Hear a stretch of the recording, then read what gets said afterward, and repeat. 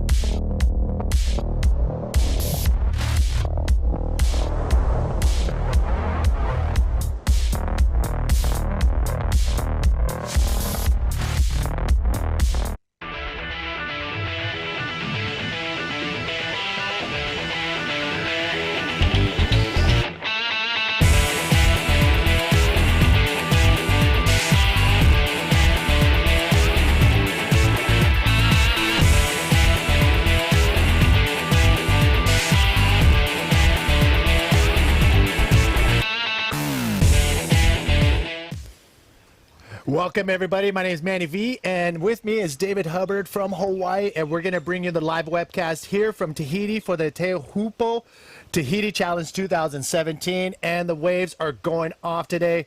The forecast, the waves now, and the forecast, Dub. Well, today we've got terrific waves happening right out behind us on this beautiful reef. It's about let's say 8 to 10 foot faces, probably even some 12-foot faces. And we're going to use face values because there's no back to this wave. It just surges over the ledge, comes in really heavy. So we'll be using face values the whole time.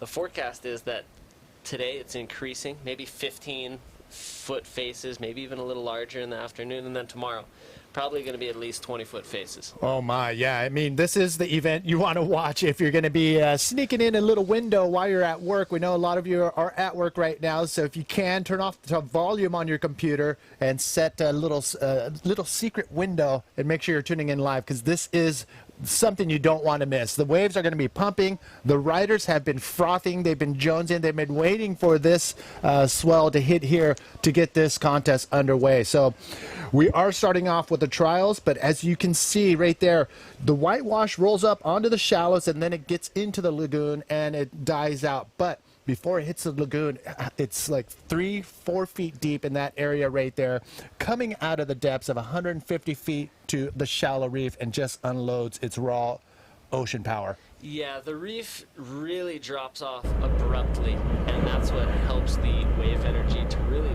lurch up onto this reef shelf, as well as all the water that draws off of the reef from the wave prior makes these two counter effects make a tremendous tube that has become iconic in the world of water sports. Yeah, I mean, if you're a wave rider, this has to be the pinnacle of your barrel riding career.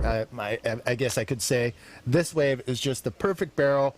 And if you get to experience this wave and you drop in behind the section, you feel like there's no way of making it. But if you hold your line, chances are really high that you are going to make it deep out of this barrel. So definitely a very fun wave to watch, but even more fun if you have those barrel riding skills under your belt and get out there, especially in a competition when you only have to deal with two other people in this situation. Yeah, so this is a very intimidating wave when it gets large, but the rewards are high. People are getting the barrels of their lives here at Teahupoo, and people are super excited to come and compete here, not only to be in this beautiful island paradise of Tahiti, but also to compete at one of, if not the best barrel in the world, Teahupoo. And we thank you all for tuning in from all over the world. We've been doing a couple Facebook lives just to keep you guys posted, and we know Portugal is live and watching, as well as all of America, Latin America, and all over the world. And I'm sure the entire island of Jersey will be watching to watch their very own Clint Loke. Yeah, Clint Radius is going to be pulling out all the stops in one of the trials heats that will be coming up. Heat number 3 of the trials. We are going to be running through 4 heats of trials to finish off the main event draw. We have 8 slots open in the main event, so 8 of those will be coming from the trials. Top 2 out of each 4-man heat will be into the main event, which will be taking place later today. Yeah, a little quick rundown on what we just came from. Back a month or so ago, we just finished off the first event on the APB World Tour, and that was at Pipeline. The waves were going off there as well. The waves were incredible. It was one of the best pipe events that people have seen in quite a long time. All the divisions received excellent conditions, and the men's was just an amazing spectacle. My brother, Jeff Hubbard, taking the win there at Pipeline. Yeah, and he's here on site, and he is ready to rock. And it's pretty amazing to see him free surfing out here, where it's pretty awesome to see some of the top riders just go out to any break around the world and figure out the spot, within a few minutes, and figure out where to sit, how deep to sit, and be in the right position to catch these waves. And especially yesterday, I was out there swimming around, and I saw you and your brother out there just picking off these perfect waves out there. How will that change from what we saw yesterday, is smaller conditions, to what we're going to see this afternoon? How did the things change as far as being in the right spot and determining how deep you can go on these barrels? Well, great question, Manny, and I think it does come to, the previous conditions we had at this event last year, where my brother again was the ultimate victor. And also the conditions we're seeing currently out in the water. It is breaking on the inside shelf. It is breaking right up against this lagoon, this coral reef. Once it gets a little bit bigger, we're going to see it transition to an outer shelf where the wave starts to slurp up and actually starts breaking a bit further out. It doesn't necessarily mean that it's deeper or safer by any means, but it makes a much more severe barrel. All right, we're going to see some of the action go down. Don't go anywhere. We're going to get to an ad and come back right after this.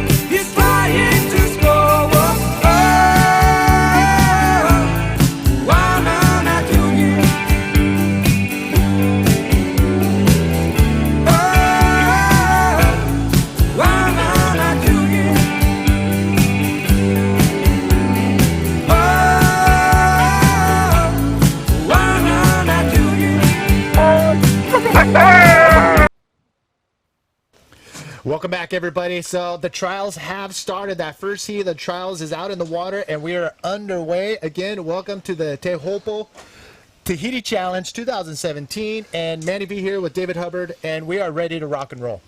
We're ready to rock and roll. The moment is here. The contest is underway. There has been tons of preparation, not only on site from the event staff, but the riders as well have been, preparing themselves, training for this moment, and it is taking place out in the water for 4 of our trialists who are going to be trying to make their way into the main event. And in that first heat of the trials, we do have Martin Meridian from Guadeloupe. We got Teavanui Dinard, Paul Blas, and Moronui Temuhuki.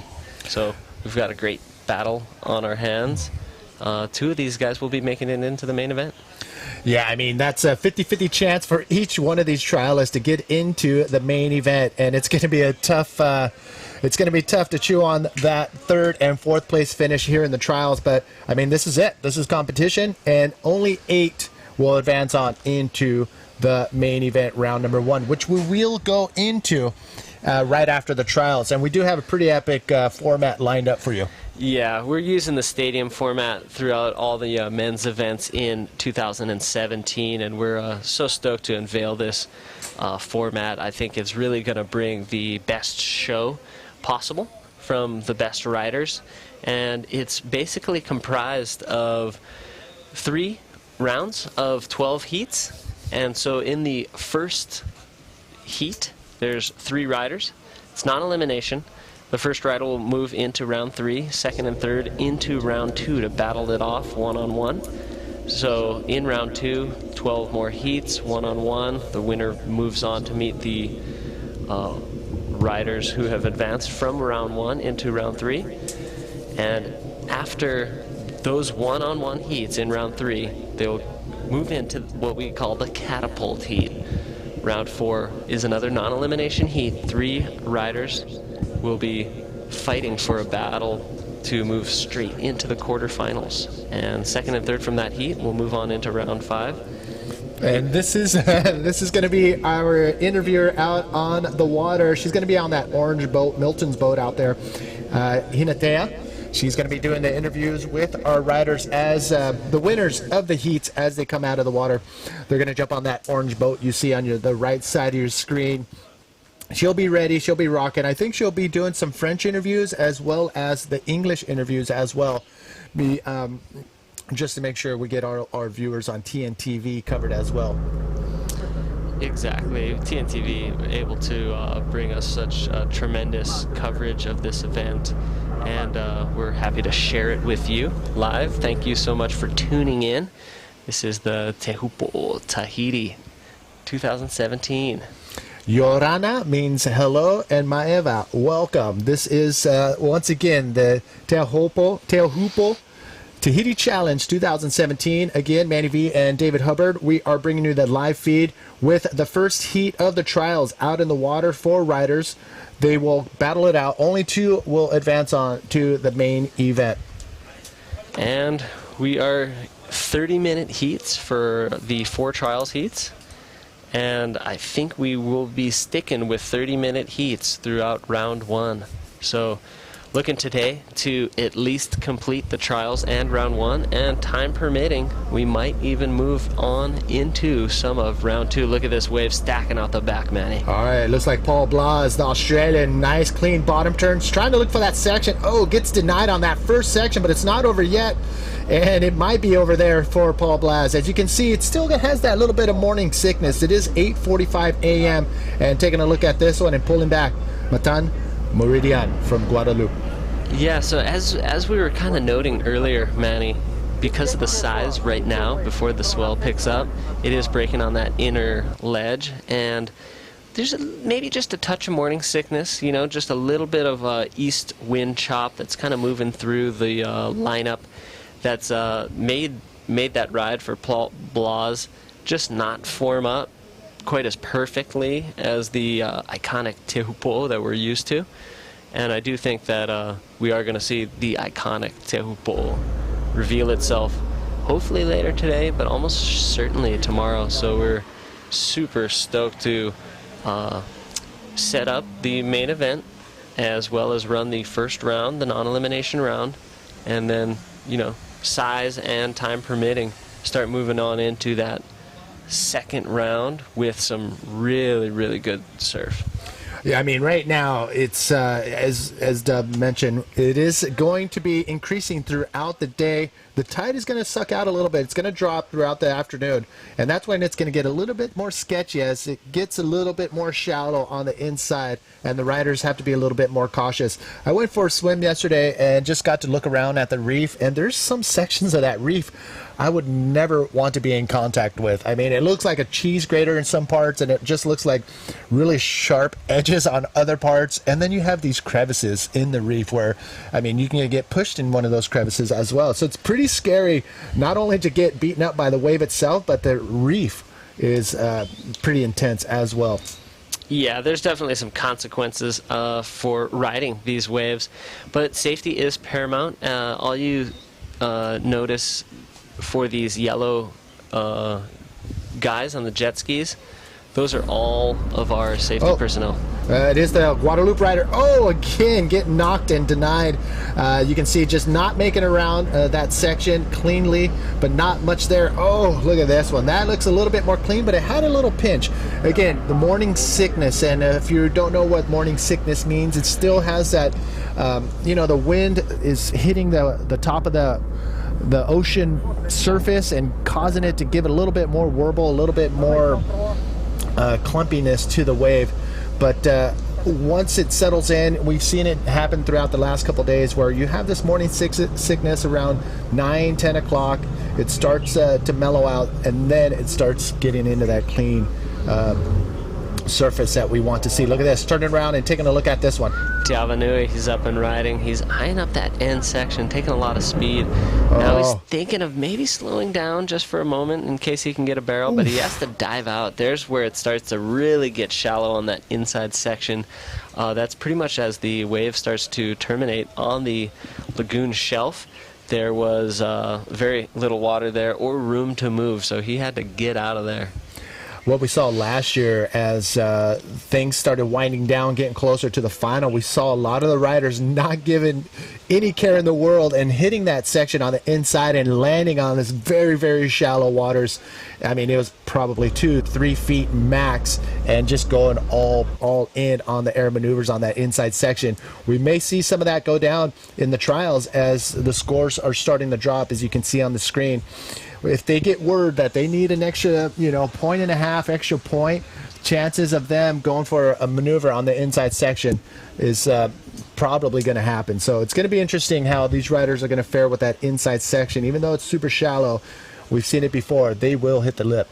Yeah, and I think we are going to see guys hitting the lip today, throughout the morning, maybe throughout the afternoon. But once it gets to large, maybe even extra large size out here, I doubt anybody's going to be hitting that inside section. They might hit the lip further out where there's a little bit more room, but it will be very difficult to hit that inside section once these waves double, maybe triple in size over the next 24 hours. So give us what we're looking at out there, Dave. We see a bunch of jet skis with bright green jerseys or bright green t-shirts. We got an extra boat there. We got that orange boat. I mentioned the orange boat is where we're going to have the interviews throughout the day. But give us an insight of what we're looking at. So, on the bottom half of your screen is the lagoon. The lagoon comprises quite a bit of area. The outer reefs, the barrier reefs of Tahiti really take up a lot of space. So there's quite a distance between the shoreline and the fringe of the reef there. And these riders are right off the back of that reef that's on the fringe of the lagoon. And they're waiting for these waves to come in, and they're sitting exactly pretty much in the spot where everybody sits when it's this size. And the takeoff spot will kind of change throughout the day as the size increases, but they're situated to take off kind of behind the curl, hopefully to pull into the barrel directly.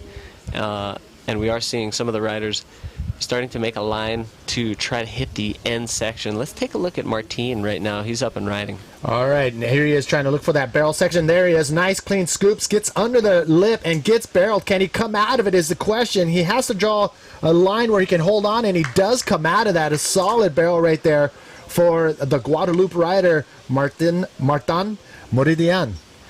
Yeah, so nice ride for Martin, able to hold on throughout that section. You know, he is able to clock in quite a bit of tube time there.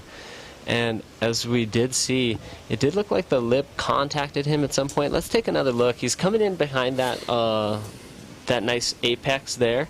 Now we see a nice sharp scoop. He gets around that first section, kind of parallel parks into that first opening barrel. It gets a little clampy before again throwing open. As you can see, it does there again. It's nice and hollow there as he kind of sneaks out of the foam ball. So a nice deep barrel ride from Martin. Not a massive wave, but I think that will help his cause, and it does. We will wait for scores to come in for that from Martin Muradian. So it looked like it did have some push. I thought he was gone in that foam ball in the whitewash part of that wave, but because there was a little push across the reef in that inside of that foam ball, he was able to get actually pushed out of there. So it's a pretty solid score for the Guadeloupe rider. So scores are dropping again. 30-minute heats. 30-minute heats is going to help these guys. You know, we want to give them plenty of time because there are 4 riders out in the water. So we want opportunity to be availed for all of the riders. And because it's a little slow, you know, we have the swell up on the increase. You know, I think 30 minutes is appropriate for these trials. And what's interesting about these set of trials is it's just one heat, you know. So if they make it through this heat, finish in the top 2, they're on into the main event. There's no progression where they need to surf a series of heats to continue on for a select number of spots. It's just this one heat that they need to surf. So there's going to be 4 heats in the trials, and that will be awarding 8 spots that we have allocated for the trialists into the main event.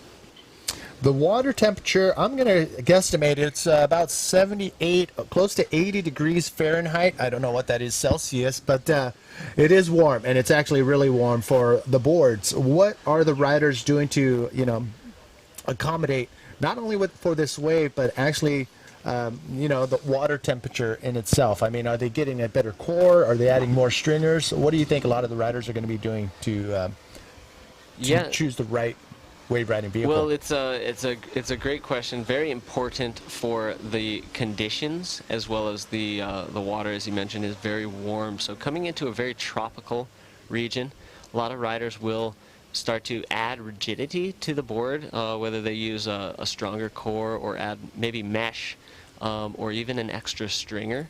That is something that a lot of these riders will look at doing to just even start to enter into the tropical waters, especially if they hail from a cold water country. But the other thing about, we continue to mention the conditions we hope to get out here at Teahupoo, which are, you know, big, slurping barrels, just very heavy. And in those conditions, you do want some flexibility in your board. You want to be able to bend the board to match the contour, the shape of the wave that you're riding. So you're going to want more control, a little bit more flexibility to be able to use the board. Wow. To do that, you know, to kind of position yourself into the barrel. Is he going to come out of that is the question. Oh, he hit the brakes and he was able to hold on and come out of that barrel. So he's pretty busy out there. But wait a second, out the back, Paul Blas.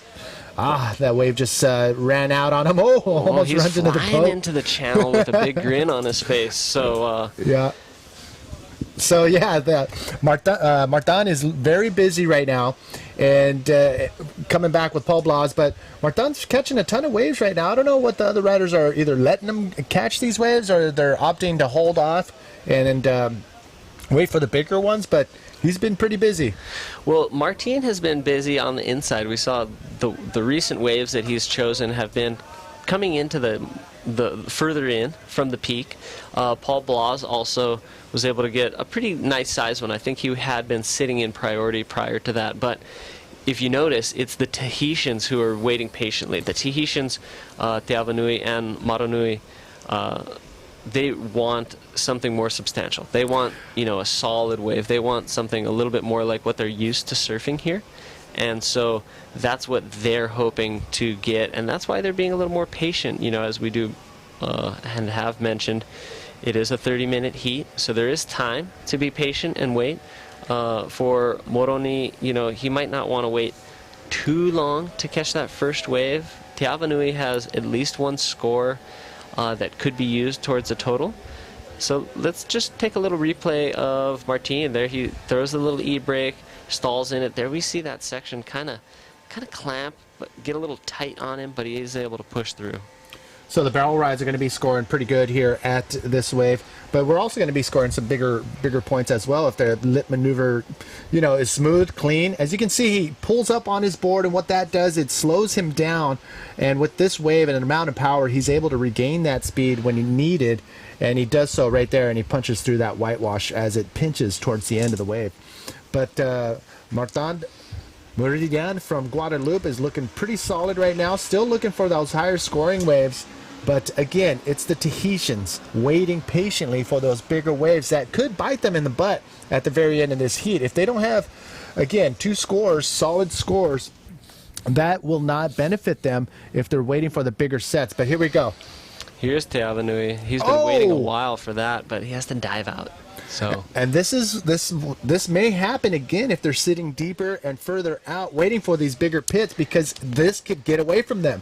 Wow, that thing just drained all the way through to the right, you know. And as it continues on to where we talked about earlier, guys were hitting it. It actually finishes with a wave that's opposing it. There's a heavy right-hander that it'll actually match up into and eventually close out with, and that wave just drained the whole way. The trouble was Teavanui was just a little too deep, and it wasn't completely open right at the start of that ride, so he wasn't able to lock into that tube. But wow, you know, it's starting to take shape out there, starting to show some of its beautiful form that this wave has. Yeah, we're still waiting for Moroni's first wave. I mean, he's the rider in blue, a local rider from 18 years old from Tahiti. He's the next generation here, but he is may fall into that trap. We've seen it before, where you're waiting patiently, you gain that priority, you hold on to it, but all of a sudden time runs out on you. Here's another look, diving out. There's no way he would have made that section, but this thing just drained all along the reef perfectly all the way to the inside. So he was too deep, he was waiting patiently, but this could happen to Moroni as well. Yeah, and that was a good wave that he selected. You know, he waited patiently. That was one of the better waves we've seen come in, and it just happened that he was too deep on it and wasn't able to access the section of the wave that would have provided a fairly high score had he been riding in that barrel for the duration of it. And, you know, just another look at the cirque that's happening, Cirque de Mar, you know, the water circus that's happening right there in the channel. You know, a bunch of crafts, boats, jet skis, part of the staff, and even some, you know, possibly some people taking pictures. You know, it's not uncommon. For sure. Out here, it is such a spectacle that people do boat tours and take people from the beach out to the spot. They can take their pictures. They can kind of experience this wave a little closer, firsthand. And so here we have a competitor, Reihau Teamo, getting ready for his heat. He's coming up in heat number 2. There he's putting on the contesters with the rash vest. Cool thing about it, Tahiti, with we got roosters running around here, and we got mosquitoes. We are in the tropics. There's no doubt about that. The air temperature right now, it's starting to warm up. It's gonna maybe become increasingly humid and just very, very warm throughout the day. The water, that's probably the best place to be, right there in the channel. Here we got our rider in yellow getting ready. That is Jackie Hutia, getting ready for his heat coming up in heat number 2 of the trials. And we still do have plenty of time in the heat in the water. Who do we have to talk to be able to get the seat on that orange boat instead of being here on land? That would be insane. Well, I think Luke said he'd trade spots. We do got some personnel from Epicenter TV, and Yes. Luke's going to be out there with Hinatea covering the event. And I guess the other way you get a seat on that boat is by winning your heat. If you win your heat, you're going to do an interview on that boat. It'll be coming to the TNTV as well as the APB broadcasts, and I know that's at least one of the ways you get a seat on the boat, Manny. Well, we're going to be coming up close to finishing this first heat in the trials right now. The riders are looking pretty solid. It looks like Martin Muridian from Guadalupe, his last wave coming in at a 6.5, and here he is again. Nice clean bottom turn and goes for the big lip maneuver and lands it. Can he hold on to it? That was the first air move today, and it looked clean. The wave was clean. The sun came out, starting to smooth everything out. But, oh Wow. my, this is just a little glimpse of what we're going to be seeing for the rest of the day. That was really picturesque. That was awesome to see him push it, and you could see how hard that landing was. We'll show you a replay now. He kind of comes out from the pocket. Now he just eyes it up. Perfect connection to the Oh, lip. my. Throws out a nice invert. Now he's flying. Big impact there. And the lip was chasing him down. Let's see the front angle. Gets the air. Throws the board upside down. And the landing looked really difficult. Looked like he got kind of squashed there. Not only from his own momentum, but as well as the lip chasing him down behind. Looked like it was incomplete. Yeah, when he landed pretty much the trajectory wasn't there when he was going for the landing. But back to that, Paul Blas. Here he is, he's stalling. This is a smaller wave, but he wants to ride that barrel as long as he can. We'll see from the front angle how barreled he did get. He does find a roll at the end. Pulls it off clean, dives out. Ooh, it's very shallow right there, Manny. Yeah, you don't want to go head first in that zone right there, because the chances of you hitting the reef are pretty high with your head. I mean, it's 2-3 feet right in that area. Maybe less. Maybe even less, because that's where the wave ends and gets into the very, very shallow part of this reef. Clocking in his, I believe, his fourth wave of the heat. So again, the Tahitians, the waiting game may backfire. Yeah, this is tricky spot to be, but we do see scores starting to trickle on to your screen, and it does look like, although we didn't get a replay of that wave of Paul Blas, who sailed into the channel triumphantly, he did get a massive score, 9.43. He's leading the charge in this one once he gets a backup, so maybe after his last trials. I mean, we can't take anything away from the Tahitians. They're known for riding big waves. They're known for riding the heavy stuff. But once you put in the competition ingredient into the mix, a lot of them are either not, it's not new to them, but it's hard to get into that rhythm of, okay, I need to get that first wave under my belt. Now that I have this backup wave, now I can wait for that bigger wave, wait for that bigger set, and try to get those bigger high-scoring waves. And then you'll have your two scores, and then you build upon that. A lot of these Tahitians are a lot of free surfers and only go out in the big stuff. So to be able to put those two things together in this situation is definitely going to help you get out of the trial heats. And I think that's what Moroni is struggling with right now. You can see it's starting to clean up. As soon as the sun came out, it's mellowed everything out, and you saw the clean waves from Martin and Paul Blas. And you can see a couple of the riders taking a look at this one. Yeah. But yeah, the sun is definitely cleaning out. And a nice clean cut back from Paul Blas to get into that power zone. So yeah, we are underway here in the trials. Compete in here on the island of Tahiti. So a lot of them do have experience with competition, but not international competition. There's Paul Blas throwing a massive cutback. Nice arcing turn right off the top. Plenty of spray shooting off the back. Completes it clean. Wait for scores to come in for that one. So how are the boats? I mean, the boats, they look really close to the break. The jet skis, they look really close to where the waves are breaking. What is happening in that area there on the reef? Well, there is a channel that comes in, and these boats will hang precariously close to the breaking waves. I mean, they'll back themselves almost within, a few few feet of that reef there at times, and you know, if the boat driver's inexperienced, if there's an engine failure, you could certainly expect to see boats getting pitched up onto the reef. But Oh, my. it doesn't happen often. These Tahitians are experts when it comes to navigating the waters.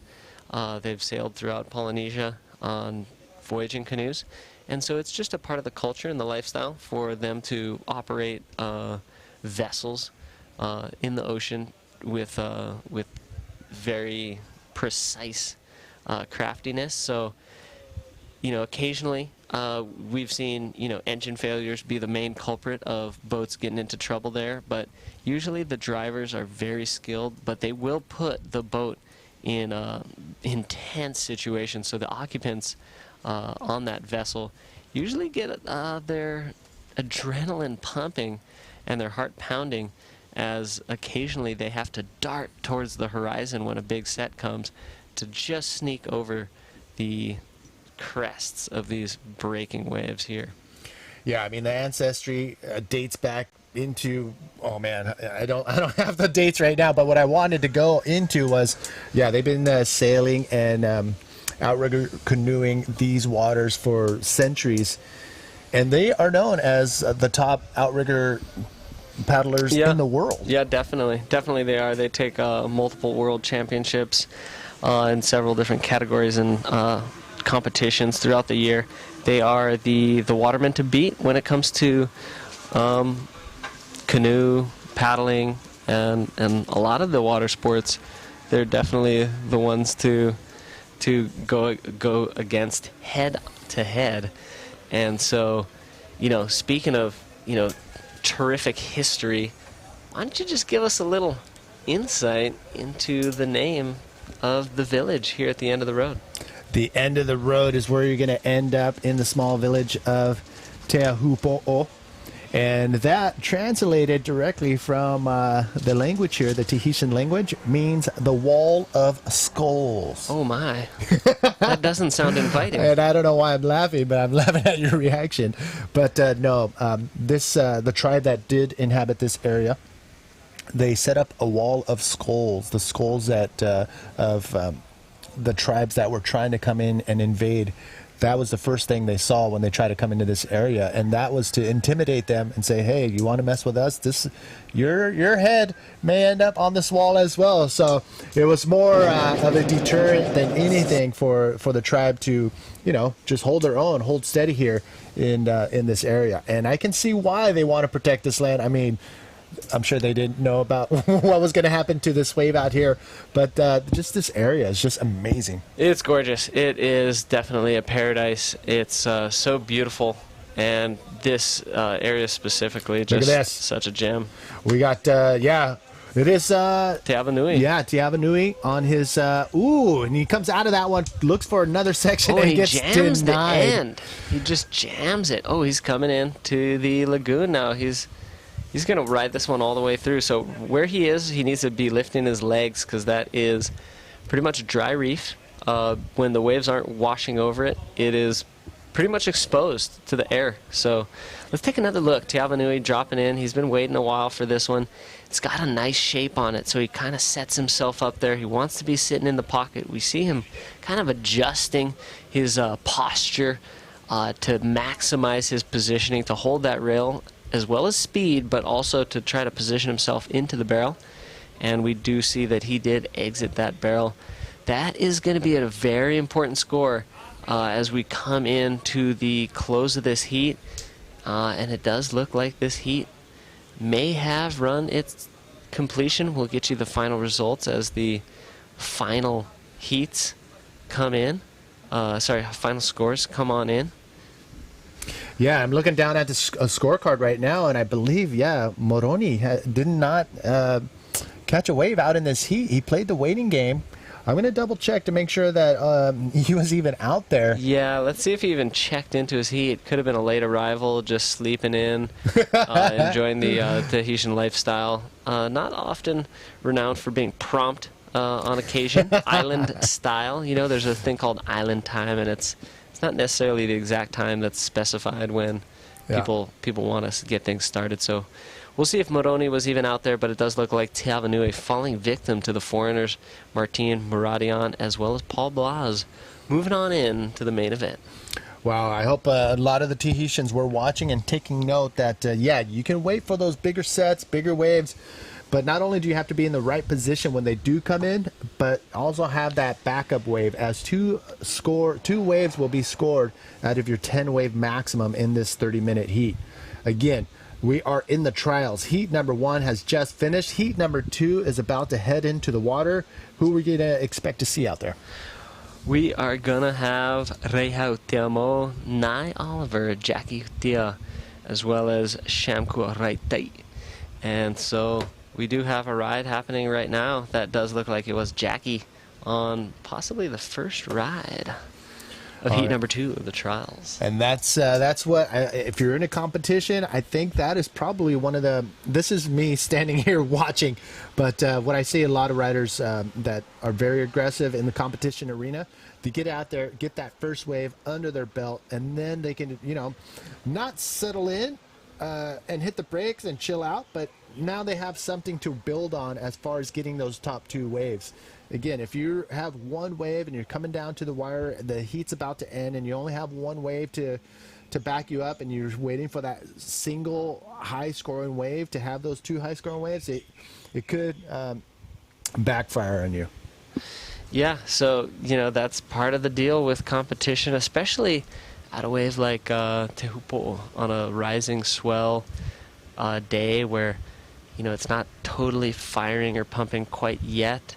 There's good waves coming in, but there's also a lot of medium-sized ones, and we did see the medium-sized ones come into play in that last heat. Of course, you know, that 9.43 from Paul Blas, that was on a beautiful set wave, but that was the only set wave that I think achieved a good score.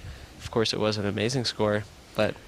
All right, it looks like we do have the interview with the winner of that first heat of the trials with Hinatea.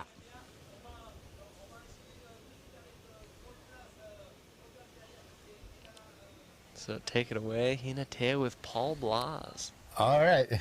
Okay, so it looks like we are going to hold off on that interview to make sure everything is situated. We called that early. He was probably still paddling to the boat. I mean, who would want to get out of this water? It's so nice out there. It's gorgeous. All right, you know there. what? Check it out. He's on the boat. Let's go straight to it. 9.3 or 4. That was really like one of the biggest sets. Yes. It was harder to start, but it like opened up at the end, so it was really good. Your strategy was to take your time and wait for the good one? Yeah, like, be patient, but the inside ones are the much better ones at the moment because the barrels are quite almond shaped. They're not opened up as much yet, so yeah. What are you expecting? Well, I'm just stoked to get through the trials and get to surf 2 more times in the main event and see how much I progress from there, so it should be right. So wish you good luck. Oh, thank you. Thanks so much. I think he's on cloud 9 right now. I don't think he knows what's really happening. He won that heat. He got a super good wave out there, and he's moving on. Yeah, you can see the euphoria just dripping like the salt water from the ends of his hair, you know, just coming off of his head. You know, he's just so stoked, you know, just chuckling. Couldn't resist but just to be smiling and laughing and giggling, kind of like a giddy little schoolgirl, you know, in a candy shop, you know. It's just like, yeah, I just got a great barrel, ha ha ha. You know, he was stoked. He was stoked. So he's moving on along with the Guadalupe rider, Martin Muridian. And Paul did mention something about the almond-shaped barrel. Yeah, and so what he means by that is, you know, as we're talking, continue to mention that, you know, it's kind of that in-between size. It's not quite on the outer ledge where it's super round and even box shaped, but you know, it is kind of in between the inside ledge and starting to shift out there because of the size. So it's actually moved off of the really shallow part, and it's a little bit in the deeper water, but again, it's before there's enough energy to really make it surge. So they use the term almond shaped because it's not a top to bottom round circular barrel. It's more shaped like an almond, I guess, you know, where it's a bit rounder. I guess it would be an almond with the pointy side down. So you know, it's kind of round up at the top, but it connects. The lip doesn't throw all the way to the bottom of the wave face. It kind of reconnects maybe about halfway or 2/3 of the way down. So it's, when people use the term almond shape, it's not the most flattering of terms for the barrel, but you know, it was a real assessment that Paul Bloss was able to share with us in between the chuckles and giggles that he was able to share during that interview with Hinatea. We do have a ride coming in now. It does look like it's Nye Oliver. Nice. He has won the local tour here several times. He's able to make it out of that nice barrel and complete that ride as he paddles back out. Nye Oliver with a nice start.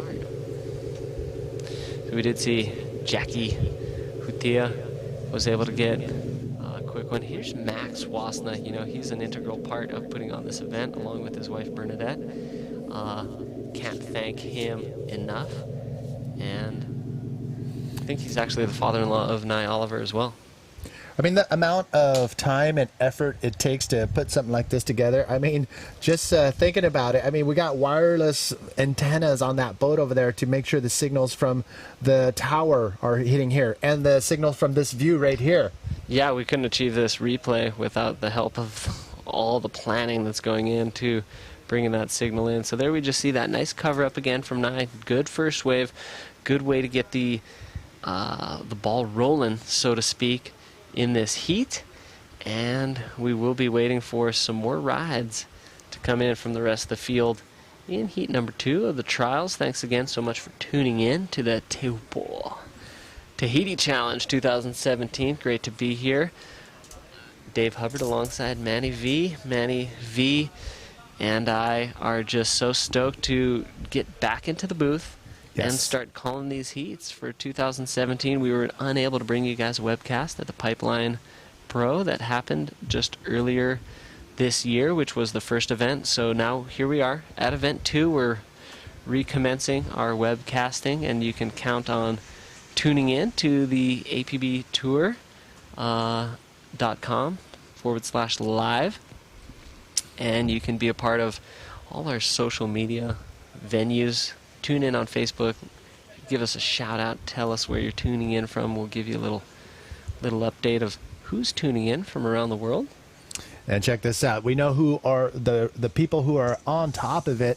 I didn't say that we were going to do it, but we did say, hey, we are tuning in live from Tahiti. So I'm going to hit that list as soon as we're okay. I don't want to miss any of the action out the back. But from Puerto Rico, Juan Morales. Andre is tuned in from Poland. Troy Smith, all the way from Durban, South Africa. Brew, nice to have you. Bruno is in Brazil. Rafael is in Brazil. Lid Magazine from Cornwall. What's up, boys? We have a fellow English rider. Ooh, am I allowed to say English, even though he's technically from Jersey Island? Maybe technically. We do have a rider from Jersey Island. From his name is Clint Loke, and I mentioned if he was from England, and his feathers got a little ruffled. Well, he just wants to make sure people know that for sure he is representing Jersey. Okay. Jersey Island in the Channel Islands off the coast of France, in the English Channel. Definitely somebody who's stoked to be here and super stoked to be representing from the community of bodyboarders on that beautiful island of Jersey. And, you know, Clint Radius, as they call him, is just fired up. We're going to see him coming up in the heat after this one. He's in heat 3, but currently in the water in heat 2. We've got Jackie, Reihau, Nye, and Sham, all from Tahiti. So all Tahitian heat. We know two Tahitians will be making it through. That's what Paul was talking about when he said the inside waves have a much better shape, and we saw that one just reeling off perfectly because it did go all the way to the inside and hit that shallow reef shelf. Beautiful, beautiful wave we just saw. Continue with the shout-outs. Yeah, let me finish off this first list of shout-outs as those that were tuning in. Oh, hold on. Hold the phone. Sham's up and riding.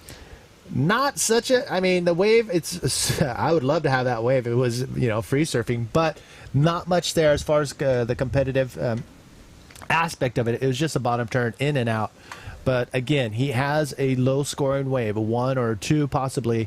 But that could help in the very end. If he has a second wave and the other riders are still fending and looking for that second wave, that could help him out in the very end, even though it was in and out.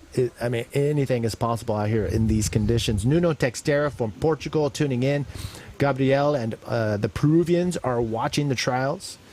All of his boys are with him. Gabriel, Buenvenidos. Omar is in Iquique, Chile, and Chile has become a bodyboarding hub for some of the top riders and big wave chargers for sure. Francois is in Canada. We have We Bodyboarding tuning in, and look at this thing hitting the reef. Oh my. Wow, It's that was definitely nice. cleaning up. Definitely Wow, look at cleaning it continue up. to just unload. Wow, love it. Manu is in Sintra. Johnny in Hong Kong. What's he doing out there? All right, a couple more. Enrique is in Puerto Rico. We got Yash in Peru and Cape Town Bodyboarding. Sunny South Africa is stoked to be watching live and direct for this event. I mean, it's only going to get better. Yeah, According that's to the forecast. Oof, we are so excited, and we have seen that trend actually since we commenced competition earlier this morning. We are seeing the waves clean up. We're seeing bigger and longer barrels even coming on in. So, but you know, in that first heat, we did see a 9.43, and I would expect to see those high scores continue in frequency and even in magnitude throughout the day. And the tide will drain just a little bit. There's not a huge tidal range coming in at this area, but the difference is minimal. But you still do get that low tide draining off the inside shallow reef here at Teahupoo. And interesting, a lot of the waves around here are named after the channel or the pass, the reef pass. And this wave is actually named after the village instead of the pass that it runs through, which is Hawaii. So I wonder what happened there in the naming of this wave. Yeah, probably, you know, as you had mentioned previously, a lot of people refer to it as the end of the road, and probably just the, you know, the infamous nature of this village, that there is a wave at that village. You know, I think the village is the one that's taking precedence in the Naming. Yeah, just in the how renowned this village is and this place, and so maybe that's part of it. But you know, maybe later we're gonna get Mike Stewart into the booth, and he's one of the discoverers, Western discoverers, of course, of Yes. this wave, and so we'll have to ask him a little bit about you know, these questions that you're coming up with.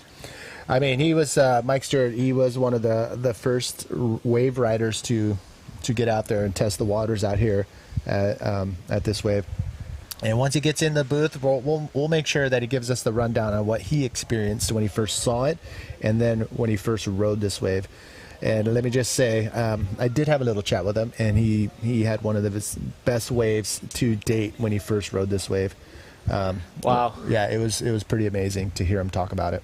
Wow, especially coming from a rider like Mike Stewart, who potentially may have been more barrel than any other human on the planet if you I believe it. add up all his barrels and stacked them from end to end. You would circumnavigate the globe 4 times. So let's check out Jackie Hutia. Oh my. Oh, he's going to. Oh, that thing looked like it was going to line up for a Oh, big launching ramp. Nah. Then it just kind of disappeared from Yeah. him. Well, he had the initial intention. Maybe the section just didn't quite shape up or gave him the opportunity to project up and out. As we see, even though the maneuver was soft and off the top of the wave face, he still wasn't able to continue the ride back onto the wave. So that could have been part of the reason for that maneuver being chosen. Taking a replay now, you know, again, you know, our vantage point isn't perfect. You know, we're looking at it from a boat, but from his angle, he was seeing an opportunity, but then the opportunity just kind of faded away as he just kind of spins off the top, and then just kind of leaves the wave from the top there. No re-entry, just kind of exits right there from the top. So, as it continues to surge in there, we will continue to mention it day after day, even minute after minute, that it gets so intensely shallow and the wave gets so aggressive. This vantage point too, as we can see, occasionally we'll lose sight of the jet skis and the boat. They're on the back side of this reef shelf. So if you can imagine, there is some water coming up onto the reef that we are seeing get in our way of line of sight of them. But that reef does come up above sea level itself. So that makes a big impact on how the wave forms later on when we see the big stuff coming in through. And we'll be explaining it to you when that starts happening. But just something interesting to see from this angle. Occasionally you will see those bobbing mariners just kind of sink below the middle of your screen, and that is the edge of the lagoon. That is the reef shelf that this wave is breaking right out in front of. I know you've been traveling the world for a long time now, and I'm trying to think of some waves that are comparable to this, but I mean, man, this is a wave of its own. Nothing really compares to this thing, and because of the steepness of the reef that just drops off down to 150 feet straight up within a short distance, the slope is almost vertical into going straight up to 5 feet deep. It's just insane.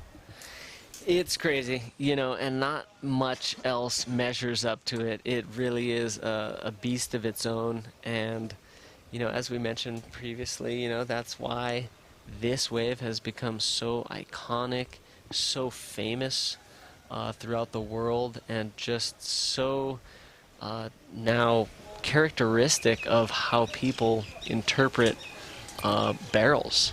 Well, check this out. It looks like there's a little lull in the heat right now. We're going to go to a commercial break and come back right after this.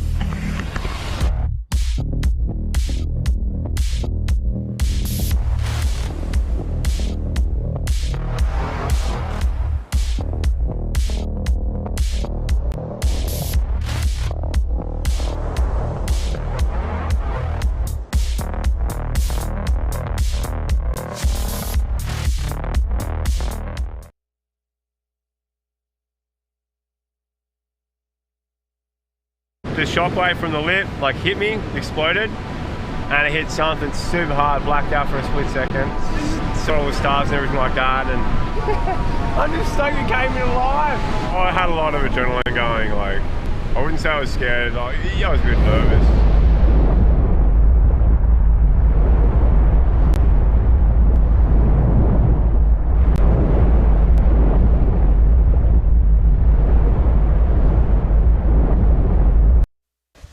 Welcome back, everybody. Manny V here with David Hubbard, and yeah, it's going down right now. The trials of the Teahupoo Tahiti Challenge 2017 trials. We got 4 heats. Top 2 will advance on to the main event, round 1, and we are going to jump right into round 1.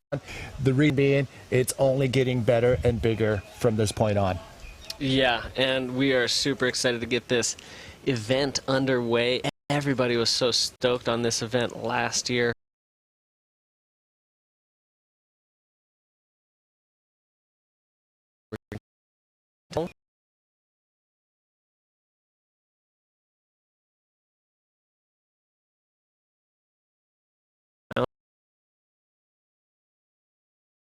today. So thanks.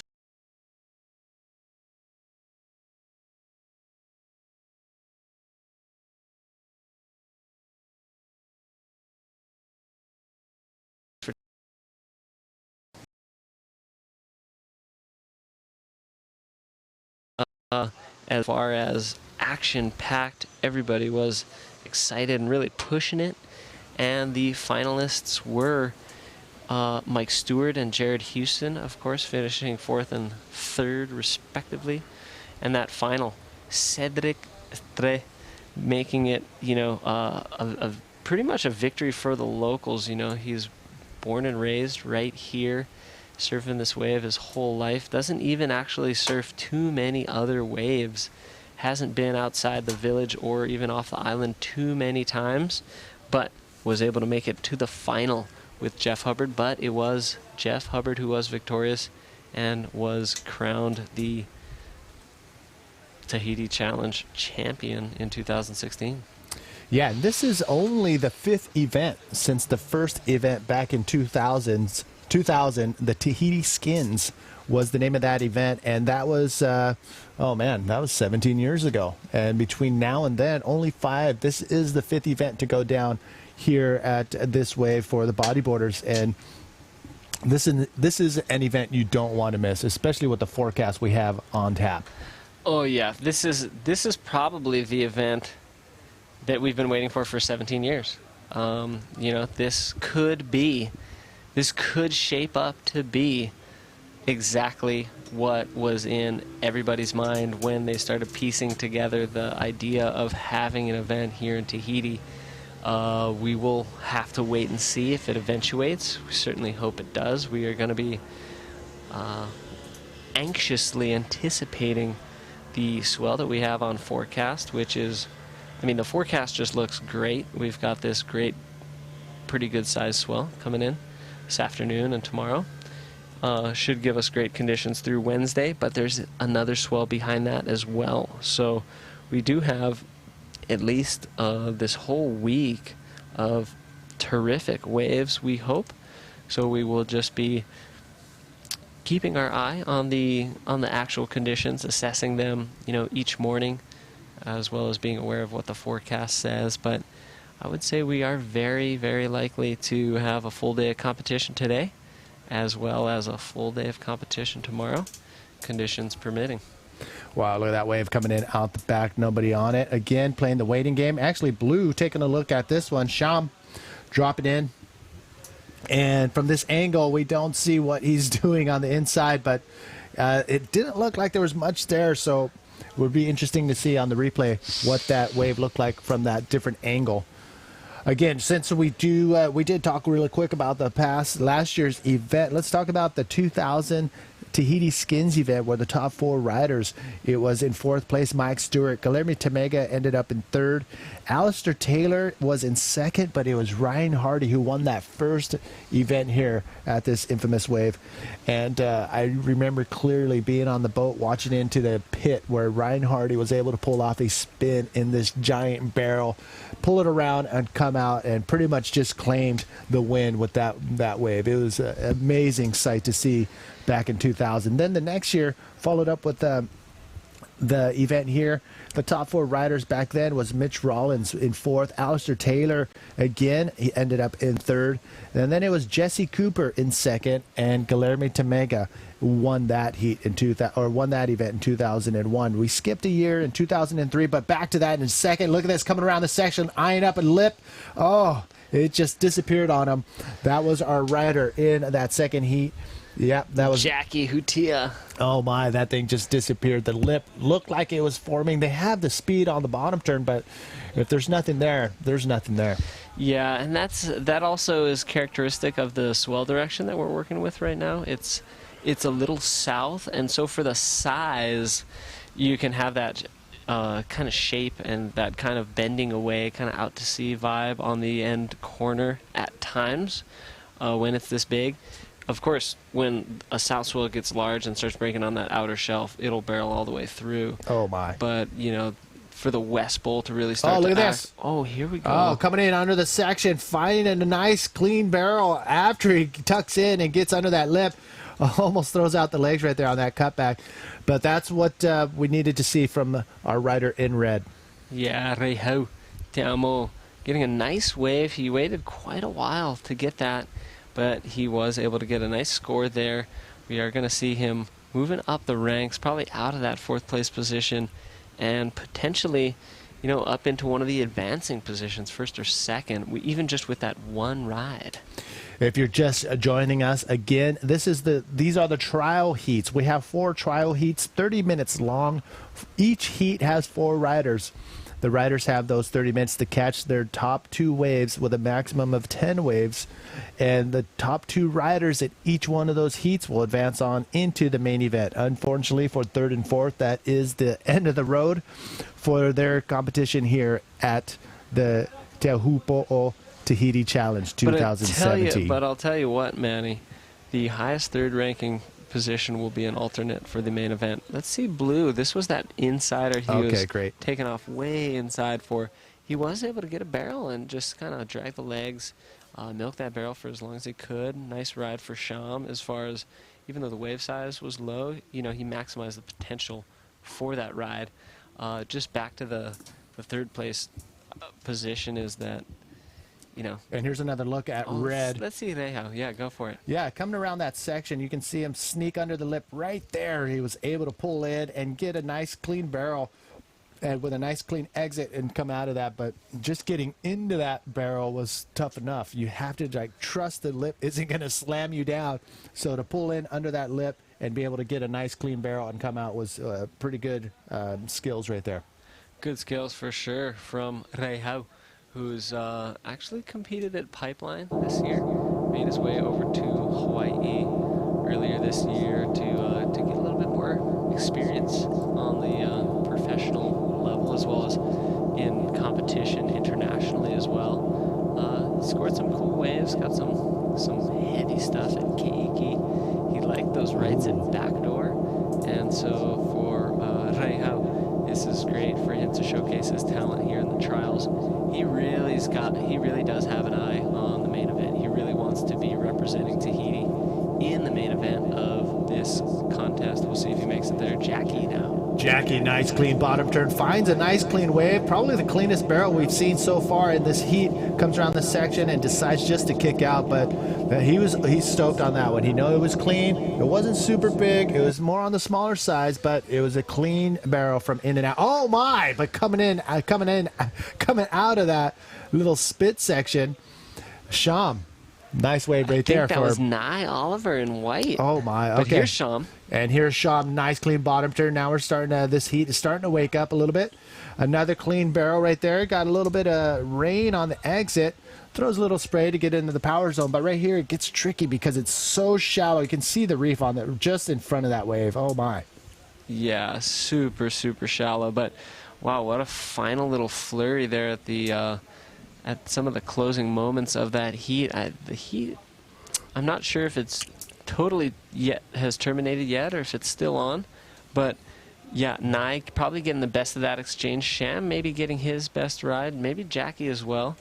So we'll have to wait and see the exact time. But let's also take a look at the replays here. Nice drainer all the way through, spitting a couple times.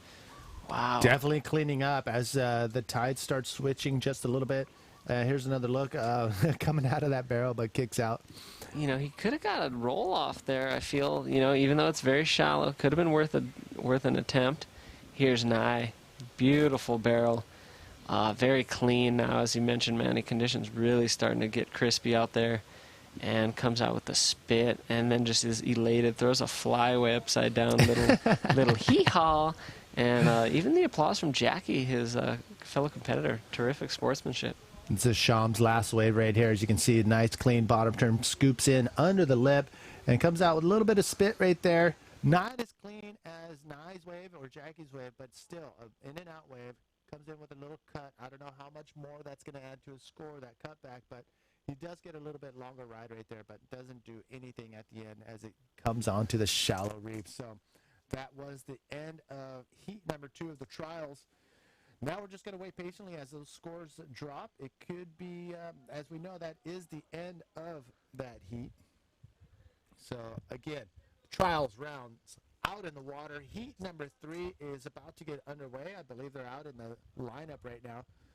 Scores are dropping, still waiting patiently, but it looks like I don't want to call it just yet, just to make sure all the scores have dropped, but pretty intense last few seconds of that heat. Pretty much could have changed anything as far as the final results in heat number 2. Either way, we're going to see that little ticket tape on the bottom of your screen with the final results from that second heat. Now, out in the water, heat number 3. Who do we got out there? Well, we definitely got Clint Radius from the island of Jersey. Yes. We've got Ryan Galena. He's hailing from Hilo, Hawaii. Maranui Richmond from Tahiti, and Tumaria Taiarea from Tahiti as well. So we got a couple Tahitians, a Hawaiian, and a Jerseyan. So all islanders, everybody from an island. This is going to be great. The island heat. The island battle. A lot of these heats are kind of island battles. Even though Paul Bloss is from Australia, it is an island continent. And Guadeloupe, of course, You're right. is something. It's also an island. Look at this. Oh my, that thing looks absolutely amazing. It didn't barrel all the way across the reef, but it was nice to see the beginning of that just dumping on the shallows. Yeah, there's that size, almost that kind of in-between size where you see it starts kind of wanting to take the shape that we know it can, but just maybe not quite big enough. But the juice is there. We see that the swell is increasing. We did speak with some of the riders who had surfed out there prior, and even though they said it wasn't massive by any means, that they felt that there was energy in the water. So that swell is increasing. It's starting to dip its toes into the pool and start to wiggle around. You can see on your screen, there's heat number 3 is out in the water right now with the time ticker. These are 30-minute heats. Top 2 waves are scored, 10 wave maximum, and again, first and second only advance on to round 1 of the main event. Third and fourth, unfortunately, we'll be watching from the land or possibly from the channel for the rest of the event. And a few more shout-outs up the list on Facebook. We left off with Cape Town Bodyboarding, but UK Bodyboarding is tuning in from Cornwall. Action Sports Distribution is also tuning in from England. Simon in Cape Town. Pedro in Portugal representing. Casey is tuned in again from Cornwall. A lot of English viewers, so thank you all for tuning in. Thank you for getting the word out. Jose in Portugal. Danielle in the UK. Hamish in Port Macquarie. We got George tuned in from he's Puerto Rican living in Georgia. Michael in the UK. How are we looking on the surf up there? Yeah, nothing much. Masahiko Yoshioka from Japan, brother. Brad is tuning in from Oz. Tom in Cape Town. Alex in California. We got Bruno in, he didn't tell us where he's from, but he's tuning in. Wade Sanders and many more. We're going to be coming up that list throughout the day. Thank you all for tuning in. Yeah, Wade. Stoked you're tuning in, brother. Love it. And to the rest of you as well. Love the support. Great to have you here, and great to have some of that UK support for that Channel Islander from Jersey specifically, Clint Yes. Radius. Is he our only rider from England? Yeah. I believe so. I'm gonna look down our list again, but Yeah. so yeah, if you're gonna go for anyone, this guy is definitely someone to go for. I actually saw him free surfing. I saw him free surfing the other day. And he was very, very stoked to be out in the water. And as soon as I got into the channel with the GoPro, he got a sick barrel right in front of me. Unfortunately, I pressed the wrong button and I never recorded it, but I never told him that. But yeah, so he's definitely one to look at. Dave, don't go anywhere. We'll be back right after this.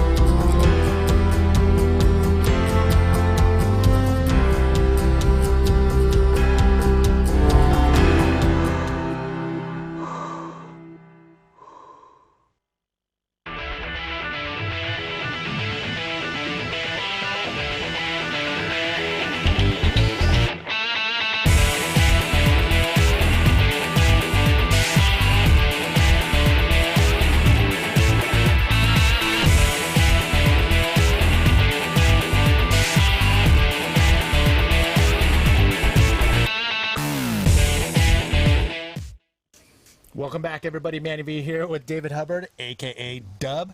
And we're bringing you the live feed from the Teahupoo Tahiti Challenge 2017. And the waves are going off a little bit slow in between some of the sets, but when they do come in, the riders are ready.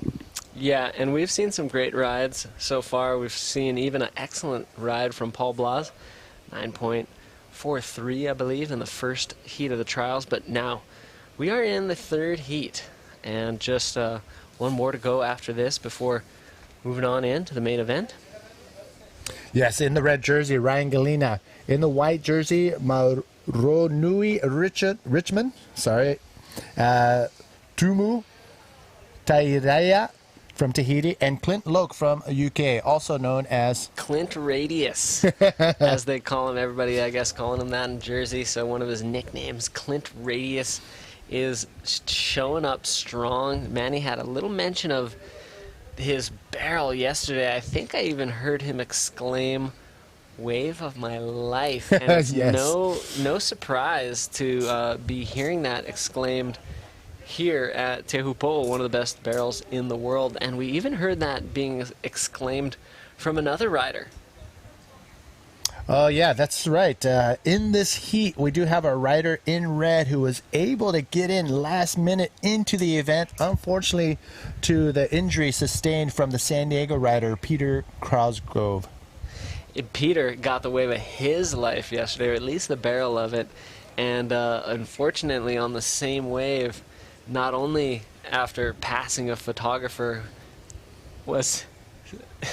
Unfortunately, was not able to make it out of the... he came out of the barrel, but it just shut down on him as he was exiting the barrel. And that pretty much just hit him perfectly, where it pulled, and either his arm popped out of his shoulder or he may have hurt his collarbone. Either way, he was injured, and he decided to pull out, knowing that the swell was increasing and he didn't want to injure himself anymore. Well, a few of the riders mentioned, you're going to need both arms Yes.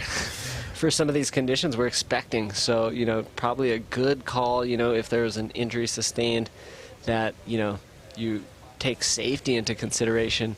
As you mentioned, Ryan Galina, the guy on screen who didn't go on that one, was able to get the last remaining spot due to, unfortunally, Cosgrove. Why don't you think Pulling Ryan up. went on that wave? What did Well, he he see was that? too deep. First of all, he was a bit deep. He was, scuttling over to try to get in position, but didn't quite make enough distance necessary. I think he was too deep where he was. Had he been another 7 to 8.5 meters over, he probably would have been in the perfect spot to just get drained that whole way through. And here, this wave moves so quickly up and over the reef. You need to have serious momentum as you're paddling into this wave. And if he didn't have any of that, he most likely would not have made it. And of course, that's why he didn't go. But from my angle, it looked like it was just a perfect wave to go on. And I'm sure the viewers are a few of them will probably say, "Why didn't he go?" Well, that's the thing about this wave. You can pull in deep and come out of these deep barrels, but if you're, 1 foot, even a few inches off, you're just going to get clipped, and you're going to get tossed and rolled in the whitewash and possibly under the reef. Yeah, well, I would say for any of the non-Tahitian riders, I'd put Ryan Galina way up at the top of this list of local knowledge and knowing this wave. Ryan Galina, kind of one of those transplants, that has fallen in love with this village and actually has married a local and resides here currently, has started a family here in Tahiti, similar to Simon Thornton.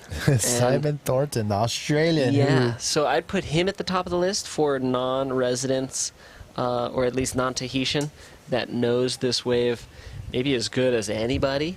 Ryan Galina I'd put way at the top of that list as well. So, as far as local knowledge and knowing where to be on the reef, and having some a solid track record of hucking himself over the ledge into some beastly waves, Ryan Galina has done that. I think, for maybe even a lot of the field, Ryan Galina may have ridden some of the bigger waves out here you know, when it comes to riding some beasts. So for him and that forecast that is due for some bigger waves tomorrow, to get into this event was just sheer luck. Well, yeah, he was holding off on entering when the entries were open, and he continued to wait, and saw that forecast, and then he really started chomping at the bit, really trying to get into this event, and was slated as an alternate. He probably would have taken the place of Moroni in heat number 1 had he not gotten that slot due to Peter Cosgrove's pull out. Look at this. We do have a rider out the back. It looked like Yellow dropping in way deep. I don't think he's going to pull out of this one. And if he does, yeah, that thing just got way far ahead of him and is not able to come out. You can see the big dark gray clouds in the background that may be coming our way. We know what happened last year. Ugh. Wow, that was a serious storm that just rolled in through here, I believe, on one of the last days. And everybody was running for cover. So now when we see these storms in our background of the image that you see, it's a little it's scary. Yeah, it can be intimidating. You know, when I was down, helping out Milton, loading the boat onto the into the lagoon at the shoreline this morning, bright and early. You know, he mentioned it's gonna rain. It's gonna be like the conditions were last year, and he referenced the exact thing that Manny and I are talking about. And I got pretty nervous. You know, I wouldn't say I was scared, but I got nervous. Those who have to worry about that are the judges and all the organizers that are out on the scaffolding. Yeah, man. Pretty scary moment, but I think they learned from last year, so a lot of things are bolted down. That structure felt a little bit stronger than last year, according to, I believe, our head judge, Craig Haddon, who's out there. And here's a look at the lineup. Yep, and we've got a rider coming on in from that last one. Could have been Jackie on the paddle back in. And I'm super excited about this heat. I really want to see not only the Tahitians, who are so talented, as well as we've been talking a lot about Ryan Galena, close friend of mine. I'm excited to see him ride, but also the Radius, Clint from Jersey. So stoked to be here, and I think he might be up and riding. Yes, this is Clint, the Jersey rider. Oh, nice clean barrel. It stays open, stays wide open. Is he going to hit the lip? Oh, goodness. No. Oh, goodness. He gets out of there just in time, but a nice clean barrel for the Jersey Island rider, Clint. Radius, and he knows how to ride a barrel. You could see that he was locked in. We're going to see on the replay that this guy, I mean, he must have some barrels back home, because he was riding that like a seasoned vet. I mean, he had a good rail. It was set right through. Good wave selection. He's able to take off behind the curl and just be totally shacked for quite a while. I think that's probably going to rank up there with his wave from yesterday, and he's going to be stoked on taking this jam home in his memory bank. Look at this right here, stalling perfectly. Now finds that clean barrel, and it stays open for him as he exits. And right now, you can just know he's smiling inside. Right here, I think if he wants to advance on through the later rounds, he's going to have to hit that lip if it plays up to him again. Wow, look at that. But yeah, that thing shut down on him. But not a bad ride right there for Clint. And here's the beauty about the trials: if you make it out of this heat, you're already guaranteed to ride this wave 2 more times. With a few other riders, only because that first heat, the first round of the main event, is a non-elimination round. So pretty exciting if you can make it out of the trials. Yeah, you know, we're so stoked to be using the stadium format this year. Hold on. Let's check out Matanui. Wow, he's coming in deep behind this section, way deep. Oh my. If he oh my's out of that one, boy, he doesn't quite oh my it, and he probably just got caught, man. That section went so far ahead of him. Put a lot of white water down into the tunnel there that he was traversing through, so it would have been difficult to maintain traction on the wall and continue through. So Matanui had a solid go at that one. Wasn't able to convert it into some points. Well, I'm looking over your shoulder right now. The rain is starting to drop. It's nothing too major right now, but it is dropping, and there are people running for cover who are fully clothed.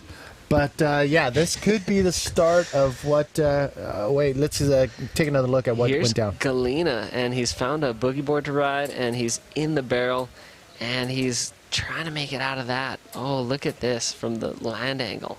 Yeah, this is a solid, clean ride. As you can tell, it's a more of a pocket ride until he finds that cover up high up on that barrel, and then it shuts down. Here's another look, a little paddle battle going out the back, and I believe the priority was in Maranuri Richmond. Nice, clean bottom turn, a nice, clean line, but just way too deep and not going to be able to punch it out of through that section right there. Again, conditions are changing as we speak. Look at this. And we've got our rider Tumaria, and he dives out abruptly out of that one. As we can see, the end bowl just, there's starting to be that separation where the west bowl is starting to section off ahead of the south line that's coming in. So interesting turn of events as we see this rain shower breeze through, and the conditions on the water starting to change just a little bit as well. I think this is all due to that swell that's coming in this afternoon, Manny. Yeah, that's right. Following up, this storm is going to come and pass through. It'll take about an hour or so for this system to roll through. That's really that you see on your screen. But once it passes through, everything's going to clean up. And then we're going to keep on rocking through these heats with round one after these last two heats of the trials. Out in the water, heat three, this is the trials, this is the trials. Heat 3 is in the water. Heat 4 is coming up, and then we're going to go into round 1 of the main event. But the conditions, you know what? Mike Jagat from You Riding and I were out there on a rainy day. And it's actually pretty amazing to be out there when it's raining. You pull into these barrels, and all of a sudden the noise of the rain hitting the surface of the water just disappears, and you're in this tube where there's no rain. It's just quiet, and it's amazing. Let's see if Ryan can pull that off. Galena finding some shade right there. Beautiful barrel.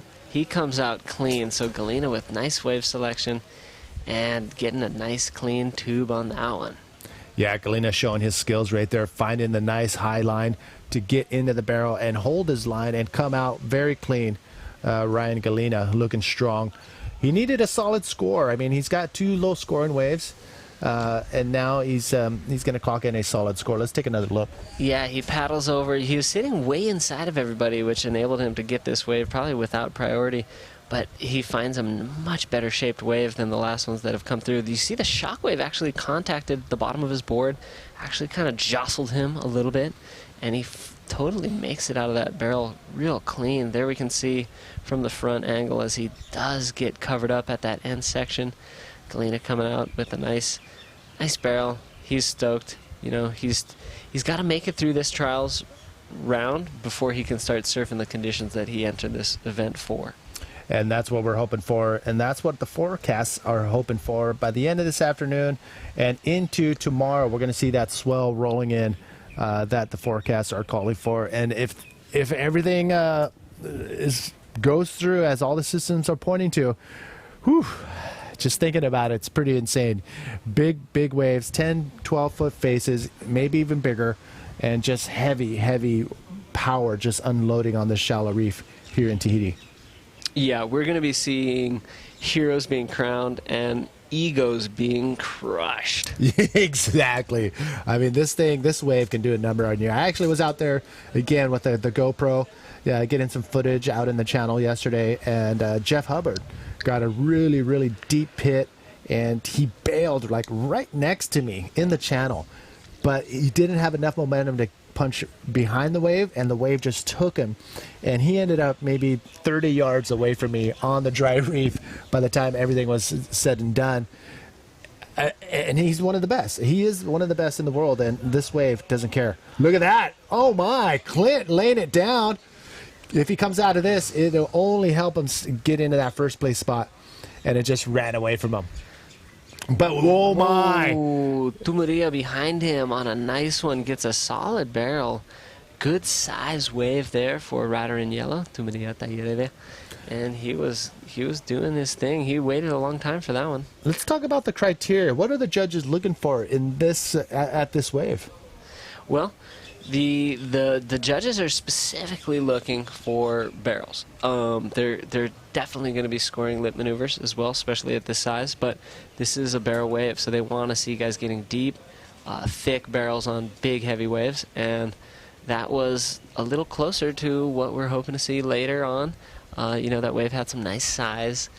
He had a lot of speed as he traversed through it. He was able to get fairly behind the section there. So nice ride for Tumaria, and I think we're going to see him get awarded accordingly. So I loved Clint Radius trying to back up his current 5.17 for that little attempt. Loved it. I thought that was super cool, especially the way he threw his board kind of to the side to make some spray. Kind of a check turn there from Clint Radius, and it was a good effort. He set himself up for a nice deep barrel. It was a smaller wave, so I think taking that risk to really set himself deep could have paid off. Great effort from Clint to back up his current score. And, if he's able to get another wave before the close of this heat, he could be advancing on into the main event. Maranui dropping in on this one, looking for section. Oh my! He outruns it. He was trying to draw a high line before going into that second section. And right here, this is where it gets scary. I mean, he's got a ton of whitewash right there, right where he's at. It's only about 1 feet. Now we're looking at inches right here. He's got to keep his knees up or he's just going to scrape them and cut them all up. He's taking that one all the way in. Yeah, the board could be skimming the reef right there. I mean, it is that shallow. Let's see if he pulls any maneuvers here as he comes to the inside. I kind of doubt it. Right now he's actually just trying to get to a jet ski that will jetty him, taxi him back out to the lineup. So let's take a little look at the replay. He's real deep. He sees that west bowl. It's sectioning up. He's going to go high, and then he's going to just dig his shoulder into the section right there. And then that's going to allow him to straighten out.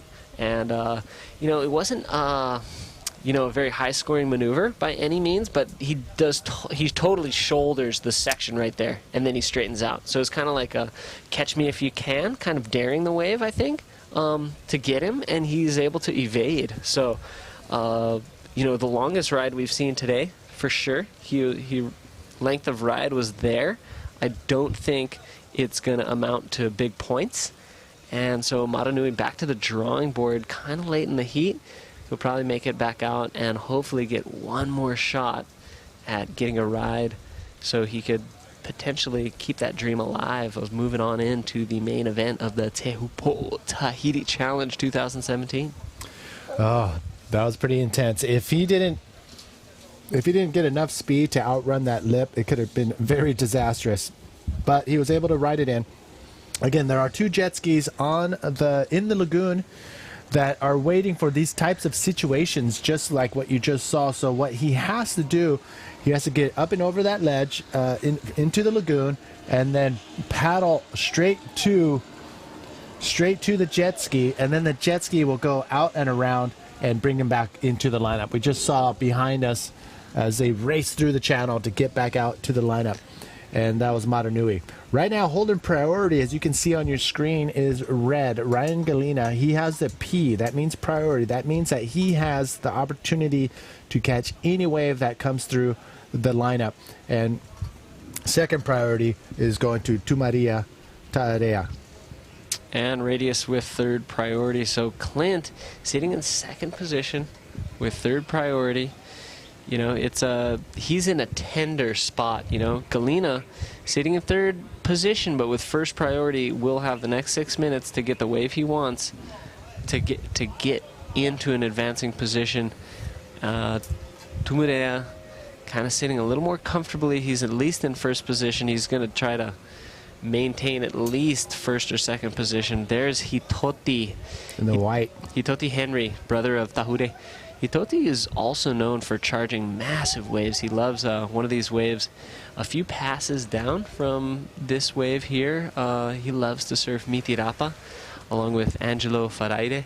And they go out there and they ride some waves that I don't think many other humans would. It's so treacherous. And let's take a look at Galena. Oh, Galena on a nice, thick, round one. He holds his line, finds a quick little barrel right there, comes out with the spit, comes around that section, and he's going to kick out as it comes into that really shallow section right there. So it was Ryan looking for a 2.34 to get into that second place spot, and I think that might have been it. I think it is, and at this point now, Clint Radius is Oh, gonna. wait. Oh goodness, here's Clint Radius right now. He's Oh, way no. deep. He's going to hold on, and that is the scary part right there. That is really shallow where he pulled on and held on. I think we should keep the camera on him just to make sure that he's okay. That was pretty sketchy. Clint Radius was going for it. You know, he knew that he was in jeopardy of losing that advancing position. He saw an opportunity for more scoring potential, and he went for it, and I loved it. Oh, my. So, Clint, where is he? He could be on the shallows right now. Let's take another look at this wave exchange. Here's Galena. He finds this wave. He's in a nice spot. He slows down because he knows it's going to barrel nice and round around him. He does get a quick Nice. cover up, and he comes out clean just with a little puff of spit there. Here's the tower angle. So we see this nice wave shaping up, but he doesn't get terribly deep there before the spit just kind of gently pushes him out towards the channel. But we're going to see here the replay from probably Clint Radius. Oh, my. So this is it. This is where it gets a little hectic right there. Right where it's breaking, it's about 4 to 5 feet deep. But once you get ragdolled in the whitewash, you're going to end up on that shallow reef part. And here's another look. You can see where on the very forefront of your monitor, it's inches deep. And where he pulled in, that you're looking at about 3 to 4 feet deep. And there he is right there. He's on the very shallow part. He's deciding whether to come into the lagoon, which may be the smartest thing to do. Yep, and there he is. He's like, even though he raised his hand, he has to paddle. That was something discussed in the safety meeting. But look at this. Nice, clean bottom turn. Gets under the lip, and he does come out. Hitote cheering on his fellow Tahitian. Maronui, who just got shuttled back out to the lineup and was able to get back out there fairly quick, you know? Just a couple minutes lost. He was able to reposition himself in the lineup and get a scoring ride. So now, with 3 minutes remaining, this is anybody's game, Manny, and I think they're all going to be pretty tight looking at that advancing mark. Second place will advance as well as first, and boy, this is the most action-packed heat I think we've had. Yeah, I mean, we got wave to wave, back-to-back waves being had right now, and that was Teahupoo coming out of his wave. Comes to the inside. Here's another look at that wave. He's probably got one of the deeper rides as he comes out cleanly. A little bit of chandeliering, which means there's water coming down the face or off the lip of the wave as he comes out. And here's Teahupoo. I'm sorry. This is Maronui. Yeah, and Mato getting a nice one. And, you know, that was a fairly good-sized wave. Nice medium-sized wave. Let's see the tower angle as I think he got pretty deep here. I think he's going to be awarded handsomely for his efforts here. He gets well behind that section. Little bit of spit as he exits cleanly. So now, all of a sudden, just with a few minutes remaining, Maronui is in the heat. He's back in the heat, and it does look like the Tahitians are in advancing position. But Ryan Galena, he wants to strike too. He was real deep in that, and wow, he's going to ride it all the way to the inside. Beautiful ride for Ryan Galena. All right, so, man, this is a pretty intense wave exchange going on in the very last few minutes of this heat, and it looks like Clint should be dropped off. He may be out in the lineup as we speak. That's him buzzing behind us right now. He's in the lagoon. He's got on a ski. He's probably about 60 seconds from getting back out there. Let's take another look at Ryan. Ryan finds a nice clean line. The wave just opens up just a little bit, enough for him to come out with the whitewash and throws a spin right before tucking into the inside section. Here's another look. As you can see, he was able to find that clean line, hold his line as he comes out of this barrel. He decides, you know what, I'm going to add another little tick onto this wave with a spin. Super clean, but was able to pull it around and then pulls into this very sketchy section right there. I'm not kidding you, 2 to 3 feet deep maximum. Yeah, so this heat is really tightening up. Ryan Galena needs to pull out a 5.88 for his efforts on his last ride. Yeah, we got the epicenter boys right here. Oh yeah, Luke and J-Boy. They're chilling in the channel and deep. Turia, he's going for another one. This is a smaller wave, but he's fighting his way through it. That leaves Maronui out in the lineup with first priority with 80 seconds remaining, Manny. This is going to be... sorry, there's quite a bit more than that. The clock on your screen might not be completely accurate, but this is still super exciting as we whittle this heat down. Oh my, so we're still waiting for Clint to try to make an effort. He needs right now a 4.28, totally possible out in the water. And I think the timer on the screen, what you see, is correct. The one we see on our screen here is just a little off. So what you see on your screen is correct, and that means that is the end of heat number 3 of the trials. Scores are going to be dropping in, I believe, just to make sure those things are final. But Clint, oh my, he had an opportunity, but unfortunately couldn't tie it all up. You know, and he had the 3rd best score of the heat. Clint Radius was positioning himself to be, you know, a contender. And, you know, for Clint Radius to just come all the way from Jersey, get the barrel of his life yesterday, compete here in the trials of the Teahupoo Tahiti Challenge, it's for sure something he's just ticked off the bucket list, because he's still going to be on cloud 9 after that experience. Yeah, definitely. We'll probably see him again here next year, or he may even take one of those vacations and come on his own. He might even be in Nazare or Sintra later on this year. I don't think we've seen the last of Clint Radius. I totally agree. And a little quick wipe of the camera on the interview boat as they hopefully will line up the winner of that last heat. I believe that will be Tamurai. Now we are underway with heat number 4. All right, looks like Clint is on the boat, even though he didn't make it. Let's get over there right now. I can back it up with second 2 waves, but Celebi, it's been an awesome experience. I've probably caught some of the best waves of my life here. It's been so nice. People are great, really friendly. Weather's perfect. Surf's amazing. Like, what more can we ask for? Woo. Thank you, Clint. Thank you very much. All the best. Thank you. I don't think I've ever seen such a more exciting 4th place interview in my entire life. But look at this, out the back, starting off this heat. Oh my, nice clean barrel, whitewash barrel, but was able to come out and pull out of there. That was Nicolas Biolve. Yeah, and wow, just back to Radius's interview, just that just encapsulates the energy that's been pouring out of him since the day that we first met him here in Tahiti, and he's just so amped. He was so polite too, and just saying all the best to everybody else, and just a lot of thank you, saying what else could we ask for. Wow, just terrific sentiments. Let's take a look at this first ride from Nicolas in this heat 4 of the trials. Nice barrel, gets really treacherous in there. Nice. As there's a lot of foam bouncing around him, but does look like he is able to exit. Take us through the tower angle. I mean, this wave, even though it's all frothy and white, it still has the power to barrel over onto the shallow reef. And it was pretty impressive to see Nicolas hold that rail through the froth and come out clean. Skills, definitely, from Nicolas. So out in the water, you're going to see in white Hitote Henry, and in yellow Tehahe Matahari Harai, and also Tunia Tepa in the blue jersey. So here we go, up and riding. Here we go. Die. And he goes for it, but doesn't quite make it out. But as you can see, sun is shining. The waves are opening up a little bit more. We saw just a terrific battle in heat number 3.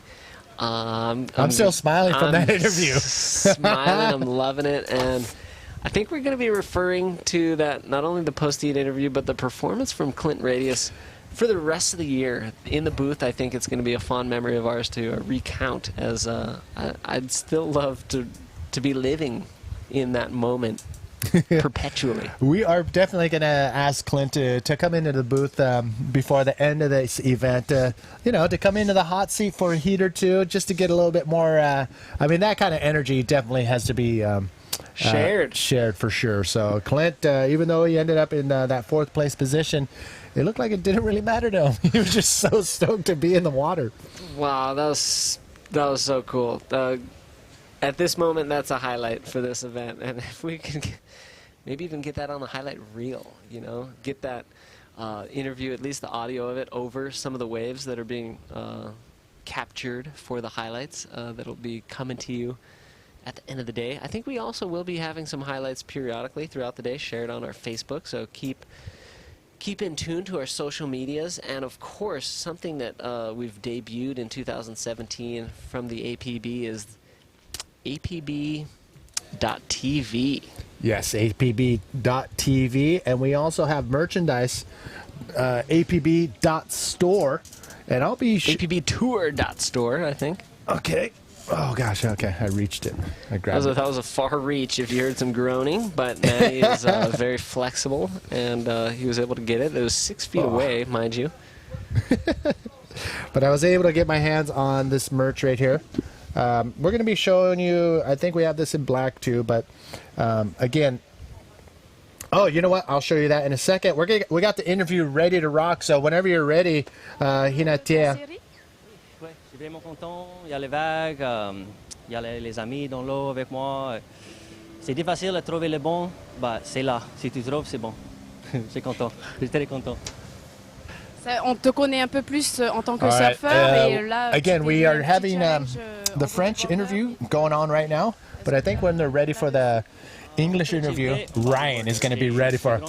So Ryan is on the boat getting interviewed right now. Hinatea do the interview, and we'll have Ryan right after that French interview. But right now, if you can see the scores on your screen, these are 30-minute heats. Top 2 waves are scored. 2 riders will advance on into the main event round number 1, non-elimination round, which is going to be pretty exciting.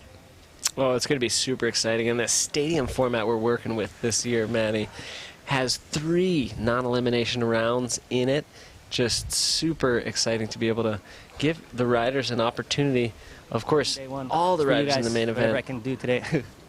Thanks. Donc il dédie sa victoire de cette to have a chance to go out there twice, non-elimination, and then, you know, again in that catapult round to go for it again, and then of course the semifinals are non-elimination as well. We'll get more into the stadium format details a little later, but we want to make sure we can get that interview to you soon.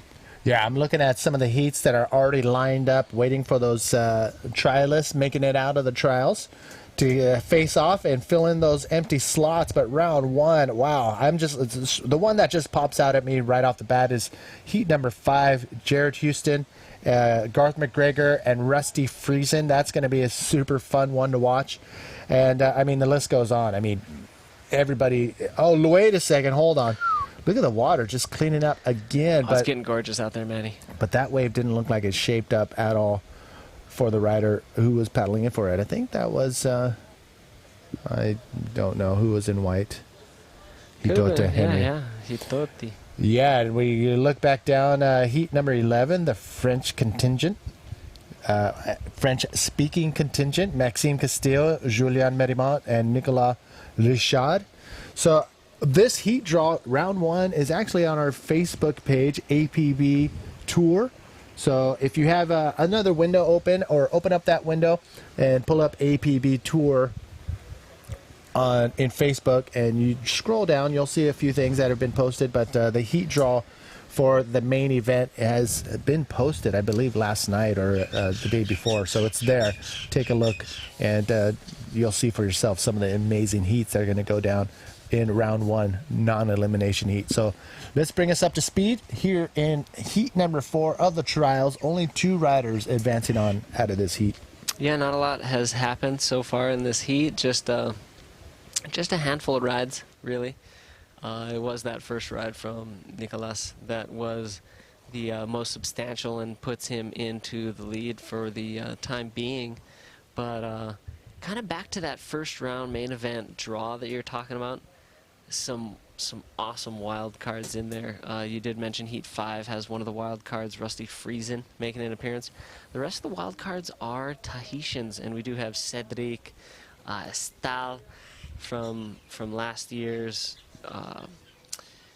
tremendous event here. We do have Tahure Henry. He was renowned as part of the new generation of riders out here at Teahupoo, growing up here in the village, along with Cedric. as well as Nikolai Richard, who was actually a part of that first Tahiti Skins Challenge in 2000. So a few Tahitian wildcards. There's a few Tahitians who've actually qualified to be into the first round, and we're going to see more Tahitians joining in from these trials coming on up. Yeah, I mean, oh, sweet. You can see the ticket down at the bottom, who's coming up in that first round of heat number 1. It's going to be pretty insane. So make sure you spread the word, get everybody tuned in, as the swell should be picking up throughout the afternoon. And some of your favorite riders are going to be showing up. It's going to be pretty fun to watch, as well as we're going to have some of the riders coming into the hot seat to give either Dave or myself a break. It's going to be, well, I'm saying it's going to be, but so far it has been a pretty fun event to watch and to bring live to everybody around the world. So you know what I'm going to do on Facebook right now is put something up there saying that we are in Heat 4. Look at this, live action. Tahi going for it. Has to swim off his craft there, just diving off, trying to get to safety, and didn't look like an amazing ride for Tahi. Let's take a little look at this replay as he scoots in from the outside. Now he's starting to kind of slow himself down. He's hoping for a barrel. He starts getting pounded and belted by the lip on his rear axle there, and slides out a little bit before swimming away. So we are going to be putting up that social media post on the Facebook, but it's Hitoti Henry using his priority and getting a nice, beautiful barrel there. And he kicks out as well. I mean, it looks like the lip at the end of the wave looks like it's totally hittable and launchable, but I'm telling you, if you're going to hit that lip on the inside, the chances of you landing almost on dry reef is pretty high up there. Is that Jeff Hubbard in the foreground? Looks like Jeff Hubbard. There he is. Swimming around. He's got a long arm spring. He's kicking. He's got a leash and fins on, actually, for the equipment choice right now. Let's talk about his wetsuit. I mean, he is wearing a long sleeve spring. But I think it's for sun protection or reef protection, because certainly not for the water temperature. Oh my, look at this. Nice clean bottom turns, quick scoop, and gets under the lip. Ton of speed. Is he going to go for the lip? We talked about it. It's just too hectic on that inside. It's evading our trialists, but I think we're going to see it come some of these heats in round number 1 of the main event. Do we see some of the riders wearing wetsuits for protection against the reef, just in case they do get wiped out? Oh, for sure, yeah. So I'll explain just a little bit about that exact thing. So first of all, when you're wearing surf trunks, they could come off you if you have a tremendous wipeout. So first of all, it's to maintain the suit that you're wearing and not start to appear in your birthday suit. So if you're wearing trunks and it's a big wave, they could be removed from you. So it's happened out here before. So wetsuit shorts at the very minimum are used by a lot of the riders. And then there's spring suits. So short arm springs, long arm springs, even short johns are preferred. And then how thick we talking?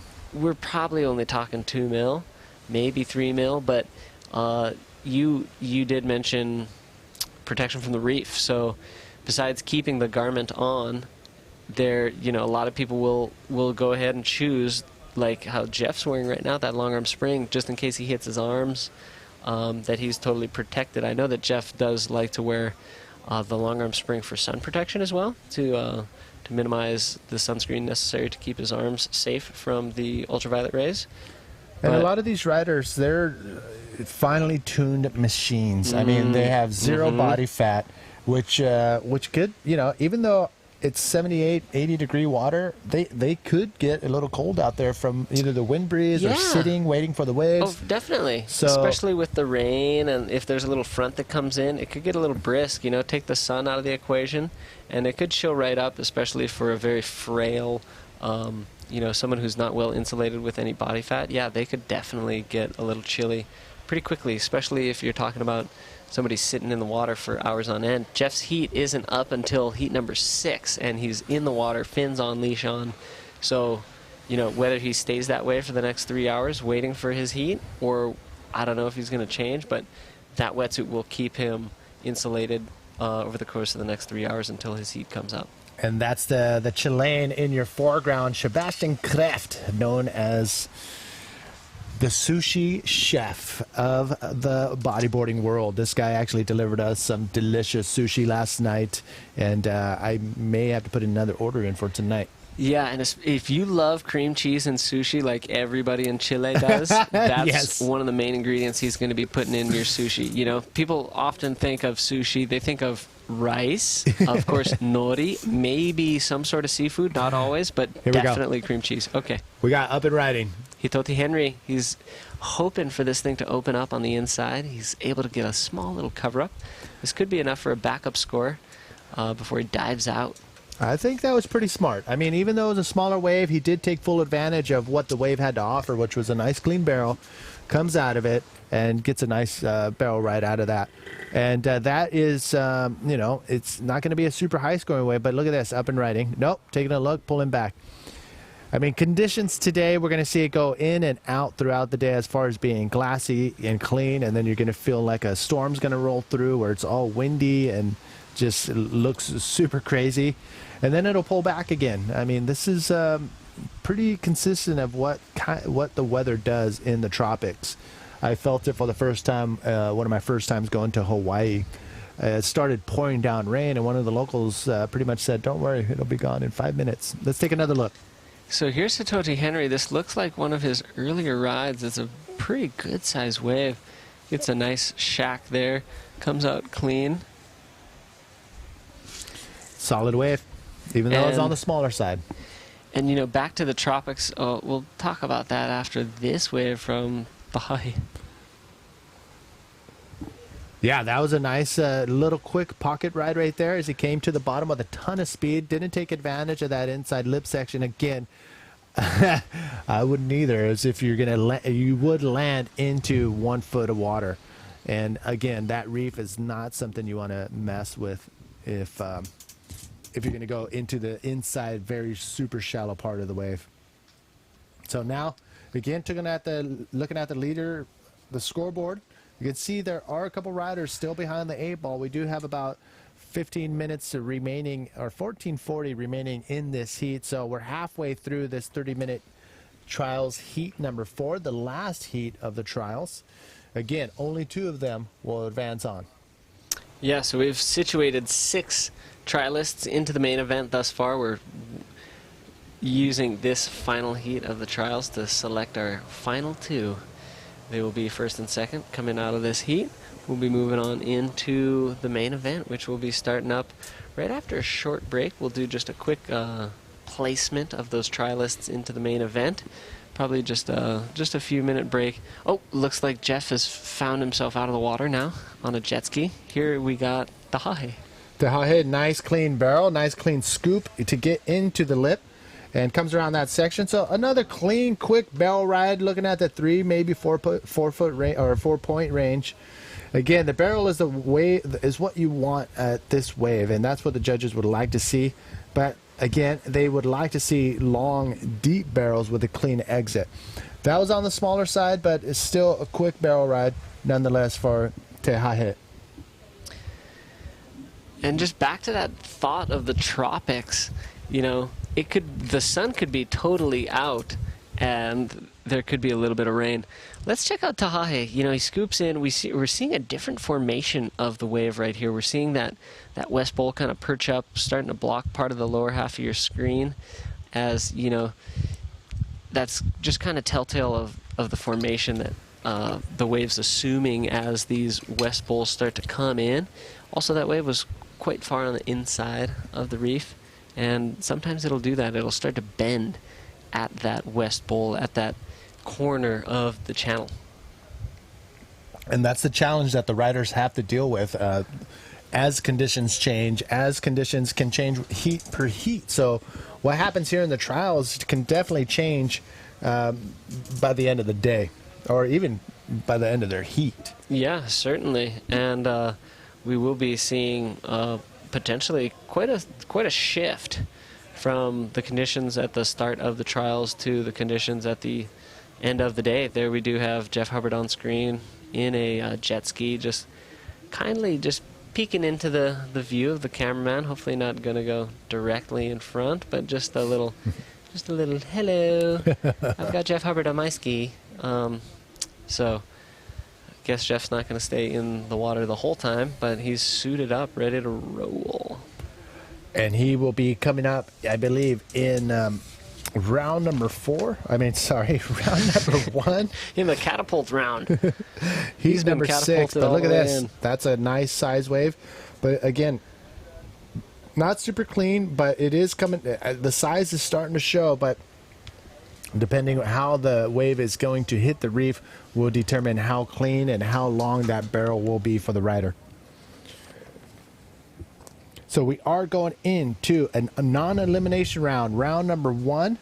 Wow, look at this thing just draining on the inside. Again, not super hollow all the way through, so you have to use your skills on where to pull in, how to pull in, and how to come out clean. That first heat of the first heat of round 1 will be Amory Laverne, Sebastian Kreft, and our one of our trialists that advance on. You're taking a look at the heats and the scores. What do you got?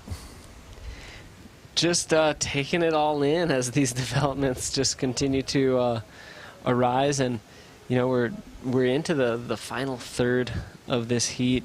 Less than 10 minutes remaining in the last heat of the trials, and just 2 more riders to be selected for the main event. There we see the armada starting to take shape in the channel.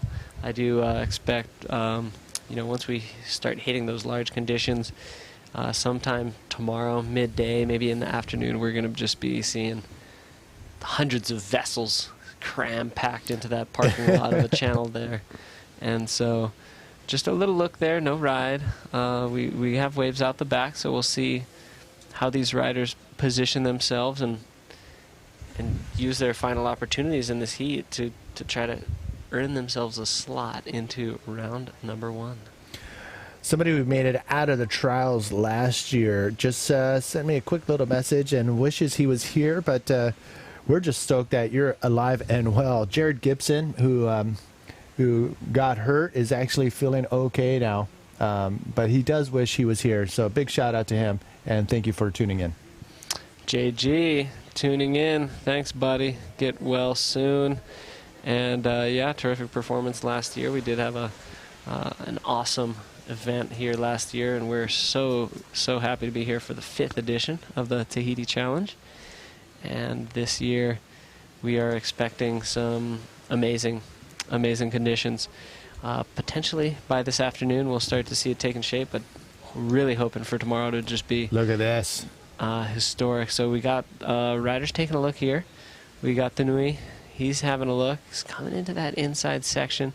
He's kind of just scooting along that wave face, sliding, just carving around that section. So not a lot of points on offer here.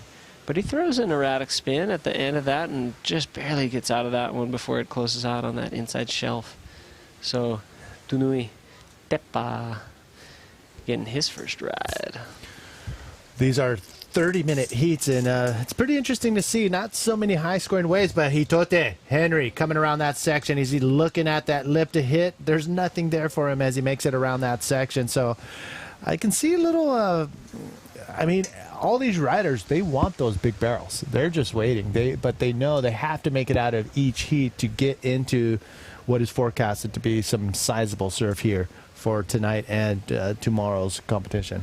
Exactly, Manny. And so, they're hungry. Everybody's excited. Everybody's kind of antsy for the waves to really show themselves. And so, yeah, we're going to see that kind of prowess and attitude kind of prevail, especially through the final minutes of this heat as we select our final 2 trialists.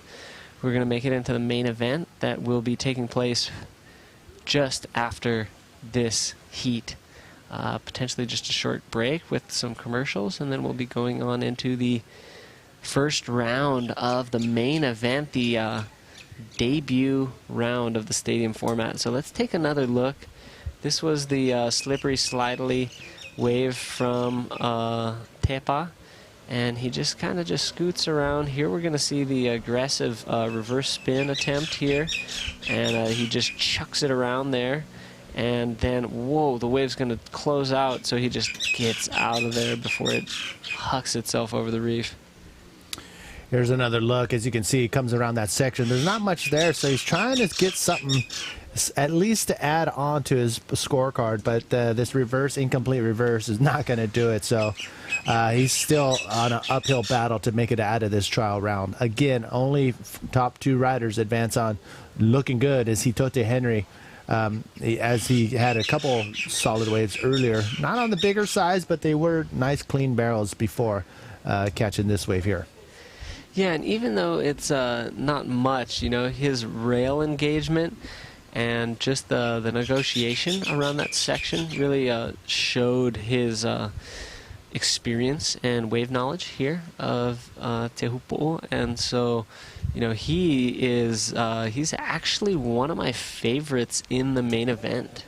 Hitote, you know, Tahure, I'd put him high on the list of performers who I'm excited to see, but I might actually slate his younger brother Hitote above Tahure, as Hitote's been bodyboarding much more frequently throughout the last year or two, and just his approach in big waves, he is really fearless, and he's got some muscle to put into his edge, so he can hold an edge when the waves get really critical. So I'm really excited to see him hopefully into the main event if he can make it out of the trials, and he's doing that right now, and he's got to hold his position, if not scoot above Nicolas Poulivet with just about 4 minutes remaining. That is enough time for anything to happen out in this heat, especially even for Teahupoo, who's currently sitting in 4th place. He only needs a 5.21 to get into that first place spot, and totally doable if the wave comes in and they're able to catch that all the way through the inside in the barrel. Totally doable for each of these riders to still get into those 1st and 2nd place spots. Tunui Tepa in the blue, he is currently in 3rd. He only needs a 4.38. So, I mean, that's totally doable. And up and right, Nicolas. Yeah, so here's our heat leader just diving out too deep for that one. But wow, we see the end of that wave really reeling off in the blue. Just a gorgeous wave. But wow, sets out the back, Manny. What's going to happen as we close in on the final minutes of this heat? Again, the bigger waves aren't really staying open. As you can see, they're pinching before they get to that inside section. So it's going to be coming down to the last few minutes, and if I was Nicolas or Hitote, I would not let my guard down. And both of them, actually, no, Hitote is looking really solid right now. He has priority, so he can fend off some of those the 2 riders that are currently in 3rd and 4th. But here's another look at Nicolas. Ooh, just dives out of that one. Hopefully he's able to make it out the back. Here we see how deep he is, especially from this angle. That section goes way ahead of him and continues to just freight train down the line. Ooh, there you see world champion, former world champion, Henri Laverne from Reunion Island in the red jersey, giving a little chat with Sebastian Kreft in the yellow jersey. They're going to be coming up next in that first heat, round number 1 of the main event. And that's going to be pretty fun to watch, as we've seen some footage of Henri Laverne free surfing out here, looking very sharp and is ready to rock. And he's no stranger to hitting that lip on the inside. Oh, not at all. And he is very familiar where his new home is.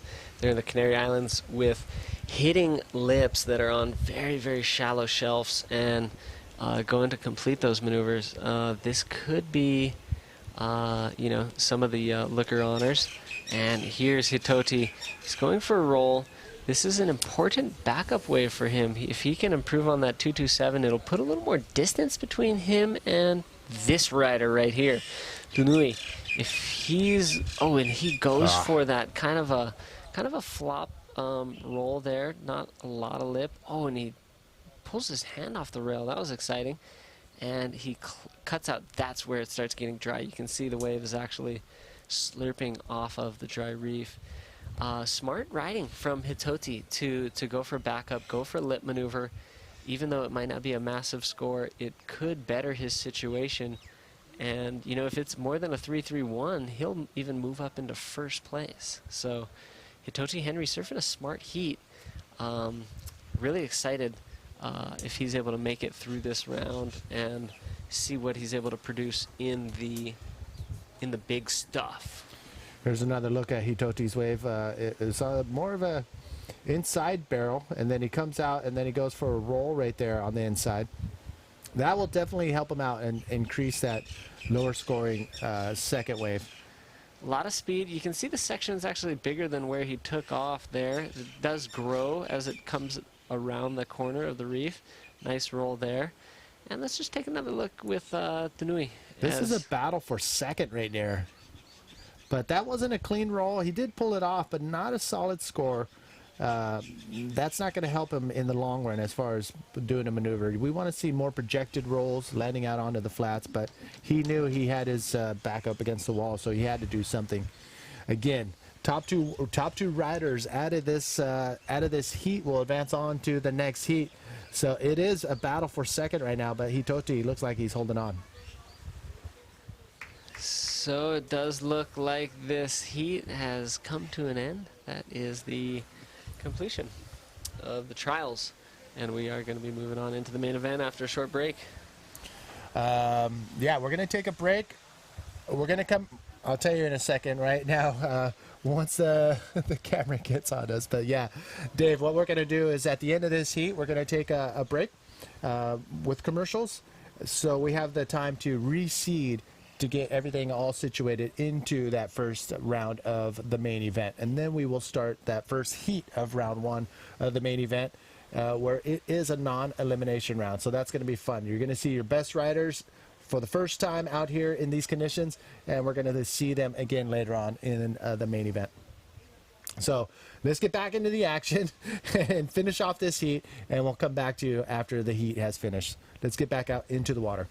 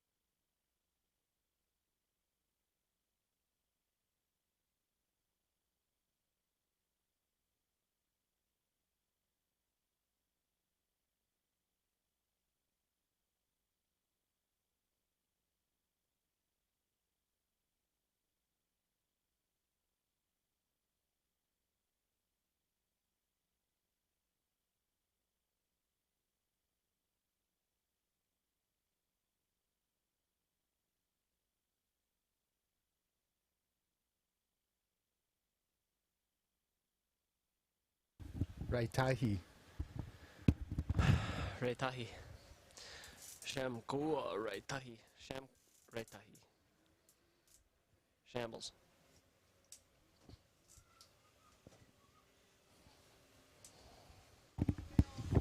He's gonna.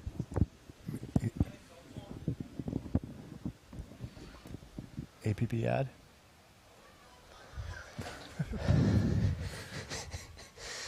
And then the round one graphic.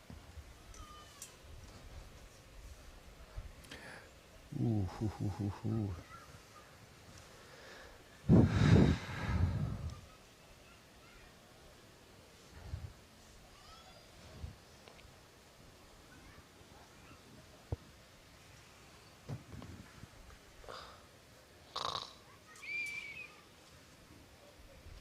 I think we're live.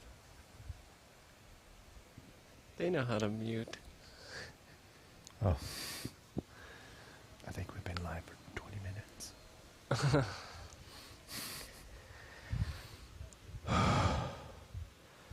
Six slippery sea slugs, sneakily slither south. 10 tacos from the taqueria lady. 10 tasty tacos from the taqueria. Taqueria tendon.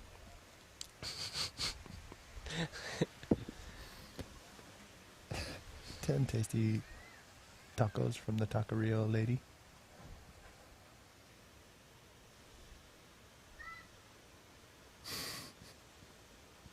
10 tasty tacos from the taqueria lady. From 10 cheers. 10 tasty Turkish tacos from the taco lady who tickles me.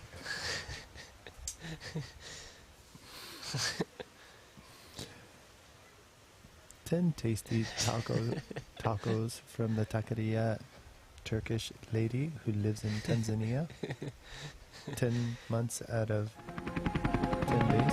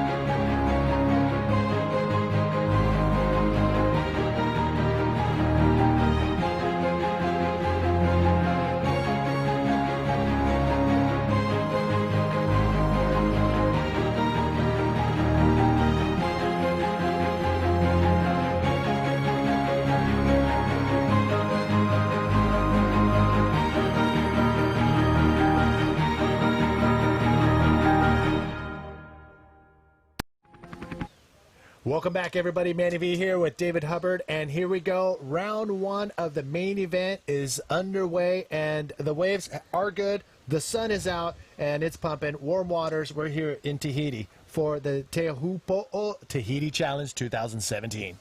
And we're going right into the main event. Round number one, we're debuting the stadium format here in Tahiti. There you can see the graphic on screen. There's the heats as they're laid out. Of course, we got the heats up for you on Facebook as well.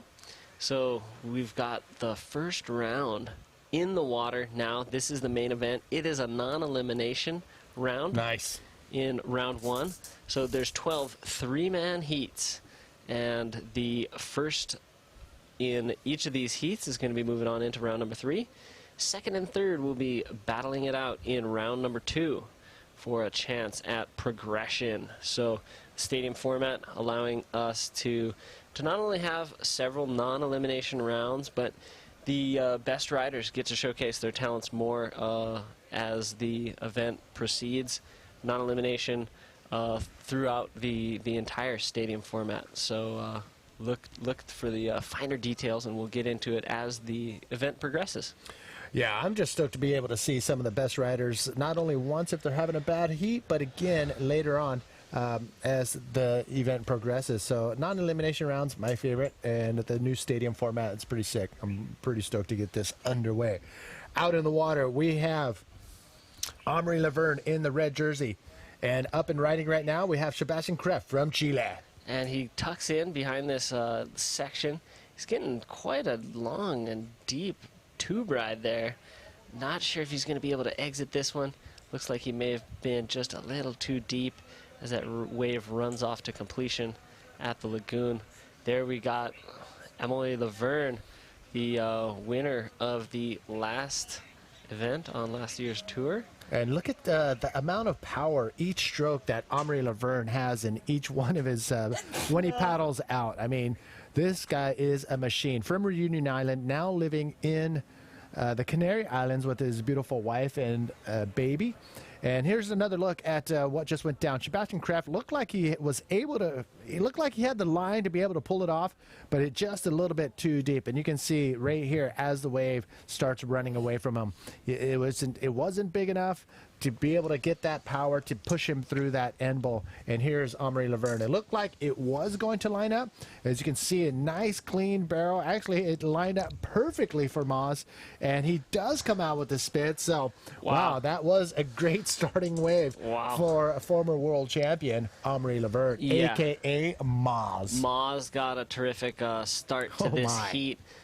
Just coming out guns blazing. We did see him previous to the competition getting underway this morning. He was actually getting tunneled, dropping the knee as well. So we've got quite an eclectic group here on the first heat of round number 1. All right, so here is another look at what we have out in the water right now. And Omri Laverne starting off that heat, incredible, with an incredible ride. Those scores are going to drop on your sheet or on your screen.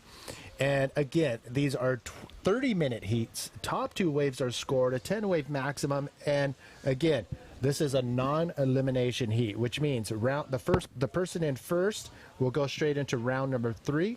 Second and third place will go and battle it out once again in round number 2. So you are going to see all these riders once again. So you know what? Let's get a first-hand look with the one and only Mike Stewart. Let's get out there in the channel. It's an honor to have you on the boat with us and during the contest. Do you have any impressions about today and the waves? Sure, I think we got some really good waves and we got some of the best bodyboarders in the world here, so action should be amazing. And I think as the flow increases and fills in, I think it's just going to get better and better. So it's on a real nice progression right now. I think it's just going to become crazy as it gets later on. So very exciting times. Donc il nous dit que les vagues vont monter et qu'il est plutôt confiant par rapport aux vagues. Donc il est super excité. Aussi, oui. All right, I think we're good. A little French translation right there. But yeah, Mike Stewart, he's excited. He knows what's on tap. He knows that swell is going to be filling in throughout the afternoon and into tomorrow. And Sham right there trying to figure out what he's trying to get he's getting a few words from some of his friends in the channel, but you can see yellow and red. Omri Laverne and Sebastian Kraft on the outside. Both riders already clocking in some incredible scores. Look at Moz's first wave at 8.0, and that second wave where he did a spin right before getting into the barrel and coming out, that is going to be one of the highest scoring waves so far of this event. Yeah, I would say that is going to be also getting close to that excellent range, because the ability that it took, and it was a very technical maneuver in a very critical section of the wave, pulling off that nice forward spin, comes in at a 7.5, so just coming short of the excellent range there. But beautiful start to this heat for Moz, getting a 15.5 total right off the bat. Oh my. Really putting the pressure on the rest of the field. They're in a significant combo at this stage. Let's take a look at Sham's first ride. This is Sham's first ride that we didn't see live, but look at that. Nice, clean barrel, clean line. Was able to stay in as long as he could, and then squeaks out under there and pulls off a nice, clean carve and drives into the inside. Here's another look, another angle. Very deep, very clean, not a bigger size wave, but again, a solid run right there for Sham, the local rider who made it out of the trials and now here facing off in the main event. Yeah, so everybody getting started here. Let's take a look at Moz, and then he knifes the spin Oh, my right there goodness. under the curtain, gets real deep for this section, and comes out after the spit. Now he comes out, throws a little check turn, and he's out of there. He's already rode the wave for long enough. There's that nice spin, comes in deep behind the section. Great barrel ride, very technical riding from Moz. He's a very technical rider. He's very dynamic in his approach to training, to riding, and he's always trying to refine and reform his capabilities. So he's always excited to really showcase what he's capable of, especially at a wave like Teahupoo. Yeah, Marie Laverne, he is probably one of the most fittest bodyboarders on the tour. But look at this thing coming in on the outside. Sebastian Kraft from Chile. He scoops in under Oh, it. Now my. he's getting a nice long barrel ride. Whoa, he's getting spit out even. Nice. Dives out at the end of that one. So we're going to see another large score being dropped. This is round one. This is the main event of the podium format, of course, and stadium format, and we're really seeing it. We're starting to see what we expected to come here for. Yeah, again, this is a non-elimination round. Only one rider will advance on to round number 3. The other two will battle that out once again in round number 2. But look at this perfect maneuvering. Nice stall on the top and then comes to the bottom and spreads his legs to even slow down even more. And you can see him putting a lot of weight on that inside elbow to get a little bit more in tune and the rail in the wave to make sure he holds that line and maintain that speed. Actually hitting the brakes a little bit more as he's in the barrel to get more barrel time, and then releases, and you can see all that speed just come out as soon as he releases his legs. And amazing wave riding skills right there from Sebastian Kraft. That was really cool. Let me go down the line real quick as you're taking a look of the channel. Everybody's chilling, waiting, and chowing down. It is about lunchtime here, 11:15 in Tahiti. So David from Portugal, actually from Portugal, living in London. Wesley Oakes is tuned in. Colin, the Radius, Jersey boy, done good. Andrew from his canal boat in London. We have Benjamin tuning in as well from Deba. Francis in France. Javier is tuned in from Puerto Rico. Carl is in the Central Coast. Veronique, you can check out the heat draws on our Facebook page. Just keep scrolling down and you'll see the round 1 heat draws. From Versailles, we got Caroline. And Tamara is tuned in from Jersey, the Channel Islands. And look at this out the back, Omri Laverne. Moz on a nice size wave, tucks in. He's been getting barreled since he took off, unable to exit that one. Oh, man. So a couple more names. Johan from Tahiti. What? Get over here. He's probably watching from work, which is okay. Just don't get caught from the boss man because you could get fired. Kai in the Big Island is tuned in as well. So we'll be putting up some posts on our APB Facebook page. APB Tour is where you're going to find us. And here and there, I'll just put up a post, something just asking you where you at. And then you can tell me where you're tuning in from. Now, out in the water, again, heat number 1, round number 1, 21 minutes remaining in this 30-minute heat. So far, Moz is looking amazing. Moz is looking great. We still haven't seen the score drop for the last wave of Sebastian Kraft. We were expecting him to probably breach the combination situation that he was in previously. Sham has also breached the combo situation, so no longer are either the second and third place riders in combo. And it does look like 5 points coming in for the last wave of Sebastian Kraft. So that tower angle really able to show the judges exactly how deep these riders are. Remember, Manny, it looked amazing from the channel, but the tower angle just a little bit more true to the depth of how far behind the curtain Sebastian was, and judges deeming that an average score. Omri Laverne, he is looking very strong. Sebastian Kraft holding his own. Sham, a Tahitian, making it from the trials. Has a solid first run, 6.33, and here he is again dropping in on this one. Yeah, this looks nice. He's scooping in, and he gets a nice cover up there. Not terribly deep, didn't get barreled for a long time either, but just a nice wave. We're starting to see these conditions really shape up. The sun's out, and we're seeing better shape, a lot less these almond-shaped barrels that Paul Blas talked about in that first heat of the trials. seeing more round tubular tunnels coming in now. When I see these guys pedaling back out, like Sham, looked like he was cruising, but I'll get back to that in a second. But here he is. He's got the skills. I mean, he knows where to find the barrels. Again, this wave is a perfect barrel, but to be able to get situated and drive out of the tube without getting, clipped or just making it out cleanly, that's what Sham has in his pocket, and you can see it right here from this angle. But interesting. I mean, we saw Amaury Laverne, after every single wave, he'll paddle back out as if, he's running out of time. Then I saw Sham. He's got a good stroke on, but a little bit of difference between a two-time world champion of Amaury Laverne and a local rider who enjoys free surfing. Yeah, and that is a difference that is seen in various athletes, especially in water sports. Some take that paddle back out a little bit more lax. Some take it very seriously and use it as an opportunity to continue to gain an edge on their opponents. And Moz has the hustle for sure.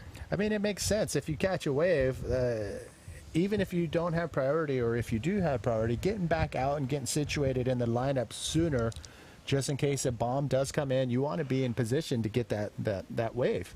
So nothing against Sham, but it's a clear difference between a world champion and someone who can definitely get out there and get a few more waves, like that thing just guttering all the way through the inside. Yeah, that one snuck right past the riders who were waiting for a little bit bigger of waves to come in, but yeah, that thing just crept across the reef so beautifully and was just gorgeous, just open the whole time. And back to the classic land angle, we do start to see a little bit of weather happening out there on the horizon, a little bit of texture coming in, but certainly doesn't seem like it's affecting the lineup out here at Teahupoo. Yeah, that's the beauty of this wave. I mean, it could be blown onshore, but because the power and sheer raw energy hitting this reef, it's still going to barrel. And just a matter of finding how to get into those barrels and come out clean is what you need in your back pocket if you're going to advance on through each heat here at the Teahupoo Tahiti Challenge 2017. Thanks everybody for tuning on in. So glad to have you here. So glad to be into the first round of the main event. And we've got amazing action coming to you for the rest of the day, as well as throughout the week. Potentially running round 2 and round 3 tomorrow. So definitely stay tuned all day today and check in with us early. We could be having a pretty early start tomorrow to make a full day of the conditions. Look at this, Sebastian Kraft. Oh, strong paddle. He'll lose priority there. Yeah, he just lost the priority, which is probably not something you want to do when you have Amaury Laverne in second priority. So now Moz has priority and can choose, and Moz knows that, so he's going to let Sebastian drop in on this one. Oh, nice insider. We see it starting to move onto that inside ledge and hit it a little bit stronger. Sebastian able to come out with a series of hectic spins, and now he's paddling out. He's for him, you can see he's putting a lot of energy into it. He's occasionally using more than just 2 limbs. Let's take a look at the replay. And this is the thing about this wave is you want to paddle as hard as you can to get into it, to get to the bottom, to be able to set your rail, just like what he did right there. And it was a nice, clean, short barrel. Let's take another angle. I mean, this is the angle that the judges are seeing. So that what seemed to be a longer barrel was more of a shorter, quick barrel. But again, clean bottom turn. Found his line in the barrel and was able to come out smooth. He did throw in a spin right there to end the wave, but it's almost a cutout spin, as you saw. Yes. Right when he finished that spin, he just dove into the barrel. I mean, out the back. Let's see Sham now on this one. Oh, Sham, a little look back right there. Wow. So Sham, with second priority, decided to go on this smaller wave. Again, only 30 minutes remaining. 30-minute heat, so a lot of these waves, it seems like a lot of time, but it can get away from you. But again, it's not over until the last wave is ridden out of this 30-minute heat. But looking solid. 2010 and 2014 world champion Amaury Laverne in the red jersey, looking solid.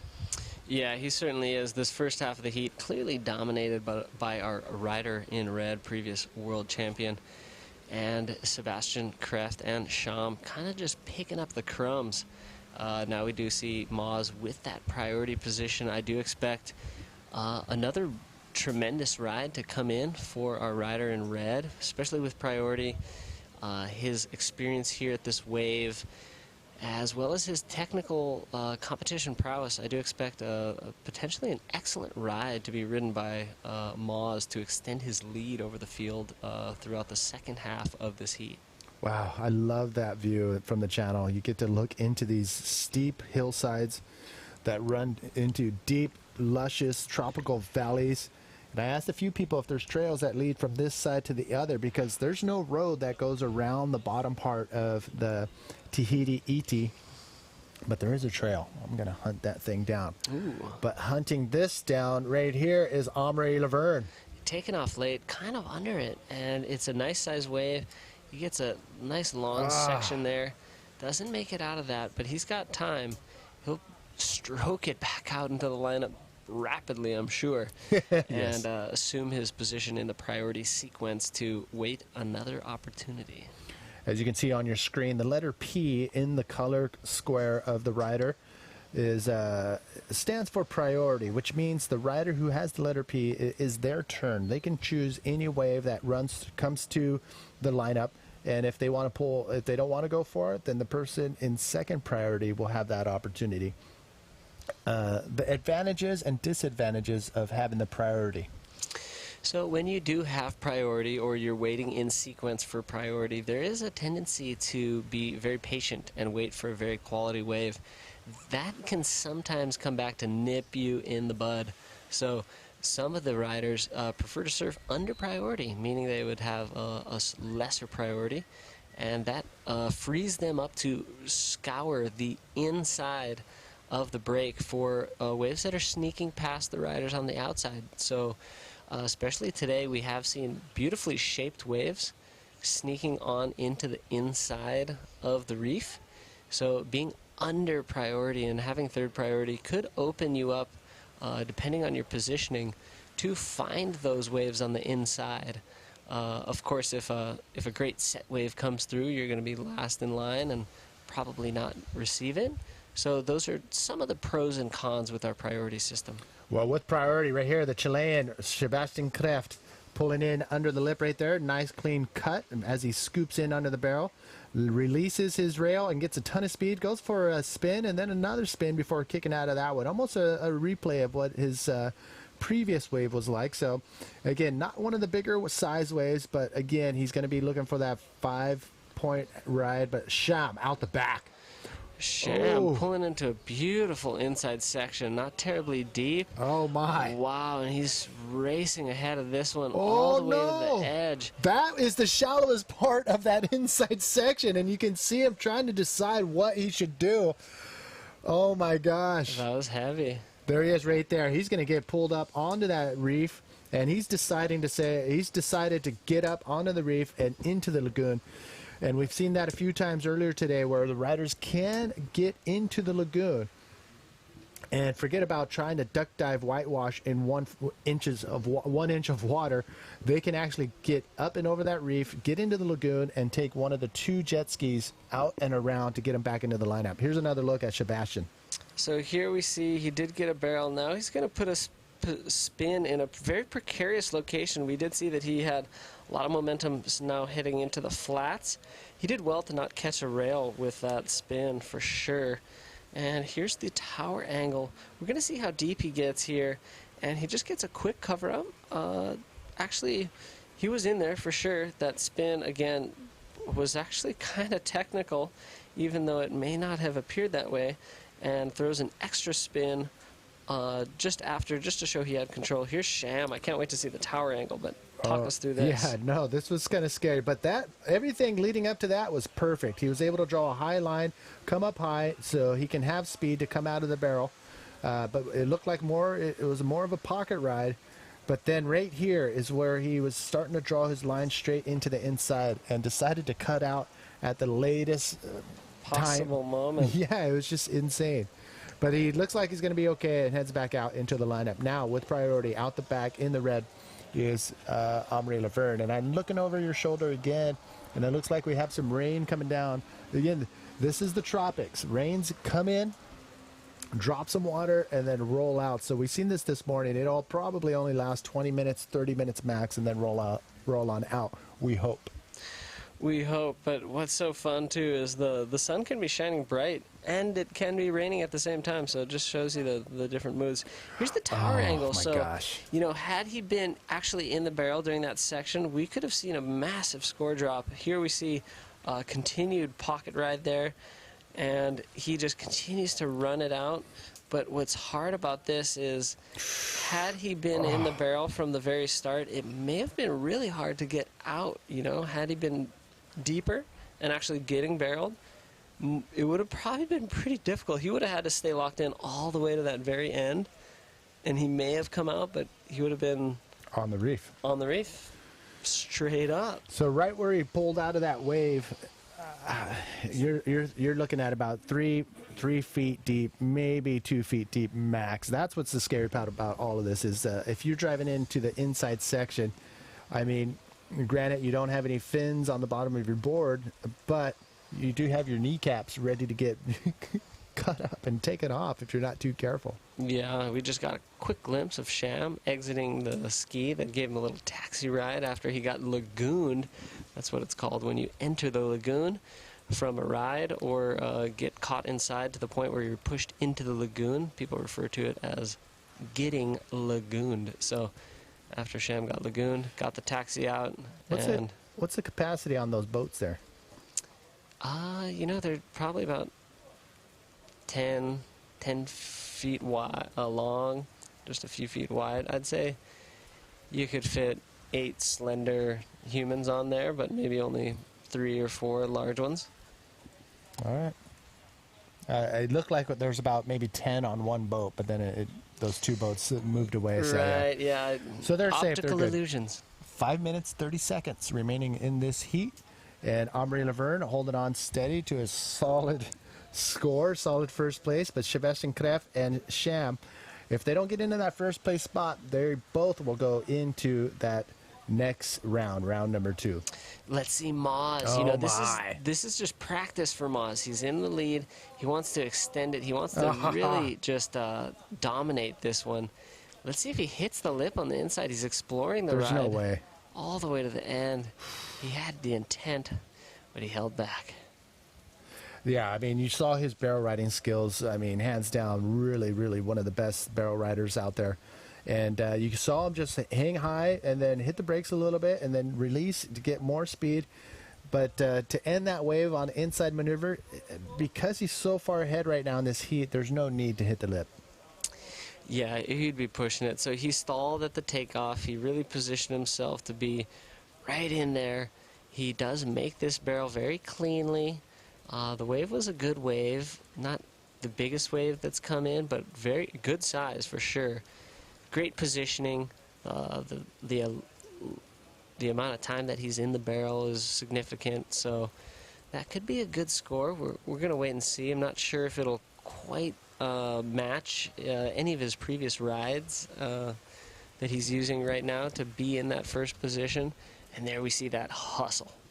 Yeah, I mean, this guy is an animal. Every stroke means something as he's kicking and using his arms to make his way out to the lineup.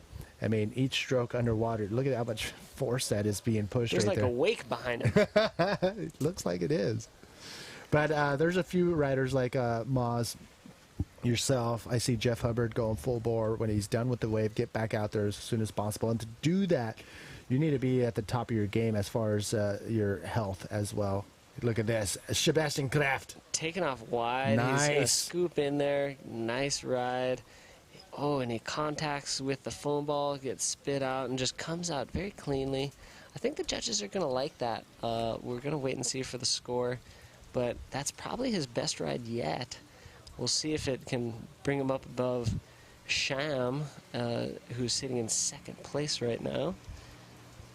But scores coming in for Moz, 7.4, so just shy of his second scoring ride. Here's Sebo with almost a little bit of an airdrop. Then he just pops up the rail, gets nice and deep there. You see him contact the shock wave and the foam ball there for a moment.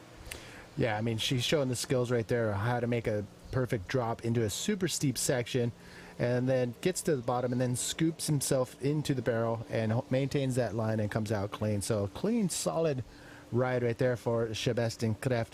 Again, these heats, these first round heats of the main event are all about trying to get that first place spot. If you get that first place spot, you're going to get bolted right into round number 3, bypassing round number 2. Second and third place, they're going to go to battle once again in round number 2 for their last ditch effort to remain in the competition. It is raining here at in Tahiti at the end of the road. If you're just tuning in, thank you again for tuning in to the Teahupoo Tahiti Challenge 2017. Manny V here with David Hubbard, aka Dub, is in the house bringing you the live feed. And you know what I'm going to do right now as we're coming down to the wire, 1 minute and 30 seconds remaining. I'm going to head over to Facebook, APB Tour, drop a little post real quick to say, to ask where you're tuning in from. And we'll try to get to that list between heats if possible and give a couple shout outs to at least the first 15 or 20 comments. So I'm going to post that right now on our Facebook page. And we're coming down to just about a minute remaining. Very exciting heat in the way of the battle for second place and the performance that has been put on from the multiple-time world champion, Amélie Laverne, who has just really shown us, excellence in the form of his approach to the waves that he's been riding so far in round number 1. Does look like Moz is going to be comfortably scooting on through to round number 3, and Sham and Sebastian looking like they will be moving into round number 2. Anything could happen in the next 30 seconds, but time is kind of not on Sebastian or Sham's side. They do need significant numbers to change the situation. Seb actually is in a combo situation to attack first place. Ooh, that's where you don't want to be. Again, but you're gonna see these riders once again in round number 3 for Moz and round number 2 for Sebastian and Sham. You're gonna see those two riders again in the next rounds. Coming up in heat number 2 is another solid heat. You're gonna see Louis Finnegan, and we're gonna see Manea Fabish and Tahurai Henry. Those guys are gonna be battling it out in the next heat. So, whew. That's just one of many incredible heats that are lining up. Yeah, and they are lining up indeed. So Moz is the first one who's moving on into round number 3. Sham and Sebastian into round number 2. Beautiful opening heat. The first heat of the stadium format ever surfed for the APB. So yeah, I mean, round one, heat 1 has just finished. So it was a pretty solid run right there for all the riders. But as you can see, Amélie Laverne definitely on a different level when it comes to this wave and in competition. I mean, he's a multiple world champion, and he knows what has to be done to get into that first place spot. Yeah, certainly does, and certainly put on a show, not only before the competition started in the free surf, but in his first showing here at the Teahupoo Tahiti Challenge. Just an amazing performance from Moz. I would expect to see more of that once he gets to hit the water again in round number 3. And we're going to bring you more action as soon as we get back from these commercial breaks.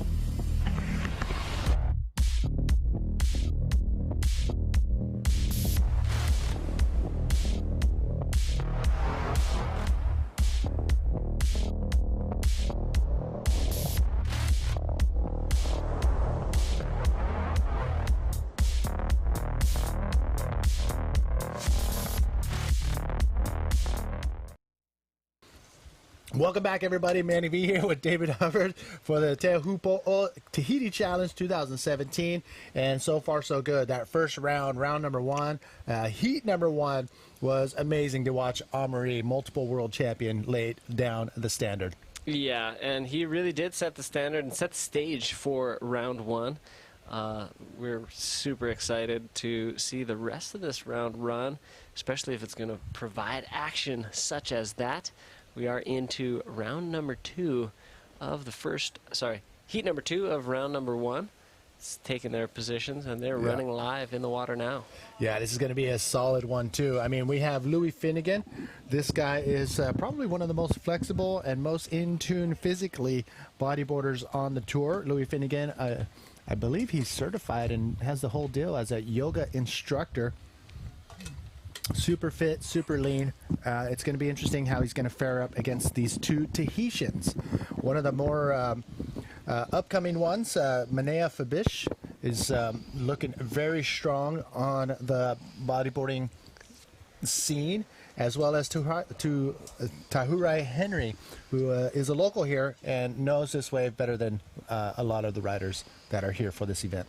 Yeah, exactly. I think you hit it right on the mark there. Tahure, growing up, learning how to ride pretty much at this wave, spending almost his whole life surfing this wave, but he has traveled around the world a little bit, so he's got some experience of other waves. And Manea Fabish coming on the scene, attacking the World Tour over the last several years, starting to really put himself up there as a prominent international rider, hailing from Tahiti, of course. Great to see him coming into his own.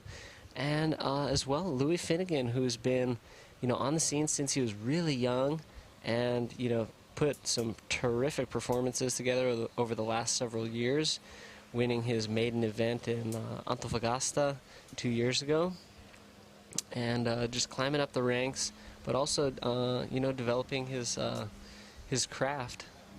Check this out. We do have the winner of that first heat, Amaury Laverne, multiple world champion, ready for the interview. Let's get out there into the channel.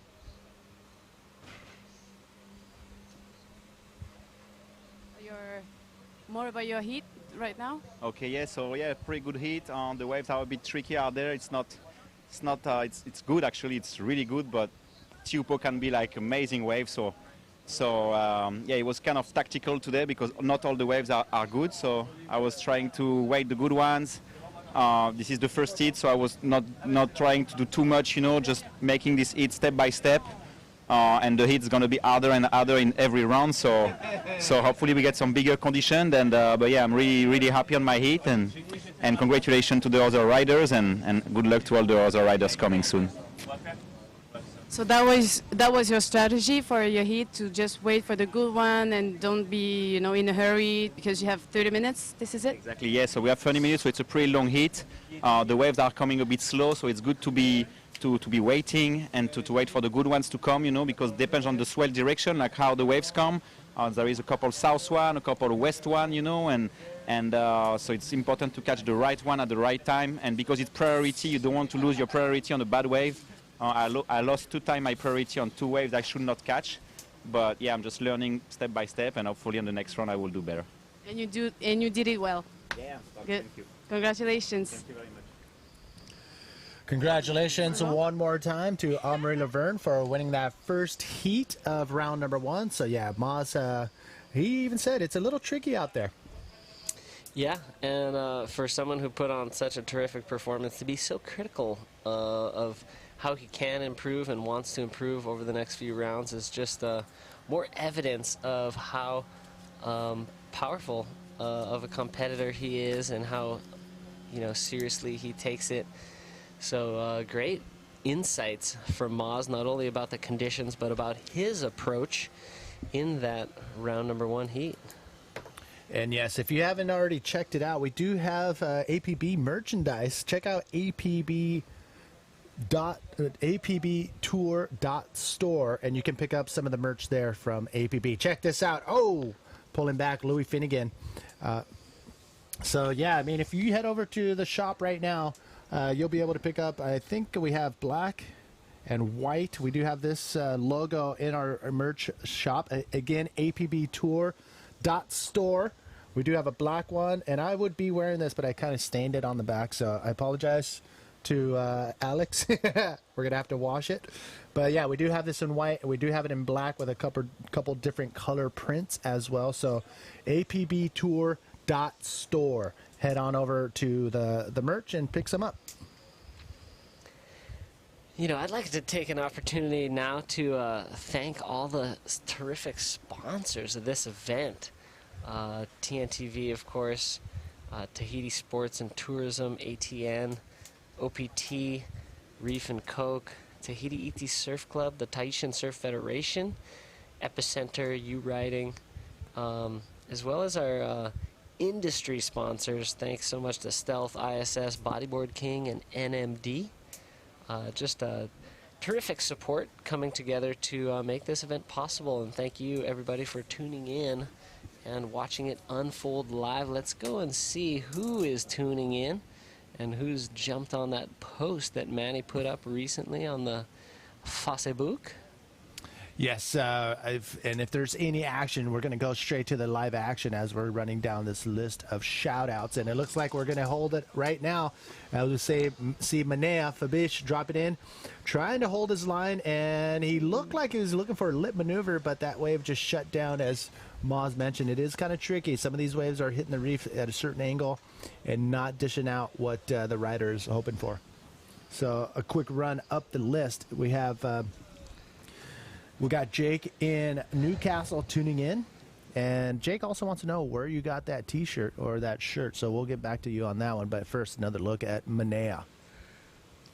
So, yeah, go for it. No, he stalls in, and he's hoping for someone to shape up. He was patient and waits for it, and he was either going to come up tight to try to scoop through the rest of it or hit the lip, like you mentioned, and avoids doing either of them. Just has to dive out as that section goes way too far in front of him. Diving out the back was Manea Fabish on his first ride. So Marwan is tuned in from Montreal, Canada. So we got somebody landlocked tuning in. So we're stoked to bring that to you, bring this show to you. Simon is from France tuning in. Julio, shout out to Brazil. We have another Simon from Sydney. John in Florida. We got Zach tuned in from Cincinnati, Ohio. What? Stoked to have you. And there's Moz. I believe that's Moz. Who is that? It's Mike Stewart. Okay, the bald head got me confused a little bit. Yeah, easy to mix them up. They have no hair on their heads. Kai in Maui, Andre in Portugal, Josh in Wellington, New Zealand. Kai is tuned in and going for J-Rom all day long. All day long. Carlos in Puerto Rico. Kevin, what's up, dude? He's in Lomita, California. We Beautiful. got Gareth tuned in as well from England. And we got Ruan in Hong Kong. And Matt, what's up, dog? Tuning in from I don't know where, but he says what's up. And Matt Castiglione was on screen for a moment doing some media shooting from the channel. So people are tuning in from all around the world and all around the island and even just out there in the channel. Everybody's locked and loaded. All eyes on the beast. Teahupoo. I mean, it's 78, 80-degree water, Fahrenheit, that is. We have 3 to 4 foot wave, 5 foot sets rolling in. But if you were to measure the face of the wave, anywhere between 6 to 10 foot face waves coming in here in the shallows.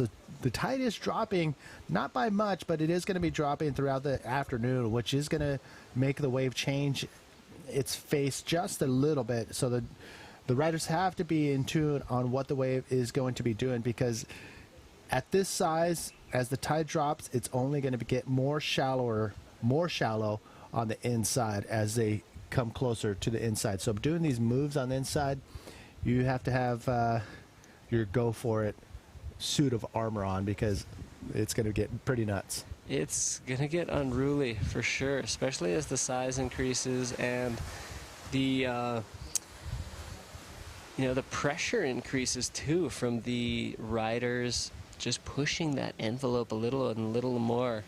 I think we are going to see lip maneuvers on the end section, and it could get pretty hairy.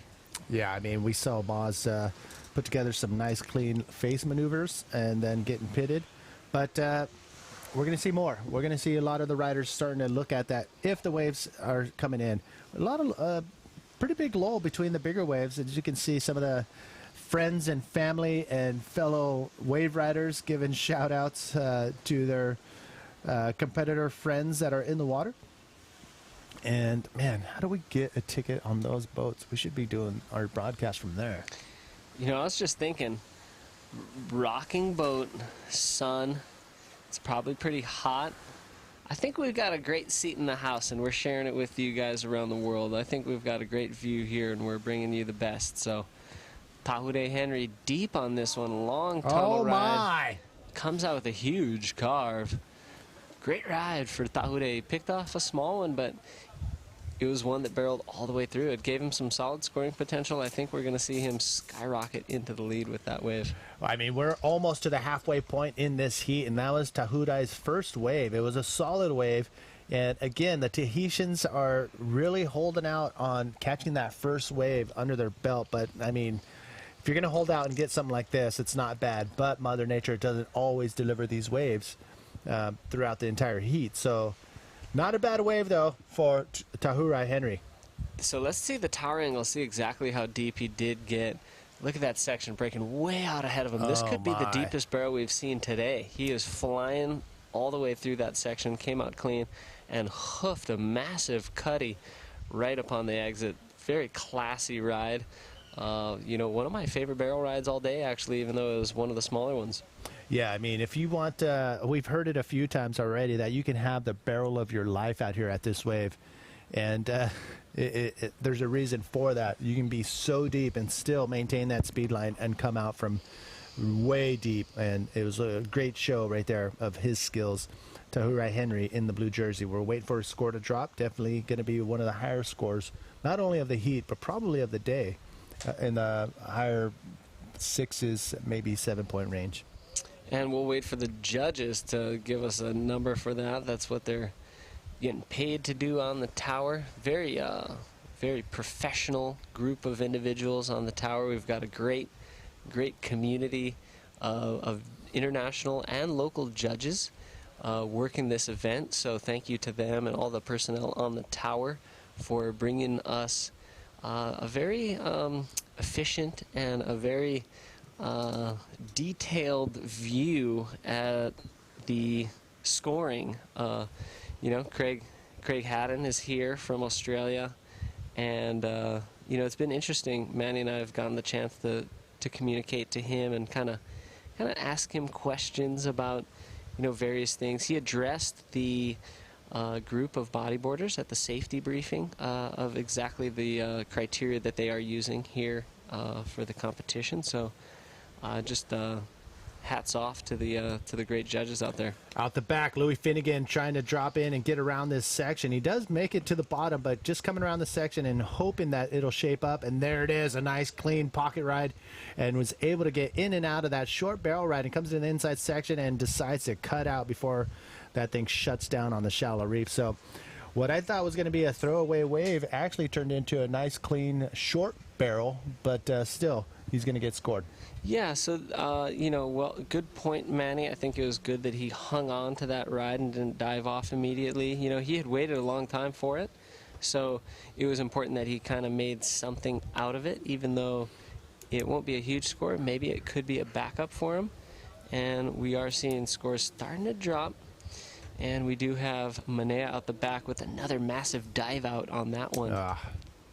Yeah, I mean, he's not going to lose any points for doing trying to get these bigger waves, but he will lose a little bit of time and possibly his spot in the priority list. But right now, holding priority is the rider in blue, the Tahitian Teahupoo Henry, who has a solid score. So he got a 6.67 for his first ride, and that puts him safely into the lead. We'll wait for wave of Louis Finnegan to come in, as it may put him up into second place. He does move up there on the strength of a 317, as you see the screen changed up in the corner, the scorecard there for you viewers at home. And Manea now down into third position, sitting in second priority. Look at that thing. You're right. It is rocking. And I don't know if I get seasick or not, so maybe that's not a good idea. But look at this thing hitting that inside shallow reef right there. But then you get that section right in front of it, shutting it down. It's you need to put all your wave riding skills out on the line right now, out in the water, because they're not super duper clean waves. I mean, you can find those waves, but they're short. You know, they're few and far between. The bigger ones seem to escape that perfect barreling part of the reef. But if you get a solid one, the goal is to stay in as long as you can. Definitely, we want to see the bigger the barrel, the better. Also, the longer, the deeper, the more critical. All those things coming into play for the criteria. You know what? Let's talk about. We talked about it earlier, and for those that are just tuning in, let's talk about equipment. Let's start off first with the board. 80-degree water out here in Tahiti, Teahupoo. What type of boards are they using? Are they using a stiffer core, 1, 2, 3 stringers? Are they using mesh? What are they doing, and why are they doing it?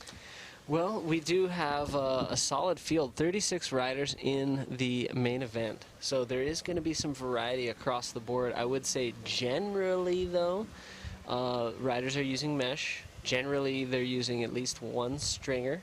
I think generally they're probably using a PP core. And, you know, some riders are using a new board. They had some old equipment and they upgraded for the event. So they're trying to break in their board. They're trying to get something solid going on. Some of the other riders have some boards they've been using for a while. And I know that myself, Tanner, there's a bunch of riders who are using ISS models. Stringer technology, I should say. And that allows us to kind of modify the flex that we want kind of on the spot. So, you know, ISS is a new technology that, you know, I could use a different stringer at home, come here and use another one. So, same board I'm used to, but different flex. Here we got Louis. Took off late, came in behind that big gaping section. That thing just heaved. And wow, if he was in there, it would have been hard to come out. Whoa, you would have came out just right at the closeout, at that right. Really critical. There's Matt, there's Mike. They're just checking everything out, just taking it all in. Really assessing what's going on. Of course, Matt's getting some terrific media coverage for the event, and Stuart there is, you know, one of the founding fathers discovering this event, and he's going to be coming up against PJ Tatak, as well as I believe he's going to be coming up against one of the trialists. Probably coming up against Nye Oliver, I think. Let's just confirm that right now. Yeah, Nye Oliver is going to be facing off with them two in the next heat. And in the next heat, we're actually, oh, wait a second, out the back. Yes, that is Louis Finnegan finding an inside barrel. Oh, going for a quick spin right before it comes into the inside section, comes around this section and bails out of there before it hits the shallows here at Teahupoo. And yes, we have Julian Merimont just peeking in to make sure that he'll be coming in for this next heat. Heat number 3, giving Dave a break before his heat, which is coming up at the end of the day, the last heat of the day, heat 12. But quick, short little break for Dave to, you know, loosen up and, you know, just get a little muscle movement going as your heat is due out. And at the end of the day, let's take another look at Louis. So Louis got into this thing pretty late. He was hoping for a barrel at the start, got a quick cover up. This wave is quite far on the inside. He took off on it way on the inside, so it's going to start shallowing up real quick. He throws the spin right here. Nice location for it. Actually gets enveloped in part of the explosion at the completion of that spin. And by the time he comes back around, he's way on the inside, and it is closing out and getting critical. Look at this view. This is one of my favorite views. Mike Jagat from U Riding and Board Score. We both went out and on kayaks, and we docked the kayaks on one of the buoys, and we would just look back, and it was just amazing. The beauty of Tahiti, I fall in love with it each time I come out here. And if you have an opportunity, save your money, get out here. And if you can come out here during one of these events, even better.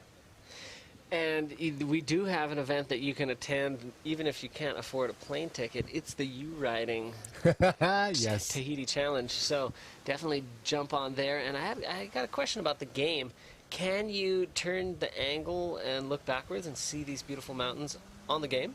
You know what? That's going to be coming in a later version as of the way it is right now. It's going to be coming out in a later version, so keep playing, and the next version is actually going to be pretty intense. We're going to have a ton of new camera angles. Whoa. And it's just going to be pretty sick all around. So that update will be coming in within the next few weeks, possibly next a month or so. So make sure you keep tabs on U-Riding, and I will see you at the Teahupoo Tahiti Challenge in the game. Yeah, because right now, if you got the Journey on your mobile, definitely check out the current version of U-Riding. We do have that contest happening throughout the whole waiting period of this event. So, get in some practice runs and then go just stomp your runs in the comp, Just get some big points. See if you can, tip top out with some of the best who pretty much make their living from playing U-Riding. We do have a few riders that are doing pretty well, and they are walking away with some solid in-game stuff and some actually some real bodyboards and gear. Again, we are here. Heat number 2 out in the water. Tahudai Henry, Louis Finnegan, Manea Fabish out in the water. Manea in yellow, Louis in red, Tahudai in blue. And it is coming down to the 6-minute mark. The time on your screen is what is remaining in this heat. Again, non-elimination round. This is heat number 2, and you're going to see all these riders once again. But the key thing about this round is if you end up in first, you go straight into round number 3. And Louis pulling back on that one. He's in third priority, so, man. Should he have gone on that? Well, if he could have mustered into it, I think it could have improved on one of his 3s. He's got a pair of them, and his total is the same as Tahudei's, but Tahudei has a higher single wave ride. Here's Tahudei's backup. He's got a roll, got a spin. This will be at least a couple points, and it'll pull him a little farther ahead of the field, who is struggling to get points on the board, but Manea Fabish finding a tunnel. This is his first scoring ride that will eventuate to more than a point. And yeah, this is starting to tighten up as the 5-minute warning starts to count down here now. And it looked like Manea looking over his shoulder, knowing that he has to get out to the lineup before Tahudai Henry to get that second priority. Right now, our priority is in the hands of Louis Finnegan in red. And the priority coming down to the last few minutes of a heat can be detrimental for some of the riders. Here we go. Tahudei waited a long time for this, scooped in, found his way up to the lip, made that roll happen. Very crafty to find that. And then a nice little reverse here, smooth execution. That'll be worth a couple points at least. And I think it will put him further ahead in the lead. So Tahudei Henry, the local boy, the wild card himself, making some movements and really trying to get into round number 3 directly. So Manea Fabish scooped in late, nice smaller wave, really hit the reef nicely. Got a cool barrel. Let's see the land angle. Yep, there he was. He got covered up. Cool one. And he's going to get a fun little ride. Fun little score, I should say, as he leaps off the back. Let's go back to the equipment and what the riders are choosing. And it sounded like the mesh, the stringers, and the core, they're aiming to get the board to be a little bit more stiff. And if so, for what reason? But you can get back to that as we see live action right now. Louis Finnegan with priority, opting to go on this smaller wave, does a spin, tries to get back into the barrel, and just gets closed out on. Louis Finnegan, very interesting. He knew that he had priority, but to go on a smaller wave like that. Here's another look at Tahudai Henry's last wave. Again, a clean roll. It wasn't, something that projected him out too far, but he was able to land back on the face of the wave and maintain his rail and speed to go straight into another maneuver like this reverse spin, and then ends his wave on the inside. Yeah, so at this point in the heat, they really got to make their waves count and keep the ball moving. You know, you're asking about Louis using his priority on that small one. You know, I think he knew that he just needed some points on the board. There's, you know, apparently a little paddle ensuing right now. Does look like Manea is gonna get out there just ahead of Louis, and priority is still with Tahure, who is our heat leader. All right, we're coming down to the last couple minutes here. Tahupoo Henry. Again, these riders are going for that first place spot. You get first place in this first round, you go straight into round number 3. You're saving energy. You're able to see how everybody else is doing. You'll be able to see how the scores are being dropped on certain waves from the other riders as you're sitting and waiting and watching. If you end up in second and third, you got to battle it out, put on the jersey, consume more energy, and get out there for another battle where you may face your last heat of the day, possibly. It will be that way for half of the population in that round, as the elimination heats are all one-on-one matchups where the first place moves on through and second place does not. So, yeah, half of the people in the elimination rounds don't make it out of them. Oh, but that's part of the whole contest. And if you keep advancing on, I mean, the goal in this whole contest, in every contest, is winning the whole thing. And we've seen a local rider last year come very, very close as you can get. But look at this, out the back, live action on a smaller inside wave. Tahupoo Henry looking for another lip maneuver. Did not get the projecting he was looking for, but look where he ends up. Oh my gosh. Wow, dives off. Threw it up for a little invert. Got a little projection, small wave, minute remaining. Kind of a good call for him to keep chucking away at it. At the same time, maybe he could have held on to priority and waited to fend off the fellas from a bigger one. We'll have to wait and see. I like Tahure's approach right now, and he's still sitting in first position. So. Well, before that wave has been ridden, let's take another look. Manea Fabish needed a 3.68, but after this wave, it may be a little bit more, but still within reach for Manea. But Tahupoo Henry going for an invert right there. Tries to get as much air as possible by extending his arm, but the wave itself and where he hit it did not project him as high as he wanted to, but it was still able to pull it off, and the judges will score that accordingly. So Tahupoo Henry, knowing last 30 seconds, he's trying to hold on.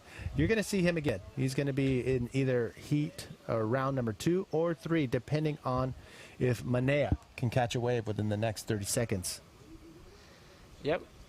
And get a higher score than a 3.68. And Louis too has the potential. You know, Louis getting close. And it looks like Manea is trying to put something together right there. Spin and comes across the inside. You can see him on the inside. I don't think he's going to do anything at the very end there. So it looks like that is the end of the heat. And Tahupoo Henry holds on to that first place spots and advances on to round number 3. You're going to see Louis Finnegan and Manea Fabish again in round number 2. And there's Manea trying to scratch his head. He's still all smiles because you know he's going to be out there one more time. So Dave Hubbard is going to step out, and we're going to get Julian Merimont in here to give Dave a break for this next heat. Heat number 3. Mike Stewart, PJ Tartak, and Noy Oliver are going to be coming up next. All right, so yep, that was the end of heat number 2. Heat number 3 is coming up, and we are going to get Julian Merimont as Dave takes a nice 30-minute break, and we're going to see him back right after the next heat. Don't go anywhere. We'll be back with heat number 3. Mike Stewart out in the water. You don't want to miss it. And we'll go to commercials.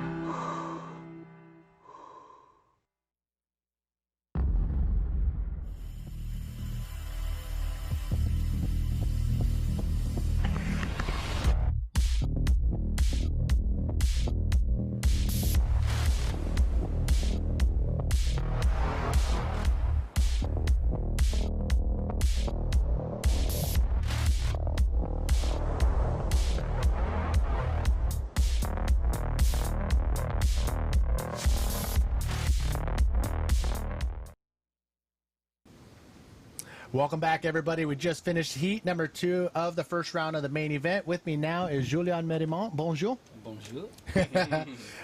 Lucky for me, we don't have to do this in French, but we do have this French speaker. And do you know Tahitian as well? Yeah, a little bit. Oh. Just a couple words. No, not much, but Enough to get by if you need to. It's been 11 years I live here, so I know a couple words. Okay.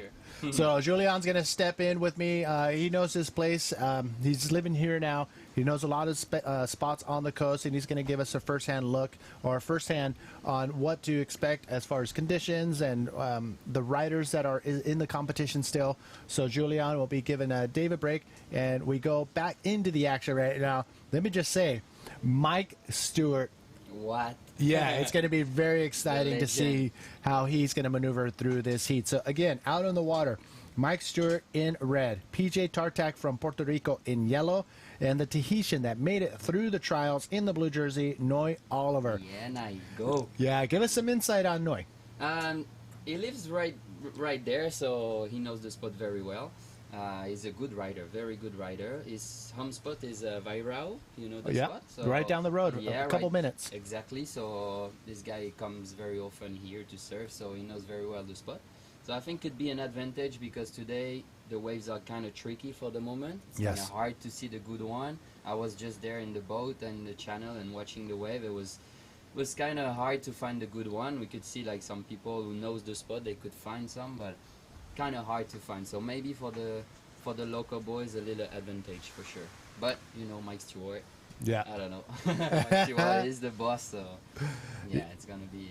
It's just amazing to know that Mike Stewart has been bodyboarding from day number 1 in 1971, and here he is still putting his name down to compete. And for him, I talked to him. This wave is one of the best waves to barrel ride, and he loves to barrel ride. So, for him to be out here, I think is more than for him to be surfing Teahupoo with everybody else is probably one of the most more fun. Yeah. Although he does want to win. Yeah. But check this out. We do have the interview with the winner of that last heat right now on the boat. Let's get out there.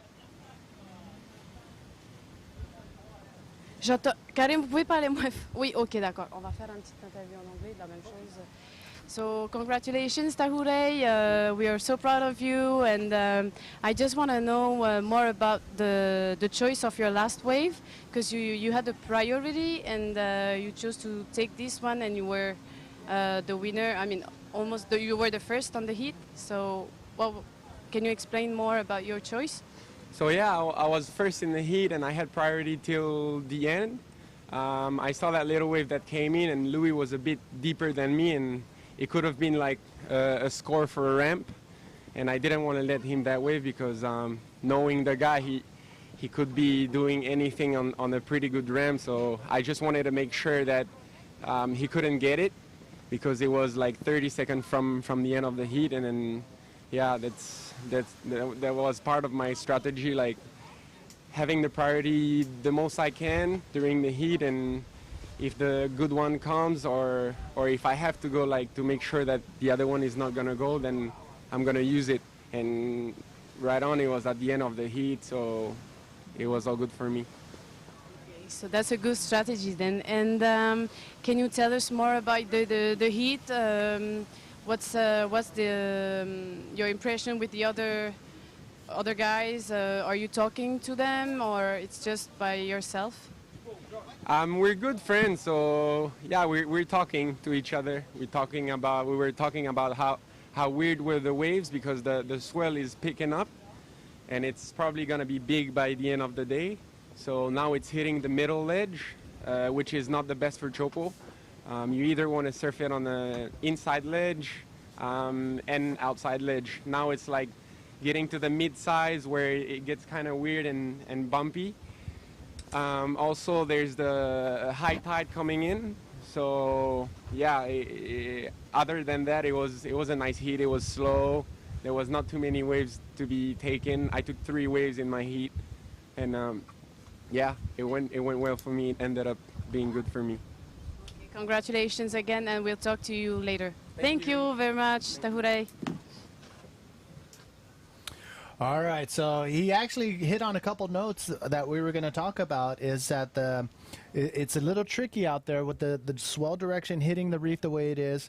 It's still increasing throughout the day, so it's in that weird phase where it's going to get through, and it's only going to get better throughout the afternoon. I hope so. I hope so much, because right now there is some decent waves, but the forecast, like said, it's going to be bigger today in this afternoon. So we expect that bigger waves coming this afternoon. I hope so. My heat is a little bit later on, so fingers crossed. Yes, you are coming up in heat number 11 with a couple other French speakers, Maxime Castille from France, and the legend himself, Nicolas Richard. So that's going to be a very fun heat to watch. Coolest thing about round number 1 main event is nobody gets eliminated. So that's so cool. That's so cool. So not too much pressure, and it's both are my friends. So we're gonna share the lineup, and I hope everybody get waves and have fun and keep going. Even if we are in the round 2, it's okay. Tomorrow will be good again. So you know, more waves. So what have you seen in the forecasts?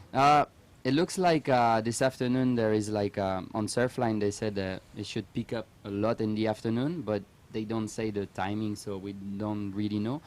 I don't think it's going to be that big that they were saying. I'm not sure, but for the moment I was thinking this morning would be a little bit bigger. So I don't know, maybe the swell is still approaching, so maybe it will come in the afternoon or maybe in the night, but I think tomorrow morning we'll have the biggest waves of the week for sure. Perfect. Okay, and that's when we're going to go into round number 2, I believe. We're going to finish off today with all the heats of round number 1, which is all the way down to heat 12, and we are currently on heat 3 out in the water. Let's get into it. Noy Oliver with a nice backflip for his first wave. Mike Stewart still waiting, and PJ Tartak still waiting. So we know Mike Stewart, he loves this place. He was one of the first, if not the first wave rider to ride this wave, which is pretty awesome to be out in the lineup with him. And you mentioned about Noy and his skills. PJ Tartak, the Puerto Rican, he a big wave charger for sure. And I actually had a chat with him. We came from the airport together, and I know I have no power over it, but it would be nice to have some of the top female bodyboarders out in the lineup as wild cards, or somehow bring some of them into the event, or have an expression session. But I threw out a couple names like Isabella Sosa, multiple world champion, and Joanna Schenker, European champion, and he threw another name out, and I'll get to that after Mike Stewart's first wave. Nice clean barrel, smaller wave, but he knows he has to get something going, and a clean roll, finds another little pocket right on the inside, and another little barrel. Are you kidding me right now? This is one of the smaller waves of the heat of the event, but what he just did was the most you can do on a wave. Exactly. You cannot do better than this on this wave for sure. That is the master, Mike Stewart, doing his thing out here. Let's take another look. So much flow, and bottom turn, then straight into the barrel. Then it's deep on the small wave, but kind of deep. Then stall again, then the roll. Like, not too much projection on this one, but like in the flow, so it keeps going, and then it gets to the other section. That was really nice ride, huh? I love his flow so much. Yeah, I think this wave right here, just pretty much, and you can see it's not one of the bigger waves, it's not none of the cleanest waves, but to be able to do what he did on this wave, I mean, it wasn't a projected roll, but he was just went with the flow of the wave, like you mentioned, and another little inside pocket ride, and able to sneak out through the doggy door before cutting out. And how shallow is it right there? It's so shallow. Where we see like the end of the wave, it's so shallow, so dangerous. Like, especially on the small waves, there is not much water, so like you don't want to get caught here, and then after his wave, another big wave coming at the back. You can't duck dive. You cannot. You can, but it's kind of hard. Action again. Yes, Noy with a nice, clean, tight spin right there before coming back down to the inside section.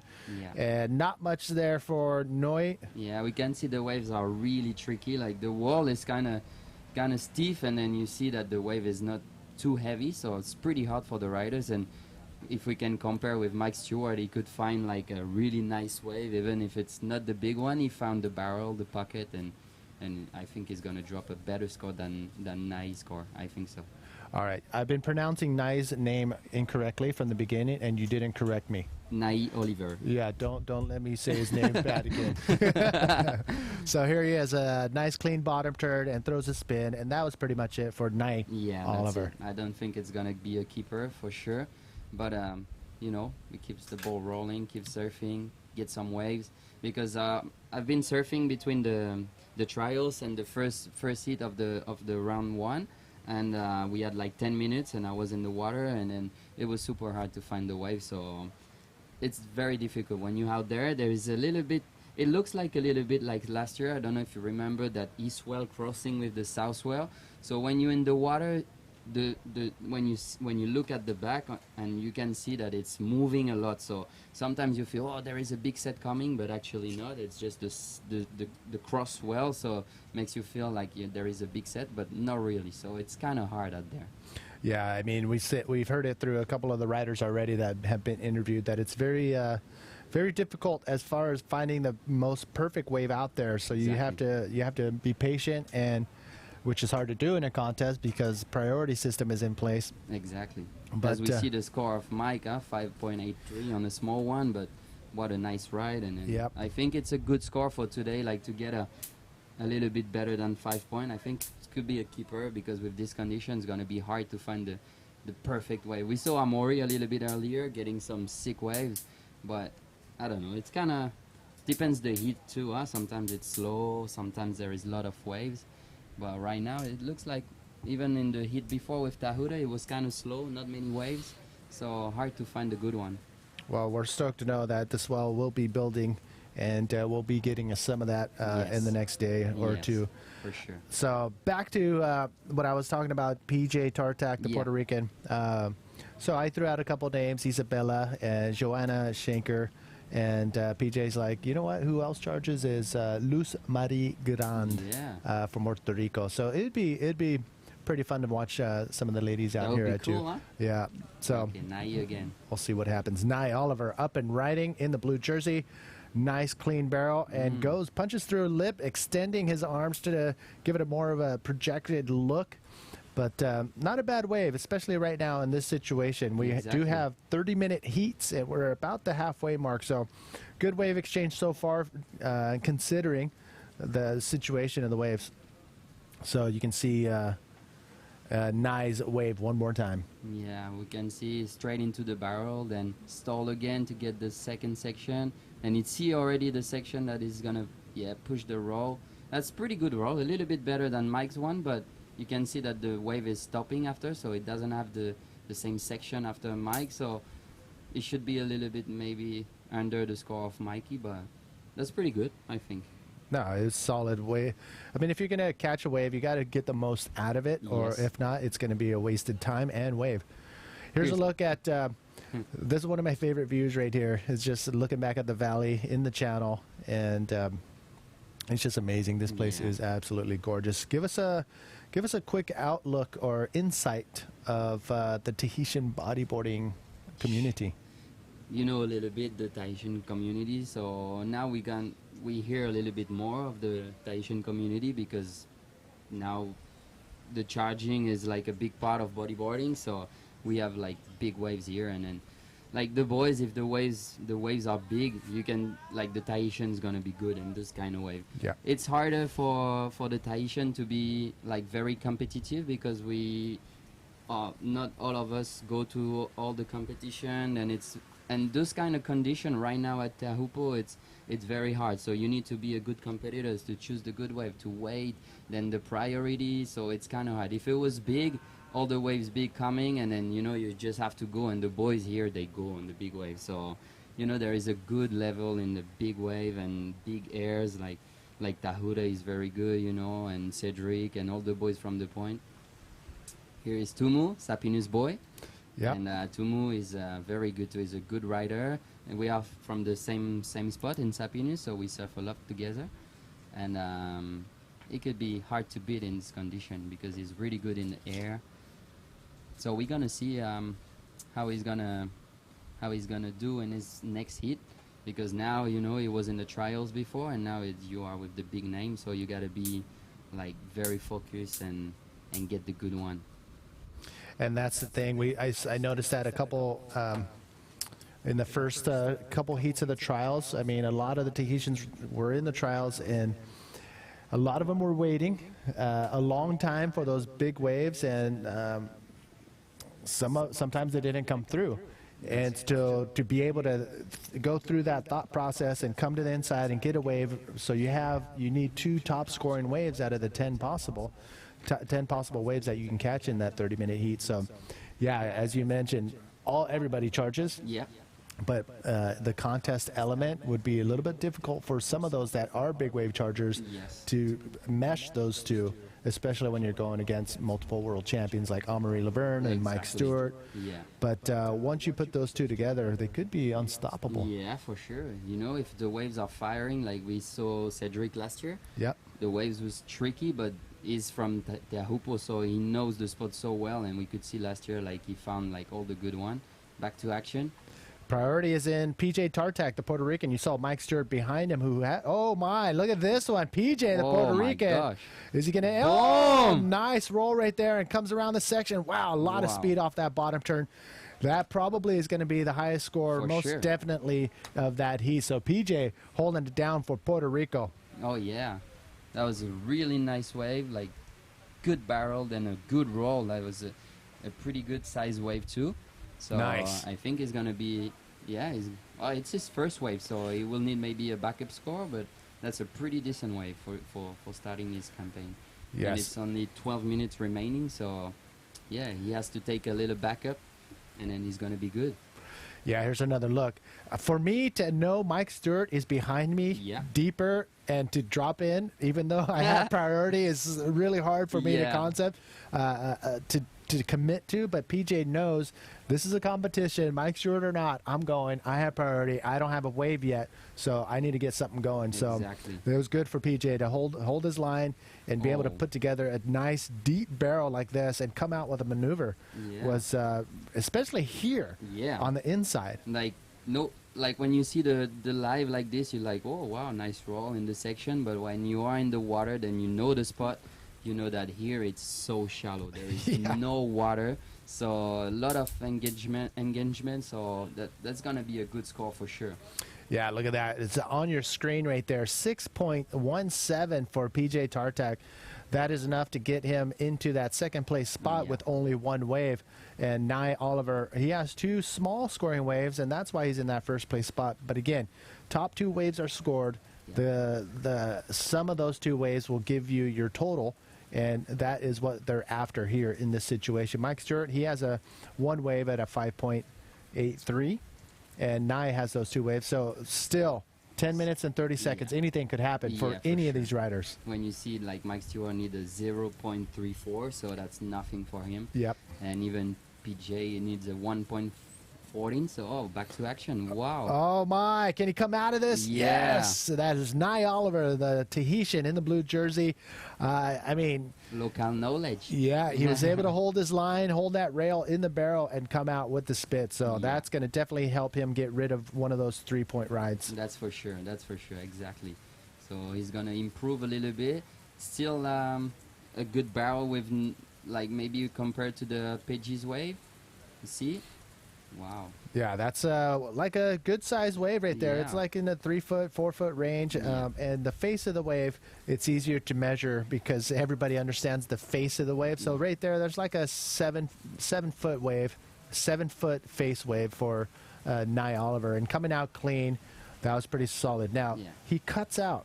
Do you think you should have went for another maneuver there? No, I don't think so. I wouldn't go on the last section because, like you said, it's so shallow. So, like, the one of PJ was a little bit slower, so he could hit, and then after he had time to get out the wave. But I think this one was a little bit, you know, the barrel stops, and then if you go in the last section, it's gonna be on the dry reef for sure. Yeah. So I think he did good. He's not gonna score like you see the score 4.67, so not as good as PJ, but the barrel was good. Yeah, and he got rid of one of his 3-point rides, so that is definitely going to help him. But 8 minutes and 40 seconds remaining seems like a long time, but if you're out in the water, that time is going to go by like that. So fast, so fast. And it's cool that we have 30 minutes heat because, you know, sometimes, oh, wow. Are you again? Yeah, it looks like Nye on his way out was able to find another wave, but not much there for him. And Mike Stewart was able to get another wave in between these two waves of Nye, so that puts him into that first place spot, and that came in at a 6.87. So Mike Stewart now holding second priority. PJ out the back with a solid score, only needs a small score to get back into that first place spot. Yeah. Hopefully we'll see that in the replay. Yeah. No, and look at this, out the back. Oh, PJ. PJ Tartak. Nice clean spin. We've seen a couple of these moves being thrown down, spins before the barrel. Yeah. Not much of a barrel, though, but a nice clean pocket ride. Yeah, that was a good ride. I don't think it's going to be a keeper for him because he needs a what, 2.31 maybe for the. He's gonna move the situation right now, but I think the other boy is gonna take some more waves. So not too deep in the barrel, so it's going to be a small score, I think. But it's good. He's getting a second score, but I don't think it's going to be his keeper. Yeah, I mean, he needed that second score. Again, if you're just tuning in, these are 30-minute heats, and this is a non-elimination round, which means you're going to see all these riders again. The goal here for this round number 1, is trying to get into that first place position at the end of the heat. If you get first place, you go straight into round 3. Second and third, they have to go battle it out one more time in round number 2, and that is an elimination round. Yeah. So if you don't make it in the top, if you don't win your heat in round number 2, then that is the end of the road for you. Exactly. So you can bypass that whole stress situation of round number 2 if you win your heat here at round number 1. But that's cool to have this second chance, you know, like sometimes I've been traveling for competition, and then this format for the competition is very cool because sometimes you travel and you train hard and then you lose at the first heat, then your campaign is done, then you have been traveling to a country to do the competition, and you know you don't have that second chance. Sometimes you need that second chance to get into the competition. So I think this format is very good, especially in this kind of wave, or you know, like it's good for the sport. And I could see that now there is in the round 4 too, it's a non-elimination, so that's pretty cool. Yeah, this is the stadium format. Wow. And round number 4 is another non-elimination round where you can catapult straight to the quarterfinals if you win in round number 4. So it's a very exciting format. The stadium format is very exciting. Everybody's stoked. So cool for the rider. It looks like, you know, like you have to get through a couple hits and then you straight in the quarter. That's very good, I think. Yeah, we're going to see that throughout the year, and looks like it's going to be like this. I don't want to say yes or no. I need to make sure 100% before I give you that answer, but most likely I'm going to say yes because it's an amazing format. Here we go. Mike Stewart out the back. Look at that bottom turn. Are you kidding me? Oh my He didn't even have to go to the bottom, but he slid right into the pocket, clean flowing. Oh, cool down spin. That was so good. I called it a bottom turn, but he dropped right back into. He dropped into the barrel right off the takeoff. That was insane. That was a little takeoff air straight in the barrel. So much technique for sure. Mike is one of the best in the barrel, and you can see I love how he's using his legs, you know, like to get deep in the barrel and get more points. You can see right now, boom, little hair drop, then straight into the barrel. Nice section. He's pretty deep on this one. And then boom, the carving right there. So stylish. Oh my gosh. Wow. So yeah, Mike Stewart, what he did on that takeoff is very difficult for a lot of riders to complete, and to do what he just did right there. That is pretty much, you know, multiple world champion, and essentially being one of the bodyboarders that have been doing it from 1971. That's the thing, you know, like I used to watch Mike when I was a little kid, and I was like, wow, maybe one day I try to compete with this guy, but like, you know, he's a legend. He's still here, and he's still winning heats, and he's still showing how to ride the, you know, with Mike I love because it's the basics, you know, like yes. Right now the new generations, a lot of airs and lot of it's technique too, but when you see Mike, you know, it's you wanna learn how Mike surf first, and then after you learn the tricks. I think it's the best way to be a good rider. Yeah, I mean, his style of riding cannot be duplicated, but a lot of people have come really close. Spencer Skipper was one of those first riders to, show that beautiful form and style. Ryan Hardy is another one. Mitch Rollins is another name that has that smooth style. Ben Player also possesses some of that nice flow. It's great to see that Mike Stewart has not moved away from the fundamentals and using rail control. For sure. Oh, look at this bomb out the back. PJ Tartak, the Puerto Rican, not much there for him, but one of the bigger waves so far in this heat. But those bigger waves, not necessarily the better waves. Not the best one today, for sure. When I was in the water earlier, I could see like the better ones are the little runner-up on the reef. So you want to take the big one for sure, because you feel like, okay, the big one's gonna do a big barrels. But right now it's in between size, I call that, on this kind of spot, it's in between size. So the big waves are kind of foamy, like you can see the wall is kind of stiff, but it doesn't give that west ball with the heavy barrel. So it could be like, a wrong choice to think about like getting the big one for the moment. Later in the day we could see maybe the bigger waves, but for the moment it's still in between size. So you got to find, like Mike, we can see find the little insider, the most south wave. So that's pretty good. And here he is again, Mike Stewart on a medium size wave. And look at that, just stalling perfectly into the barrel. Oh my goodness, this guy's making it look so easy. And another nice flowing roll coming down to the bottom of that wave and cuts out right there. So much control. Oh my gosh. So much control. So Mike Stewart making it look way too easy out there right now in these conditions. Exactly. And the young guns are like, oh my God, he's still first. And yeah, he's so good, huh? You can see, even what I like about Mike is how he chooses waves, like you can see the takeoff doesn't look that good, but he can see like the west ball is gonna come, and then it gets that little barrel. He's not too deep on this one, but get a little bit deeper right now. He's trying to slow a little bit. I don't think this one's gonna be a keeper, maybe because of the roll right there. Oh good my extension. goodness. That was good. Yeah, I mean, you saw him in the barrel right here. Let's take another look. From the very beginning, he spread his legs out. He was stalling, hitting the brakes, slowing down as much as he can, and even getting off of his board to drag his legs a little bit more to slow down, to get as much barrel time, and then going with the flow again of this wave. He didn't need projection to make that roll look nice and smooth and lands perfectly and cuts out. So Mike Stewart, again, showing you how to go with the flow. For sure. And this is... Yeah, that's his style. I think like everybody should look very seriously how he serves, because he chose always the good waves. And I could see last year too at the contest, I was so impressed because he used to come for many years, but this is PJ? Yeah. Wave? Oh, that's the one he didn't, So back to Mike, and he chose in every spot, like he chose the good wave. He has so much, connection with the ocean. Yeah, and he's a multiple body surfing champion too. Oh, here we go. PJ losing control. He's going to get dragged up onto the reef. I mean, that much power behind the wave is only going to push him far up onto close to the shallow reef. Yeah, and right there you can see, oh my God, that's called tombstoning.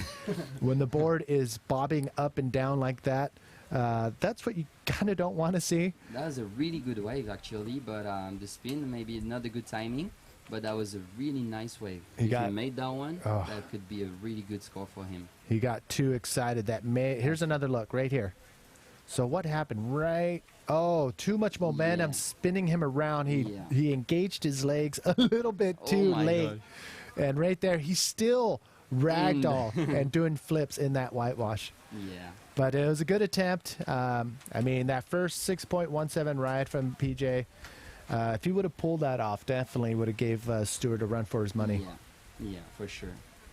But yeah, it was. He just had too much momentum coming out of that spin. He re-engaged his legs a little bit too late, and by that time, the wave was up and over. He's gonna get his second chance. Yeah, and that's the beauty of the new stadium format. Yeah. All right, check this out. We do have heat number 4 coming up with Jacob Romero and Thibaut Casablanca and Tumuria. Tumuria. Yeah, Tumuria. They're going to be coming up. So again, welcome everybody to the 2017 Teahupoo Tahiti Challenge. Manny B here with Julian Merimont. Hey, you're on right now. You want to say hi to anybody? I just want to say hi to all my family, and then my girlfriend for sure. She's working, so she's probably waiting for my hit. And all my friends in France and in Tahiti for sure. And thanks again. Thank you for coming in, and don't go anywhere. We'll be back right after this.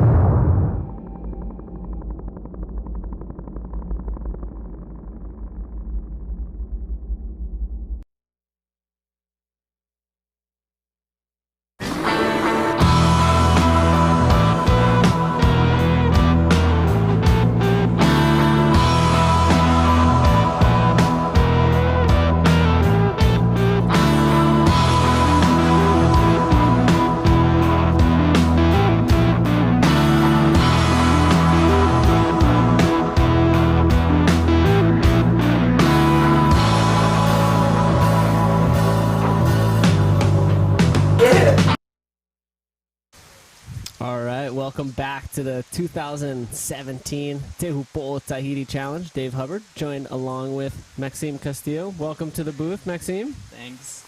Hi. Yeah, great to have one of the riders from our supporting industry sponsors here. And we are into the first round of competition. So let's get right back out into the lineup to see what we have going down thus far. We do have some rain now coming on in, but this is heat number 4, and I think we've got an interview. Can you tell us something about your heat? Or? Yeah, it was, the waves are kind of tricky actually. Yeah. I mean, it's sick. You know, I think one of the issues with this wave is you have it's hard not to get a really high expectation of it and how hollow it is. And then when you get out there and it's not exactly how you envision it, then it doesn't meet your expectations. So on any other spot, this would be an amazing day, like right now, you know. But for this wave, it's like not as good as it gets. So yeah, your expectation is a little bit higher. But yeah, I was super stoked I made it through. Yeah. And what do you think about the future for the competition with the weather, like the rain and the wind? Do you think that it's going to be better or the opposite? I think it's going to be better. Yeah, I think the waves are coming up. I think it's going to get more sunny, and it's just going to get better. I mean, that's the forecast, and if that's not what's happening, I'm going to try to will it to happen. So just hope that happens. I'm pretty sure it will. Yeah. Do you have a little advice to the others? Try not to beat me. No, I don't know. You know, I just got to try to find the waves. It's, you know, it's tricky out there right now. You know, it's south, and it's hard to know which ones are good. I mean, I paddled for a lot of waves I thought I could get. I couldn't get it. I'm like, wow, what's going on? So, you know, even though I spent a lot of time in the water, it's still deceiving to me. Yeah. Okay, thank you very much, Mike, and wish you good luck for the rest of the event. Bye. So great to hear about Mike Stewart and a little bit of his perception of that. You know, he was saying that expectations come a lot into play at a wave so good like this. So Maxime, talking about expectations, do you have some expectations here at Teahupoo? I was a little bit stressful when I saw the forecast. Huh? Yeah. This big swell coming, everybody just talk about that. All the Taishan, all the locals boy, huh? It's like, wow, it's gonna be big. And this morning I go surf and I was more cool, more confident about the wave. Yeah. But man, this wave is just so amazing, and you know, it's the kind of wave that when you come, you are like, wow, okay, it's that wave, it's Teahupoo, I'm here, and it's really serious. So Yeah, totally. It's really crazy. And in France, you don't have so much wave like this. Huh? It's just when you travel, like Pipeline, Fronton, Arica. Yeah. This kind of world-class wave. Huh? Yeah.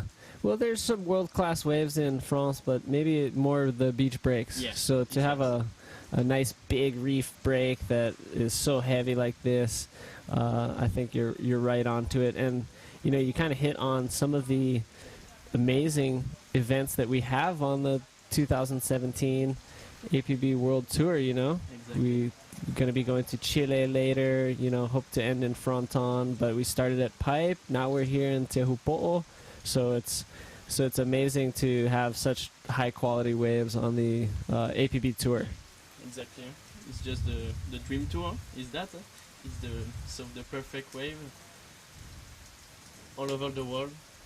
It's crazy. Yeah, and so how many years now have you been competing on the world tour? Last year was just my first year in all the tour. Okay, yeah, do the whole tour. All the circuits, yeah. It's just last year. And this year, I'm gonna make all the circuit this year. Nice. So yeah, it's my second year. Cool. Terrific. Yeah, it's good. Yeah, and it is the dream tour, and we're so glad to have such tremendous riders from all over the world. And you're representing mainland France, yeah? Yeah, I'm trying. Yeah, where specifically in France do you hail from? I'm from just next to Bordeaux. Okay. Bordeaux, Capital? No. Other upstairs. side. Yeah, upstairs. Okay. Like next to Bordeaux, in front of the sea, it's like Arcachon, the name. Okay. Arcachon City. Cool. I hope they're tuning in from Arcachon City now. Yeah, for sure. For sure. Yeah, it's a really, really great place.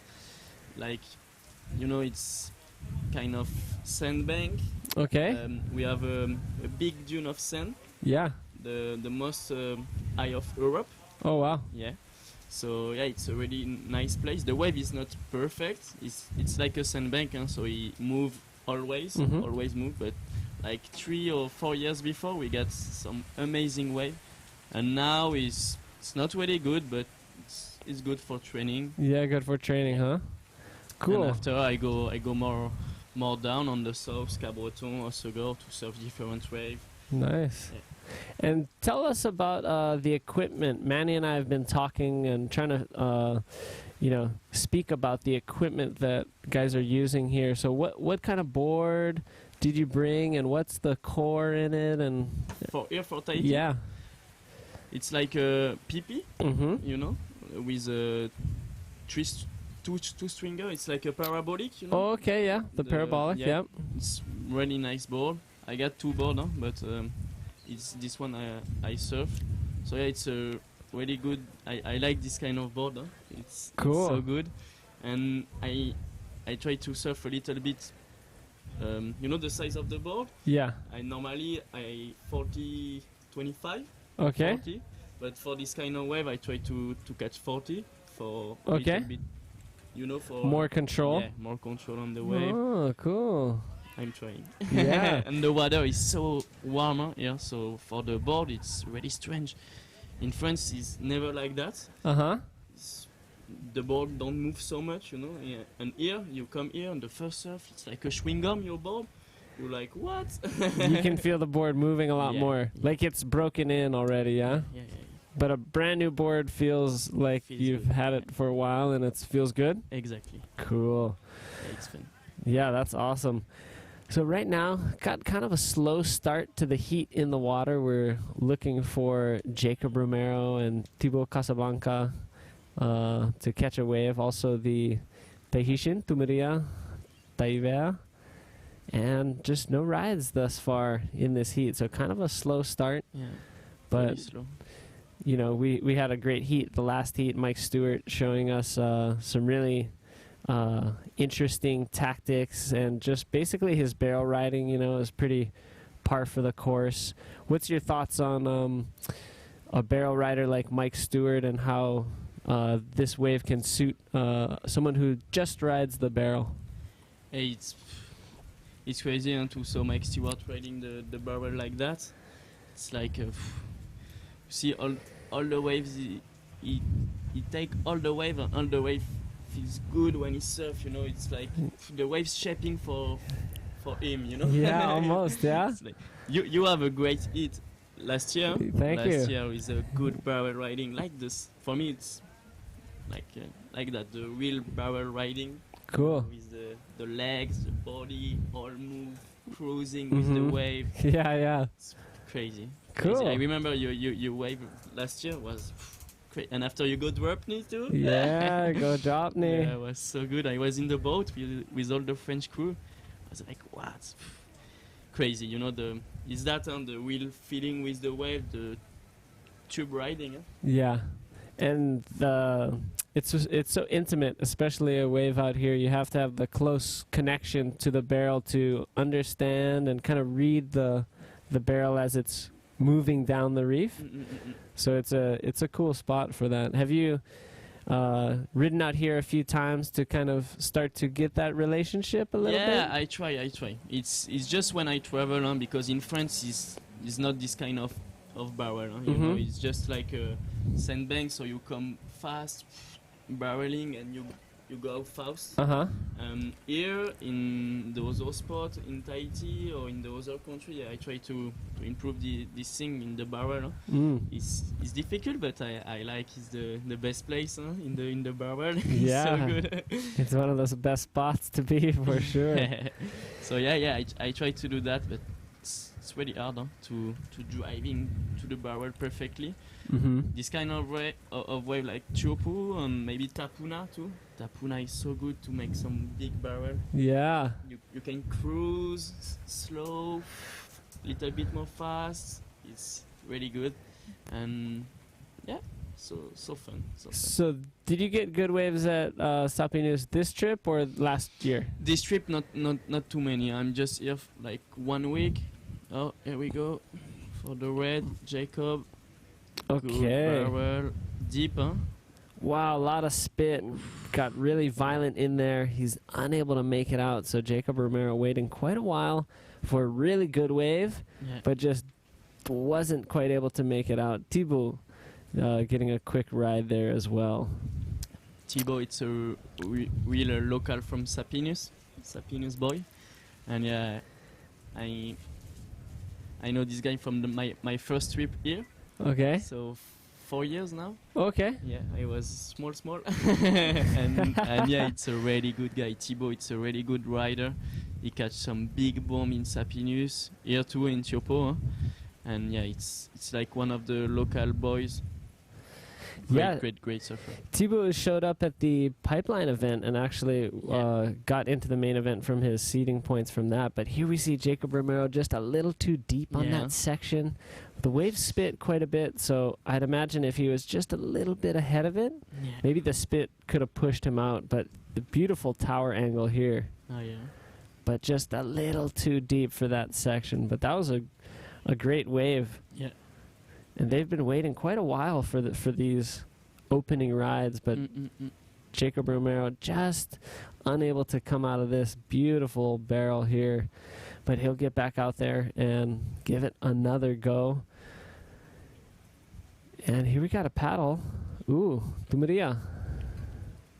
Small little barrel here. This guy too, it's a good local from Sapinus. Okay. Here in Teahupoo. He just come out from the trail. No? He just win his first hit this morning.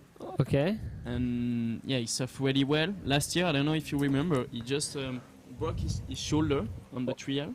Oh no! Oh, this was the guy. Yeah. Wow. Last year. So yeah, I speak a little bit with him, and was like, yeah, I want to surf this year. I want to be there. I want to pass some round. Yeah. It's like super motivated.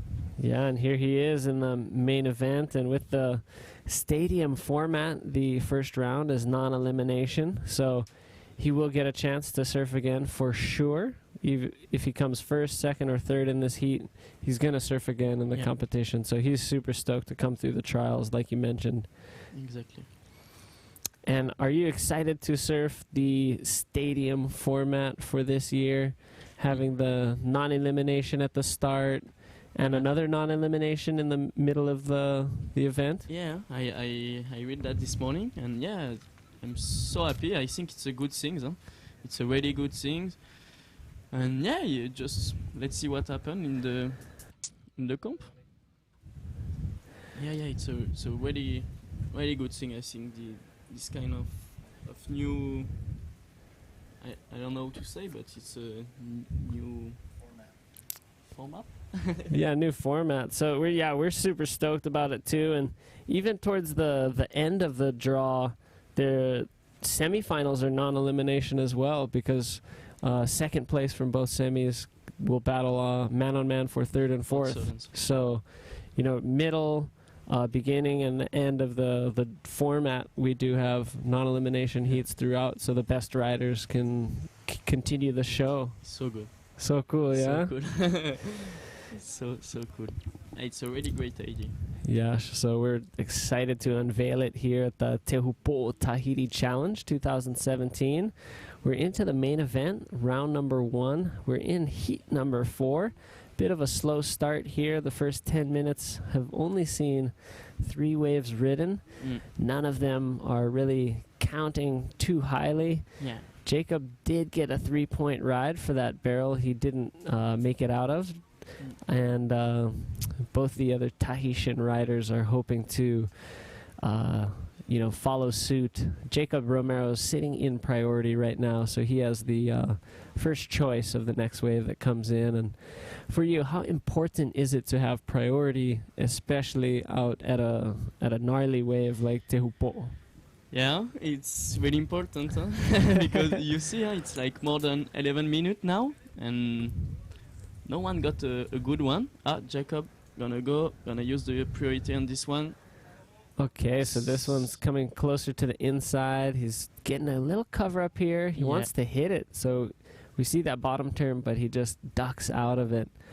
And Jacob Romero, of course, the Maui aerialist, who it just has a tightly shaven beard now. He's grown his beard back out. He shaved it after he got married just a few months ago. Yeah, so crazy, I saw that. Yeah, so just a couple months, or maybe just a month on that beard, so pretty fresh. He's been repping that beard for quite a while, so let's take a look at the replay.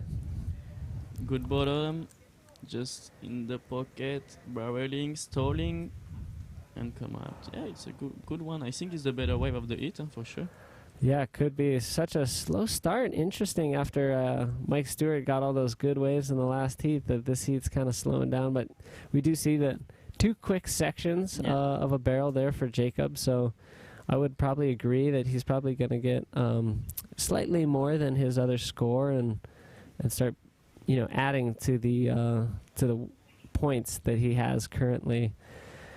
But the other Tahitians are dangerous, If they can just wait, maybe just one wave can pass Jacob at this point, Is that on this competition in this kind of wave is difficult to catch the good timing, the good, to choose the good strategy. Yeah. It's really hard. We saw Jacob get a good bomb before, little bit too deep, and this one go little bit more faster. Yeah. But the wave, it's not the same wave. Yeah, it's really difficult. Huh? Do you have a strategy in mind, or are you going to just pay attention to the waves leading up to your heat and be flexible? This one is great. And just too deep there at the end. Jacob Romero giving another barrel a chance, but just not being able to keep up with the pace on that one. Yeah. You go like fast, and the barrel just on the reef. Huh? Yeah. Can do nothing. It really swung towards the west bowl and was moving very fast. So did you have a strategy so far for round 1? I don't know. I don't know. I just like to to saw the wave from this morning, Uh-huh. understand a little bit more. Uh-huh. You know, I surf Teahupoo like I think 5 or 6 times. Okay. 3 times last year in the competition. Okay, yeah. 1 time the years before. and Okay. Yeah, before yesterday, little bit more, but you know, I don't have so much, you know, like experience on this wave. Mm-hmm. So yeah, I'm with Julian in the heat and Nico Risha, two Okay. big legend of Tahiti. Yeah. Julian is one of my best friend. I sleep at his house. Okay. I still with him all the Yeah, time. yeah. So yeah, it's gonna be really good. Look, Jacob, huh? Go fast. So he did great at the beginning part of that wave, and just that next section moved out fast, but good start. He's getting a nice barrel here, keeping up with it, but that section runs just too fast Yeah. for Jacob there as the West Bowl swings in. So yeah, Nikolai Richard was in the original Tahiti Skins event out here in the year 2000, so he's definitely a legend. Oh, let's see Thibaut now. Good one. Quick cover up, bigger wave, but not terribly long or deep. Yeah. And there in the channel, we saw some of the riders of the next heat. Coming up is Jared Houston, Garth McGregor, and the wild card from mainland America, Rusty Friesen. So that should be another pretty interesting heat. Yeah, and for sure. Garth McGregor has been turning a lot of heads in his free surfing over the last couple of days, getting terrific barrels. And I surfed with him yesterday. Catch a really good bomb. Just waiting the big bomb all the time. Yeah.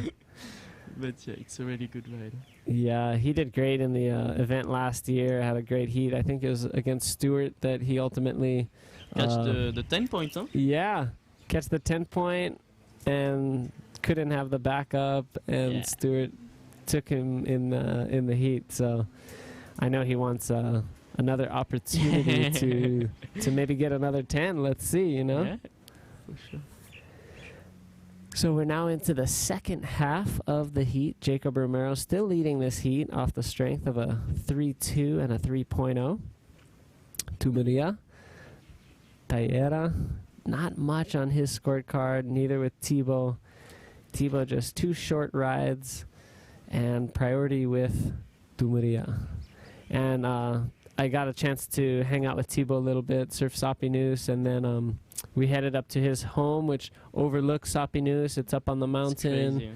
Beautiful view of the whole reef of Sapinus, and we ate some uru, the breadfruit from just down the road. We took actually one breadfruit from a tree in Sapinus and one from his yard, and we cooked the uru, and it was a delicious meal. Great afternoon. Have you got a chance to try the uru? Yeah. I ate like 2 days before with Julian. Yeah, nice. Yeah. It's really good, nice. huh? Yeah. It's really good with fish. Yeah. Fish and uru. It's like a typical plate of here. Really nice, huh? Yeah, it's really nice.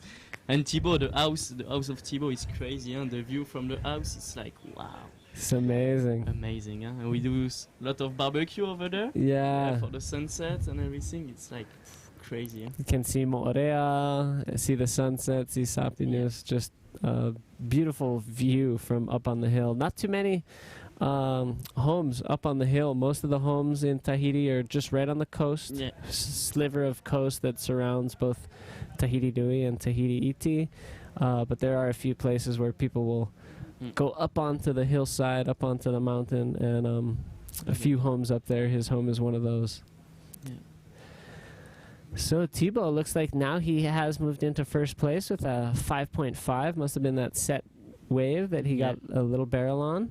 That we were just able to tune into the end of it, so maybe he got a barrel before that as well. Thibaut. Up again. Second good wave, he's starting. Ooh, good barreling, yeah. Cool little spit out. Now he big bottom turn, chooses to exit the wave.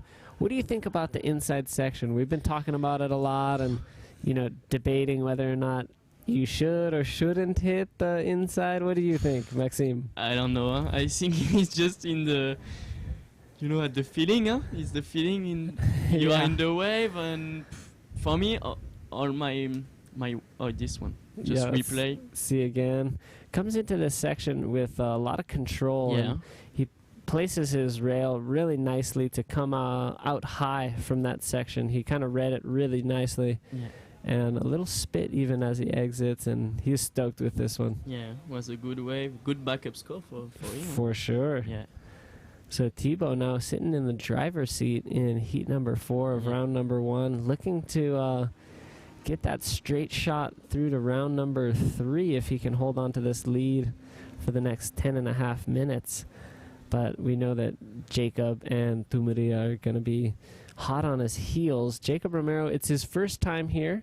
Oh, yeah. He's only had a couple sessions out here at Teahupoo, but he's excited to come down here to Tahiti. For sure. And it's pretty cool to see people who don't have a lot of experience at this wave face up against the local Tahitian who surf this wave all the time. Is that so? And it can go either way, you know, because like a rider like you, as you mentioned, have some experience from many different style of wave, and some of the Tahitian just have experience with the reef break. Yeah. So it's can be a different approach sometimes to the wave and strategy. For sure. I think it's exactly that. Huh? It's for that this comp is really good, because it's in a wave like Teahupoo, you don't have so many waves like Teahupoo, so it's kind of reef break like that. And yeah, the locals boy don't go like Thibaut, and kind of boys can go in Hawaii or something like that, but it don't move so much, you know. So yeah, you know, very good this wave, Teahupoo, Sapinus, and the local wave. But yeah, it's like you say, it's different approach. It's yeah, very interesting. So quite a slow heat here. Heat number 4, just maybe a little lull before the swell really picks up. We're hoping for the afternoon. Maybe, yeah. So let's see about that. But as we have a little break, would you like to send any message out to your fans or friends or family? Yeah, but just a big up, hein. On va parler en français du coup. Oui. Bonjour à tout le monde, hein, du coup. Bonjour à tous, tous les gars qui nous écoutent, de chez moi ou d'ailleurs, hein, tous les Français qui sont devant le live. Voilà, un gros big up à tous et on se voit bientôt. Cool. And as we see the banner on the lower part of the screen, we do have APB merchandise available, apb.store. Yeah. Make sure to check it out. And we've got some World Championship shirts, hats, not only the current shirts, but we're going to continue to add to the merchandise available. So make sure you keep up with it, and can even get event shirts as we roll out these events on the 2017 APB World Tour at apb.store. And of course, don't forget to download the app, and that way you can stay tuned to the APB Tour all year long, get updates, as well as be able to get the live and direct information of what's happening at each and every event. Special features and profiles all available on the app. So make sure to download it and be a part of the revolution. So just about 7 minutes remaining. Jacob's still hunting another score, but Teahupoo seems a little lost in this heat. Maybe he's just waiting for the bombs. You know, we've only seen him try on that one wave, but like you mentioned, tremendous rider from the kind of town side, surfs Sapinus quite a bit, and I'm sure he makes it out here when it's pumping, so maybe he's a little bit more used to bigger conditions, but anything can happen because Thibaut doesn't have a massive lead, so nobody's in a combination situation. Right now, Jacob needs 8.5, and Thibaut needs right about a 10-point ride if he wants to move into first place. And I think there are some 10-point rides that, you know, are possible, especially at a wave like Teahupoo. Like you mentioned, we saw Garth get one last year. We saw a pretty high 9-point ride. Did you see Paul Blas catch that wave this morning? Yeah. What was your thoughts on that one? it was a crazy wave. Huh? Sick, yeah? Sick. I was in the boat. Okay. Because it was just before and after the hit of Martin. Yeah. So yeah, I saw the wave. One of the best waves I saw from this morning. Sick. Yeah, the feeling in the channel was everybody screaming? Yeah, everybody screaming. Yeah, Paul. It was a good. You saw the Taishan. It's like a good. Good vibe. Yeah, good vibes all the time. Yeah. So it's really good to be there and in the boat. It's that it's kind of competition like. For me, in France, you never go in competition with a boat and put the jersey on the boat and everything. It's like crazy. It is. So, it's really good experience, and this comp it's crazy. Yeah, it's an amazing event, and it's a special one for sure. Definitely a unique venue, and with such an amazing reef pass as this, even though it offers such a terrific barrel, it offers challenges for the event organizers to put on, with the scaffold, the tower they need to construct for the judges to have a good view, the boats, shuttling riders from the shore out to the lineup, and all the other things, along with Wi-Fi and having electricity out on the tower. It's a little complicated, but they always do a great job, right? It's big organization, but Tumu gonna use the priority. A little paddle. Let's see if that was a use of priority, because normally with the priority rule, if you make a strong paddle, it counts as a use of priority. So Jacob also having a little paddle there. Yeah. So. It's up to the priority marshal if the paddle was strong enough to warrant the loss of priority. And so just interesting as we climb underneath the 4-minute mark, just a really, really interesting set of conditions we have here. There's some great waves out there, but not many, Maybe there's a little tide shift, or maybe it's slow before the pickup of the swell. Yeah, I heard let's say Julian just before. I think he got reason. It's like I don't know. I don't know these spots. I'm not local of this spot, but I heard everybody say, and it's like really you have like small wave, big wave, and this like today it's like not small, not big, and it's for that the spot is really strange. Yeah. So the big bomb's not gonna make the barrel. Tumu go in this one, no? Yeah. Make it. Oh, Jacob behind him, trying to get a score. He doesn't see much there and gets out of it. But I would totally agree with you with the this in-between size that we have right now. I was explaining to Manny early on in the show that when it's big, it breaks out on a ledge outside. When it's small, it can come right into the reef on the lagoon. And in between, it doesn't know whether to go outside or inside. And some of the bigger ones don't barrel, but the small ones have a nice shape. But then if a really big one comes in, it has a great barrel. It's very interesting as we're waiting for the swell to really start pulsing, which hopefully it does soon, or at least in a couple heats as the afternoon progresses.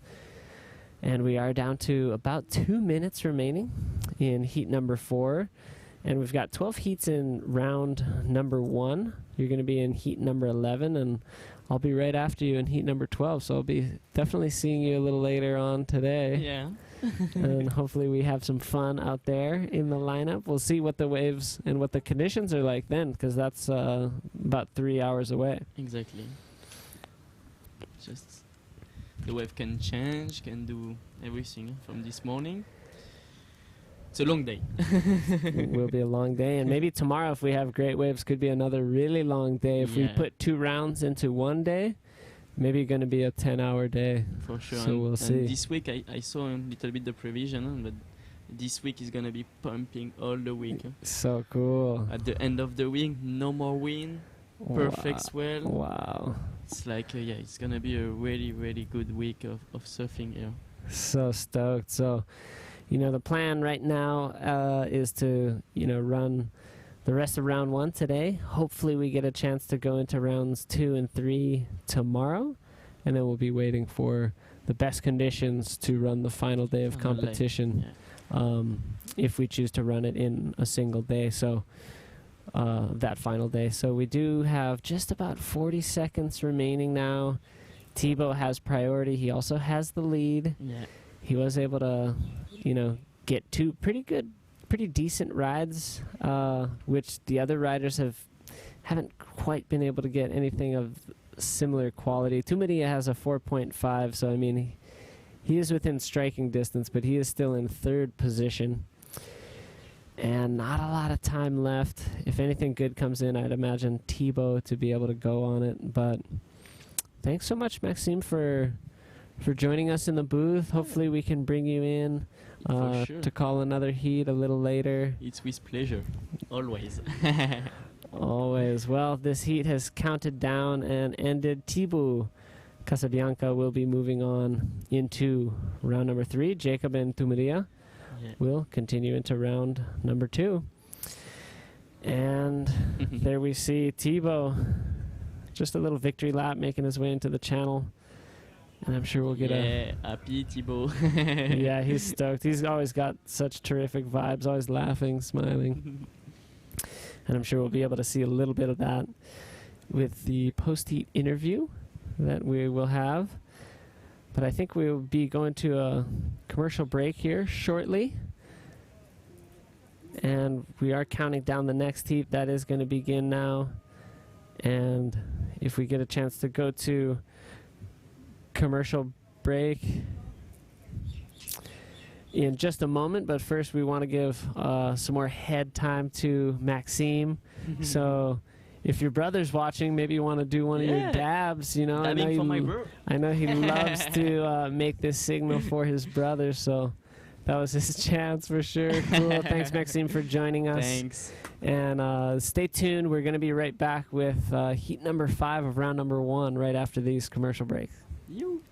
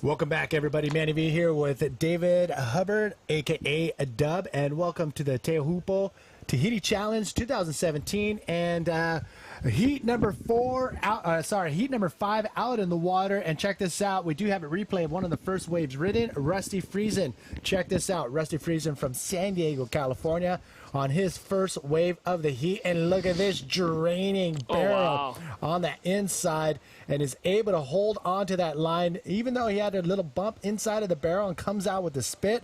Rusty Friesen has to be happy with that first wave of the heat. 9.17 for Rusty. Check it out from the tower angle. This is what the judges saw. Barreled from start to finish. Real deep. Got real heavy, too, at that section. Boy, that was a terrific ride. Great way to start the heat. Even got spit out. Rusty Friesen already content with his trip to Tahiti with a wave like that. Yeah, that was solid. Rusty Friesen actually has a pretty solid gig going on at home. He has SoCalSurfLessons.com. He has a surf school in Southern California, and he's able to, take time off whenever he wants. And guess what? He took a perfect time to take off and show up here at the event here at Tahiti. Yeah, and he made his way down here last year. He really wanted to be a part of the Tahiti Challenge. Not really a surprise, because who wouldn't want to come down here? We got riders coming all the way from Jersey and the Channel Islands. That was pretty funny with Clint. Clint Radius. Clint Radius from Jersey, 4th place, and he was still stoked to even have an interview. He was smiling the whole time. 4th place. He was so stoked. He's so frothing. Like you said, if we can get him into the booth later, he'll just be grinning from ear to ear. And, like he said, who wouldn't want to be here? This is paradise, nothing to complain about, just enjoying it. So we've got people coming out of the woodwork for this event, and Rusty Friesen getting himself a wild card for very good reason. 9.17 on his first ride. He's up against some very formidable competitors. Jared Houston, previous world champion. Garth McGregor, he got a 10-point ride out here last year. Check this out. We do have a replay of Jared Houston's wave, and this is what Jared Houston got on his first wave. I believe this was his 7.17 ride as he gets deep, holding, ducking under before coming out to make sure he comes out clean. So Jared Houston with another solid wave for himself as well. So not a bad wave exchange right off the bat for this heat number 5, round number 1. Yeah, definitely. And you can see there's a little bit of foam on the wave face. Doesn't stop Jared Houston from getting barreled off his pip, as they'd say in South Africa. And just look at the clean lines this guy draws, fresh off of recovering from his surgery. But let's take another look at Rusty. Totally shacked. This is just a perfect one. There he's jostled by the foamy. He holds onto that edge so well there. That was difficult to do. Not many guys would have had that control. Spit out. He's stoked. Like you said, great wave exchange right off the bat. Rusty is one of those riders who actually got here and committed to after he saw the forecast, and he said, yeah, if it's going to be big, I want in. And look at this deep barrel, and comes out right before the spit. And the spit is that spray that comes out of the barrel, and that happens when the wave behind Rusty barrel closes over and shuts down, and it creates a pressure inside of the tube, so much so that it'll release that pressure with a spray of water, as you saw right there. So cool. It's one of the phenomenon that we just are so engrossed with as wave riders, and getting spit out of a barrel, as we say, is about as high up of a mark as you can get, and it's kind of one of the accolades that the ocean itself delivers to you. Check this out. We do have a replay of one of Jared Houston's wave during the replay, but look at this. I think I was just told that he does hit the lip and goes skyward right here. The South African going big on that inside section, and from where we're standing, and he pulls it off into the shallows. Let's take another look from this angle. Yeah, this is cool. So fresh off shoulder surgery back in November. Big invert there. Pulls it off clean. Actually got a little cushion from the breaking lip as he re-entered the atmosphere, and pulls it off clean. Great ride for Jared Houston. Good way to back it up, and he'll be sitting solid in first position now. So Jared Houston and Rusty Friesen going head-to-head right here, right off the bat of heat number 5, round number 1. Again, non-elimination round out in the water. You're going to see all these riders once again. They have 30 minutes to catch their 2 best waves, and they have a 10-wave maximum per rider, which means they can catch up to 10 waves, but if those 2 waves don't add up to be the highest score, then they will be either in 2nd or 3rd place, and you can see a couple of the riders standing by. And yes, Garth McGregor is that 3rd rider out there waiting patiently for his wave. And I don't know what's wrong with his hairdo in that photo, but I think I got a barber for him. That's cool. That's super cool. He's quite Nordic in his appearance, and he's a solid fella. Yes. He's got quite a cult following down in Australia. He was one of 2 Australians to follow the APB World Tour in 2016, of course joined by Louis Finnegan from Western Australia. So just 2 Australians, one from each side of that beautiful continent, competing on the World Tour. And we do have, you know, Paul Bloss representing Australia here at this event. So looks like a bit of a resurgence for the Australians kind of coming back onto the scene. But Garth McGregor certainly has the respect of everybody on this World Tour. And he's been one of my favorite Australian bodyboarders since I ever saw any footage of him. And he can also drop knee. He's got his own style. And he's just a pretty radical guy to witness. Garth McGregor drop knee? Well, if you watch some of the older footage, you certainly will see him drop kneeing in that. You know, now that you mention it, I can't say I have seen him drop knee recently, but he used to be able to do it quite well. All right, I'm going to call him out next time I see him out in the lineup. See if you can get the knee back on the board. But Garth McGregor, he is actually, I was talking to, I think one of the locals a couple days ago or yesterday. They come out of the water and they couldn't believe Garth McGregor was, you know, doing spins in the barrel out there during the free surf session. So Garth McGregor, definitely somebody to keep an eye on, especially if the conditions get into the big and heavy zone. And, you know, the conditions were fairly similar in his heat against Mike Stewart last year when he got the perfect 10-point ride of the event. Wasn't able to progress through that heat with without a backup. But, you know, capable of massive numbers, capable of being quite a showman. G-Mac, the original G-Mac. Well, hopefully he doesn't fall into that trap. Again, this is a non-elimination round, so nobody's going to, you know, end their competition run here. But he would definitely love to get in that first place spot, which will put him into that 3rd round if he's able to win this heat. I'm sorry, yeah, first would go to the round 3. But he may be falling into that little conundrum of waiting all the way halfway, maybe even to the last few minutes before catching that first wave.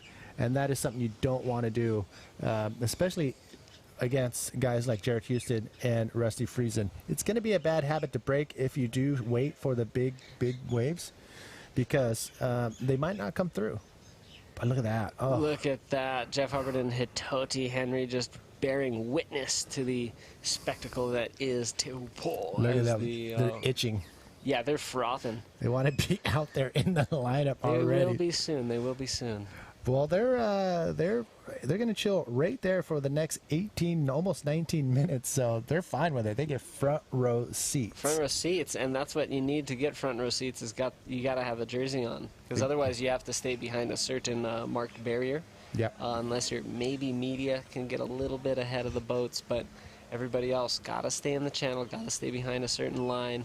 The safety as well as the personnel in the channel they run a tight ship, so to speak, and certainly don't want to be disobeying any orders from the locals here at Teahupoo. Well, I'm all about it. I mean, the reason why they're running a tight ship is 100% all about safety. Bingo.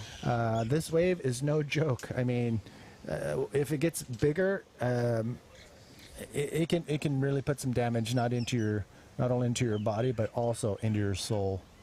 Oh, goodness. Manny, don't scare me like that. Yeah, you got a heat coming up. Sorry, brother. Oh, gosh. Okay. Well, there's apparently spiritual consequences from some of these wipeouts. So you don't want to get a super beat down here is what I'm trying to say. But again, the priority for them is safety. And safety is a huge issue. It's definitely paramount here. A lot has been spoken back and forth about it. So we do have Rusty Friesen backing it up. Actually, this was his first wave. First 10-point ride. Look at the positioning he had to maintain weight on that inside rail.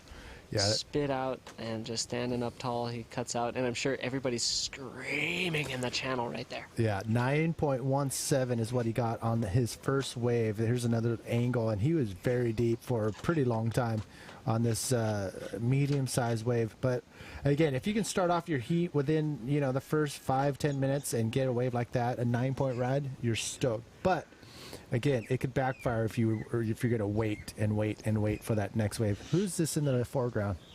Looks like Jacob Romero with a tidy little beard. Yeah. Everybody thinks that new kind of freshly trimmed beard's super cute on him. So, especially his new wife, his beautiful bride. Mm-hmm. So he did kind of mention maybe he's going to be keeping it trimmed, getting a beard trimmer. You know what? He's going to look good either way. Anyway, with hair on his head, with hair on his face, with no hair anywhere, with hair everywhere, it's all great. Yeah, and you know what? I know somebody who's living proof of coming out of the depths of the bearded ones. And you look fantastic. Let's Here we take go. a look at the replay. This was the big invert from Jared Houston. Throws it up and over. Beautiful. The landing. Projected. And I think it was so important that he was able to get a little bit of cushion on his way down. This section broke totally in front of him, so he's hitting kind of a closeout section, and that allowed the lip to get there before him and actually put just a little bit of cushion in front of him. And so he didn't have to land in the flats. You know, sometimes when you hit the open face lip from a barreling wave, you might beat it to the flats, and then it chases you down. So then it's the opposite effect, where you have to receive all of the impact from your flight, and then the wave is trying to grab you and turn you over. And so in this case, it worked out well. Jared Houston backing up his 7.7 with a 7.1. So a pair of sevens and a GMAC with a pair of goose eggs.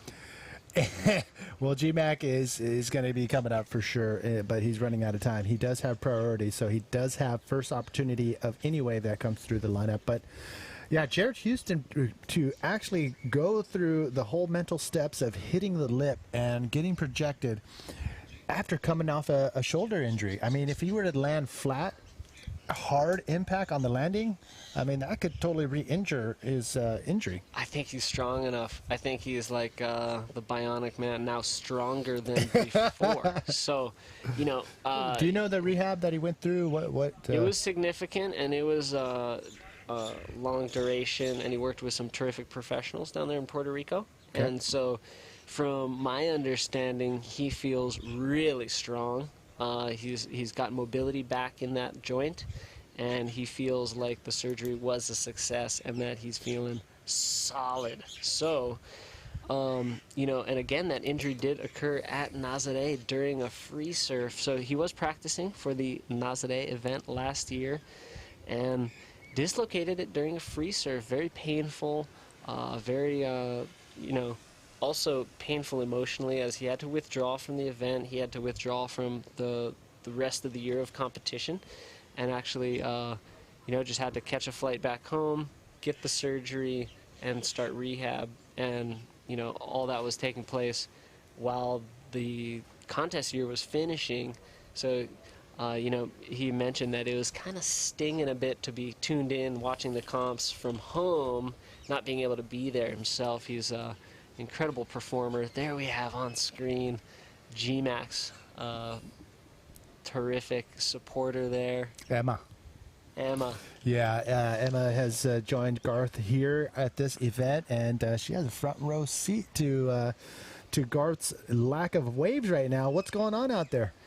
It's just been slow. The last heat was slow. This heat has offered us 3 beautiful rides so far, but only 3 rides. There we've got little Tanner McDaniel, but he's not so little anymore. He's 18 years old. He's cooking food that he's now consuming himself, so he's not relying on others to prepare him meals. Well, he's growing up. Actually also has a driver license, so he doesn't need to be chauffeured around. He is growing up, and I think he's coming up in heat number 9 of round number 1. We got a rider out the back coming around that section. It doesn't look like it's going to shape up. And, oh, maybe it is going to shape up. A nice clean face turn. Oh. But kicks in and out. Rusty, with the second priority, was able to get one from underneath the Garth McGregor's priority, but not much there for Rusty. Even though it wasn't a high-scoring wave, he does have a second scoring wave nonetheless. Look at that thing in the background. Another nice insider just sneaking way far away from where the riders are. And just breaking terrifically. Oh, strong paddle from Jared Houston. Won't affect him as he is in second priority. Look at this one, too. Oh, coming another on to little cute one. So here's another, we catch up to Rusty on that last wave with a check turn, and then decides and to kick just kisses the lip of the wave as he exits. Just a little greeting. As you can see on the foreground, the reef is starting to dry out just a little bit. Nice check turn right there for Rusty, but hoping for a barrel, but nothing was there for him, so he kicks out of that one. And kisses it. Is that what you're doing? That's what he did. He kissed it. There was contact. There was facial contact. So there's with Rusty's his lip second and the lip of the wave. That's what happened, okay? But yeah, he's got a second scoring ride now. Rusty Friesen still needs to back that 9.17 up. He's got the second highest score of the day, I think, because Paul Blaz has the 9.43, Rusty now with the 9.17, and Jared with that pair of 7s leading the charge. GMAC with priority, definitely stressing Emma out, not catching away for ages. All right, looks like there is a little lull in the action, so don't go anywhere. We'll be back right after this.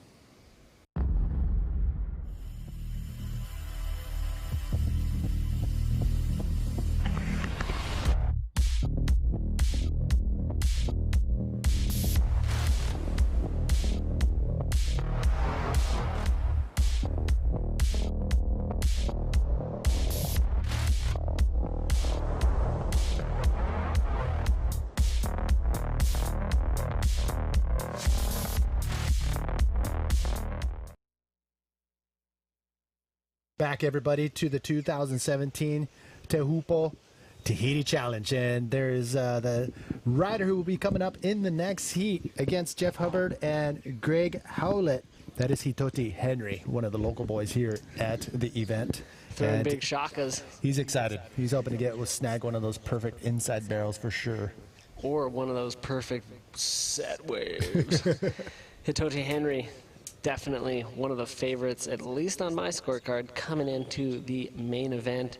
Going up against the reigning champion of the event, Jeff Hubbard. So kind of a brothers battle on our hands here with Hitoti, Jeff Hubbard, facing off against the other Australian in the mix, Greg Howlett. Yeah, Greg's here actually with his dad, Greg, and I got to meet them on the first day here.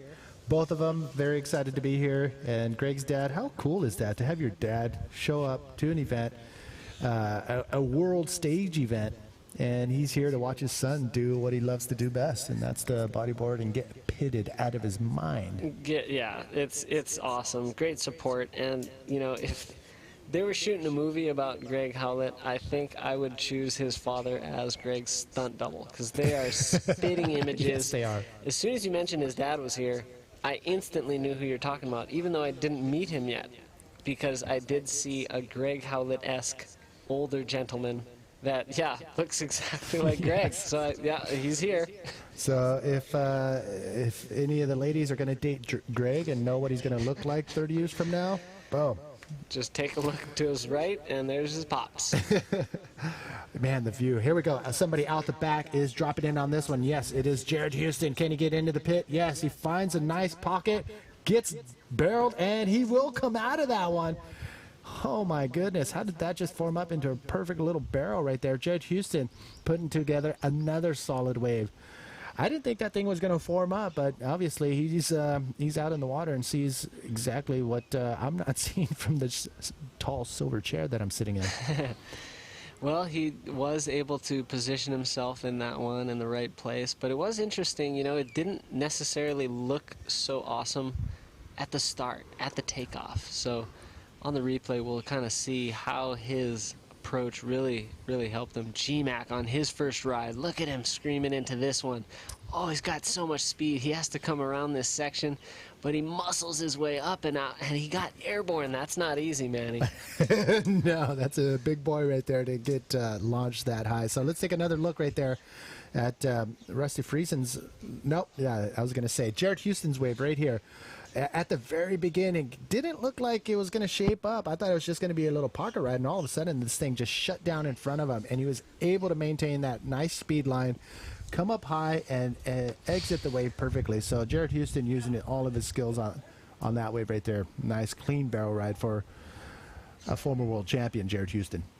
And we can see from the tower angle, as he kind of scoops into that first part, he starts driving with it, then that next end section really moved away from him, but he was able to maintain his speed, move on through, get the completion of that barrel underneath his belt, and it does look like 8.10 coming in for Jared Houston. Extends his lead over the field. Rusty Friesen now needs a 6.11. Garth McGregor in a combination. Well, not anymore. After that 117, he needs just shy of a 10-point ride. And with 6 minutes remaining, we know he's capable of 10s. Jared Houston up and riding again. Jared Houston slides again. High line, drops down to the bottom, comes around that section, and that's pretty much the end of that wave. And he kicks out of there. So Jared Houston makes his way back out into the lineup where we got about 5 minutes, 45 seconds remaining. Still a ton of time for Rusty to knock in a 6.11. And Garth McGregor, he's got to get moving right here with 5 minutes remaining. My question is, are Rusty Friesen and Jared Houston going to use those priority against Garth McGregor? Well, it's Rusty Friesen right now with 5 minutes to go. I mean, I don't think they're going to be too crazy on using the priority at this stage, knowing that it's one, a non-elimination round, and two, battling for second really doesn't matter. Exactly. I think Rusty will use his priority to achieve, or at least attempt to achieve, a good scoring ride, and I don't think he'll use it to block Garth. But at the same time, Jared Houston's going to go back into the lineup. He'll start in third priority.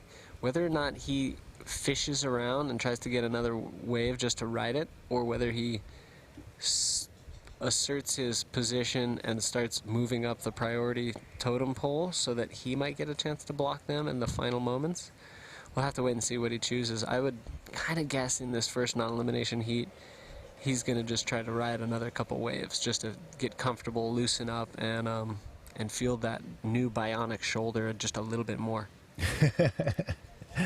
Well, Jared Houston is back from injury, and he's looking solid, more solid than ever. Look at this. Rusty Friesen around this big section. A nice, clean face turn and gets slotted under that little section right there and comes out smooth. That is a... Oh, man, that's such a... Brian Wise comes to mind when I see those kind of maneuvers. Just a nice, clean face turn. And Rusty Friesen following suit right there with an amazing face turn and gets slotted. That could push him up into that first place spot if it comes in at a 6.1 or better. But that was a pretty well maneuvered and well ridden wave right there for Rusty Friesen. Yeah, let's take a look at this. Is the angle I wanted to see, the tower angle. He comes around this section, and there's the top turn. Oh, my bad. Here it is. So he scoops up around it. There's the turn. Critical positioning. Gets a nice little section. It was kind of quick. Good sized wave, good positioning, well ridden. Quick barrel though. I think if he maybe could have gotten a lip maneuver off the end, we could have been looking at a situation change. As it stands, I don't think that's going to be quite enough. But again, we'll have to wait for the official word from the judges who are in the tower doing their due diligence, talking about that wave and figuring out exactly where it situates in the position of this heat. Yeah, this is a pretty solid wave exchange between Jared Houston and Rusty Friesen. But Garth McGregor, he's, again, non-elimination round, but I thank you for showing this again. I just love this face turn right here, right before getting into that perfect little pocket. But I think looking from the judge's view, this would probably seem to be a quick barrel. Not super deep, not, not super he just didn't spend that much time in the barrel, but it's still, the way he rode it was perfect. The way he slotted and stayed in that barrel was perfect, and he came out smooth. So Rusty Friesen is definitely going to get rid of that 1.67. We're just waiting to see if it was a 6.11 or more. So it's going to be pretty sick if we come down to the last 3 minutes and Rusty Friesen and Jared Houston have a battle for that first place position. Garth McGregor, again, time is winding down. He only has one wave, and we've already been 28 minutes into the heat.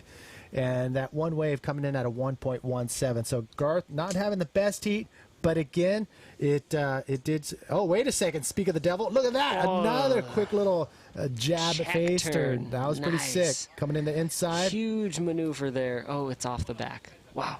So, yeah, Garth McGregor pretty much mimicking what Rusty did. But look at this one out the back. Jared Houston. He's got a lot of speed. Look at this section lining up. I think he's going to avoid it. Wow, that was looking intense. No need to get too crazy here in round number 1, especially if it's a non-elimination round. Of course, he wants to get that first place and hold that first place position to get into that third round and bypassing round number 2. But he's just going to play it safe and make sure that he's going to be able to be full form for the next round. Here's another look. Looked like Garth McGregor had a little cover-up on the beginning and a quick little snap face turn right there. Yeah, I like that jab, as you called it. Oh, there it is. Took off under the lip, came around this section, and there it is. Ah! And aggressive approach. You can see he's kind of unleashing a little bit of fury there. And then he, Yes. and then he dives out. You know, that was probably his last go, as we're down to just a few moments left. Here's this long runner there. It's starting to look a little bit more like Teahupoo. Yeah, it's going to be pretty exciting if the waves, when the waves start getting bigger, and that's going to be coming for the next half of round number 1 and into round number 2 tomorrow morning. Ooh, Jared just escaping that one before it shuts down on the inside. So, again, thank you all for tuning in. We're coming down to the last minute. And it looks like the scores, Rusty Friesen's last wave wasn't enough. Tanner McDaniel and a couple of other boys standing by or watching from the channel. And there it is, the end of the heat. Jared Houston moving on through to round number 3. Rusty and Garth will be in round number 2. All right, and you can see right there, the riders are just making themselves over to the channel. Coming up next in the next heat, heat number 6, we have Jeff Hubbard, Greg Howlett, and Hitoti Henry in heat number 6. You're going to see Jeff in red. You're going to see Greg in yellow, and in blue, Hitoti Henry in the blue jersey. Here's Rusty just catching one back to the channel. And here we are, Manny. This is us, and we're just so stoked to be here, being able to call the action for you. We've got a special treat coming up in the next heat. We've got a guest commentator coming on in. We'll reveal that secret right after the commercial break. That's right.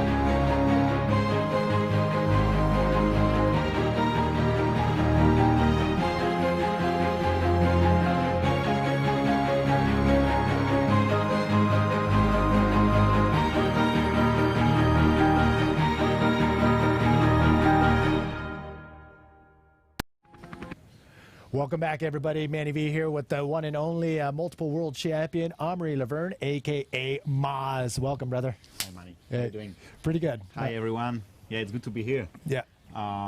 Then a couple time I didn't came to comment with you guys.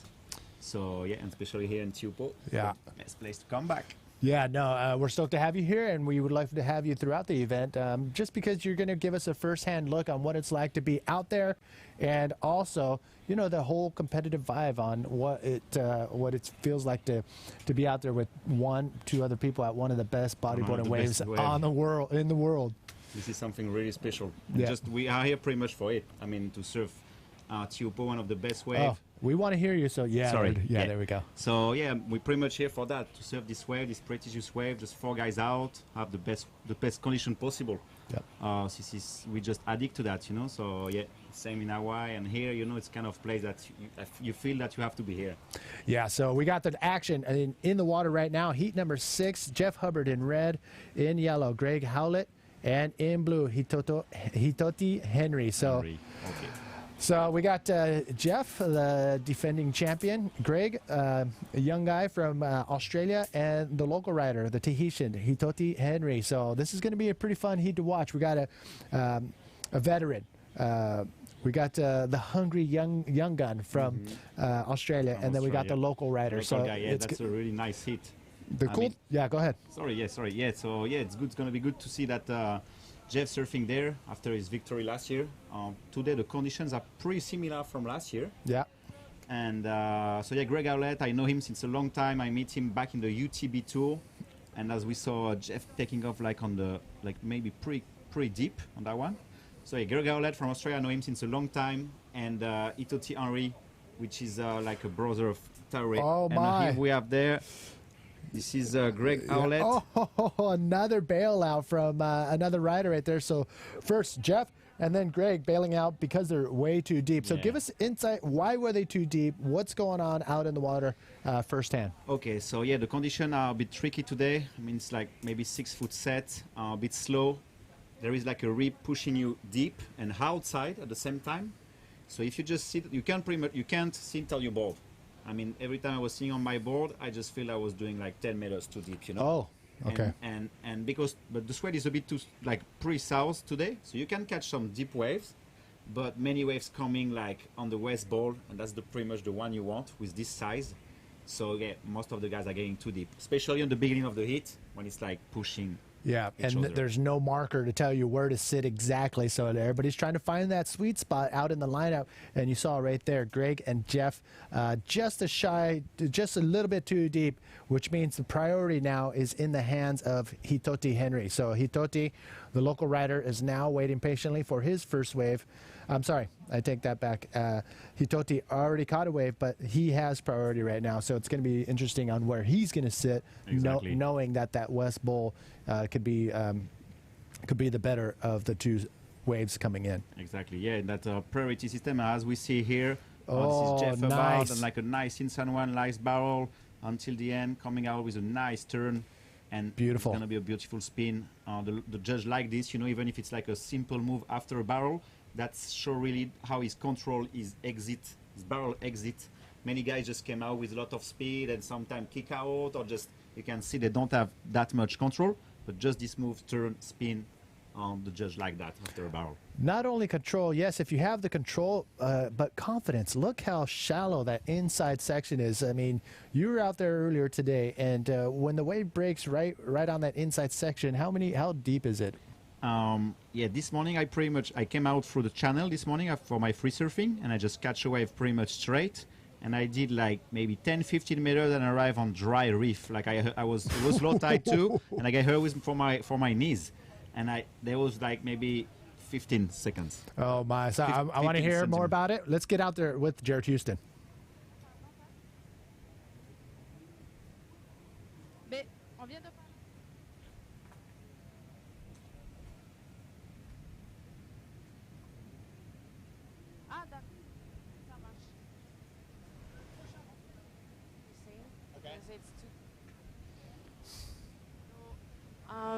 Yeah, so can you tell us how you manage your heat? Yeah, I just decided to get out there and just keep really busy. I knew those two guys that I was surfing against were going to be waiting for the really good wave, especially Garth. You know, he's really good in big, heavy stuff. So I thought that my best chance was just to keep busy, keep working on my scores, try to get better with each wave, and that's what I did. I had to pick the good ones, but I felt they went pretty right, so I was happy with my performance. And your shoulder. Yeah, it's actually my first heat since having a shoulder surgery. Had that in November last year, and it was pretty scary coming to this event actually because it's my left shoulder. We go left on these waves. So I was a little bit nervous, but yeah, I had a great team work with me in Puerto Rico with my physiotherapy, and I'm feeling better than ever, so it felt really good out there. Okay, so I'm glad that you're feeling better now. And can you say something about the conditions, about the swell? Yeah, the waves there's definitely waves out there. It's a little bit inconsistent. It's unfortunately breaking in between the back ledge and the inside ledge, so it's what makes it kind of fat.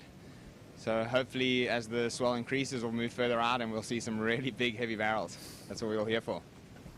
Thank you, Jared. Pat?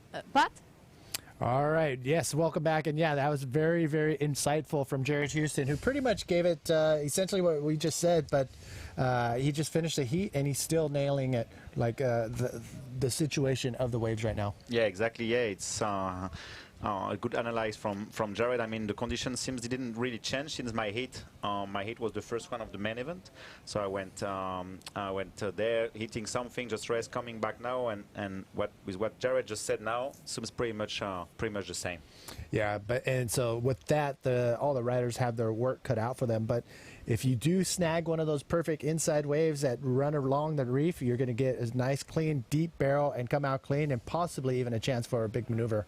And it was very interesting to see Jared Houston, obviously in full form, going for a lip maneuver right off the bat. Now, live action, Greg. Greg Howlett, yeah, from Australia. It's like a small roll, but clean landing.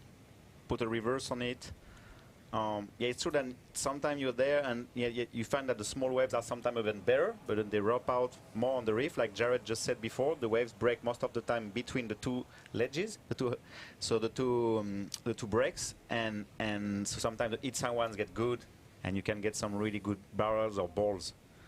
Yeah, I mean, it's just a matter of being patient, which can backfire, but at the same time, knowing exactly when and what time the waves are going to be coming in. And I know a lot of riders are out on the boat. They're timing which waves are coming in from the west, what waves are coming in from the south. And it's very interesting to see how some of the riders are just in the right position pretty much through their whole heat. And some riders like Garth McGregor, who was just off tune just by a little bit and only caught one, maybe two waves in that last heat, I believe. Okay. Yeah, so it's all about like to be at the right place at the right time, especially in this condition. And I mean the tactical side, it's even more higher with this condition. You know, even if it was pumping, it was just wave after wave. It was more like the technical.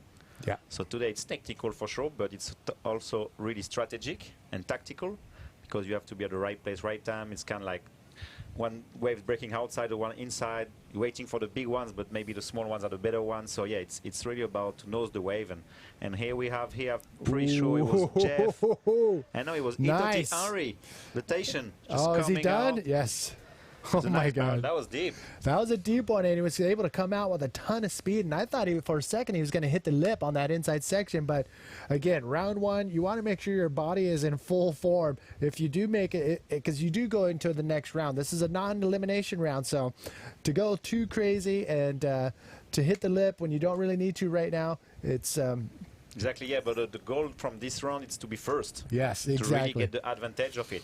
So yeah, you don't want to hurt yourself going too big. And here we go. We have Henry there. It's coming really deep from that section. With this angle, if it's already seems pretty deep from this angle, that means we're going to see better on that one. Yes, exactly. You see that section was definitely the best wave of the heat at the moment. So let's say if Hitoti decided to hit the lip right here, where would he land? If you were there, he would land pretty much on dry reef. But if he will get a lot of projection, he could land like pretty soft, you know, on the foam pretty much and just kick out really quickly, as we saw last year in my heat when Jeff make his air reverse, was fully like 5 meters maybe before the hedge. Yeah, yeah. So, and you just make it. So you can make it, but you have to be sure of what you're doing. Exactly. And I'm sure all these riders in this heat are capable of that. But all right, so that last wave coming in for Hitoti, looking very solid. I believe that's his 6.50. And now, again, you called it. First place is where you want to be at the end of this heat because you bypass that round number 2. For me, that's a stressful round. I mean, that's it. That's either you advance on or that's the end of the event for you. Exactly, yeah. That's a stressful heat anyway. And many people forget about that non-elimination things, you know? Yeah. In the water thinking, well, I have to make first or second, you know? And so, because pretty much the APB create this kind of run to make people just going big and making the show and without thinking that it's too much risk, you know? Yeah. So yeah, in this kind of wave it is good, you know, because maybe some guy's gonna go big, but most of the riders just take care of themselves and go step by step. So in round number 2, which we're going to see tomorrow morning, we're looking at a 99.9%. We were going to see round number 2 tomorrow morning, and that's where, you know, second and third place riders, you could be facing off with some of the top riders in the world. Look at this right here. Exactly. It was kind of too deep. That was a good looking wave. It's a good point what you said, Manny, because I finished first on my heat. I'm stuck on it. I'm going through the run 3 now. But tomorrow seems the best day of the contest, you know, and I hope I will surf in the afternoon, you know, but maybe it's going to be just the run 2, depends on the condition. Exactly. And I will miss one of the best day of the event, you know. So I was talking to my friend from Réunion, maybe, and he was like, no, I'm going to try to go first. And that's the first the first opposite strategy that we've seen about wanting to be in round number 2. Exactly. That's for more waves, and you would be out there with one other person. So, yeah, I can see that point. Very interesting. Yeah. But now you don't have to worry about not making it out of round number 2 because that is an elimination heat. And we're going to see that tomorrow morning. So, again, welcome everybody to the Teahupoo Tahiti Challenge 2017. Manny V here with Omri Laverne, and we are bringing you the live feed out in the water, heat number 6. And you can see the scores currently on your screen right there. But very tricky conditions out there right now for these riders. Again, this is a 30-minute heat. Top 2 waves are scored, and you do have a 10-wave maximum per rider. And we talked about the boards that the riders are choosing to have out in these conditions. But what about wetsuits or fins? Are there specific type of fins or wetsuits people are? Yeah, there is top types of everything, you know. Yep. And I was talking about fins this morning. And I think that because today it's sometimes hard to find like a good fins that have a good balance between power and to be comfortable. I mean, so yeah, you don't want like a too flexible fins in this condition, you know.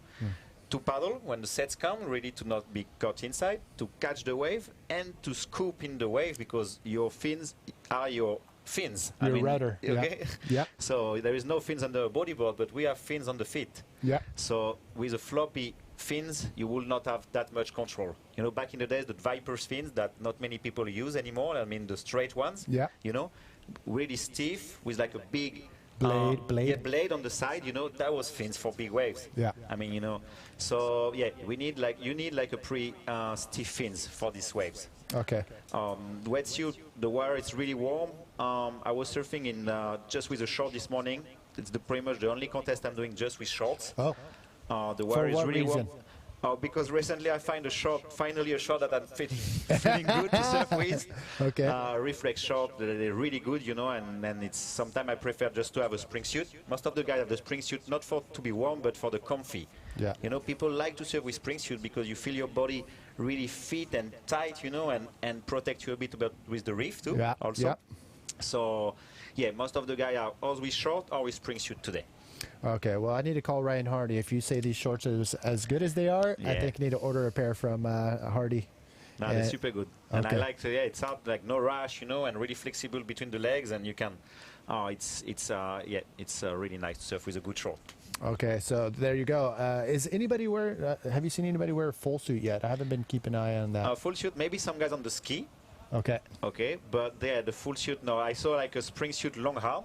which is pretty heavy now for here, Manny, because the wire is like 28, you know, and it's kind of temperature. If you get too warm, especially when the waves are big, you know, you get like lost a bit of air, you know, you just too high, the body temperature. Almost like a heat exhaustion. Exactly.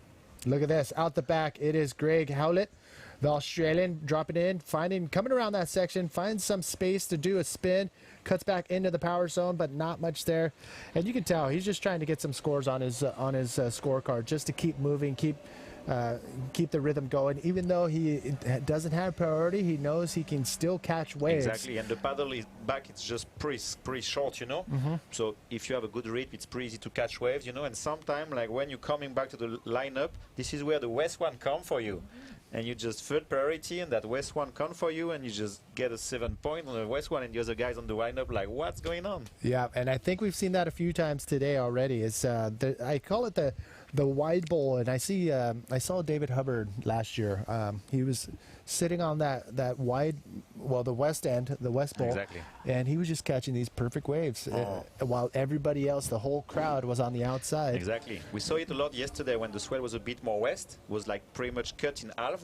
There was two peaks to catch waves, really the deep one and the inside one, and many waves was coming inside. And today, as the direction is more south, it didn't happen that much. Not too much west ball. Couple, but... Yeah, I mean, it's just, we can talk about it, but to be out in the water and being at that west bowl when it comes in is something to experience for yourself. Sure. I mean, there's only so much talking we can do, but and you can, I mean, if you ever get a chance to come out here, I'm talking to the viewers, put it on your list. I mean, you can actually take a water taxi out there. They have a water taxi system here. You can go sit in the channel. You can check everything out. And this wave is only one of many. I mean, exactly. I've talked to a bunch of Tahitians, and they're like, man, sure. So many waves around all these islands. You know, like French Polynesia, it's as big as Europe. Yeah, it's incredible. And it's just so many islands. And recently I was talking with Nicolas Richard, that local guy that have that plug bodyboard shop in Papeete. One of the best guy here since many years. And he was telling me about the trip he did on the North Islands recently. And yeah, it seems pretty epic, man. Oh my gosh. It's epic, and I've been in two places, like on the Teahupoo and other archipel in the north, and yeah, crazy good wave there. Do we know, I can look in my notes, but how many islands are in this archipelago? I don't know, we should watch. I know, we should have a look at Wikipedia or something, or Google. Yes. And how many islands have French Polynesia? Up and riding right now, Jeff Hubbard on the inside one with priority. With priority, yeah. Catching an inside one, I don't think I'm gonna make that one. But as I said before, it's not always the best. The biggest wave have the best potential, you know. And here we are with Greg Howlett. Another barrel was pretty deep there. I don't think it's gonna go through that pinch. Just back out there, and Jeff about to getting that second priority. All right, check this out. You know what? I've been asking, how do I get out into the boat? Why don't we do a broadcast from the boat? But let's see what it really is like from Hinatia, who's out there right now doing the interviews. Hinatia? Yes, Manu. Yes, thank you.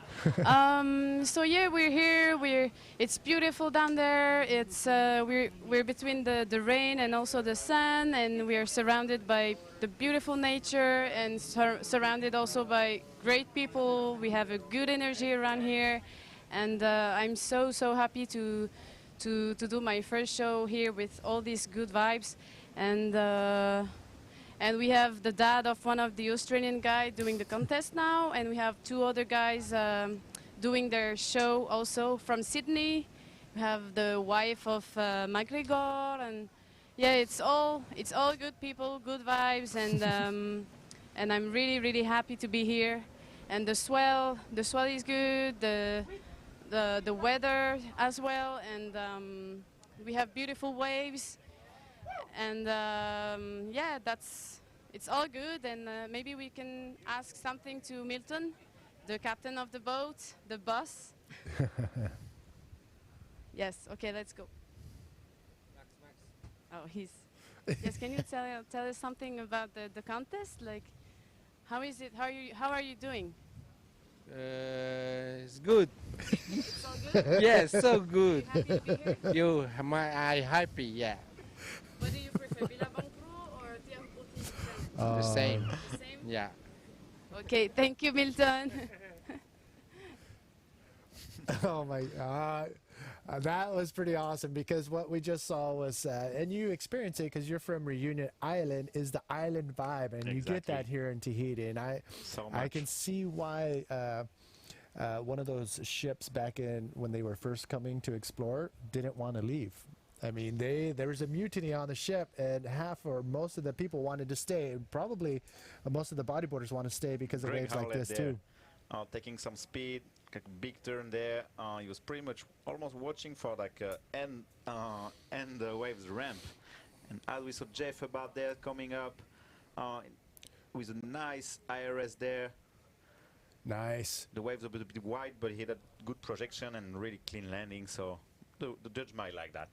Yeah, I mean, we're still in action right here, even though it looks nice and comfortable with the island vibes out in the channel.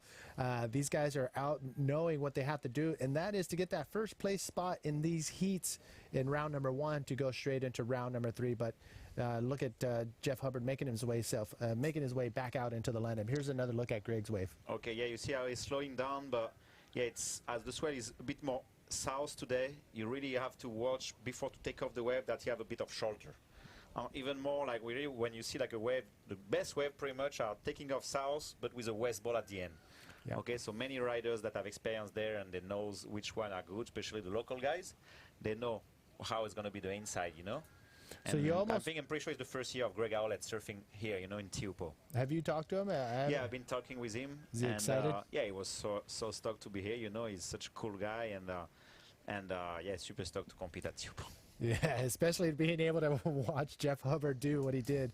Even though it was right in front of him, I mean, there's not a lot of opportunities where you get to see this happen as you're paddling back out into the lineup. But Jeff Hubbard pulling off a nice move and whipping it around all the way to the inside. But so nice wave exchange right there. Not much for Greg, but Jeff just adding on to his scores right there. Yeah, exactly. So we've got on the first place Ito Tianri with this the barrel. We saw the 6.5 and I take off there on like a sick one, but that seems pretty deep and I don't think it's going to make that one. Or you see that inside ramp, inside barrel or whatever was good, but yeah, take off a bit too deep maybe. Too deep right there.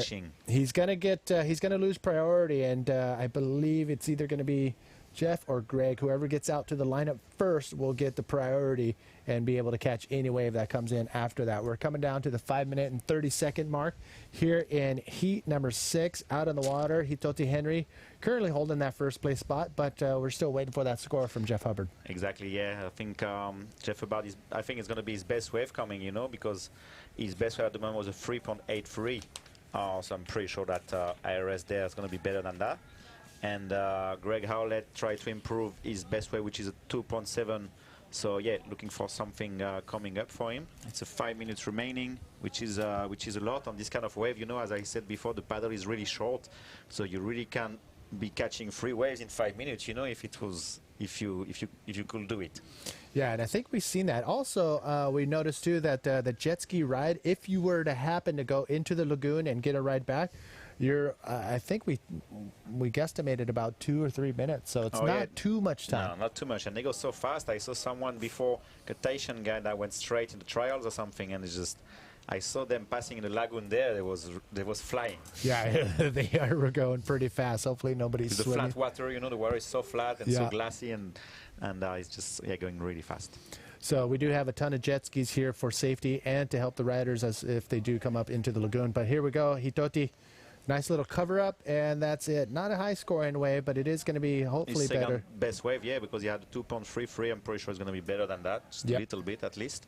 And that may be enough to get him back into that first place spot, back over Jeff Hubbard, who's currently sitting there. But again, Jeff holding his highest score of a 5.5, which is totally replaceable with 5 minutes, or actually 4 minutes remaining. Yeah, it's like I said, you know, sometimes you're just there thinking, oh, nothing happened much, I didn't catch too much waves, and it's like 3 minutes remaining like now, and the best set of the heat come, you know, and could make like a change a hit like it's really really fast. Yeah, instantly just switch the tables out in the water. And again, this is a non-elimination round, and the riders are gunning for that first place spot, which will catapult them and put them into round number 3. But it's not over for second and third place, as they will go into round number 2 and face off head-to-head for that first place spot. That will get them into round number 3. So here's another look at Hitoti's last wave. So he did get a cover-up. And yeah, I'm pretty sure he had a 2.63. Oh, no, sorry. He had a 3 point that just dropped now. He had a 3 point and gave back to that first place. And Jeff Hubbard needs now a 4.01 to get back on the first place. Yeah, the scores are they current on your screen? Not yet. We still haven't seen, as you see on your screen, the last 2 waves from Hitoti and Jeff Hubbard have not dropped yet. But it's going to do a quick situation change and then revert back to what you see right here. But 2 minutes, 45 seconds remaining in this heat. Again, Greg, he still has a shot if he comes up with a pretty big score because of Jeff and Hitoti's secondary wave. Exactly. Yeah, everything can change as nobody have a second good wave, you know. So yeah, this 2 minutes 30 seconds remaining. That's going to be really important for that heat. Who is in first priority, Manny?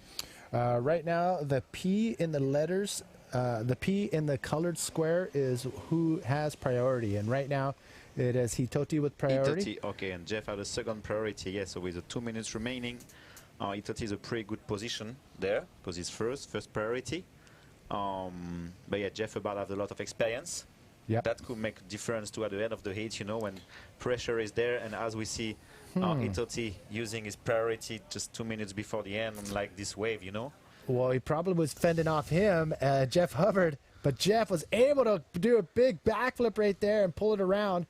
And that may be enough to get back into that first place spot in the last couple minutes. And Hitoti, I'm going to say he probably used that priority to keep Jeff off of that wave, but it may have backfired and gave an open door to Jeff Hubbard. Exactly, yeah, and Jeff Hubbard needed like a 4.01, and that was, that's going to be his best wave, you know, I'm pretty sure. And as we see Greg Howlett there on a pretty big wave and getting a small cover up there, and it's going to kick out.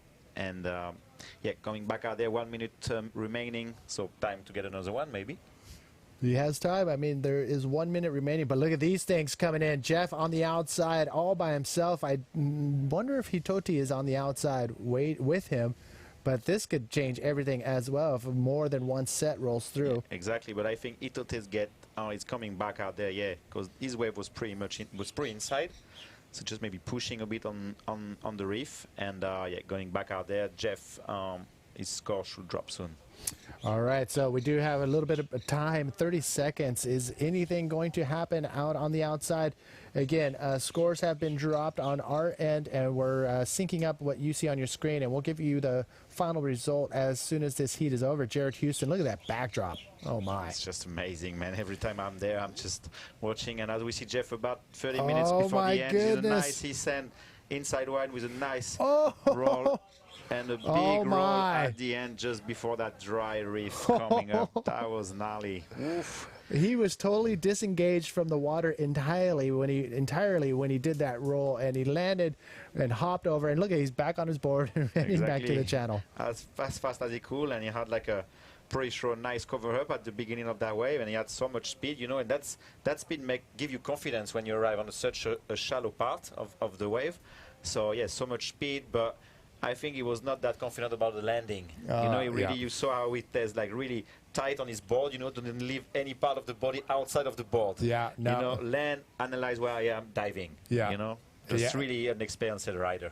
Yeah, I mean, he's a multiple world champion, and it's going to be very fun to see as the event winds down who will be still competing in these conditions and hitting the lip like he has been in the inside. So do you have any words? We're going to get into the next heat, but since you got the mic, you want to say hi to anybody? Or? Yeah, I say hi to all the people watching this event, hi to all my family in France, in the Canaries, in Réunion, and yeah, all my friends especially in Réunion.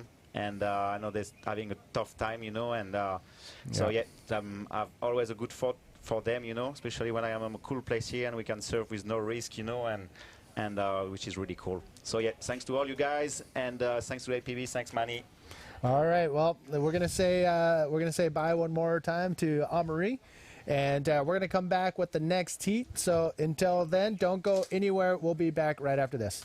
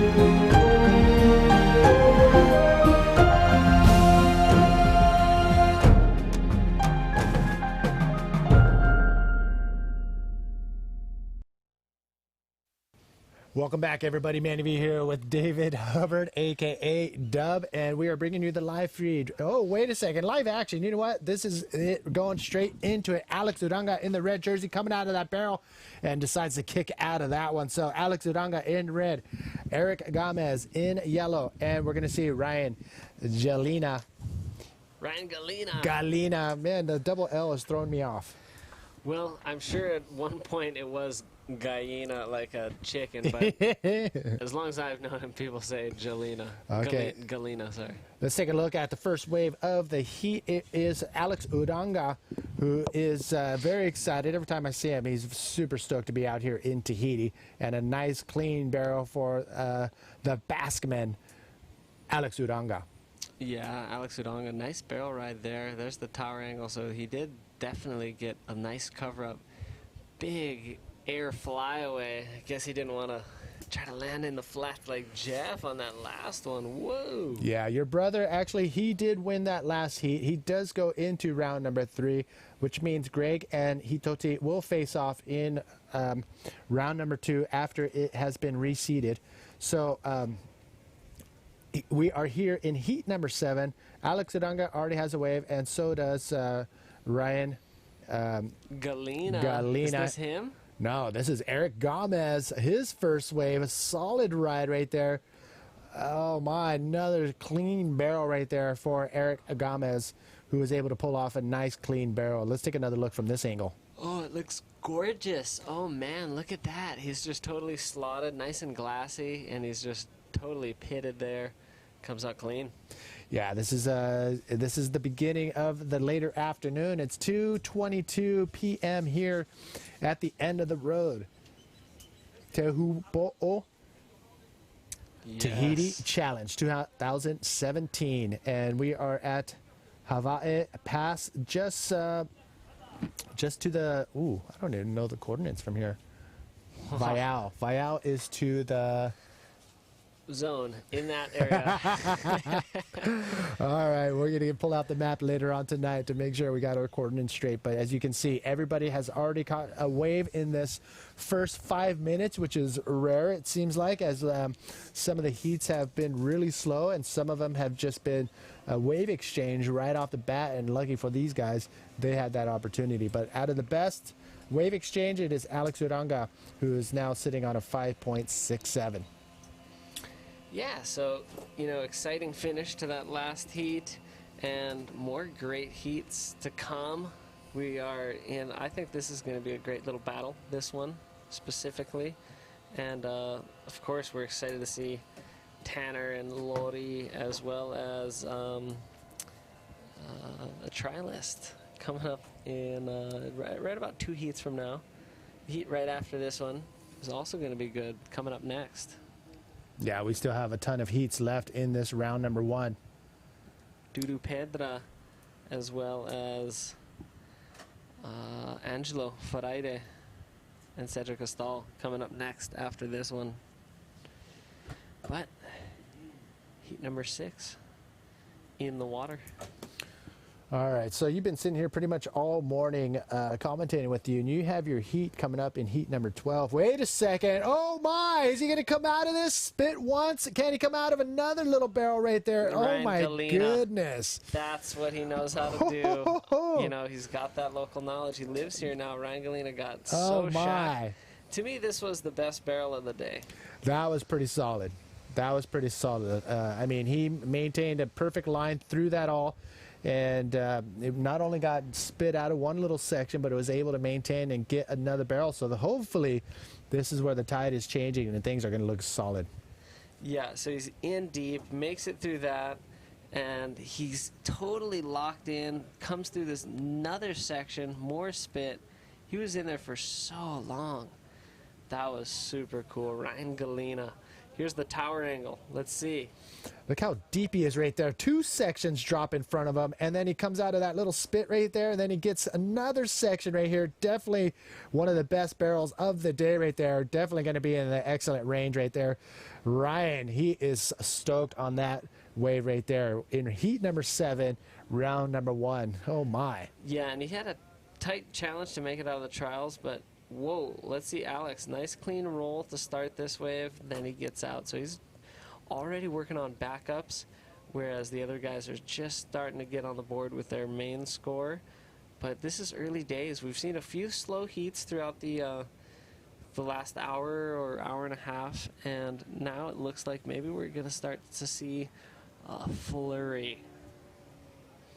Yeah, that's going to be exciting to watch. Here's another look at that deep pit, double sections right there from Ryan Galena, and finds another perfect line for that second section. Look at these 2 sections. 1, 2, right there. 1,000. Oh, my. 3, 1,000. It's in 7, 1,000.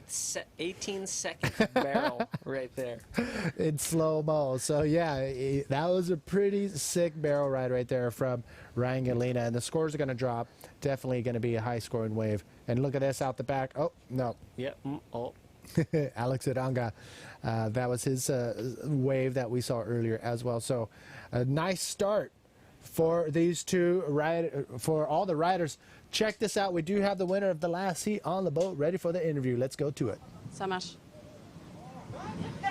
Oh, wow. We just have a big wave just in front of us.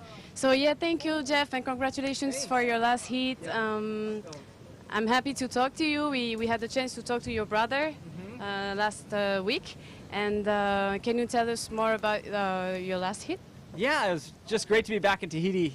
First of all, just super stoked to be back in this country, and it's just wonderful people and beautiful place. The waves are amazing, and it's just great to see all the level bodyboarders just ripping out here every day and doing the practice surfs and in the heats. It's really cool, and yeah, all the Tahitians are surfing so good. I had my friend Hitoti in my heat, and he was ripping. He was winning almost the whole heat, so it was giving me really good motivation to try and catch a good wave because there was not many out there. We were having a hard time catching good waves in that heat, just posting like 4s and 5s and 6s, which is not very excellent scores, so it was tough. I got a real good one at the end, right at the last like 30 seconds, which I got a good barrel and a big roll and landed really hard.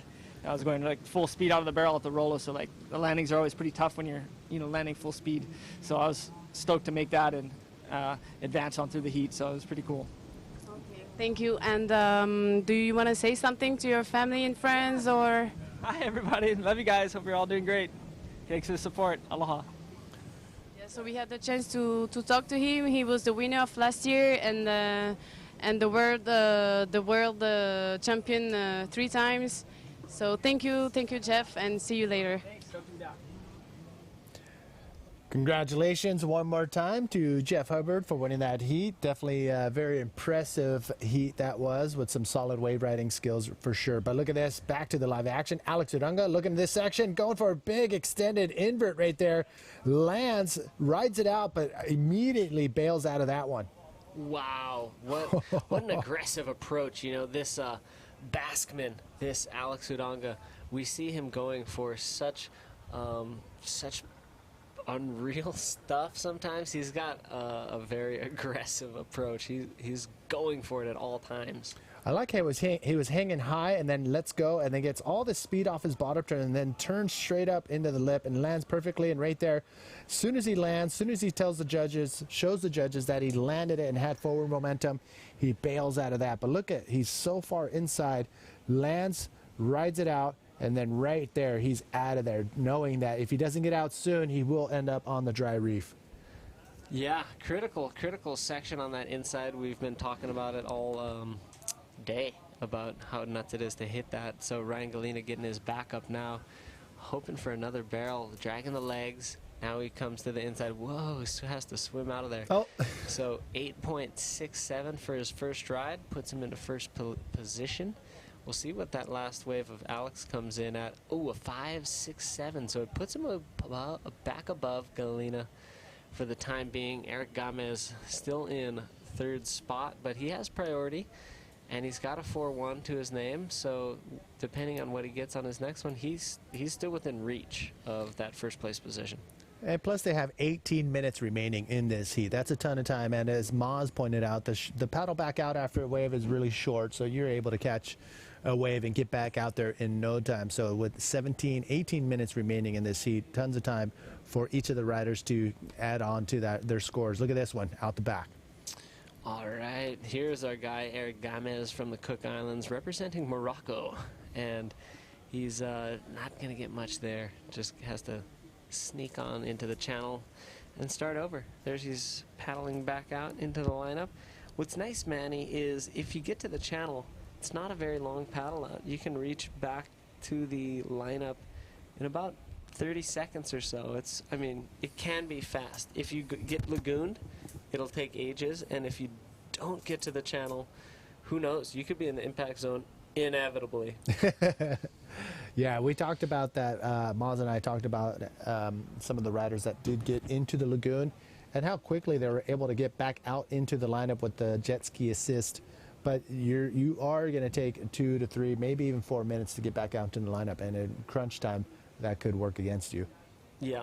But it's good to have that opportunity because if you were to try to paddle back out from the shallows, oh, wait a second, hold that thought. Eric Gamez, oh, nice clean stall, trying to get another cover up on that inside section, throws a spin, but just gets a little bit too choppy and just out of control on the shallow reef right there.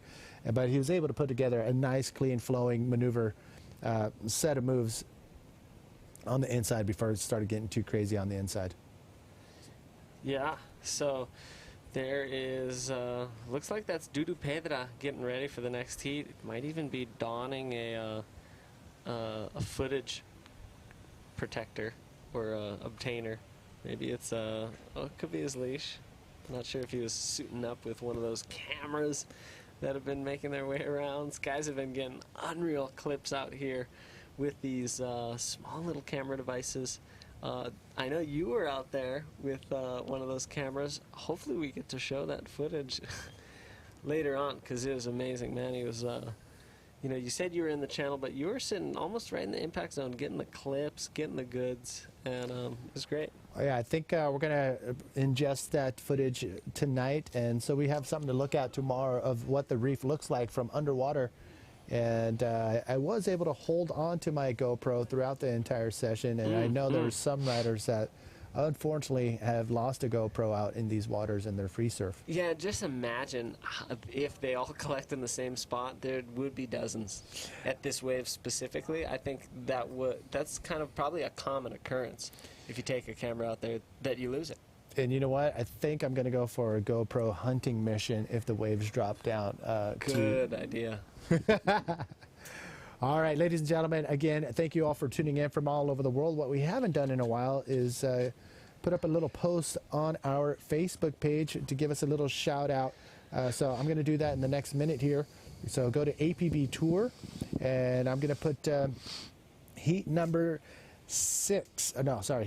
8 shout outs. Tell me where you're at. And a big shout out to our industry supporters as well. Stealth, ISS, Bodyboard King, and NMD.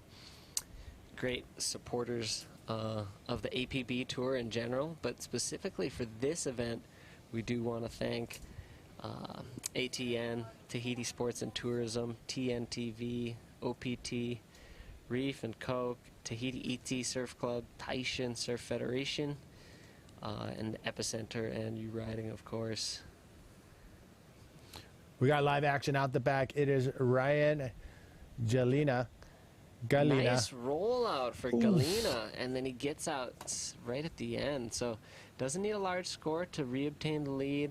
We've got sets coming in, more waves to be ridden, but Galina opting for a nice insider with a nice bowl on it.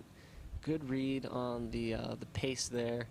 Got a nice barrel rolled out. We'll check a replay, but we see more sets coming in. Alex Udonga on a solid one. Cruisy roll at the top. That section kind of bending away, as some of the riders have talked about it being a little bit south, and not totally connecting with that west bowl. Back to one of our industry supporters. I just got a note here, and pretty awesome that they do ship worldwide, and at the moment right now they will offer free shipping to their pro board line. So if you are in the hunt for a bodyboard right now, check out stealthboards.com, and that's where you're going to find the shop, and you can get free shipping on any of the pro boards at the moment. So this is a perfect opportunity, because if you're in the middle of nowhere, shipping can be pretty expensive. So if you want free shipping right now for one of your favorite Stealth Pro models, now's the time to do it. Again, I just posted on the APB Tour Facebook page. Check it out, and let me know where you're at. Let's take another look at what just went down. Looks like Gamez on his, dragging the legs. You see that positioning. Riders use it to kind of slow down or kind of position their rail, then the spin there. So Eric Gamez scooping in on the edge of this one. We can tell it's kind of towards the channel, nice west bowler. By the time he does this spin, he's way on the inside already, and then he's able to scuttle out of that one. So taking a look at Galina's backup wave, small one, drives through, gets a nice little barrel. Nice. He's already eyeing up that lip on the exit. Nice clean roll out of this one, and smooth application. This is nice for Ryan Galina, who's already put his stamp on the main event by getting a huge score early on in this heat after progressing in from the trials earlier this morning. And here's that soft roll from Alex Udonga. Yeah, he landed on the top of the wave right there, and pretty much didn't get any projection out in front of the wave, but a little bit towards skyward. Because of the speed, he got off the bottom turn. So, it was a roll nonetheless. Will it be deemed a complete? That is really up to the judges, as he didn't have that forward momentum in front of the wave. But that last wave from Ryan Galina, that was the first time, I think, or was it Gamez, where the rider actually did a roll out of the barrel. I haven't seen that unless I missed something in a heat where I wasn't here, but I'm really surprised I haven't seen more of that. Yeah, and what is tricky about it, and it took the local knowledge of Ryan Galina to execute that maneuver, is that you tend to be flying out of the barrel at a pretty alarming rate. So to find the exact area to get a lip maneuver on the exit, it's more tricky and difficult. There's other waves that'll have a beautiful barrel section at the start, and then they slow down, and that is where you can have a nice exiting lip maneuver. But here it's almost like sometimes it's speeding up as it leaves the as you leave the barrel, so it's hard to get a lip maneuver out of the barrel. All right, let's take a look at our Facebook page right here. And yes, we do have a ton of comments, and I'm going to be naming or going down the list of the comments unless live action happens. And I think the mosquitoes are out on the hunt right now as the sun is starting to set here as we're getting chomped up. But I think I'm going to make a run to go get some mosquito spray, as our ankles will really love that. So let's hit this Facebook page right now. Oh my God, that guy's just chowing down. So Zach is still watching from Cincinnati, Ohio. And again, live action, Alex Uranga. Nice clean bottom turn. Oh my goodness, look at that. Comes out clean, looking for a section, decides to just kick out of there. So Alex Uranga with a solid ride right there from Alex Uranga. So back onto the list, it's Mehdi from Morocco. Sean Tuttle is tuning in from Virginia. And look at this nice clean barrel from Alex Uranga. Look at that section just dropping out in front of him. That looked gorgeous. That angle was beautiful. Let's see the tower angle. It's what the judges saw. Scoops in there, gets that nice positioning. There's where it really folds over him. Beautiful tunnel, and comes out clean. And the exclamation on that one, whee, as he sails off into the blue. So back to the shout outs. Where are you at? All right, let's see. Luis didn't tell us where he's from, but he is tuning in. I'm going to say Luis Mello with that last name. I'm going to say Brazil. Jace is tuned in from Australia. Guillermo in Puerto Rico. Jason in Costa Rica. Another Jason in Australia. We have Matt in Australia. Wow, going for GMAC. And nice. Keone is tuned in from San Diego. What up, brother? We got Scott in NYC and Ahmed in Morocco. So, oh, the Morocco riders finally tuning in, even though it's like, what, midnight there? It's another era in Morocco. They're so far ahead of us. So, very, very cool heat that we're watching right now. And let's see Alex's wave again. This is clean. It's so blue. It's so round. He's flying. And look at that extra little bonus section. Oh, he's just so stoked. Let's see the score. I'm excited to see what this is going to come in as. It could put him back up into the lead and a little more. Look at that section right there. Oh, wow, look at that. So, yeah, that was a pretty deep section. It was just wide open for Alex Uranga just to stroll right through that thing. And you know what? Let's look at it one more time. Again. Great positioning. The rail works on point as he holds that edge high, stays away from the shockwave as he enters that end section, and sails out. You know, I don't think we're through one more time here. And he's just getting barreled. That's what's happening. This is Teahupoo. Yeah, if we can see more of this, oh my God, the riders would be super stoked to have some more of that throughout the entire heats and event if they can get those sections to come in and over like that for the remainder of the day. And it could happen. I mean, the tide is starting to drain out a little bit as we come down to the end of round number one. Look at this out the back. Looks like Eric Gomez, I believe, in the yellow jersey. And I think he's cutting out of there. Eric Gomez trying to catch up to the pace of the other riders. He still has yet to catch another solid waiver there. Dudu Pedro waiting patiently. He's just waiting to get out there.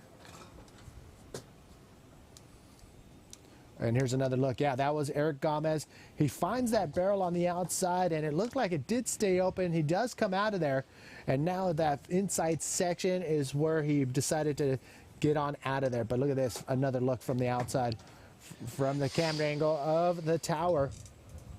Nice clean section, and he comes out cleanly, and he knows that it's going to be too shallow on the inside to do anything. Oh, how's that bail? Yeah, he's about to bail. There it is.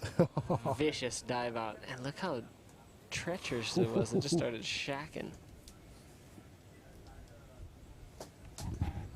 There's some jet skis. They're tied up to the buoy. Everybody's getting ready there for spectating or riding. Oh man, to be out on the jet ski right now to watch some of the action from the channel, and we all have it actually through this the camera angle from the channel. So we are stoked to be here live, bringing you the show from the Teahupoo Tahiti Challenge 2017, and Alex Uranga trying to get back into that first place spot, gets a nice clean barrel, holding the brakes as much as he can, and then gets out of there before that West Bowl shuts down. He's got to dive out, man. Wow. But that was a sick barrel ride from the very beginning, as some of the spectators in the... Oh, is that Moz? Yeah, man. Oh, he's waiting. He's got right out there. He's going to caddy for Lori Gongier. Oh, okay. So here's Alex. Yeah, Alex Uranga hitting the brakes, trying to stay in that barrel as long as possible by dragging his legs a little bit more than usual to be able to slow down in the barrel, and then releases and gets as much speed, and then he's out of there before it hits the inside section. And here he goes again. Alex Uranga still in second spot. He got a 7.6 for his previous ride.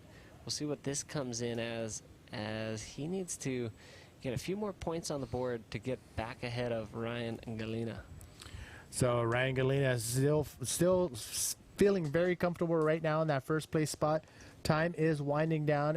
I see 3 minutes and 40 seconds remaining in this heat, so still a ton of time, and we talked about how short that paddle out from the channel to the lineup is, so a ton of time for each of these riders to get that last wave. And right now in this situation, everybody has an opportunity to get that first place spot. The stadium format. Woo! Stadium format, we love it. First round, non-elimination, and if you make it all the way to round 4, the catapult round, another non-elimination round. Semifinals, non-elimination. Just embedded with non-elimination rounds is the stadium format. Just getting the opportunity to showcase just the best talent and bring you the best show. So thanks to you, the viewer, for tuning on in to the APB Tour. We are live at the Teahupoo Tahiti Challenge 2017. Stop number 2 on the Men's World Tour. Let's take a look. Ryan Galena up and riding. Wow, nice little fade on that takeoff to get into position. To get a nice barrel, a roll into another barrel. Goes for another roll, but just gets slammed down on the inside right there. And look at this out the back, Alex Uranga. Wow, he's threading the needle there. Is he gonna hit the lip? Oh gosh, oh gosh. Oh my, what is Ryan Galena gonna do right here? It's only about 2 feet deep right there. Really shallow, but I think since there's just a couple moderate to medium-sized waves, he's gonna be able to re-enter the channel if he does it quick enough. Oh, look at him. That is how shallow it is, ladies and gentlemen. That is ankle deep water where these riders are doing those big maneuvers. And look at this nice clean barrel right here from Ryan Galena. Ryan knows that time is winding down, so he may just call it quits and head into the lagoon. But a nice solid attempt right here from this section right here. Nice clean pocket ride. And then go straight into the barrel before even coming out of that pocket. And what amazes me is he tries to go for another roll right here. That was cool. So let's take a look at Alex now. Alex scooping on in, getting the shack of other people's lives if they were in that. And he's just threading that needle so nicely. We got a Garth McGregor lookalike trying to get a GoPro of him. Wow. That's a pretty sick barrel ride right here from Alex Uranga, who was stalling as much as he could to get as much as barrel time in the beginning, and then lets loose and hits the gas to get as much speed to come out of that. So yeah, solid wave exchange right there from Ryan Galena, who is going to make his way over to the lagoon and get a ride into the shore. Actually, he'll need to go return his jersey back to the channel. Oh. So he's going to get that ride out to the channel first, possibly for a interview, but it does look like he's been Briefly overtaken by Alex, but there's a bit of a seesaw battle now we're seeing on the screen. Galina back in that lead. Now he's got a 5.93. So this has been a really cool heat. So Ryan Galina waiting patiently, and Alex Uranga waiting patiently for their waves scores to come in. And yeah, that was an incredible wave exchange. In the end, was it Ryan Galina or Alex Uranga who is in that first place spot? And it looks like it could be Ryan Galina who will get that first place spot. That is probably one of the highest scoring waves, highest scoring heats as far as all three riders is concerned of the day. So Ryan Galina, I believe, will hold on to that first place spot and go straight into round number 3. What a great wave exchange. Yeah, that was a great heat, action-packed, and as that heat does wrap up, we've got more awesome heats coming your way. Dudu Pedra, Angelo Ferreira, Cedric Estal.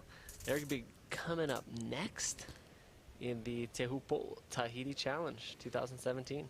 Yeah, I mean, we still have a full day of action. We're probably right at that. We are at the halfway point of round number 1, so we still have heat 8, 9, 10, 11, and 12, which Dave is in. So don't go anywhere. We'll be back right after these commercials.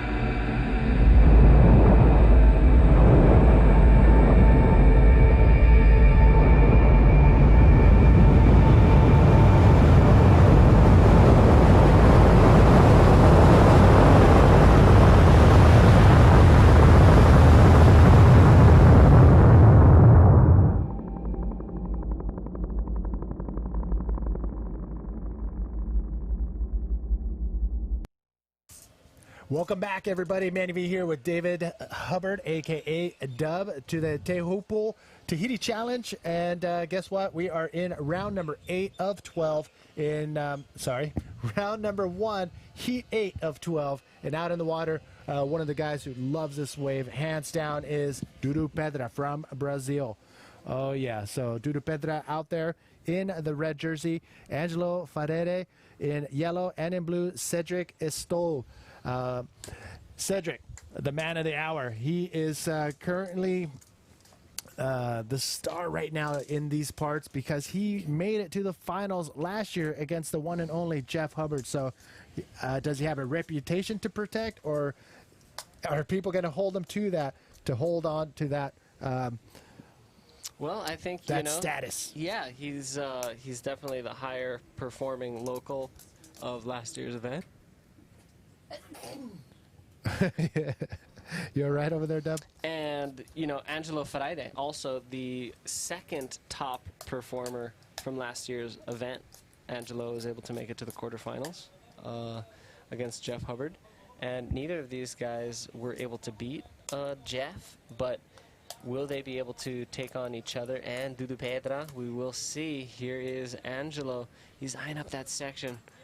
Loopy forward, doesn't quite make it. And we see the guys in the channel just looking on, waiting for their turn. And we've got Cedric Estal up and riding now. Too deep on that one.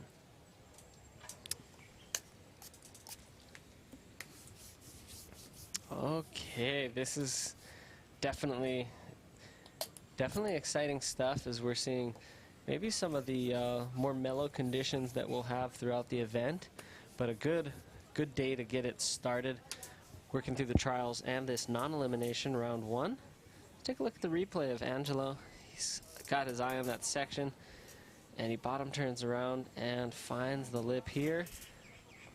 Nice intention, but just gets thrown off the back by that maneuver. But we'll take a look from the tower angle as well. Yeah, this looks like it's going to line up perfectly for him, but a little bit off on the timing, just a tad bit, and lands out the back. But good effort right there from the rider in yellow, Angelo Ferreira. Woo! All right, now we're all lathered up with this mosquito repellent. Hopefully it works, as there are remnants of mosquito bites already up and down my arm. Yeah, well, hey, it's the tropics. We can expect that kind of unfortunate inconvenience, some would say. But yeah, get some onto your freshly shaven head. Yeah, there we go. Perfect. Yeah, Manny was able to cut his hair yesterday in an area that wouldn't affect anybody else. So, you know, just it was cool. Got a nice haircut. It's great. Yeah, I shaved my head right above Dave Hubbard's bed. So apologies if you were rolling around in some of my head remnants, remnants. Yeah. Okay, look how deep the other two riders are from Cedric Estol. They're sitting pretty far deep, and it is Angelo and Dudu. Do you think they're pushing each other to sit deeper, or they're still looking for that sweet spot for the good waves to roll through? Good question. We'll have to just wait and see, as we do have Dudu Pedra up and riding. He's on a deep one. Wow, he makes it out of this, finds his way to the channel, and you know, he's a ball of power. So it's not easy to knock him down, as he made it through to our surprise. Dudu Pedra, again, he was in the car as we were coming from the airport into the end of the road. And it was pretty cool to hear some of his stories. At one of the bigger days he's been out here, it was just him and former world champion Paulo Barcelo, fellow Brazilian, who were out here on a pretty sizable day, and they were just all smiles, switching wave for wave in some pretty perfect big Teahupoo. And they were super stoked to be out there. So, I mean, there's so many stories that are being made and had right here from this infamous wave, because it's just one of the most perfect barrels on the planet. So iconic, such a destination that people put on their list, especially if they love barrels, especially if they love big, heavy waves. This place definitely draws a crowd, whether it's spectators or participants, on any given day during the summer months when south swells are possible. There is almost sure to be some visiting wave riders coming to the end of the road, trying to see if they could grab a piece of history and involve themselves in this beautiful wave, and potentially get the wave of their life, as riders are experiencing, I think, on almost a day-to-day basis. Look at that thing just coming onto the reef. Again, this is this fifth event, the fifth bodyboarding event to be held here. And the first one back in 2000, where we saw the riders come out full force and get some big, heavy conditions here. 2000, and I don't think we've ever really seen waves that big since that year. I think 2003 was pretty solid. The human Tahiti challenge. Yeah. Yeah, human shoes, I believe. That was it. Yeah, you're right. I stand corrected. But both those years were solid. We're hoping to get something along the lines of some solid waves, and we'll just have to wait and see. Haven't seen the massive sets we were anticipating that we thought maybe could have came in this afternoon. We still have a few more hours of competition. It's still possible. Maybe perhaps in the last heat of the day, maybe, or the last heat of this round, even. What you're hoping for? Well, I know my opponent, Alvino Tupai, is definitely hoping. He loves the bomb, as he says. I love the bomb, and he just wants to get the biggest wave. Yeah. he's not so concerned about the competition. He just wants to ride the biggest wave of the Teahupoo Tahiti Challenge. I think a lot of the locals are on that same boat right there. They just want some big, heavy stuff so they can, you know, show the world what they've got here. Oh, and they've got a lot. They've got a lot of talent. They've got a lot of charisma.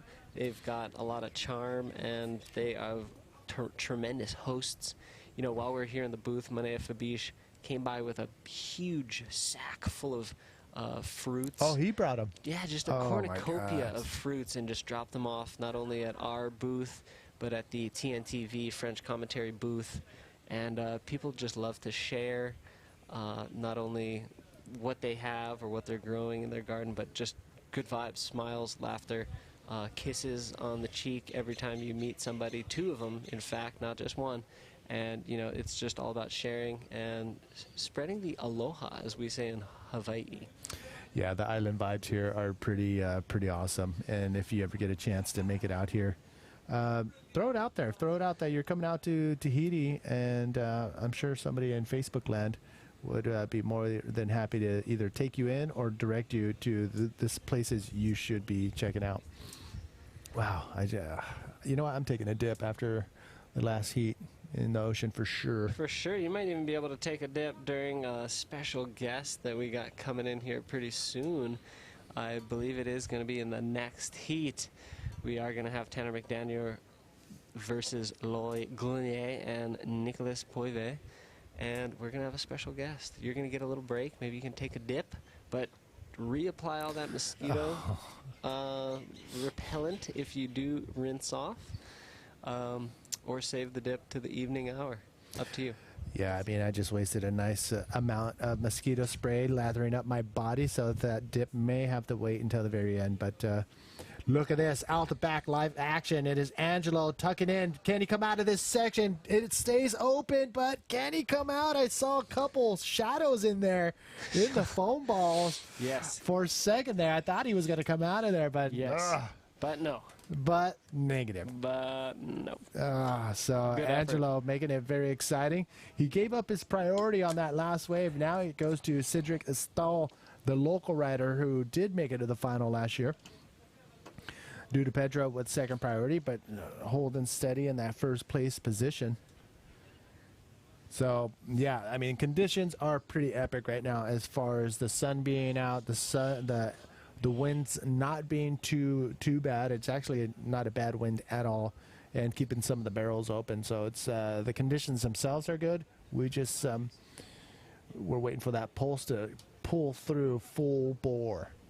And we'll see if it does. But out in the water, Cedric Estal, the second place, the runner-up from last year, creeping through a nice long barrel. Can Get he out of stay there. in it? Get out of there. No, he does not get out of there. Holding on too deep in that barrel. Trying to get as much barrel time as possible, but sometimes you're just going to get the door slammed shut on you. Bang. Cedric Estal making his way back out into the water. Whoa, how's this little? He's starting to paddle towards the inside. Yeah, so the approach there, Manny, is if you're going to get caught by a wave, to paddle deep. So at most waves, you're going to paddle towards the channel. You're going to paddle away from where the wave's coming from. But here, because the West Bowl grows so much, because there's such a strong current heading into that closeout section where that right fires towards the left-hander, it's a typical approach to paddle up the reef in the opposite direction. But Look at this one. Dudu Pedra, the Brazilian, finding a nice clean barrel and comes out with a ton of speed. And a reverse invert off the back. That was cool. Oh, look at Cedric just getting up onto the reef right there. He's going to decide to go into the lagoon, but that is what you have to deal with. Look how shallow it is. That's where the riders are ending up if they decide to do these big moves on the inside. And yeah, Cedric is deciding to go all the way into the lagoon and taking a jet ski all the way around. Oh my goodness, that's a perfect example on how shallow it can get if you were to ride the wave all the way in. But look at this beautiful thing from Dudu Pedra. Yeah, nice positioning. This wave was very beautiful and spit him out. And then he kind of check things out, thought he might be able to get an air move off the end, but instead just does this terrific little flyaway. So, yeah, that was a good, solid wave right there for Teahupoo Tahiti. Here's another look. As you can see, the sections just keep dropping in front of him, and he holds on as deep as he can, as long as he can, and releases the rail and drives off the bottom and up and over. But not a bad, solid, not a bad barrel riding in the very beginning of that wave. So, Teahupoo Tahiti, solid score right there. Definitely will be coming down his scorecard. And the front half of this heat has almost transpired, and we are going to be shifting into the second half of this heat pretty soon, as we did just see Cedric Astal choosing to use the jet ski shuttle and sacrificing a few minutes of this heat to get a ride back out into the lineup, since he did get lagooned, found himself in the lagoon, and he's going to be whizzing by on the jet ski right behind us in a moment. We should have a timer to see how long it takes for the jet skis to take them from the scaffolding through up towards the beach, through the channel, and up and around to the lineup, because they are jamming. They're jamming, for sure. And, you know, it doesn't take them too long, but, I mean, because they do drive rapidly, but it takes them a few minutes. So, you know, and then where they drop them off, there is another paddle. So there's a few paddles and the ride, you add all that up, and it equals some time. Could be anywhere between the 3 to 5 minute mark as far as time wasted, and time you will not get back in this 30-minute heat. Teahupoo Tahiti sitting in that first spot on the strength of a 6.17 and a 2.6, holding off Cedric Astal and Angelo Ferreira, the two locals, who don't have much on their scorecard right now. But they don't need a whole lot to scoot up into the lead. So we're going to have to just see how the second half of this heat plays out, as Teahupoo Tahiti has done well so far in this heat. We do have riders in the next heat preparing. There's one of the board caddies, and I think that's Howlett, or Howlett's father. I'm not sure which one, because they're identical. And yeah, Lori Gonier, Moz will caddy for him. Tanner McDaniel will be coming on up in the next one. And we do have somebody coming in to take a break, or give me a break for this next heat. And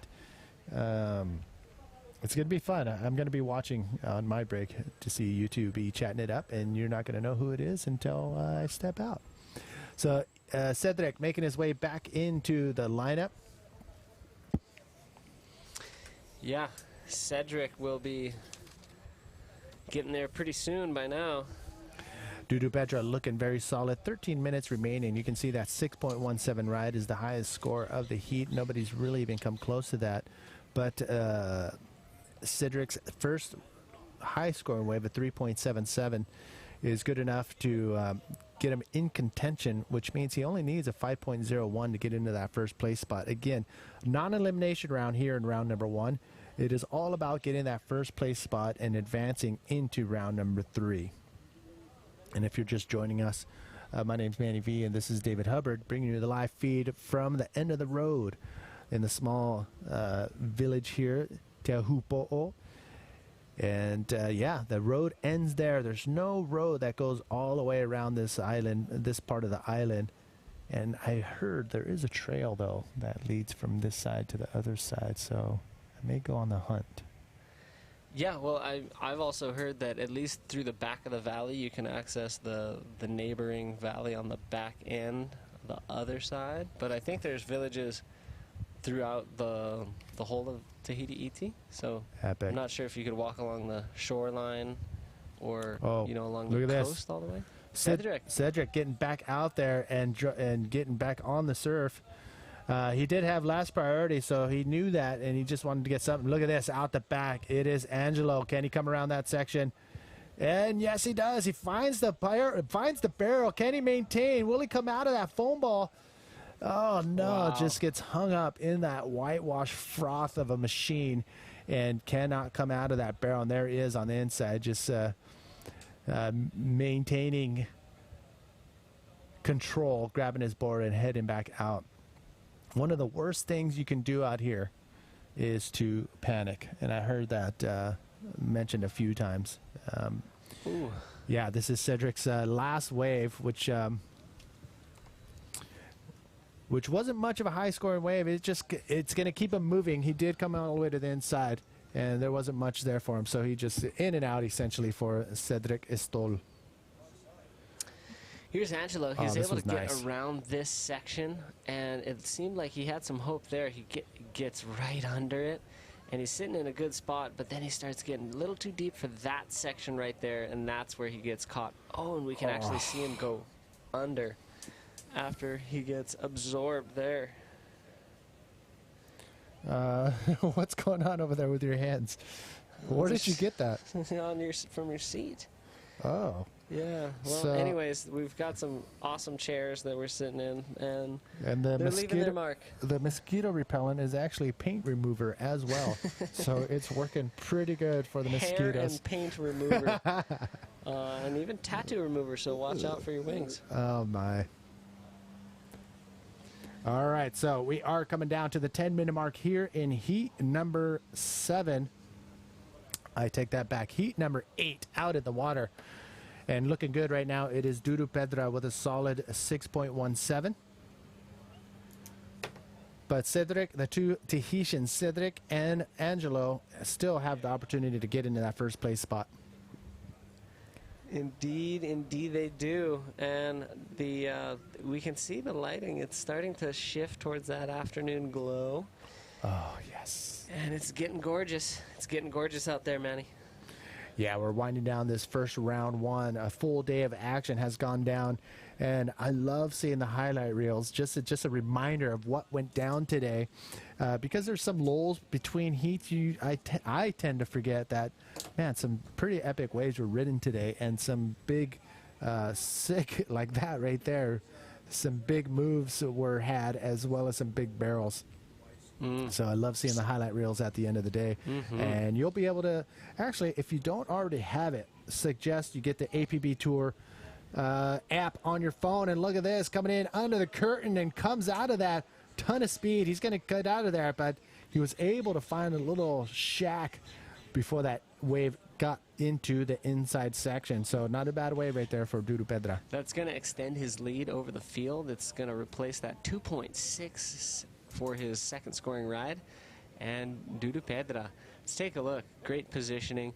He takes off. You can see this wave shifting over to the corner, and he rides it nicely, as it was kind of almond shaped there, so he had to ride high. Then he's able to just sneak out of it. Dudu Pedra representing Brazil very, very strongly here in round number 1 as he gets out of that one. Let's check the land angle. Nice long deep section. Nice clean barrel, clean exit, and that's gonna come in the good to fair range, I think. Yeah, that's gonna definitely get rid of his 2.60, and he's gonna fully just pull away from the rest of the crew. You haven't seen it on your scorecard either, but on your screen. But 8 minutes 48 seconds remaining, and the sunsets here have been amazing. As we Cedric, we saw Cedric right now in the whitewash right now, but let's take a look at what he did. All right, here he's going. Oh my God, he's eyeing the section. Oh my. Oh, yes. Huge backflip. Nice. Oh, Ooh, but that is not what we wanted to see right there for the comes landing. off the board. Wow, but he went for it. Yeah, let's take another look at the tower angle. Big bottom turn, eyeing up the section the whole time. He wants to fly. Boom, nice connection. Throws it straight back. Beautiful flip. Just rotates maybe just a touch too much. Gets a little off-centered off that landing and just splat. We got Dudu Pedra up and riding. All right, Dudu's not much there for Dudu Pedra. But Cedric going for probably one of the biggest moves, one of the top 5 at least big moves of the day. Unfortunately, could not land it perfectly. And has to head back out. But Dudu Pedra's second wave is still yet to come down the pipeline. But looking solid, 8.48. I mean, 8 minutes and some change left in this heat.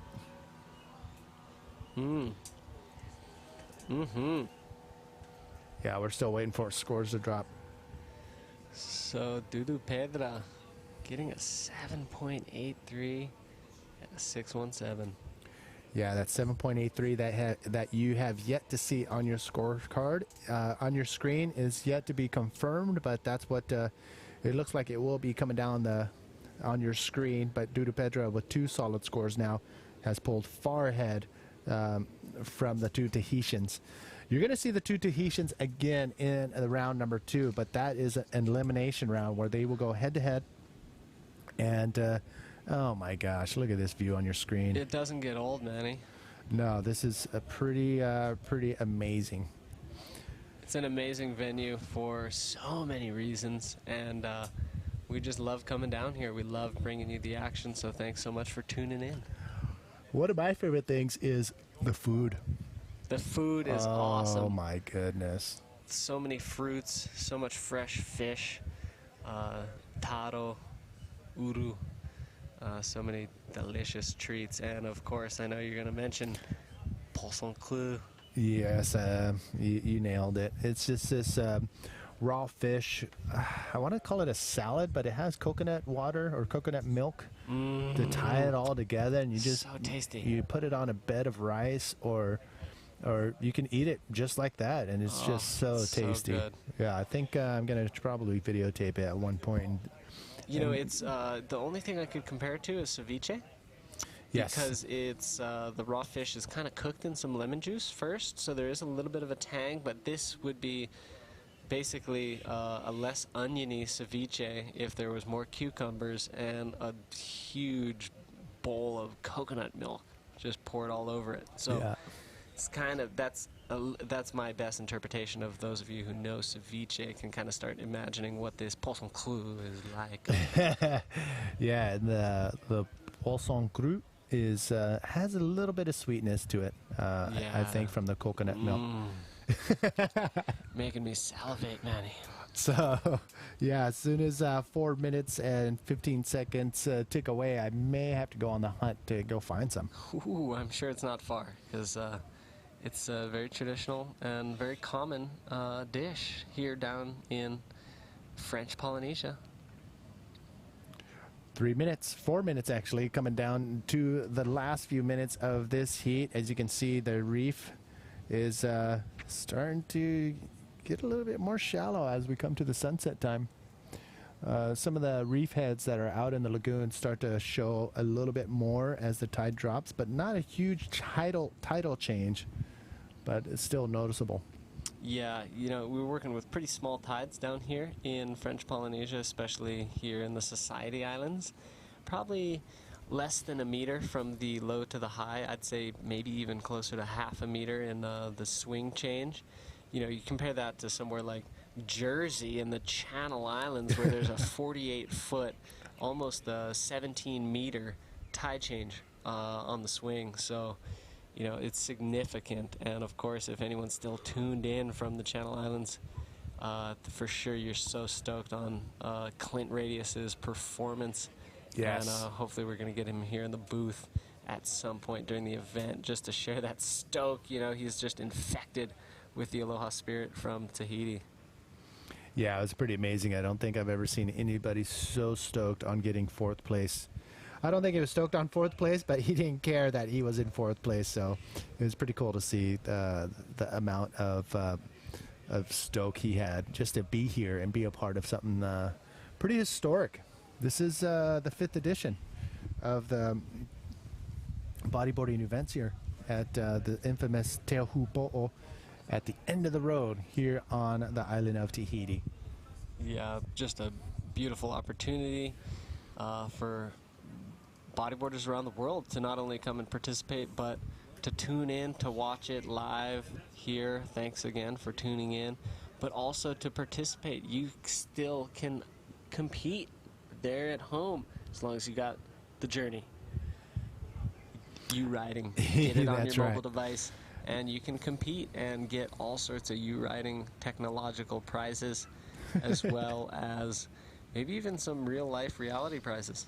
That's right. If you haven't already done so, download the best bodyboarding game out there. It's look up the Journey Bodyboarding in your app store, download it, and head over to multiplayer, and I will see you there in the competition, in the leaderboard. So go check it out, and let me know how you're doing. If you know how to get a hold of me through uriding.com, well, just email me at uriding.com and let me know. Send me a screenshot of where you are in the leaderboard. So there you have it. You riding the Journey Bodyboarding. Take this time to thank our industry sponsors, Stealth ISS, Bodyboard King, and NMD, supporting the APB World Tour. And the APB World Tour bringing you all sorts of cool stuff. You can get merchandise at apb.store. You can check us out, apbtour.tv. And if you don't got the mobile app, check it out as well, so you can stay tuned the whole time. And if you're just on the Facebook, that's a good place to check us out as well as apbtour.com/live, the website, and pretty much all of the above. Did you call it the Facebook? Or a Facebook. All right, we're coming down to the wire here in round number 1. Out in the water, heat number 8. Slow down just a little bit. But look at that. That's Angelo. Oh, no, that's Angelo. Look at that. That is what he was waiting for. Nice deep barrel. And look at this. Rolls and comes out with another barrel on the inside, and he is happy with that. He was looking for a 4.80. 4.04, and that will to move into second. That will definitely help his cause to get closer to Dudu Pedra, but that won't. I don't know if that's going to be enough because he is in combination land, and that is the end of the heat. So that was an amazing run for Dudu Pedra. Ladies and gentlemen, don't go anywhere. I'm going to step out, and we're going to bring in a guest to sit down with Dave Hubbard. I think we'll check the replay first. Yeah, let's check it out. Angelo, nice long barrel. He's getting slotted. He does well to make it out of this, but he eyes up that section, rolls the exit. Nice, clean. Actually got quite a bit of loft there. And then check this little bonus section out right here at the end of the wave. Just a little cover up right pretty much on top of the dry reef there, and sneaks out. I tell you what, if there was a massive 10-foot set, he would not be in a good place right there.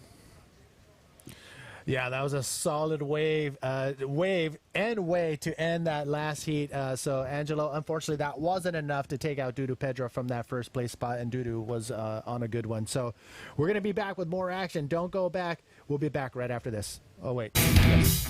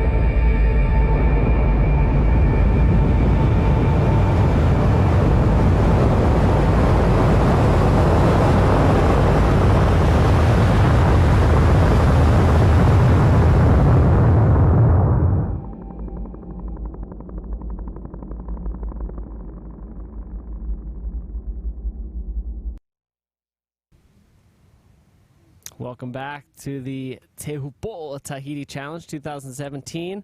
Dave Hubbard joined by a very special guest, Mike Stewart. Thanks for joining us. Well, thanks for having me, Mr. Hubbard. Yeah, it's awesome to just make sure you talk into the mic there.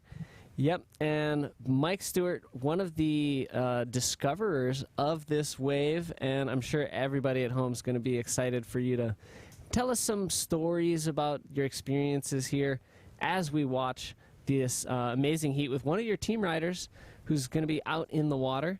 It's going to be Lori Gonier, Tanner McDaniel, as well as another rider. Once we get out there into the water, we'll be able to see. So let's go right on to the action.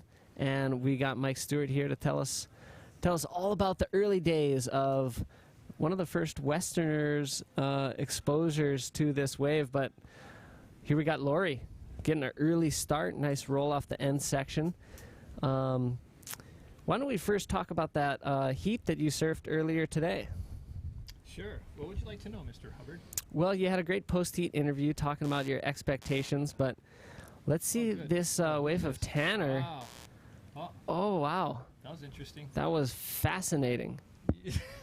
Most fascinating.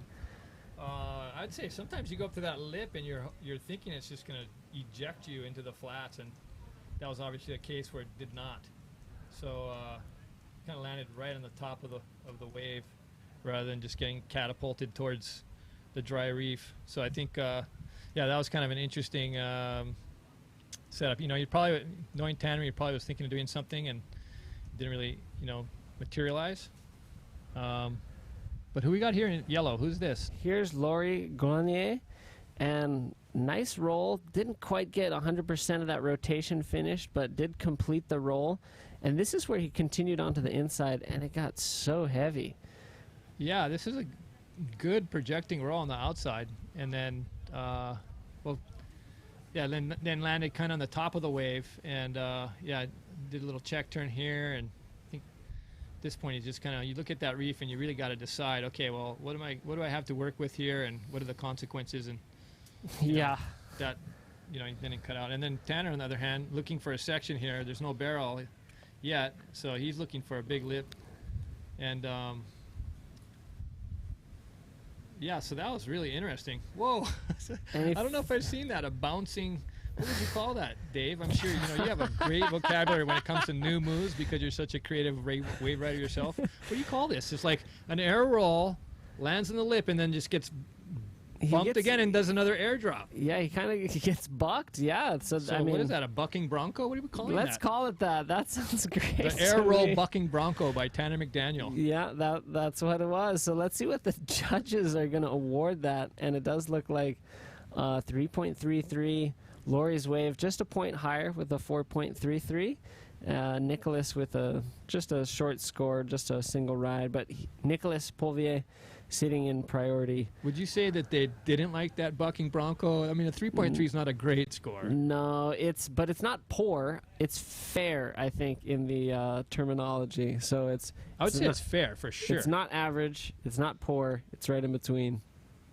What's average? 5, right? Yeah. So it'd be below average then, wouldn't it? It's below average for sure. But yeah, 3.33. Let's see if it matters at the end of this heat. There's still plenty of time. So, it's interesting. Both of those riders had similar sections to work with today. Some of the swells are kind of coming south and pushing just a little bit over. We'll get more onto the swell angle and the conditions after this interview. But we're not quite queued up yet. But Dudu Pedro did win that last heat. And we'll be getting an interview with Hinatea. Yes. Yes, so congratulations, Dudu. Can you say something about your last heat with the two locals? Yeah, I was pretty scared about the two locals. They know the wave, so I'm come out to enjoy. I'm in the paradise. I love Tahiti. I love Teahupoo, so I want to catch some good ones, waves, and have fun, And I made it, yeah. And you made it, yeah, as you said. And do you want to say something to your friends and family, or? Em português. Queria dizer, muito obrigado a galera que está aí torcendo, a galera que pô, tá orando por mim. Queria agradecer a Deus que me abençoou nessas ondas aí. Tá ventando bastante, mas eu consegui alguns bons tubos. Galera da minha escolinha, da IBC, minha esposa, te amo. É isso, galera. Agora, próximo round e tô amarradão. Vou pegar as bombas que o mar vai subir. Valeu, obrigado. Obrigado, Dudu. Thank you, and good luck for the rest of the contest. Okay. Thank you. All right, Lord Garnier still moving, having a similar ride to his previous wave where he got a barrel and did a nice little carve afterwards. But let's go back to the conditions. We're talking about the direction of the swell. We're talking about how it's reacting to the reef as it's kind of in an intermediate size. And the waves we've seen, at least at the start of this heat, talk to us a little bit about what we're seeing happen out in the lineup. What we're seeing Swell-wise. is irritants to a large degree. I mean, these waves that are like not quite big enough for the outside shelf and too big for the inside, so they cap and kind of burger. They're just kind of mush burgers. And so they're not the greatest waves. And so it's tough, you know. But the inside, you know, the ones that line up, they're pretty good. You know, I saw a couple guys getting some pretty high scores if they tap into them correctly. Yeah, it's kind of that weird in between size. And you know, like I think I was mentioning this before, but here's a kind of a deep land angle. This looks pretty cool. It's got a pretty good deep barrel there. Yeah, that'll probably be the highest wave score of the heat thus far. Nice carve too, pretty powerful. Yeah. Sending him to the bottom of the wave and then cutting out of that quickly before he gets hamburgered on the reef there. Yeah, pretty nuts. Yeah, so yeah, this direction, you know, I was saying, like, you know, when you see waves and you surf it, even in free surfs, if you get a good one, it's like it's sick.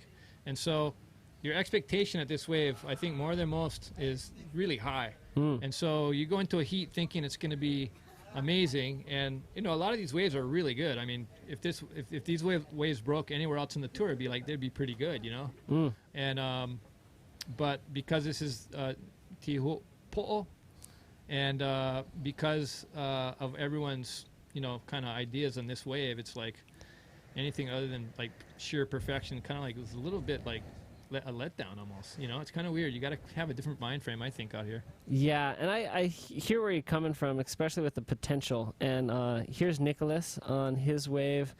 You know, he made it out of the trials, and now he's into the main event. What's so nice about this stadium format that we're unveiling on the men's tour for 2017 is it's non-elimination. Ooh, Tanner, good set. Nice rail work. Well done getting through that. You know. Nice tidy spin. Oh, in and out. Yeah, good. Dives out. Don't kill yourself. Not yet, at least. Guy, yeah, you're going to save your skin for later heats. So a cool wave exchange there. Tanner getting the better of the exchange, threading the needle, kind of finding a way to make it through that section. And here's Nicholas. Here's a replay of Nicholas. So Nicholas is a pretty, yeah, this pocket, I mean, you know, you can kind of see him looking down the line here, trying to figure out, is this going to be a section? Is it going to be a bowl? Okay, he's got the bowl. It's bowling. He's stalling. It's not a really exceedingly deep tube, but a nice bowl. And yeah, it's just, it seems like those end waves are a little bit less walled, less kind of harder to get deep on them.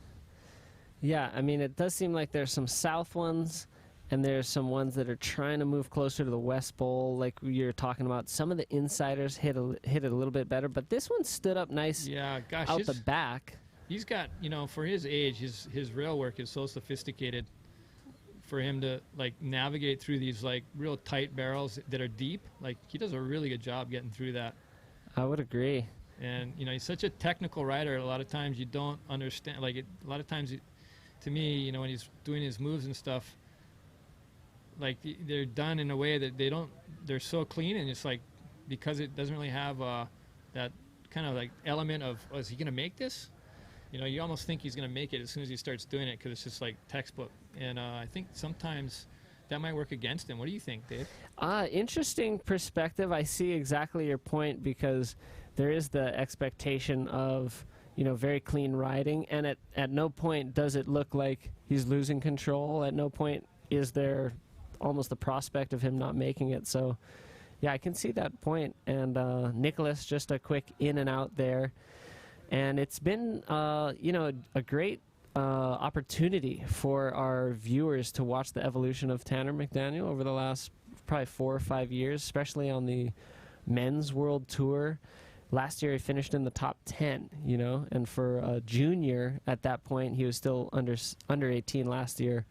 To accomplish that, it's just been tremendous to watch and to see his riding continue to get refined. A lot of times that's hard to do through the adolescent growth spurt.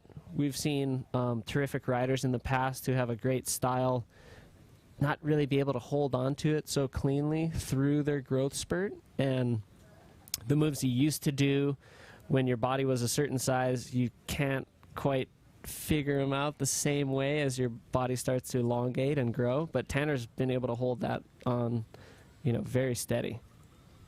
Okay, this is Laurie. Quick little in and out. Looks like some chop there.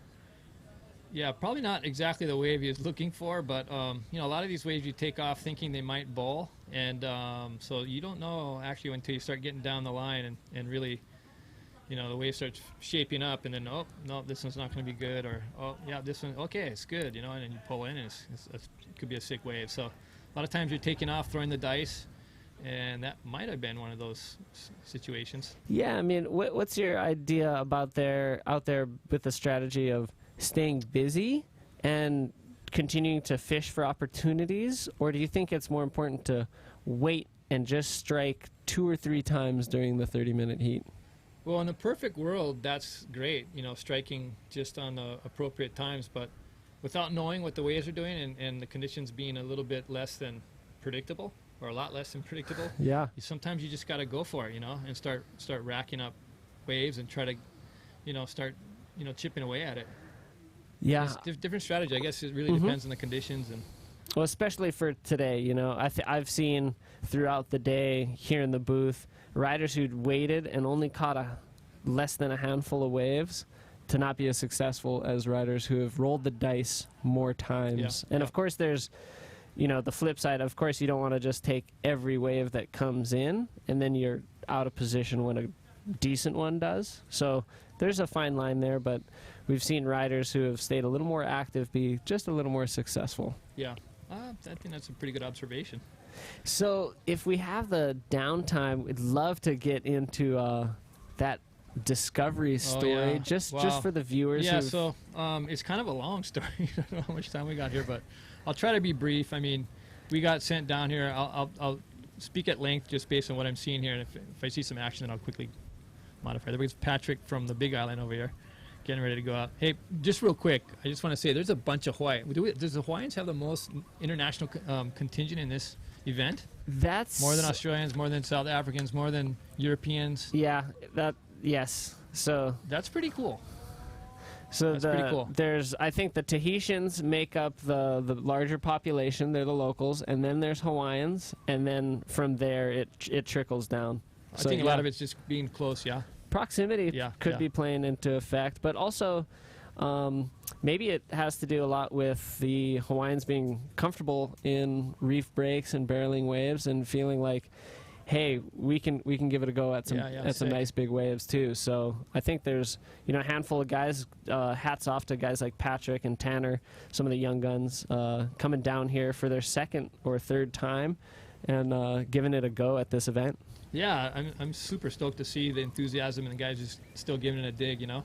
For sure. Yeah, so the first time I ended up surfing this place was kind of by chance, and I just had this conversation the other day. Like, if the conditions were a little bit different, you know, we might not be sitting here. You know, it could be a totally different situation. You know, and so you know, we there's this we got sent down. You know, we won these tickets for winning the tour, the national tour. I won the national tour back in the day. It was like, I think it was late 80s, like 89 or 90 or something. And so it came down. There's like a demonstration team. Chris Tenberg and myself got on the rubber ducky demonstration. We convinced the guy to throw his rubber ducky on our rent-a-car, and it fit just perfectly snug over everything. So we had to climb through the windows, and we threw the engine in the back seat, or the back of it, and just everything fit perfectly. And I was like, wow, this thing's just fits snug. And we drove that thing from the other side, which is where the contest was, the east side, over here. And the first year I came here was in '85 or '86, I think. And we stayed down at Varau. Yeah. And I knew a guy down there, this guy Jetty, who I stayed with, and so we launched from there. And then I wanted to explore this whole side, and so we just started heading down the coast and looking at all these different waves, and went all the way to where the reef meets the land, further in this screen. It'd be way over to the right, like not even on the screen here, but yeah. And we just started working our way back, and I started surfing all these waves in between it, and nothing was really that good until we got to the back of this wave, and I saw it breaking. I'm all, we're kind of like looking at waves from the back. It's really hard to tell how shallow it was in front of it, and I didn't have any idea. And I jumped in the water, and it was like kind of a super, super clear day, and it was probably about a maybe 4 or 6 foot wave, but it was perfect. Everything was perfect about it. Like, it must have been like the afternoon, and so the wind was just hitting it just right, and it was like super crystal gold barrels, and as you saw that shot just before, the whole backdrop just lit up from the sun, and it's just like the most beautiful place on earth. And I caught this one wave, and it just like fully ran, and I just got this super deep long barrel, and I'm just going, oh my gosh, what is this thing, And so I paddled back out and yelled, hey Chris, it's firing, man. And so Chris jumped in, and so Chris and I surfed it that first session, and I remember telling him, and I remember telling him, like, for me, this is like heaven on earth, and I remember he was clearly telling me, hey, heaven is like a million times this, and I'm just going, well, that would be awesome if I ever make it to heaven. But yeah, it was really cool. It was the wave was so beautiful. Oh, Tanner, nice ball. Kind of just nice little turn. Cool. Could be a nice backup. Could replace his 3.33. I think that probably will replace his 3.3. Oh, out the back we've got nice bigger ball, deeper, more wide open. Threads it on the outside. Another huge carve. Boy, he's laying down those carves after the barrels. This is kind of a tight battle between Laurie and Tanner. They're kind of going back and forth. It doesn't really seem like Nicholas is involved in the jousting right now, at least from the scores that we've seen. Yeah, this is interesting. They're both at 10.67 points. That was Laurie's best wave, I think, but Tanner's on a 7, so his wave was pretty good too, and all he needed was, he didn't need, a 3.34, I guess, to be higher. But after that other wave, but yeah, this is good. Deep, high line, does good to stall in there. You can kind of see his legs. Yeah, that was nice. Good control to stay in the barrel for that end section, maximize the points. Goes for a quick cutty, and he's starting to paddle before he even gets headed back the other way. Oh, this is a good angle here. Was this Tanner's? This is Tanner's, so we see it. He's in there for a while. Yeah, nice barrel there for Tanner. Quick little cutty check. Yeah, let's see how the front view looks for Laurie. Here's the water of Laurie. See, that thing was pretty. And he's going faster, so I feel like he's maybe traversing through a longer barrel, but we'll see how it looks from the front, because that makes all the difference. As you just mentioned, these views can be drastically different, and that's why the judges' angles is the more accurate one. Oh, see, it doesn't look like he's too deep from this side. He gets a little deep there, but from the front view, this is a really interesting scenario here, because from the front view, I'd say Tanner. I'd lean towards Tanner's, for sure. Way deeper, way longer. But there's a little more wow factor from the channel angle for Laurie. So that's, this is something that all the riders need to take in consideration. Like, when you're surfing a heat, the way I look at it is you're never surfing for yourself. You're surfing for the judges.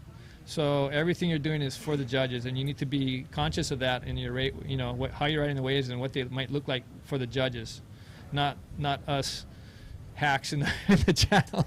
Hey, so interesting, Mike. For both of their scoring waves, they're a point difference on each one. So on that last exchange, Tanner's was awarded 1 point higher than Laurie's, and same for the opening exchange. So they've both just got their best scores, but Tanner is a point higher on that last exchange, and you know, add that to the point higher on the other one. He's now 2 points in the lead, where before this they were tied. Yeah. Yeah, well, he didn't need much. You know, he had a high score, like a high 7 or a good 7 and a 3. So he didn't need too much. But now that he's, you know, backed it up with another 7, it looks like he's in a pretty good position here. But you know, the thing about this wave is that, you know, I ran through this last year. It's like, you know, it doesn't matter what place you're in or how you're doing. Man, if the right wave comes in, the guy's going to get a 10. He can get a 10. So you have to factor that in, you know, unless you have like 2 high 9s and the other guy's comboed, like nobody's ever safe. Yeah, you're not safe. You know, you're not safe until the buzzer rings. Yeah. Here's Nicholas. He wants to get a part of this battle. Cool little forward there, floats it, comes off, and just gets out of there quickly. So, you know, I like that approach from Nicholas. You know, that wasn't necessarily a critical aerial maneuver, but it was smooth. And they did get a little air. Yeah, and so hey, let's look and see what the land angle is if we can get to that, and then we'll see what the judges looked at. Yeah, from our perspective here, yeah, I mean, he, you know, rather than doing a roll, he kind of went for something kind of a little bit more progressive. It was good, not a huge air. I mean, but it lands right on the top, so he kind of got out of the water. What would you call that? Yeah, I'd still call that a forward, and you know, yeah, we could call it an air forward. You know, just a barely air forward. Just let's see the land Here's the angle. judge's view right here. Yeah, just a oh yeah, just looks casual like a spin, air forward. yeah, forward off the top, off the lip air forward. Yeah, yeah, exactly. So off the lip, air forward on the top of the wave. Yeah, so I like out. that he's trying to get back into this heat. You know, that was something that maybe could get his gears moving a little bit. Everybody's got 6 minutes left in this heat, so so far it's been just between Tanner and Laurie, but Nicholas wants to get into this battle as well. But Tanner's dominating. He's got a pair of 7s. Laurie with a pair of 6s has some work to do if he wants to get above Tanner in the next few minutes. But as Tanner does ride for your company, and I think he's riding an ISS board. You want to tell us a little bit about the equipment? Yeah, so he's riding a Science launch, and we've been tinkering with his size for a while, and it's got an ISS stringer system in it. And he's, yeah, you know, it's been interesting to, he's been really on it with his equipment, like in terms of knowing what he wants, and us trying to accommodate the best we can. Inside wave here by Nicholas. That's cool for him to stay moving. He was in 3rd priority, so he's going to get another score to improve upon now. Do you think it'll be up enough to even be in contention? He only needs an 8.74. Well, I say only, but I think that's even to move into 2nd place. So I see. He may be in combo to reach 1st place from Tanner. Yeah, that's what it looks like actually. So, you know, it's good for him to keep moving. You know, he did get a nice barrel. This is probably his best wave so far. So yeah, I would agree. You know, I like that he's gotten a little more active toward the end of this heat. It might be too little too late. But we'll see. How much time is left? There's not much. Probably about somewhere around 5 minutes by this point. Yeah. So back to Tanner. So he's you know, he's been I think what's made it really challenging with Tanner is that his technical skill is pretty exceedingly high, you know, based on how big he is. You know, I remember making, like, you know, he was a technical rider when he was 13. And he's pretty darn small, you know. Yeah. I mean, he's grown a lot. He's like 5 pounds heavier now, and he's like, instead of 20, he's like 25 pounds. So he's getting bigger. He's getting bigger. For sure. I think he's up to a 40-inch board. Yeah, and that's huge, you know. For, he was running like 36s, 37s. Like, yeah, even like 34s, I bet, like right early on. But it's cool to see. So he's, you know, we've been, you know, just working with him and making sure that he's got what he needs to keep progressing and keep doing his thing. So cool. Yeah, you know, we work real hard to try to make sure that you know, we just back him up. And us kind of having this discussion earlier, and you know, I think with Tanner, like, you're not going to convince him what to do. Like, you know, he knows in his mind what he wants, and so we're just here to support him the best we can, and you know, and you know, he'll make his decision on what works and what doesn't work, and he takes from it what he what he likes, you know, and uses it. Which is really good. You know, I like that independent thinker. I think, you know, I think a lot of the guys that I've seen be real successful are really independent in that respect. Tanner with the tech spin in the pocket. Yep. Let's see. Yeah, eyeing up this section here. I'm thinking a flip. No, that wave just didn't do it. I'm pretty sure he was over it. But back to his thinking. Oh, we've got another ride. This is Nicholas. Nicholas, looking like a pretty nice wave here. Oh, yeah. Ooh, it kind of. Let me take that all back. Kind of clamps on the end there. It was shaping up at the start to look cool. Like it was going to be good, right? Yeah, I thought it was going to be his best wave, but it didn't eventuate. But I like that Tanner not only has his, you know, kind of mind set at least on the direction, but at the same time he's still receptive to input.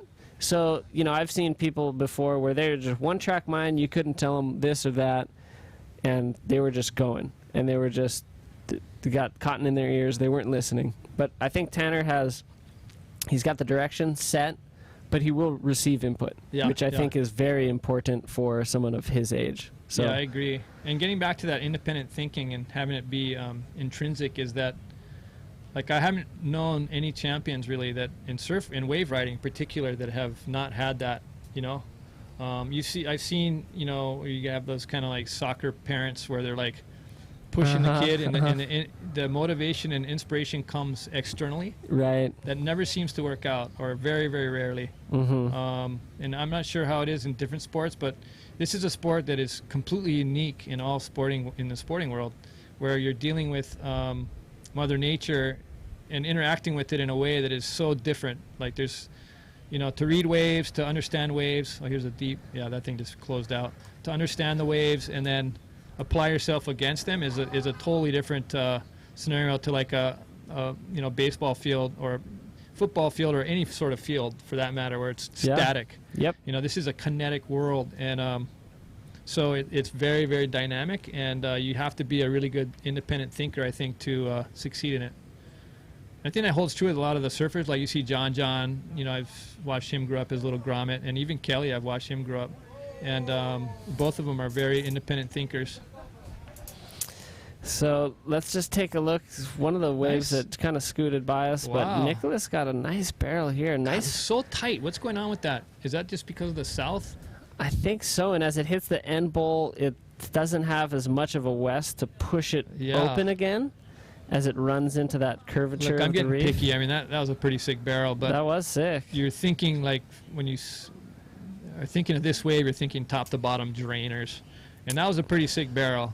But it didn't look completely top to bottom. What do you think? Yeah, not quite, but for this heat, that was pretty good. Yeah, and, that was a good wave for this heat for sure. Good for him to get it. Here we see Laurie, kind of a last-ditch effort. We're under a minute now, so Laurie knows he needs something big here at the end.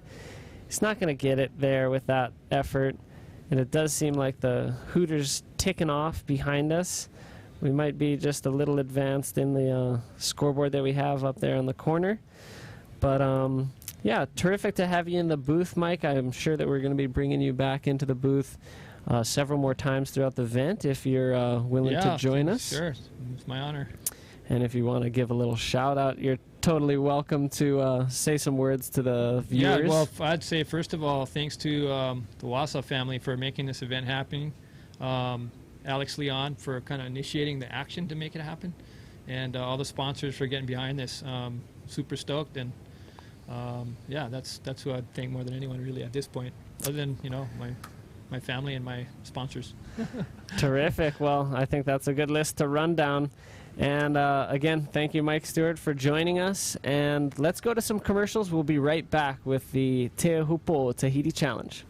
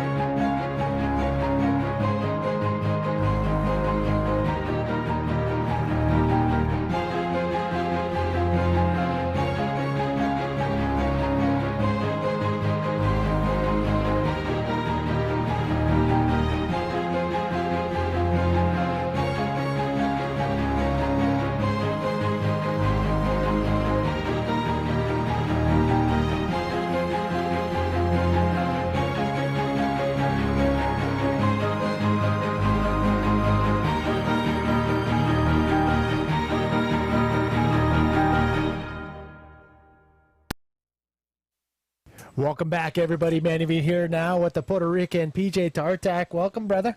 Thanks, man. Thanks for having me here. I don't know how you're doing it, but if I had to wake up early, go out and wait in the water, but oh my gosh, straight into the action. What do we got here? Paul. It is the rider in blue, Paul Blas. That was sick, Paul. Oh my, what a way to start off your heat. Yeah. So out in the water, we are going to see the Chilean Sasha Damianic and in yellow, Patrick Orr, and you just saw right there, what a way to start off your heat. If there's a way to start off that first minute or two of your heat, that is the way to do it. Paul Blas. Yeah, big waves. Can't believe it, man. Our waves were so bad in the first few heats, and now it's just pumping. Yeah, I mean, it's been hit or miss through every single heat that we've seen, but look at this. Look at this one. This is a nice keg right here. Like That's sawing. easily 3-4 foot wave, and we've seen some 5 foot waves coming in, but again, to give it a general standard, we'll just say the face of the wave. So that was easily a 7-8 foot wave. Yeah. Face wave, and you can see right there Paul just carving his bottom turn perfectly and finds a nice clean pocket to come out, wide opening, and comes out with this nice clean hard carve right there back into the power zone. That was pretty sick right there. Super sick, Manny. So I don't know how you're staying awake. I mean, if you had to wake up early, you had to get out one of the first heats of the event, and now you're just ready to pass out. I'm very tired right now, actually. All right. Well, before you pass out in the studio or in bed, let's say hi to anybody who may be watching in Puerto Rico. Yeah, I want to say hi to all my friends, my family, my girlfriend who's watching, and she's been amazing. You know, she's taking care of business back home, and, you know, love you very much, babe. Thank you so much for everything and letting me be here. Awesome. Yeah, I mean, that's the hardest thing for a lot of the guys who have to leave their ladies behind and to come to a very exotic place where the water's warm. Well, I wish it was here. Yeah, of course. Of course you wish it was here. Yeah, I mean, but you're here and you mean business, and you're going on to round number 2. Unfortunately, you didn't beat the guy who knows this place probably better than anybody around, Yeah, Mike Master Stewart. Joda. Yeah, exactly. So, I mean, but this is one of those waves where anybody can make it all the way to the very end. Defending champion Jeff Hubbard, obviously multiple world champion, knows how to compete in all types of waves. But the person in second place, he is born and bred here on the point in Teahupoo. Cedric Estall, and he ended up in second. But anything is possible. So get a good night's sleep tonight, and we'll be ready to rock and roll tomorrow. Hoping for bigger waves tomorrow. Yeah, I think that's what the forecast is calling for. For tomorrow, we're gonna jump right into round number 2, and we're gonna just march on as far as we can. And I know we can get into another day of a hard. Heavy competition. Check this out. We do have the winner of the last heat, Tanner McDaniel, out on the boat. Tanner, let's do this. You were here last year, and we can see that today you were in a good vibe, and you were doing really great, and you have good waves too. That's why you won. And can you tell us more about your heat? Yeah, this is my second time in Tahiti. It feels great to be back. Yeah, there was like a big kind of rainstorm kind of front thing that came in right before my heat. So the beginning of the heat was pretty like stormy and messy, and I was out of position for a couple. But yeah, luckily found a few that kind of did it, and yeah, I got some fun waves, so I'm stoked.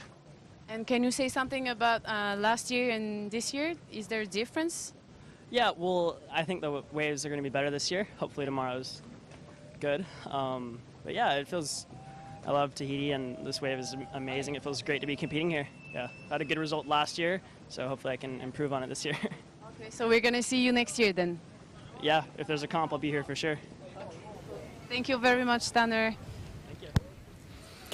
Well, congratulations to Tanner. He is happy, and he looks older. I mean, each year he's growing and growing, and I think he's, 6 foot something now? I don't know, but he's making me feel old now. But yeah, Tanner's moving on into round number 3. Again, if you're just joining us, we are coming down to the wire of round number 1 of the main event, where the winner of their heat will advance on to round number 3. The people that are coming in second and third will go into round number 2, where they will go head-to-head in an elimination round. But look at this. This was during the interview. Paul Blas again. Back to back, Paul. This is a deep one. This is a real Chopes wave. Yeah, like, this is what we want for tomorrow. Yeah, and if this is just a glimpse of what is in store for us tomorrow morning, we are all going to be pretty happy. Yeah. And I think the Tahitians that are still in the event are going to be just as pumped as the waves get bigger. And this is your, what, second time here? Yeah, my second time in Tahiti. And so far, what are you thinking? Yeah, I love it. You know, especially when it's sunny out and it's very beautiful.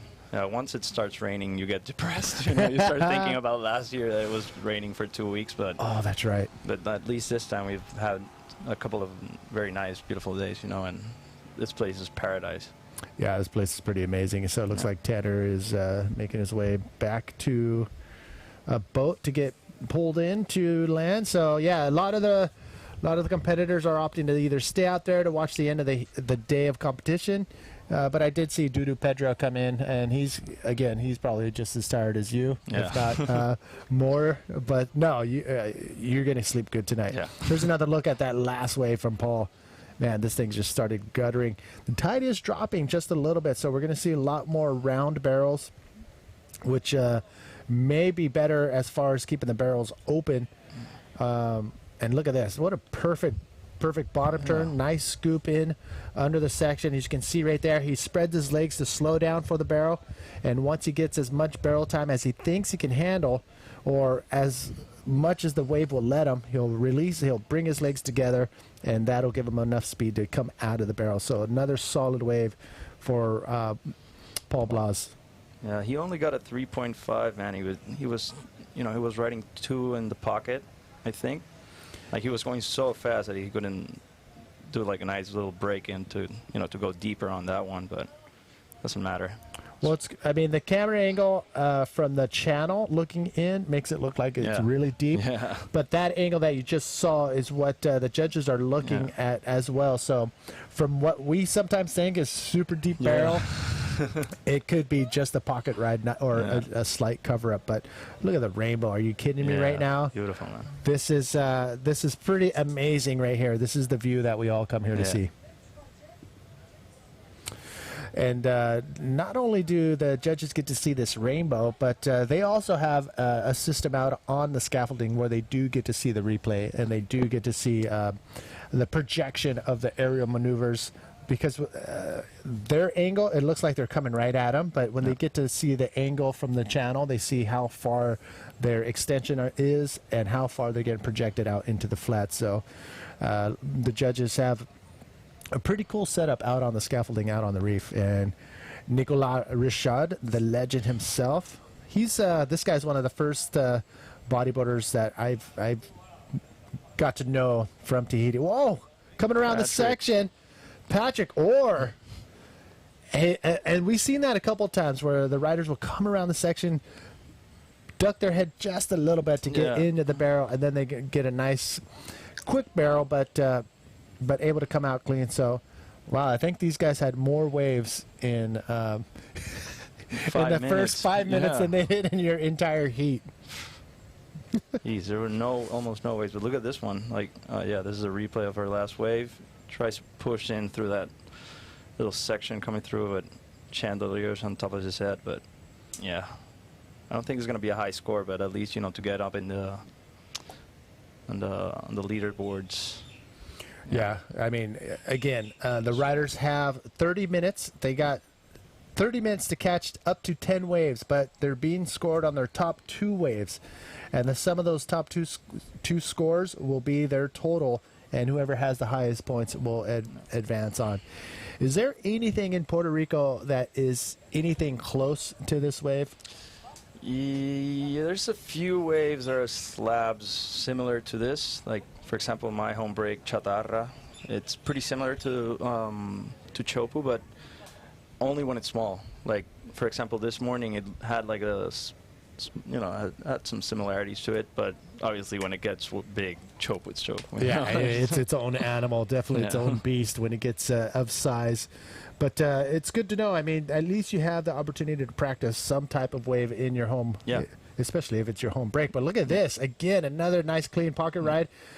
Quick little cover up right there for Patrick Orr, but he's still keeping moving. And yeah, they're getting a lot of waves right now. Yeah.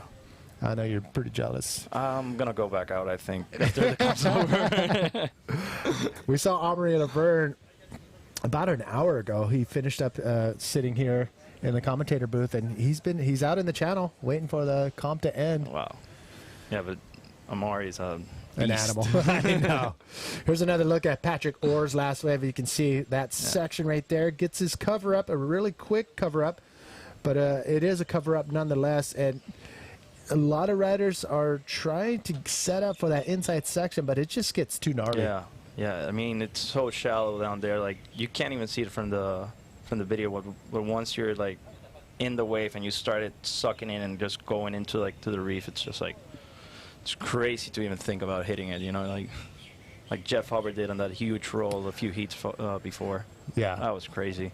I mean, but as soon as he landed, he did a little hop and then got out of there because he knew if he rode that out, and he still ended up in the shallow part of the reef. And he was hurt, right? Like, we could see like there was some pain on his face after that. I wouldn't doubt it. I mean, you can see right here in the foreground of the screen, it's just super shallow, inches of water right there, right in the foreground, and it doesn't get the gradual slope down to the edge of the reef. It's not very steep until you get further out to where, at least where the riders are at. So it's a really gradual slope. So it's not that deep right there still, even though it's a little further away from the dry part. Yeah, Manny, it's crazy. Yeah, and it's not it's not smooth. No, it's like it has urchins. It has like live reef coming out of it, sticking on every part. You know, it'll destroy your board or your body. You know, like. Yeah, I think we're gonna have a video of some of the reef that I shot yesterday. Yeah. We're gonna get that into the system so we can show the viewers what it really looks like under the water to give them a perspective on what you don't want to hit at full blast. Maz is coming back up, grabbing his backpack that he left here. So if there's a couple croissants missing in there, you know who ate them. All right, so Maz is amped. I think he just went out there to board caddy for Lori, I believe. So here we are. We are halfway through heat number 10 out in the water. We have heat number 11 and heat number 12 to finish off round number 1 of the main event and the day of competition here at Teahupoo Tahiti Challenge 2017. Thank you all for tuning in. And if you are tuning in from Puerto Rico, let us know, or anywhere around the world. I'm going to post something right now on our Facebook page and say, Heat 10, where you at? Where you at, brother? Where you at, brother? Heat 10.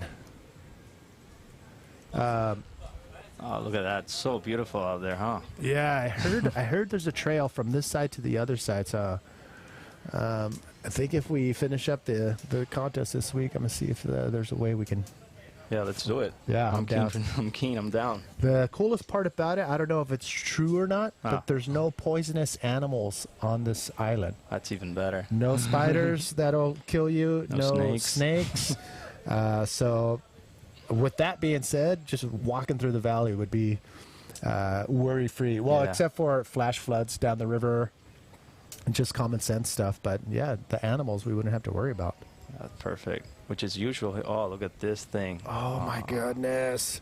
I think it's starting to fire up. It is starting to fire up, and we have 2 more heats after this that are going to see Maxime Castillo, Julian Merimont, and Nicholas Rashad, Dave Hubbard, Alvino, and I think in that last heat with Dave Hubbard is going to be Martin. Yeah, Martin. From Guadalupe.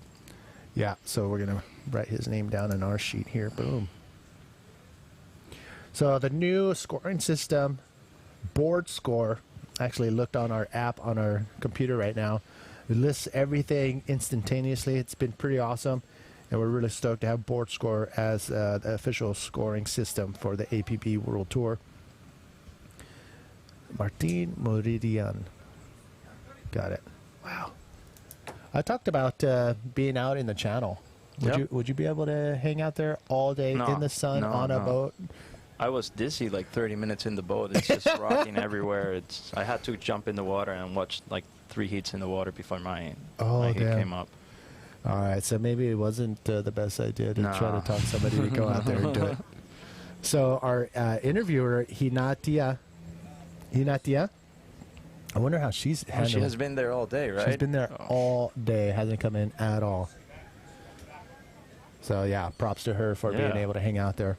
Like, props to everybody who's been on the skis and on the boats, and that's crazy. Yeah, the water patrol here, as well as the safety crew, have been, 100% doing an incredible job. So shout out to those guys, and the whole Tahitian Tahiti ET Surf Club and the Tahitian Surf Federation for making it all happen, and ATN, the Tahiti Sports and Tourism, TNTV, OPT, Reef, and Coke. And look at this live action. Sasha. Oh, going for a nice cylindrical roll right there. Sasa Damjanic cuts out after he completes that roll, but that was pretty smooth. Nice projection. That was pretty good. Yeah, he did it not too far inside, so he was able to ride it out and cut out, and now he makes himself back out into the lineup. That's actually his second wave. He doesn't have a backup wave yet. Oh, man, and we're coming down to the 11-minute mark, so it's very very interesting how some of these waves are starting to turn out for some of the riders who are waiting 20 minutes to catch a wave. Yeah, some of us are playing that waiting game. Like, look at that big, clean roll. Yeah, that little section down there. Oh man, I wish we'd had more Chileans in the event, because I know they all ride these heavy reefs up and down the coast, and I know a lot of them would be able to put some heavy competition in this event, as they're all just frothing, I'm sure, at this wave. I'm pretty sure there's a lot of people right now pulling their hair out saying, damn, I should have gone to Tahiti this year. Yeah, you're right.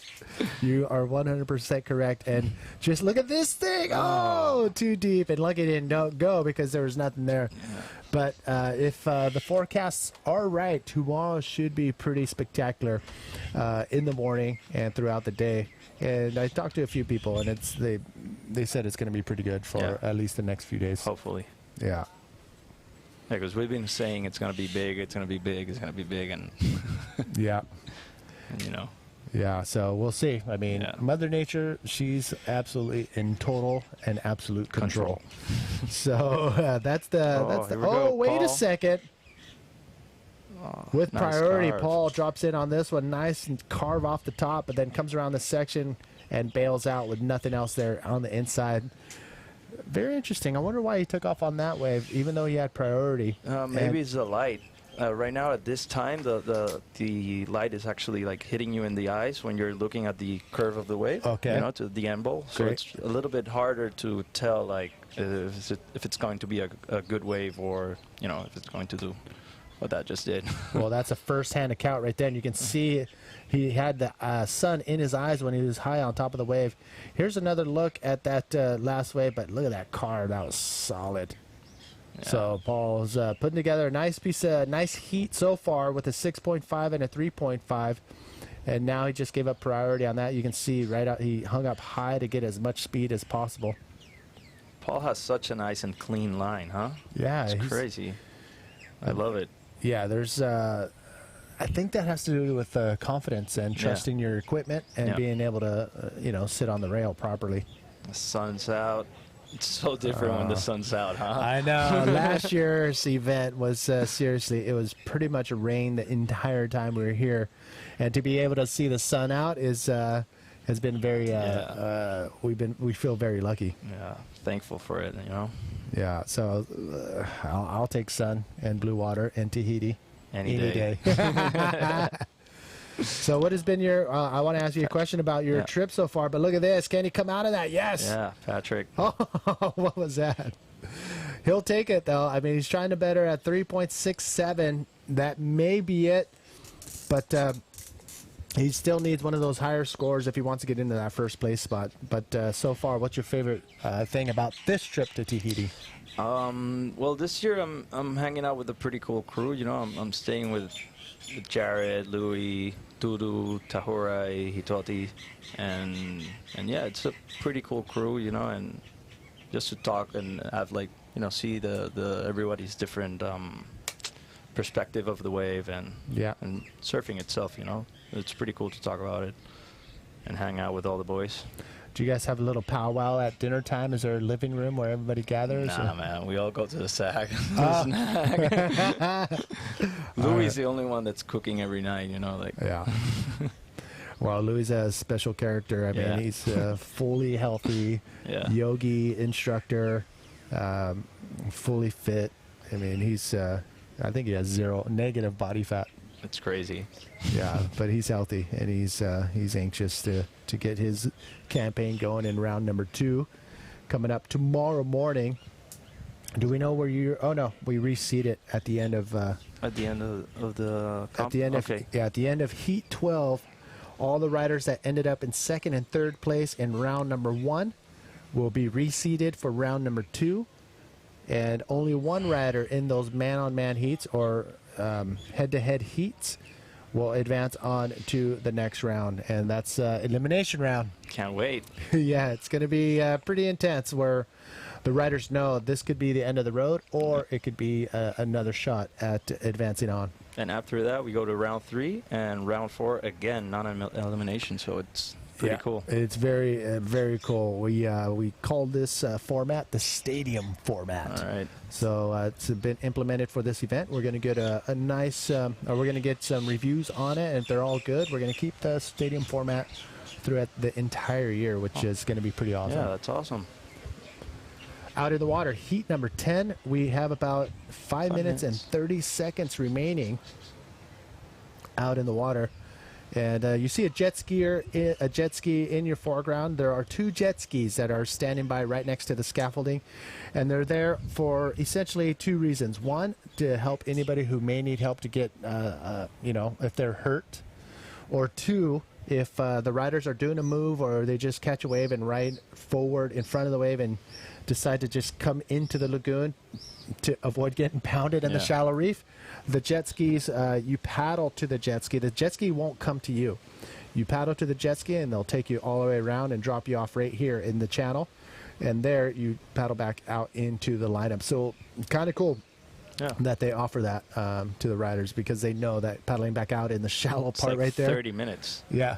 If you get lagoon and try to paddle back out to the peak, it's going to take you like 30 or 40 minutes easily. Yeah, so. And battling back in, you know, it's crazy. Yeah, because it's like 2 or 3 feet deep and shallow, sharp reef. So they know that, and it's pretty cool to have that implemented there. Could I tell you what I miss about Puerto Rico? What? I gain about 10 pounds every time I go there. Tell me mofongo, man. I'm going to tell you, empanadas, a smoked shark. Empanadas? With smoked, smoked, was it shark or smoked marlin? Marlin. Yes. Don't say shark. No, not shark, not shark. It was marlin, and it was outside of, just to the, I don't know, to the west maybe of Isabela. Aguadilla? Probably Aguadilla. Yeah. Probably. On the way to Aguadilla from Isabela, there's this. The little shack in Isabela. Yeah. There's a turn like this. Yeah.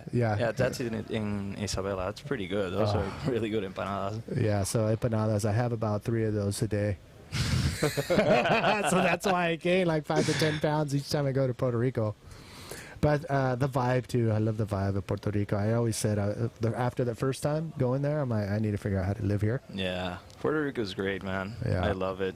Yeah, coming from Puerto Rico, it's good. You know, Puerto Rico is so amazing because we have so many different type of waves. You know, like we have wedges, we have slabs, we have reef breaks, we have lefts, amazing lefts, amazing rights. You know, a bunch of like world-class waves in just that small island. You know, and world-class riders. I mean, some of the Galdo, he's one of the best EK riders in the world. You're here representing. Yeah, I wish all of the boys were here. I know. We have guys like Gadiel Rodriguez, we have Bobby Quiñones, you have Rafa Rivera, Willo Baez.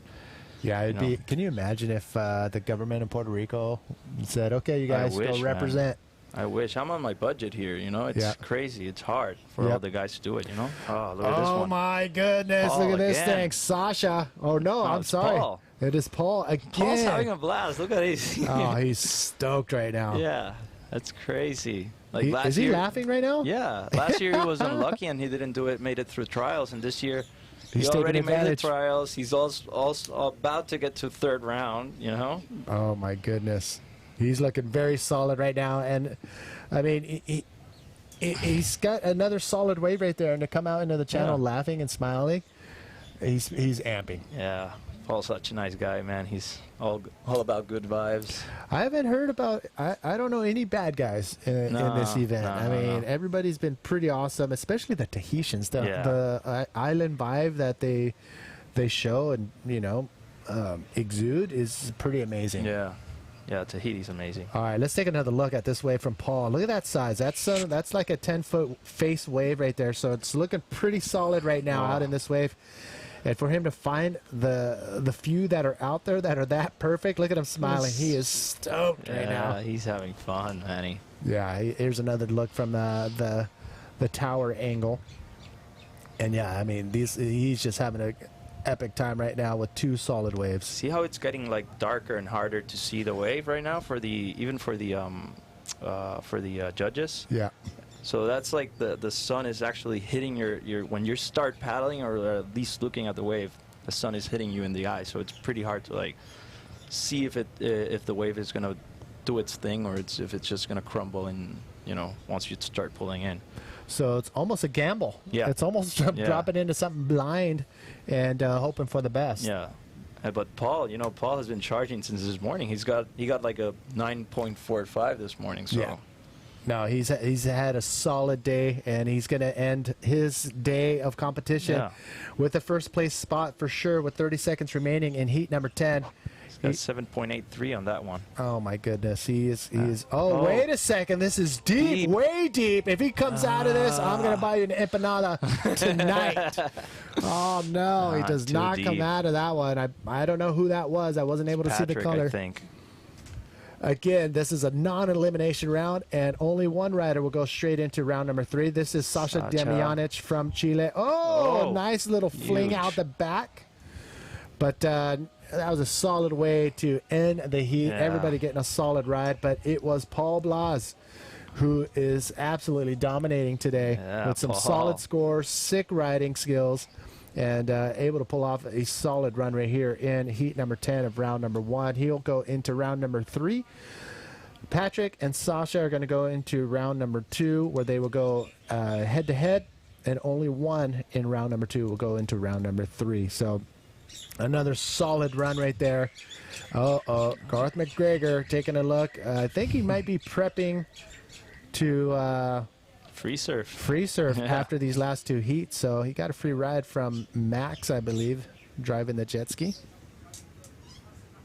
But Garth McGregor wants to get another solid free surf in before going out into round number 2 tomorrow morning.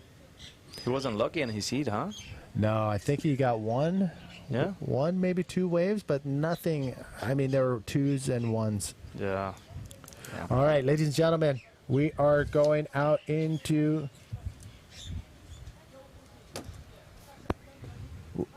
No.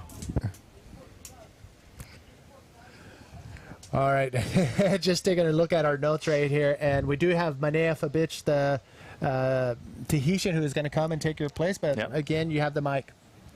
Thanks, guys. Thanks to all my friends, all my family who are actually supporting me right now, and I couldn't be doing this without you guys. So I thank you a lot from the bottom of my heart. Thanks. All right, so PJ, thanks for hanging out, brother. Thank you for having me here. We're going to go to the next heat. Don't go anywhere. We'll be back right after this. The shockwave from the lip like hit me, exploded, and it hit something super hard, blacked out for a split second. Saw all the stars and everything like that, and I'm just stoked it came in alive.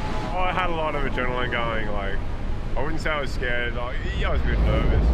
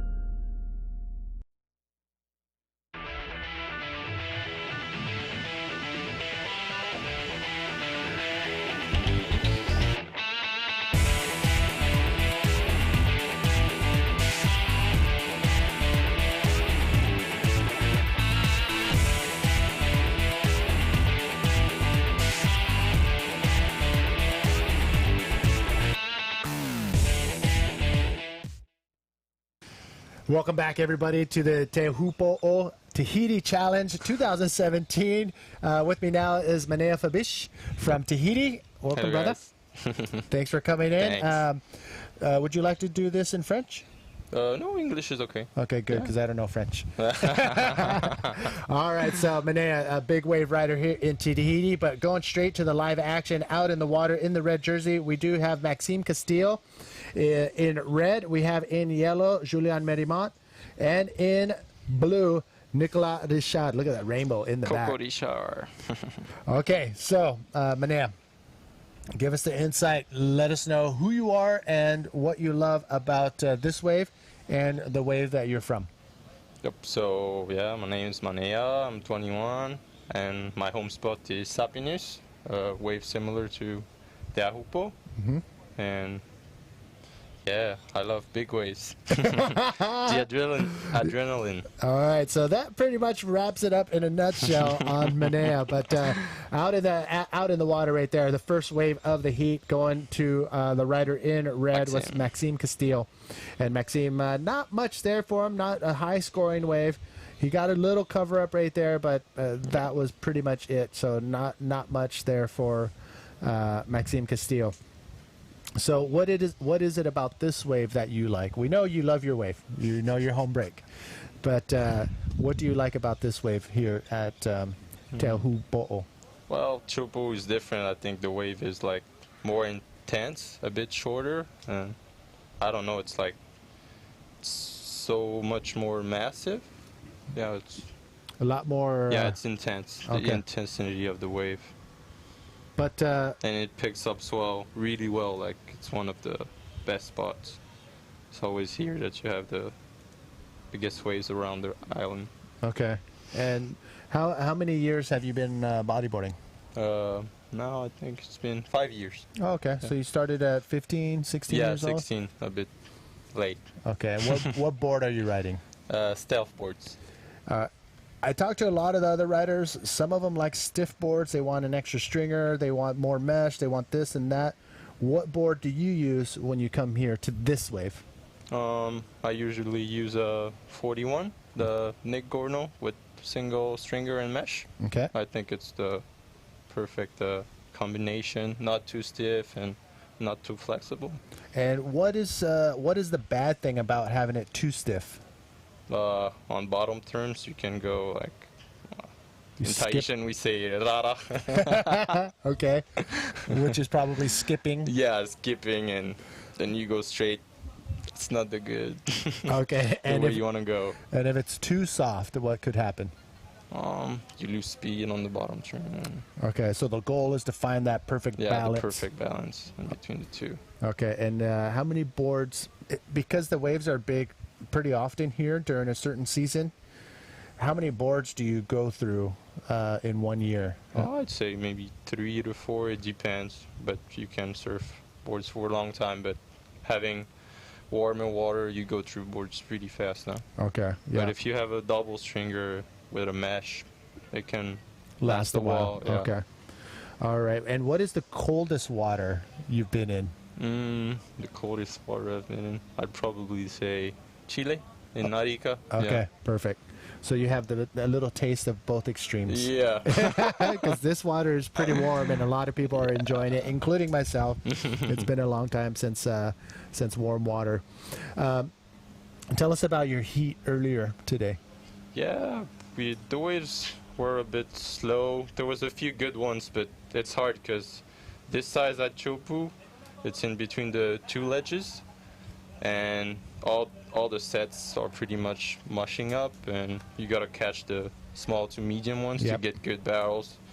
And yeah, it was pretty hard to find them. And Tahupoo got the best of it. Yeah. And I got second. But you say that to catch the medium ones, the ones that are closer, like in the middle part where you can have that inside goal.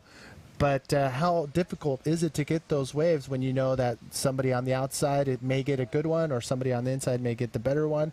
What was the strategy to be able to get those waves? Yeah, I think, really focusing on the small to medium ones. In our heat, it was more on the inside. Yeah. There wasn't really many west. Okay. So yeah, you got to. At the beginning, I stayed a bit too much far out and didn't pay off. Do you watch? Have you been watching the forecast? Yeah, I've been watching the forecast. All right, tell us what you know. Tell us what you've seen. Yeah, I think tomorrow morning could be really good. Like 2 years ago, we had the swell pretty much a bit similar. Okay. It didn't look that big, and it was announcing probably the same, like 8-9 foot on surf line. Yeah. And then when the day came, it was pretty much like 10 to 12 foot plus sets. Okay. We hope. Let's hope it's like that tomorrow. Yeah, hopefully. Yeah. But I think it's gonna be, yeah. Okay. Well, that's the thing about the Tahitian riders and all the ones that I've met. They all want the big stuff. That's when they shine. Always. And the smaller stuff like today and doing a maneuver maybe on the inside, that's, it's different from what everybody really, really wants, and that's the big, heavy stuff. Yeah. So hopefully we'll see that tomorrow morning. Give us an idea on what could happen if that swell comes in overnight. What will change about what it is now? We'll be surfing a bit higher on the top ledge. Further out? Yeah, a bit further out. Okay. Every wave is gonna barrel. Okay. If there's like 10 to 12 foot, no matter what the wind will be, it's gonna barrel. But there's still that chance of it closing out too, right? Yeah, but with that direction of swell, like tomorrow is south-southwest, 200 degrees. It's like the perfect direction between 200 and 205 for Teahupoo. Okay, perfect. Look at this, way deep down the line. That is, I believe, Nicolas Richard. Yes, he is, for me, a living legend of the Tahitian riders, only because he's one of the first Tahitian riders that I got to meet. But yeah, showing his skills right there with a nice, clean pocket ride. From our angle, from that camera angle from the channel, it looks like he's deep, deep, deep. But when we look at the other camera angle, he may have been in the barrel for a little bit, but that's what the replay is for. And lucky for us, the judges on the scaffolding get to see this as well. So this angle, it looks like he's in the barrel that whole time. And right there, you can see he's definitely covered up in that section right there. And then he comes out. And here's the angle that the judges get to see right here. And more of a pocket ride, but there is a section right there. A really short section, but he did get barreled nonetheless. I mean, he could have a worse wave than that for sure. For sure. That is his first wave of the heat, so not bad for the first wave. Yeah, definitely. It's been a bit slow for this heat. Yeah, compared to the last heat. Yeah. It's weird how they go heat to heat. It doesn't. I mean, Mother Nature is in control all the time. Can't control her. No. So give me a typical day in the life of a Tahitian bodyboarder.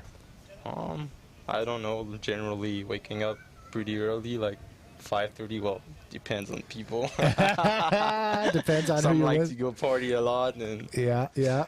But yeah, in general, a little surf in the morning, and it depends on the waves afterwards. But yeah, just chilling out.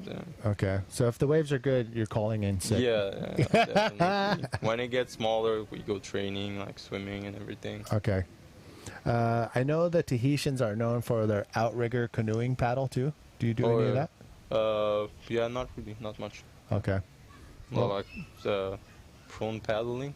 Oh, okay. And how much distance do you cover as far as training? Well, I've never really, I like to do short but intense stuff. Yeah, short like intervals. 30 minutes, Okay. 45 minutes. Awesome. And is that what a lot of the Tahitian guys do? They keep training for when the big days do come? Yeah, it depends. Huh? Everybody has their own recipe. Yeah. I think. But some of them they like to train like Nico or Julian trains too. A lot of the guys, yeah. What was your worst wipeout? My worst wipeout. Hold on. Hold that thought. Oh, Julian. trying to sneak into that barrel. Oh. And he bailed out way in the beginning. But it's a good thing because it looked like he didn't get his rail engaged. Yeah. And look at that thing just driving on the inside. So shallow. And here is out the back, Maxime Castillo. Nice clean stall right there. Finds a little pocket, gets covered up just a little bit, and he'll cut out of that one. Out. Is Maxime Castillo staying with you guys? Or who's he staying with? No, I think he's staying with Julian. Oh. Yeah. Oh, that must be in between Frenchmen. So it must be difficult being able to, I mean, staying with somebody who's in your heat. Oh. Yeah. It looks like Julian is on the reef inside there. And from where I'm standing, it looks like, does the reef come up above sea level and then go back down into the lagoon? Yeah, that's right. Okay. Yeah. So that's why it gets really, really shallow right in that area. Down there, it can get pretty damn shallow. Oh, you can see behind Julian. Yeah. So Julian Merimont gets cut out of that, but so much power is pushing him onto the dry reef. So what the riders are allowed to do is come into the lagoon, but they have to paddle from the shallow reef to where the jet skiers are, and then they can get on the jet ski. And the jet ski will take them around the reef and back into the channel, which is pretty cool. There's two jet skis for definitely. Helps a lot. Yeah. So how I think PJ said it was about 30 minutes if you came into the lagoon, and to go all the way around, a half hour to get back out? To get back up? Yeah, I'd say 15-20 minutes if you're quicker. Okay. Yeah. But that would be the way to go around, right? To come. Yeah, to go around. Yeah. Oh, look at the boat.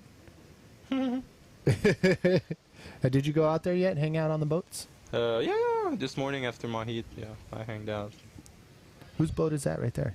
I think it's Cindy's boat. Okay. Is she out there? Yeah. Oh, chilling.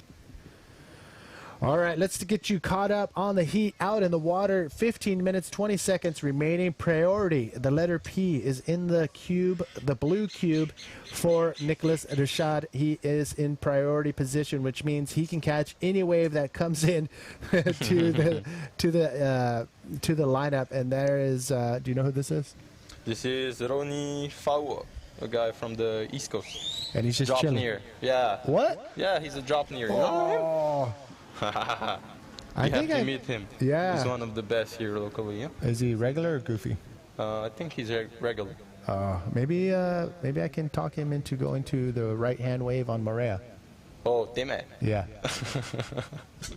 For sure. I've only heard about this wave, and I heard it's a good drop. Yeah, it's good. So maybe you'll have fun for sure. Yeah, sure have fun. But there's some drop knee waves on the east side too, right? Yeah. But where he lives, it's mostly beach breaks. Okay. Oh, that's why drop knee. Yeah. Makes it more fun. All right, so Nicholas Richard with the priority in the blue jersey. Wow, low-scoring heat, really slow in this one as well. But Nicholas is in first place with priority. And Maxime Castillo has second priority in red. And both, again, all these riders have a pretty low score. Who are these boys? Your boys showed up. That's Tumu and Thibaut. They're coming in and checking out what's going down in the commentators booth. But yeah, they can come in and chill out right here if you want. Thibaut, Taylor, mate. All right, here's the view that all the competitors that have been coming into the booth and myself just love, sitting in the channel, looking out at this landscape. So epic. There's nothing like this in the world. Do you have in Sapinas? Do they have something in this? Yeah, but it's different. Like really, here the vibe is tropical. Yeah. There's nothing on the mountains, whereas in Punauia you have houses all over the place. Okay. Here it's all natural. Natural, raw. Yeah. All right, so yeah, this is a little bit of a slow heat, but 13 minutes remaining. And again, the top rider is going to advance on into round number 3. Second and third, you're still going to see them again. They're going to compete. And after being reseeded, they're going to go head-to-head with the other riders in round number 1 who had second or third place finishes.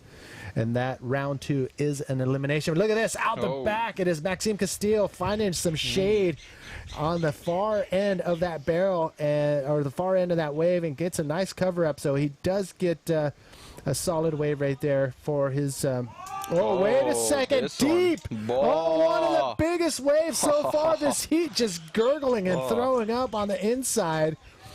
Oh my, I'm going to say it was probably... Starting to pump, slowly. Yeah, it's starting. We all want it to pump quickly, but... Yeah. That was Maybe in 30 pretty... minutes, it's gonna start picking up. Oh my goodness. Tomorrow morning, Tomorrow morning's going to be the Perfect. morning. So if you're watching right now, set your alarm. Make sure your friends know to call you. And look at this. Here's what replay. happened. Look at that monster. Probably one of the biggest waves so far, dropping yeah, straight definitely into the biggest pit. one so far. Was that Julian? I couldn't really see. Look at that thing just spit from Yeah, the this pressure. was Julian. That's right. Yep. Oh my goodness. This one was sick. Oh, I just got word it was Nicolas or Nicola. No way. Yeah. So Nicholas Rashad was dropped in on that straight down. Unfortunately, did not make it. I don't see him anywhere in the whitewash. He's probably made his way back yeah, out. he made his way back. There wasn't any sets behind. Yeah. Oh my goodness. So that is just a little glimpse. A glimpse of tomorrow. It's going to be Can't pretty wait. interesting. So yes, set your alarm, call your friends, tell them to call you to make sure you wake up and don't miss anything. I think the first call is going to be around 7 o'clock, maybe 6:30 local time. So make sure you stay tuned on our APB Tour Facebook page. That's where we're going to put everything instantly. Alex Leon, the contest organizer and director, he will make the call 6:30, I believe, on APB Tour Facebook page. Go ahead and get there right now. Like it, because you will be notified once that call has been made. Yeah, definitely be on it. Tomorrow, I think from 7 till 10, it's gonna pump. Oh my goodness. All morning. Yeah. You don't want to miss that. And we're going to jump into round number 2. And I talked to Amaury Laverne, and he was talking about a different way of thinking, because in round 1, you want it's to... better to get into the second round. Yeah. Then you're gonna surf pumping waves tomorrow. And that's what he was saying. He was like, man, I was considering... I wish. I was considering not winning my heat so I can surf round number 2 in the morning when it's going to be good. And that was it's a good idea. it was pretty interesting to hear somebody say that. But look at this, another nice size wave, and nice little cutty. So Julian making a nice recovery nice after barrel. that bomb. I'm really surprised that he was able to get that wave, even though he yeah, it's weird. you know what? He probably ate it and was able to get back out to the lineup before the other two guys. Oh, there's something. So Nicolas in the blue jersey still now has priority. Here's another look. So nice size wave right there. Hits the brakes, the stall for the barrel right there. Gets a quick little cover up, and he spreads his legs to see if there's anything else. And nope. And he gets out of that barrel or out of that wave and up and over. So let's see how deep he really was from this angle. Oh, it's hard to see from the, but you can see this with section. The sun. Yeah. Oh, it was a pretty nice section. Huh? Not too bad. Yeah, that wasn't a bad wave at all. Decent score, like maybe 5, 6. Huh? Yeah, again, it's all about getting into that first place position to advance on. And you're seeing a lot of low scores. Yeah. But it's because the Mother Nature has been delivering, just a few waves that were, offering the bigger scores. So, oh yes, here we go. Here's another look at that bomb. So sick. Oh no, that was Nicholas. So this was Nicholas. This was Nicholas. This Yeah. was Nicholas. Yeah. That's So right. that's why Julian that's had why priority. Julian had priority. Yeah, Okay, that's right. that makes sense now. But man, look at that thing just guttering and just. Oh, I'm surprised Nico didn't make the job. That's weird. Here's another look. Oh no. Yeah, I think the wave was going came away. out of nowhere, and he didn't have much time to go around. Okay. That's probably why it was so late. So what I want to know from your account, like what was happening right now to Nicola in that, like what was happening underwater to him? Oh, underwater. Yeah, I think the beginning here in Teahupoo is like really intense. The beginning of the wipeout. Then you just get rolled up You could just underwater. go in a washing just machine. gotta stay in yoga mode. And just wait for the wave to let you out. to let you out. Definitely. The worst thing you can do, Try panic. to paddle back directly at the beginning. And Forget it. yeah. Because you lose energy. Yeah, you lose energy. So not it's worth best it. to just stay calm, Yeah. let it ragdoll you for a second or two, and then once you feel a little bit release, Yeah, then try to find your way back up. Definitely. So yeah, we may see some of that going on tomorrow morning. Maybe. Yeah. Let's take another look at Nicholas's wave from a different angle. But oh yeah, he didn't have enough. Oh my gosh, it's straight down. Look how big that thing is. So this is just a little glimpse of what's going to happen Are you tomorrow. sure it's not another wave? You sure? Is that? Well, yeah, they told me through my little earpiece that this was. Oh yeah, you're right. Yeah, I mean we're having a little lighting issue hitting our monitor lighting here, issue, but that's right. but it was Nicholas, and he was just too deep, and that wave was just hitting the reef too fast. It did come up quick, and you're right. I mean, Nicholas would have been able to get a few more paddles in and get down the face of the wave, but that wave was just running too fast away from Nicholas Rashad. And he owns a bodyboard shop? Yeah, he has the Plug Bodyboard shop in town. He's town. the only specialist here in Tahiti. Okay. Yeah. I asked him what time he opens on Saturday. On Saturday? 9 to 12. Yeah, 9 to 12. Yeah. I'm like, hey, why don't you stay open all day? He's like, no, you know what? I have a family, I have kids, and I want to live. It's my shop. I can put the time, and and I can surf too. Yeah. So, but yeah, I mean, why not? Yeah, it's good. He has his wife with him too. Yeah. They switch off. Yeah, they switch holding off. it down. Yeah. Yeah, so it's pretty cool to hear him say that. He wants to, enjoy the life instead of wasting it away in a building.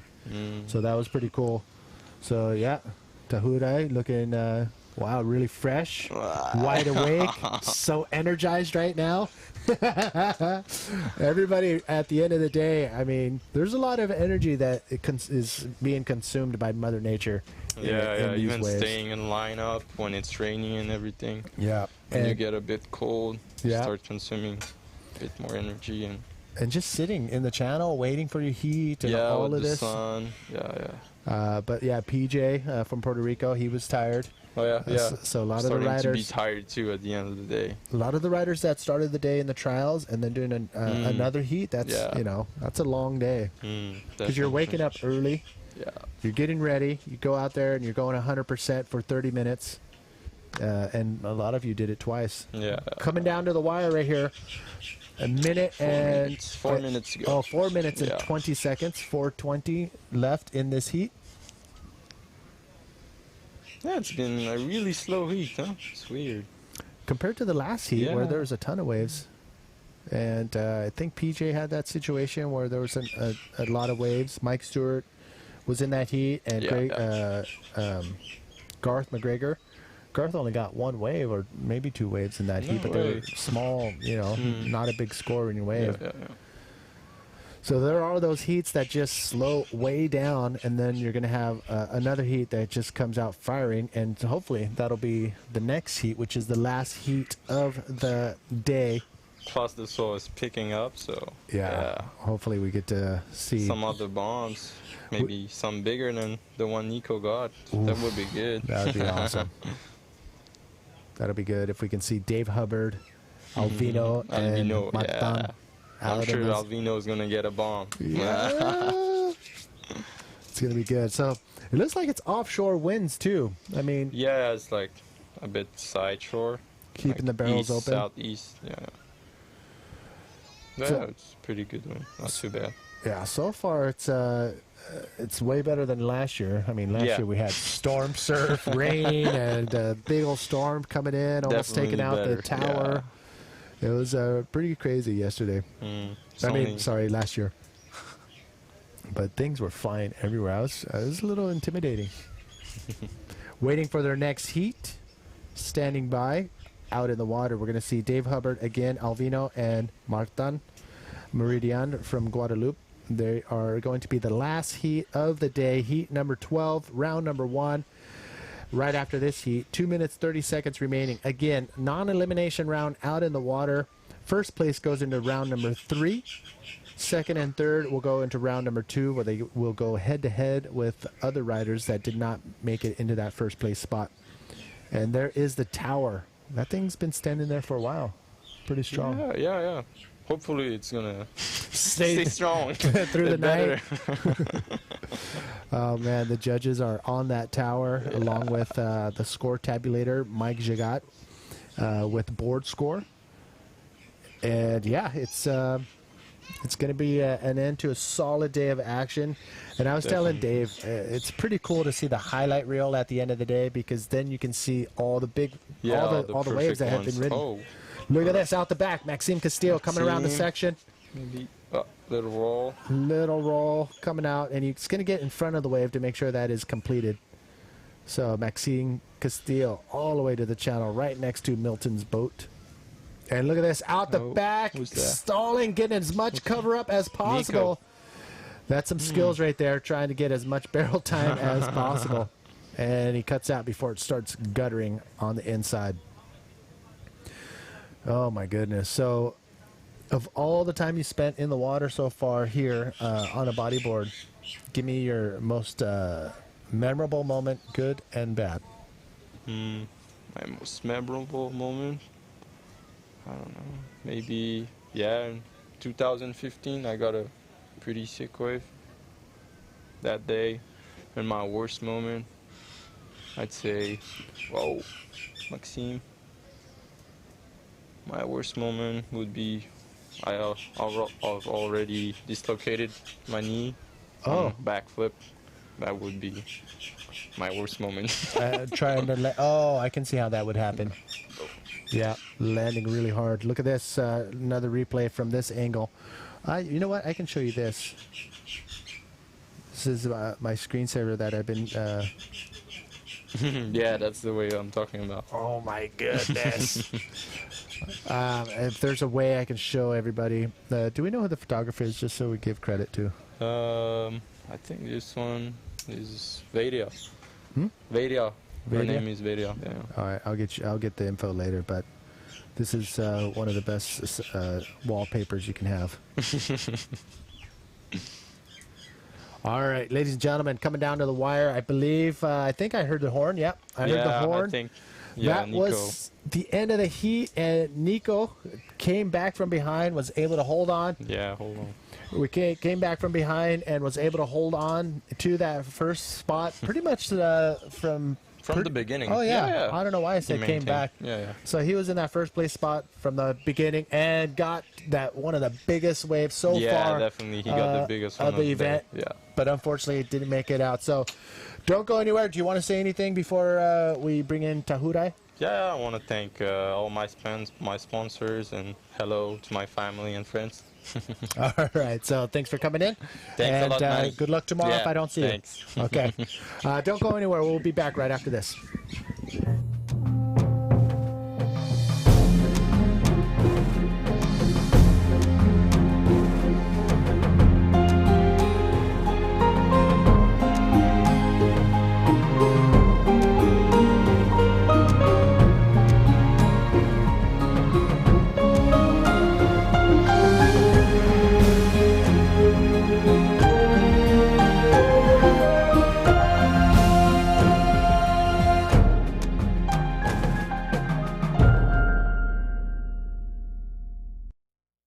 The shockwave from the lip hit me, exploded, and it hit something super hard, blacked out for a split second.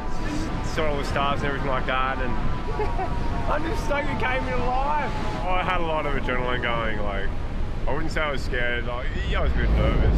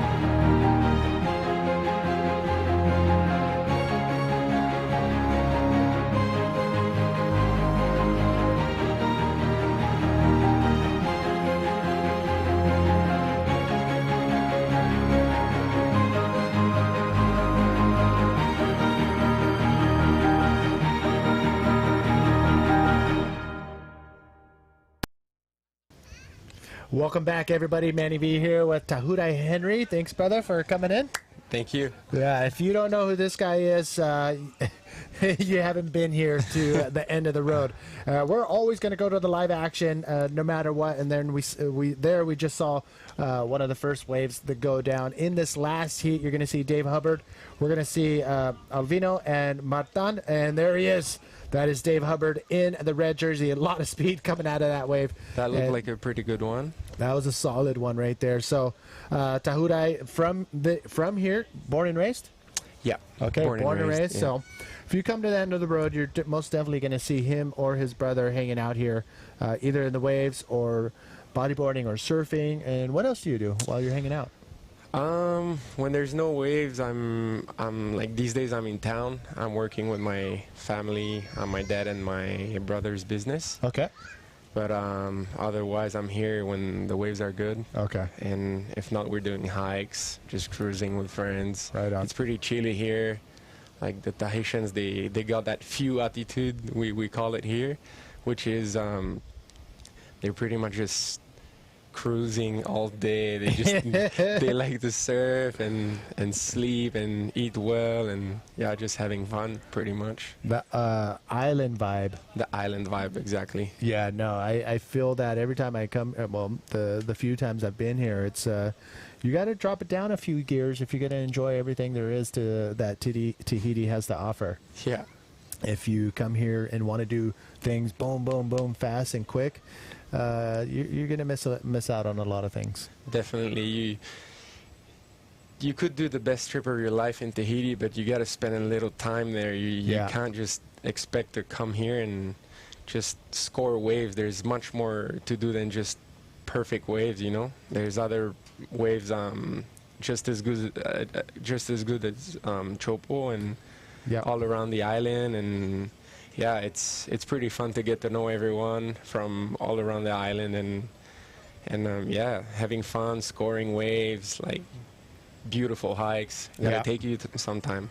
Well, I am gonna probably book a tour to do the lava tubes.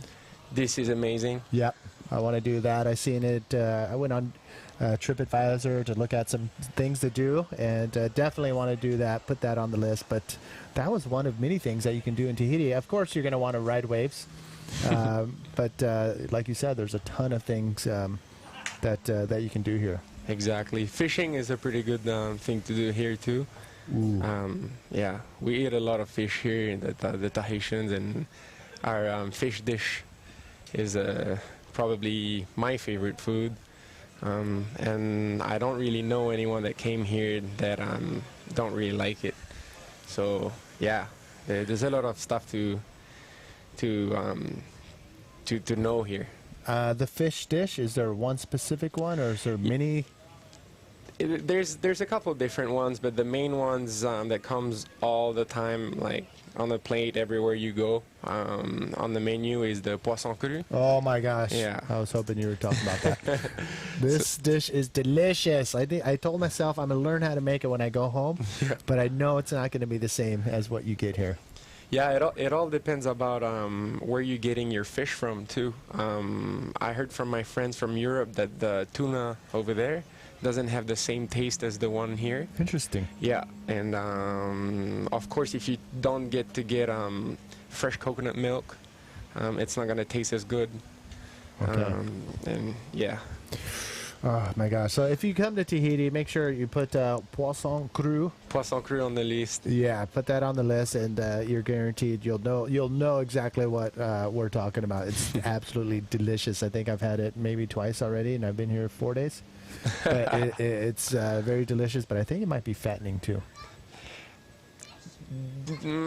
I don't know. I feel like it's a pretty healthy dish. Like it's only fish that is mixed with veggies, mostly cucumbers, onions, and tomatoes, with a little bit of carrots, and you add coconut milk in there, some lime, and a little bit of salt. Okay. But of course, like a little bit of, too much of fish could be bad for you. Depend of the mercury that has in the fish. Okay, I think I may have gotten that confused with the 6 donuts without sugar I ate the other night. That was fattening. Completely different, but still good though. All right, so yeah, again, welcome Manny V here with Tahurai Henry, one of the locals here at Teahupoo. And yeah, this is everybody's having a good time. Everybody's just waiting for those big waves to come, and hopefully that comes in overnight. And we're going to see some of the round 2. We're going to see round 2 go down yesterday. Oh my gosh, is somebody coming out of that barrel? Yes, it is Martin Mouradian, yeah, from Guadeloupe. He is stoked. And the coolest thing about coming to Tahiti, if you're French speaking, that is you're already know the language here. Yeah, well, one of the languages. Yeah, I mean we're mostly speaking French here as a first language. You go to school, it's French schools. We have Tahitian classes, of course, but yeah, it's a good way to. I mean, they're gonna be able to talk to the locals really easily because it's not everyone that can speak English here. Yeah. Oh, look at this. Dave Hubbard out the back. It looks like he's lining up for something. No. That's his 3rd wave, I believe, but he's still looking pretty strong with those 2 solid waves. That's 6.0 and a 4.0. So he's getting his, again, he's one of those guys who goes out, gets those first high-scoring waves right off the bat, and then he can chill out and wait for those bigger waves for the high-scoring points. But, man, a 6 and a 4 already, those 2 scores, you know, would have been first place in the last heat, but this heat looks like it's starting to move with a little bit more waves. Yeah, Dave Hubbard is gonna be a really hard one to beat. He's like next level on like everywhere he goes pretty much, and he kicked me out of the contest last year. No. And it was really hard to surf against him because he keeps on being busy, and he keeps on being busy and catches many waves.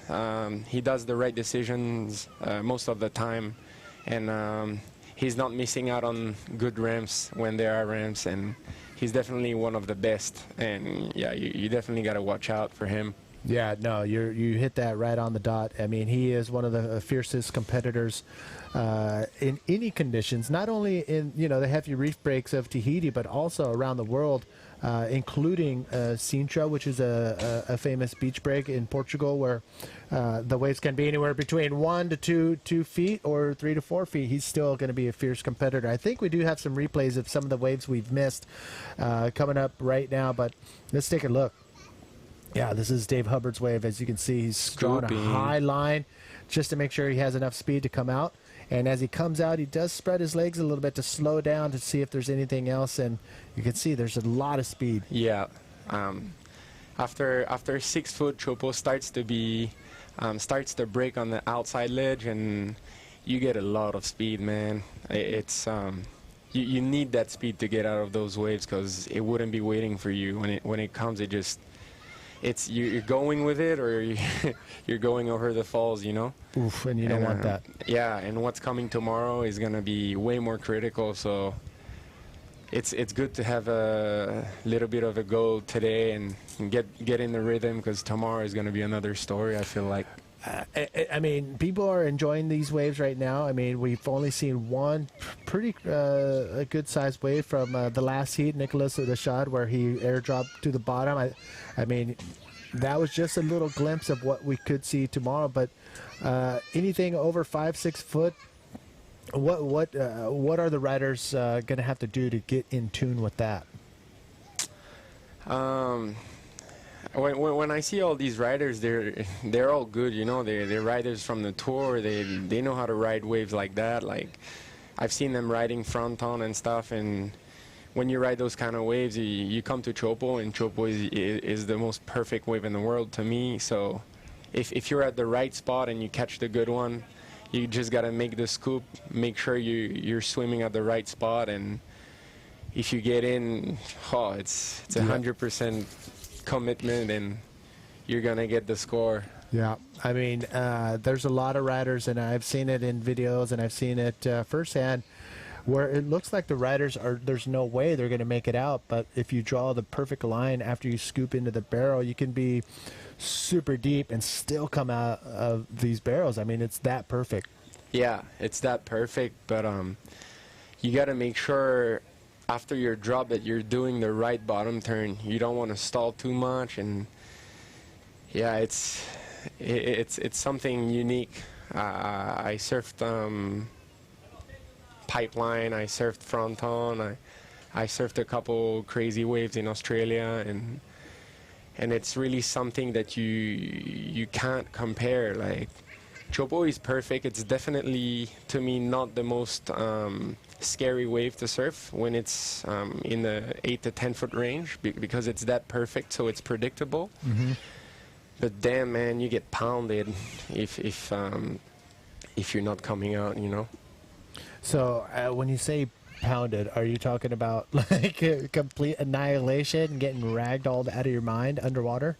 It all depends. Like, I've been surfing that way for the last 15 years, and I've been through several wipeouts, and some of them were really crazy, like to the point where you don't really know where is up, where's the surface, where's the reef, because you're going like a washing machine underwater for like 15 seconds straight, and it feels like it's 2 minutes underwater. Yeah. Well, we're lucky to have you here, alive and well. And we hope everybody is safe tomorrow morning as well. But look at this. We got Dave Hubbard live action. Nice clean scoop. Smaller wave. Not much there. Is he going to try to look for a lip maneuver? No, he does not. And right where it's breaking.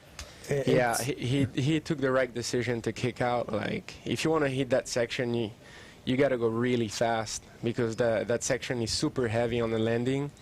And if you don't get projected like far enough in front of the wave, you're going to get the lip in the back, and that's not going to feel good. No, and it's super shallow there, so it may even drive you into the reef, which is not a nice place you want to be. I took some video the other day, and there's a ton of sharp barnacles or reef heads and just different types of reef that are on the rock there, and it can cut you up easily. Yeah, sometimes I touch the reef there, like not even hard, and you think that you would have nothing, and next thing you know, you're bleeding, and you have cuts everywhere. It's super sharp out there. It's coral that are really alive, and so what happens when the waves get bigger and it breaks a little further out on the reef? I mean, how deep is it then? Let's say it is 10, 15 foot faces tomorrow morning, and the waves are breaking a little further out. How deep is it where they're breaking? Well, if it goes to that range, it all depends about how the direction will be. Mm-hmm. Of course, the more west the swell goes, the shallower it's going to be at the end of the wave. Yeah. But it's pretty much between the... Oh, there's a wave coming. Martin? Looking for a ramp, maybe. Oh. Well, good escape right there. I mean, there's a ton of time left. I mean, the riders can grab their board right there and get back out into the lineup pretty quickly. I mean, they're just going to come around and paddle back out to the zone. But they are going to be in the bottom of the priority totem pole. Right now it is Alvino who's been waiting. And this is typical of a lot of the big wave riders of the Tahitians, the Tahitian big wave riders. They're going to wait and wait and wait for that big, perfect wave. And sometimes it doesn't come through. Yeah, exactly. We're on a building swell right now, and Alvino is really familiar to that wave. He's my cousin, and we grew up right in front of it, so we've been surfing it for so many years now. He really loves big waves, and I would say he has like 7 lives, like the cats. Oh. He's been through so many big wipeouts, and he's still here, like not even getting hurt. So he's been a pretty lucky guy, I would say. Yeah. And yeah, that contest been his dream.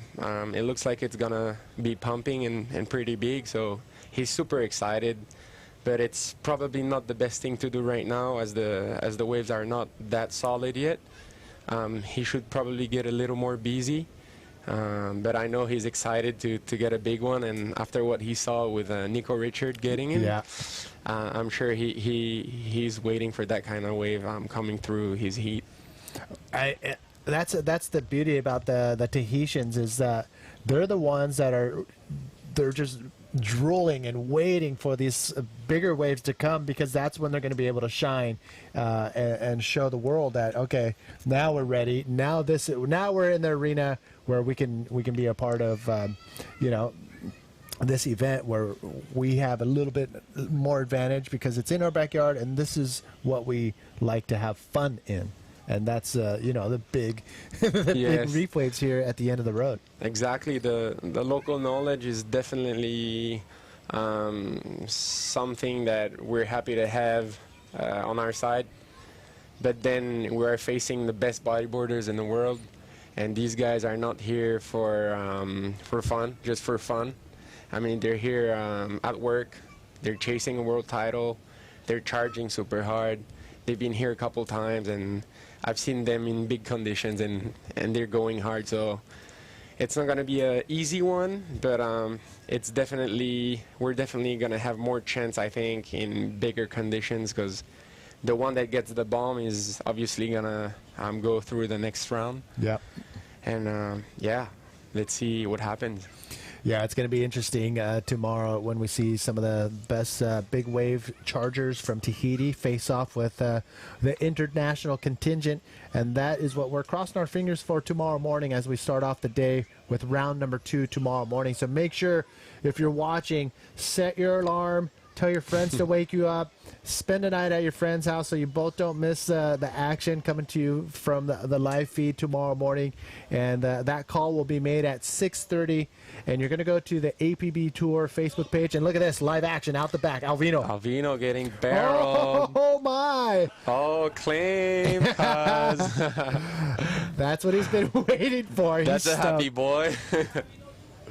So if he can do that again in the next 9-10 minutes, he's going to be looking good to get into that first place spot. But he's one of those guys that I can see him thinking like what Amaury was thinking.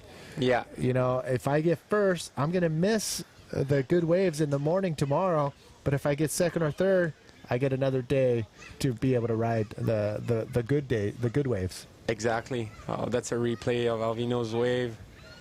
Sitting there, stalling to get the most of the barrel. That was a pretty nice one. Oh, he was claiming it before he even came out. That was solid. Definitely gonna get the best score of his heat. I mean, not of his heat, but of his waves. Yeah. I'm not even sure if he caught. He caught one wave. Yeah, he caught one wave, so that's definitely gonna be his best score by far. Hopefully, he gets a second one before the end of the heat. It's going to be nice to see him in the big stuff once it comes in. But we're going to see at the end of this heat. This is the last heat of the day. A full day of competition just went down with the trials in the morning. And then we plugged away and went through 11 heats. And the 12th heat out in the water of round 1 is coming down to the last 8 minutes and 30 seconds. And we're waiting for that wave to drop from Alvino, and you're going to see that on your screen. We're still waiting ourselves. So right now, with priority on the outside, it is the rider in red, Dave Hubbard, who is looking pretty solid with a 6 and a 4 right now with 8 minutes remaining. This is going to be, as soon as Alvino's wave drops, it's going to be a very tight heat. Yeah. Oh, look at this. Stalling to get a second score. That was a pretty short wave. What is he going to do? Oh, he kicks out. That was kind of smart right there of Alvino, because he has a 1.43. He was paddling out knowing he does not have priority, and he saw something where he could get a better score than a 1.43, and turns around and goes for it. Yeah. Let's see. Oh, yeah, there it is. A 7.17 was Alvino's last wave. That puts him into that second place spot, but Dave Hubbard looking very comfortable right now with first place and the priority. How many minutes left? It's right above Dave Hubbard's name. 7 minutes and 20 seconds remaining. And who's that? Is that Jared? That's Jared Houston having fun on his kayak. Looking pretty sharp. Yeah, exciting. That's probably one of the, aside from taking a jet ski or a boat, but that's one of the other ways you can get out there, dock your kayak out on the buoys, grab your board and head on out for a few waves and then kayak back in. But obviously jet ski's the quickest. Yeah, but on a kayak could be more fun sometimes because you get to witness like all the beauty of the mountain in front of Teahupoo, the valleys and the sunset. Because when you're on the ski, you're just flying. You're just going straight at the waves. It's the best thing to do if you're living in Teahupoo, is to have a ski or a boat. But sometimes cruising on a kayak or a paddleboard sometimes is just as good. Oh, and you don't hear the engine. It's nice and quiet. And you work out. And you get a workout. Don't forget the workout. I know, especially if you're eating a ton of donuts. I'm joking. I'm joking. No, I've been eating pretty good here. I mean, I think it was Manea who came by and dropped off a bunch of fruit. You see it in the corner over there with papaya. And what are those little fruits with the spikes over there in the corner? Which ones are those? Oh, it's called the rambutan. Okay. Rambutan. It's kind of like the lychees. Oh, my. It looks like Alvino lost his board. Oh, man. I hope we see a replay of that. I don't know if I missed it. Yeah, I didn't see the wave that... did he lose his board on a... a lot of the riders have board caddies. Yeah, and there's one right there. That you're able to throw the board out to the rider. So Alvino board is going to get sucked into the lagoon. And I'm sure he'll have one of the jet skiers or somebody will pick it up for him. But it'd be nice to see that wave that he did drop in on and lose his board. Yeah, I really want to know if it was a wave or he got caught in, because you know that second one that he took right after his bomb. Oh, that's right. He went all the way down to the reef and dived. That's right. And so I don't know if a bigger wave came in and closed out right in front of him. And yeah, he looks pretty good though. It looks like he didn't get hurt. Yeah, that might have been it, or maybe when he bailed out of that wave. It possibly can be that. It does that a lot at Teahupoo. Sometimes you're coming out full speed, but the wave wraps around so much towards the reef that you don't have time to kick out like properly. So you have to bail your board and dive. You got to be careful to not go head first. Yeah. Always put your hands in front because it's super shallow. Yeah. It's like a feet or two. And yeah, it's super easy to get hurt, man. Yeah, and I seen a couple boards. Mike Jagat, he was out there free surfing a couple days ago, and it wasn't that big, but the leash just came, nothing broke. It just, the leash and the power from that wave just ripped it off of his arm. And I think Omri Laverne's leash plug pulled through, and the thread on the plug just was gone. So he was on the hunt for a leash plug. So there's so much power behind this wave as it comes from 150 feet deep, straight up almost to a 1-to-1 ratio to 5 feet deep. So it's pretty interesting how much power. Look at this coming around the bottom. Oh, Martin. Oh, wow, he's going to hit it. Nice, wow. Clean roll right there. From Guadalupe, that is Martin Muridian. So that was pretty solid. 3 minutes remaining for a full day of competition here at the Teahupoo Tahiti Challenge 2017. And yeah, it's been an incredible day for sure. Here comes the replay. He's going super fast and hitting a critical section here. Oof. I can tell you that felt super hard on the landing. Let's take a look from this angle right here. Oh, that's a solid way to hit, man. Oh, look where he was. Still in the shallow part, and he pulled it. Yeah, he pulled it off perfectly. Landed with speed, and that was the most critical part. Oh, he's stoked with a little charging.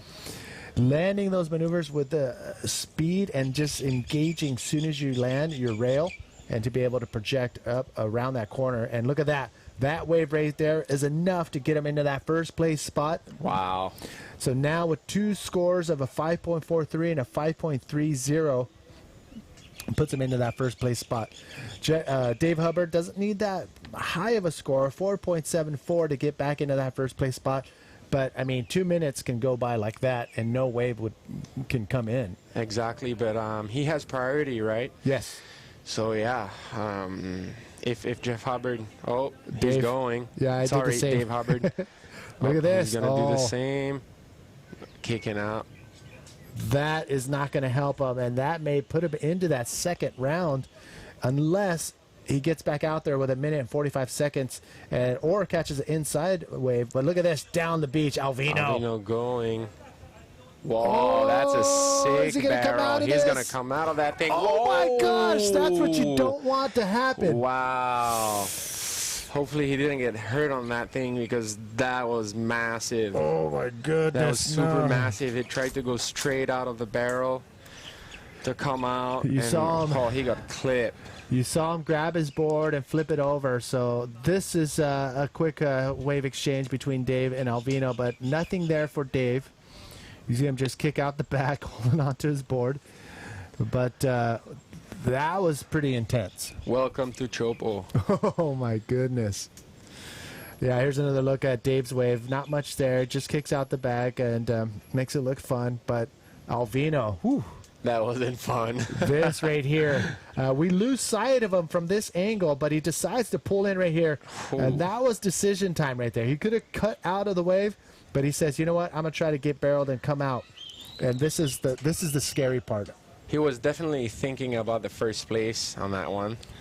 That's a good engagement. That was pretty heavy, and he almost made it. Look, trying to kick out. Ooh, critical section closing out on his face, pretty much. So, I mean, he could have got really hurt there. The lip looked like it broke right in front of him. But lucky for him, everything was, he used another life. It looked like the guillotine, almost. Yes. Oof. But he was able to get out in front, come out of there, no problem. But, oh my gosh. If he would have came out of that clean and rode up onto the reef and finished the heat like that, he would have definitely... He would definitely get the heat, first place. Wow, look at this. Very interesting. That is the end of the heat, and it is Martin Meridian with... I mean, yeah, it looks like the scores have dropped, but Alvino 7.17 and Dave Hubbard is 6.0. Both of those scores from those riders is higher than both of the two scores that Martin had. Yeah. So very interesting how that unfolded, and congratulations to the Guadalupe rider in blue who won that heat. So Martin on fire. Congrats. Yeah, so he's going to go straight into round number 3. And Alvino, I think, will be happy that he gets to get some of the big waves. Exactly. I think I don't think he planned that, but at the end of it, he's not going to be crying because he didn't win that heat. He's going to be pretty stoked to be surfing in the morning. I would say, yeah. Catching a couple bombs. Yeah, exactly. So, yeah, Dave Hubbard ended up in third place with that. And we're going to go, we're going to come to us. We're going to say thank you for tuning in. But, yeah, we're going to say thank you all for tuning in for this full day of action here at the Teahupoo Tahiti Challenge. And we're going to go to a commercial, and we're going to come back and highlight take a look at some of the highlights of today. So don't go anywhere. We'll be right back after these commercials.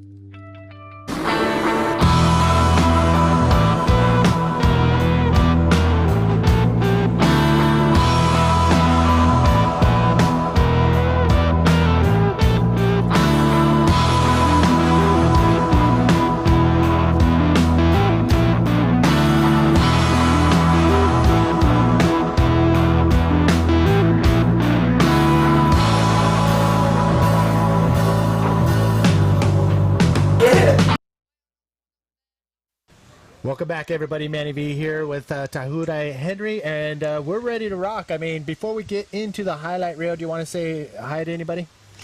Yeah, hi to all my family all around the world, especially my mom and dad, my brother in France with his family. And thank you to all my sponsors. Without you guys, I wouldn't be here and living the dream.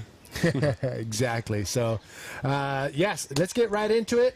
We have a pretty sick highlight reel ready to rock from today's action. Let's get into it. Let's do it. All right, so we're going to be talking over these highlight reels, and we started off the day with some clean, sunny waves early in the morning. The storms did come in, and they faded out, but we saw a bunch of sick rides going down. Wow, that's Amory Laverne showing his ability to spin in the barrel. Yeah, he scored those 2 waves in like 2 minutes in a row. Yeah, and that started off his campaign right off the bat, and he didn't get too many more waves after that, but that's all he needed. Here's another shot of his heat. I mean, he was on fire. He's always on fire. He's pretty intense. Yeah. But that's what he does. I mean, he's training, 24/7 for, so he's ready to meet up with any situation that is thrown at him. And he might have his eye on another world title. Yeah, it looks like I think that he's pretty much the fittest guy on tour. He's ready for anything. And this is PJ Tartak holding off Mike Stewart. PJ did have priority in that situation, and Mike was needed to pull out. And PJ, I think that was his best wave of his heat. Unfortunately, he did have one of the slower heats, and he didn't get anything after that. And this was Mike Stewart. He is all about flow, making it look so easy out here. Wow. That was smooth. Yeah, each turn, each rail engagement that Mike Stewart puts together, he just makes it look so easy out here in any of the conditions. And if you were watching while he was in the hot seat with Dave Hubbard, he pretty much gave you the lowdown on his experience of being, I believe, one of the first ones to ride this wave. Yeah. Yeah, the guy is a lord. Yeah, living legend for sure. So much respect for that guy. And I believe this is Rusty Friesen in one of his earlier waves. Rusty, I believe, was just on fire as well. Of course, these are all going to be some of the best waves of the day, but Rusty Friesen was super stoked to knock off a couple of solid waves right off the bat. I think he got a solid 9 on that one, 940 something. Oh, that's right, yes. Yeah, that was a heavy barrel. Yeah, Rusty Friesen with one of the highest scoring waves of the day in the 9-point range. So he's happy. And yeah, this was Jeff Hubbard. Oh, no, that's Jared Houston. And I stand corrected. Hammered. Wow. You know what? I was really, really surprised that he was going for a lip maneuver after coming off an injury. But the intense rehab obviously shows that he has the confidence to be able to do maneuvers like this. That wasn't an easy one to land, too. It was a pretty critical section. And this looks like Alex Udanga on a nice, clean invert for himself. And not such a high projection, but he did get projected out into the flats. So Alex Udanga looking very good as well. The Basque man. Oh, man. Very this aggressive. guy's an animal. Yeah, he is. Here's another look at another solid wave from Alex Udanga. Wow. Yeah, there was actually some really clean, very good waves this morning. They were far and few between, but if you were able to slide into one of the cleaner waves this morning, this is what you would have. If you're looking at all those best waves during the whole day, it looks like we had a super perfect chopo. Yes. But it's just the best wave. It's just the best wave of the day, and yeah. No, hopefully we get better waves tomorrow. Yeah, it's going to be exciting. That is the hope. I think this is Alex Udanga again finding more barrel time. Wow, he was on fire. Did he win his heat? Strangely enough, I'm not 100% sure if he did or not. I think Ryan Galena was was the rider in his heat who was able to manage to get longer, deeper barrels. All right. Yeah, and I think this is one of them. Oh yeah, I think Ryan Galena got a couple sick waves in his heat. So this was one of those really tight heats with all three riders. Yeah. This is still Alex. Alex? Yeah. You're right. He did get a ton of good waves. He got a lot of waves, actually. I can't wait to see Ryan's waves. Yeah, Ryan Galena. Let's see, what color was he in that heat? But Ryan Galena and, yeah, I think Ryan Galena. All right, I think we're going to... beautiful barrels. I know, look at the watercolor on this thing. I wish my heat was like that. Dudu Pedra is another solid run right here for, I think, I'm pretty sure Dudu did win his heat, and he was pretty stoked on that wave. So, wow, pretty cool stories to hear from Dudu Pedra from the airport run. Him and Paul Barcelos having a good session out here years back. But Dudu Pedra putting together a solid run. Solid against two of the biggest legends of Teahupoo. Facing Cedric and Angelo, I think. You can see Cedric on the reef. Cedric, but these guys are going to be stoked tomorrow. The waves are going to be a little bigger and better. Super stoked. It looks like Angelo. That's Angelo. Yeah, for sure. Wow. That was probably one of the cleanest barrels to roll we've seen all day. He's super smooth. That was pretty solid right there for Angelo. Looking for another barrel. This is probably one of the better waves ridden today as far as combination from a roll to barrels. Paul Blas. Wow, that guy been getting bombs all day. Yeah, Paul had a good run. I think he caught a ton of, just like Alex Odanga, caught a ton of solid waves in his heat. It'd be nice to have some background music. What would you like to have as background music for tomorrow? Not a music that makes you too scared, because it's already gonna be scary to watch. I don't really know. That's a good question. Do you want some old school Pennywise, or do you want some new school? I don't know. What are they playing now? I think, I don't know. The music's, the songs they were using for the Human Tahiti Challenge at the time were pretty good. All right, we'll see if we can hunt some of those down. Yeah, maybe the same kind of music could be matching big barrels pretty good. Yeah, I reckon. Yeah, that's that way we're gonna. All right, so I think right after this we're gonna see Nicolas Richard, or Nicolas Richard, that big drop. Did you see that? Yeah, wow. This is one of the bigger waves of the day, and he made it to the bottom, but couldn't engage and get that speed going. But look at that thing just unloading. Super open too. So what could he have done differently? Obviously, he done everything he could. You could see from the takeoff that he wasn't at the right position, which is what normal. It was normal because he wasn't waiting for that kind of bomb coming and hitting the reef. Yeah. So yeah, he was probably a little too far down, and he had to paddle to the wave, turn around, then catch it. So yeah, if he was more outside, he would have been able to get more speed and actually make the barrel probably. And this is Alvino on coming towards the end of the day, and he was super stoked, claiming it as he's coming out of that barrel.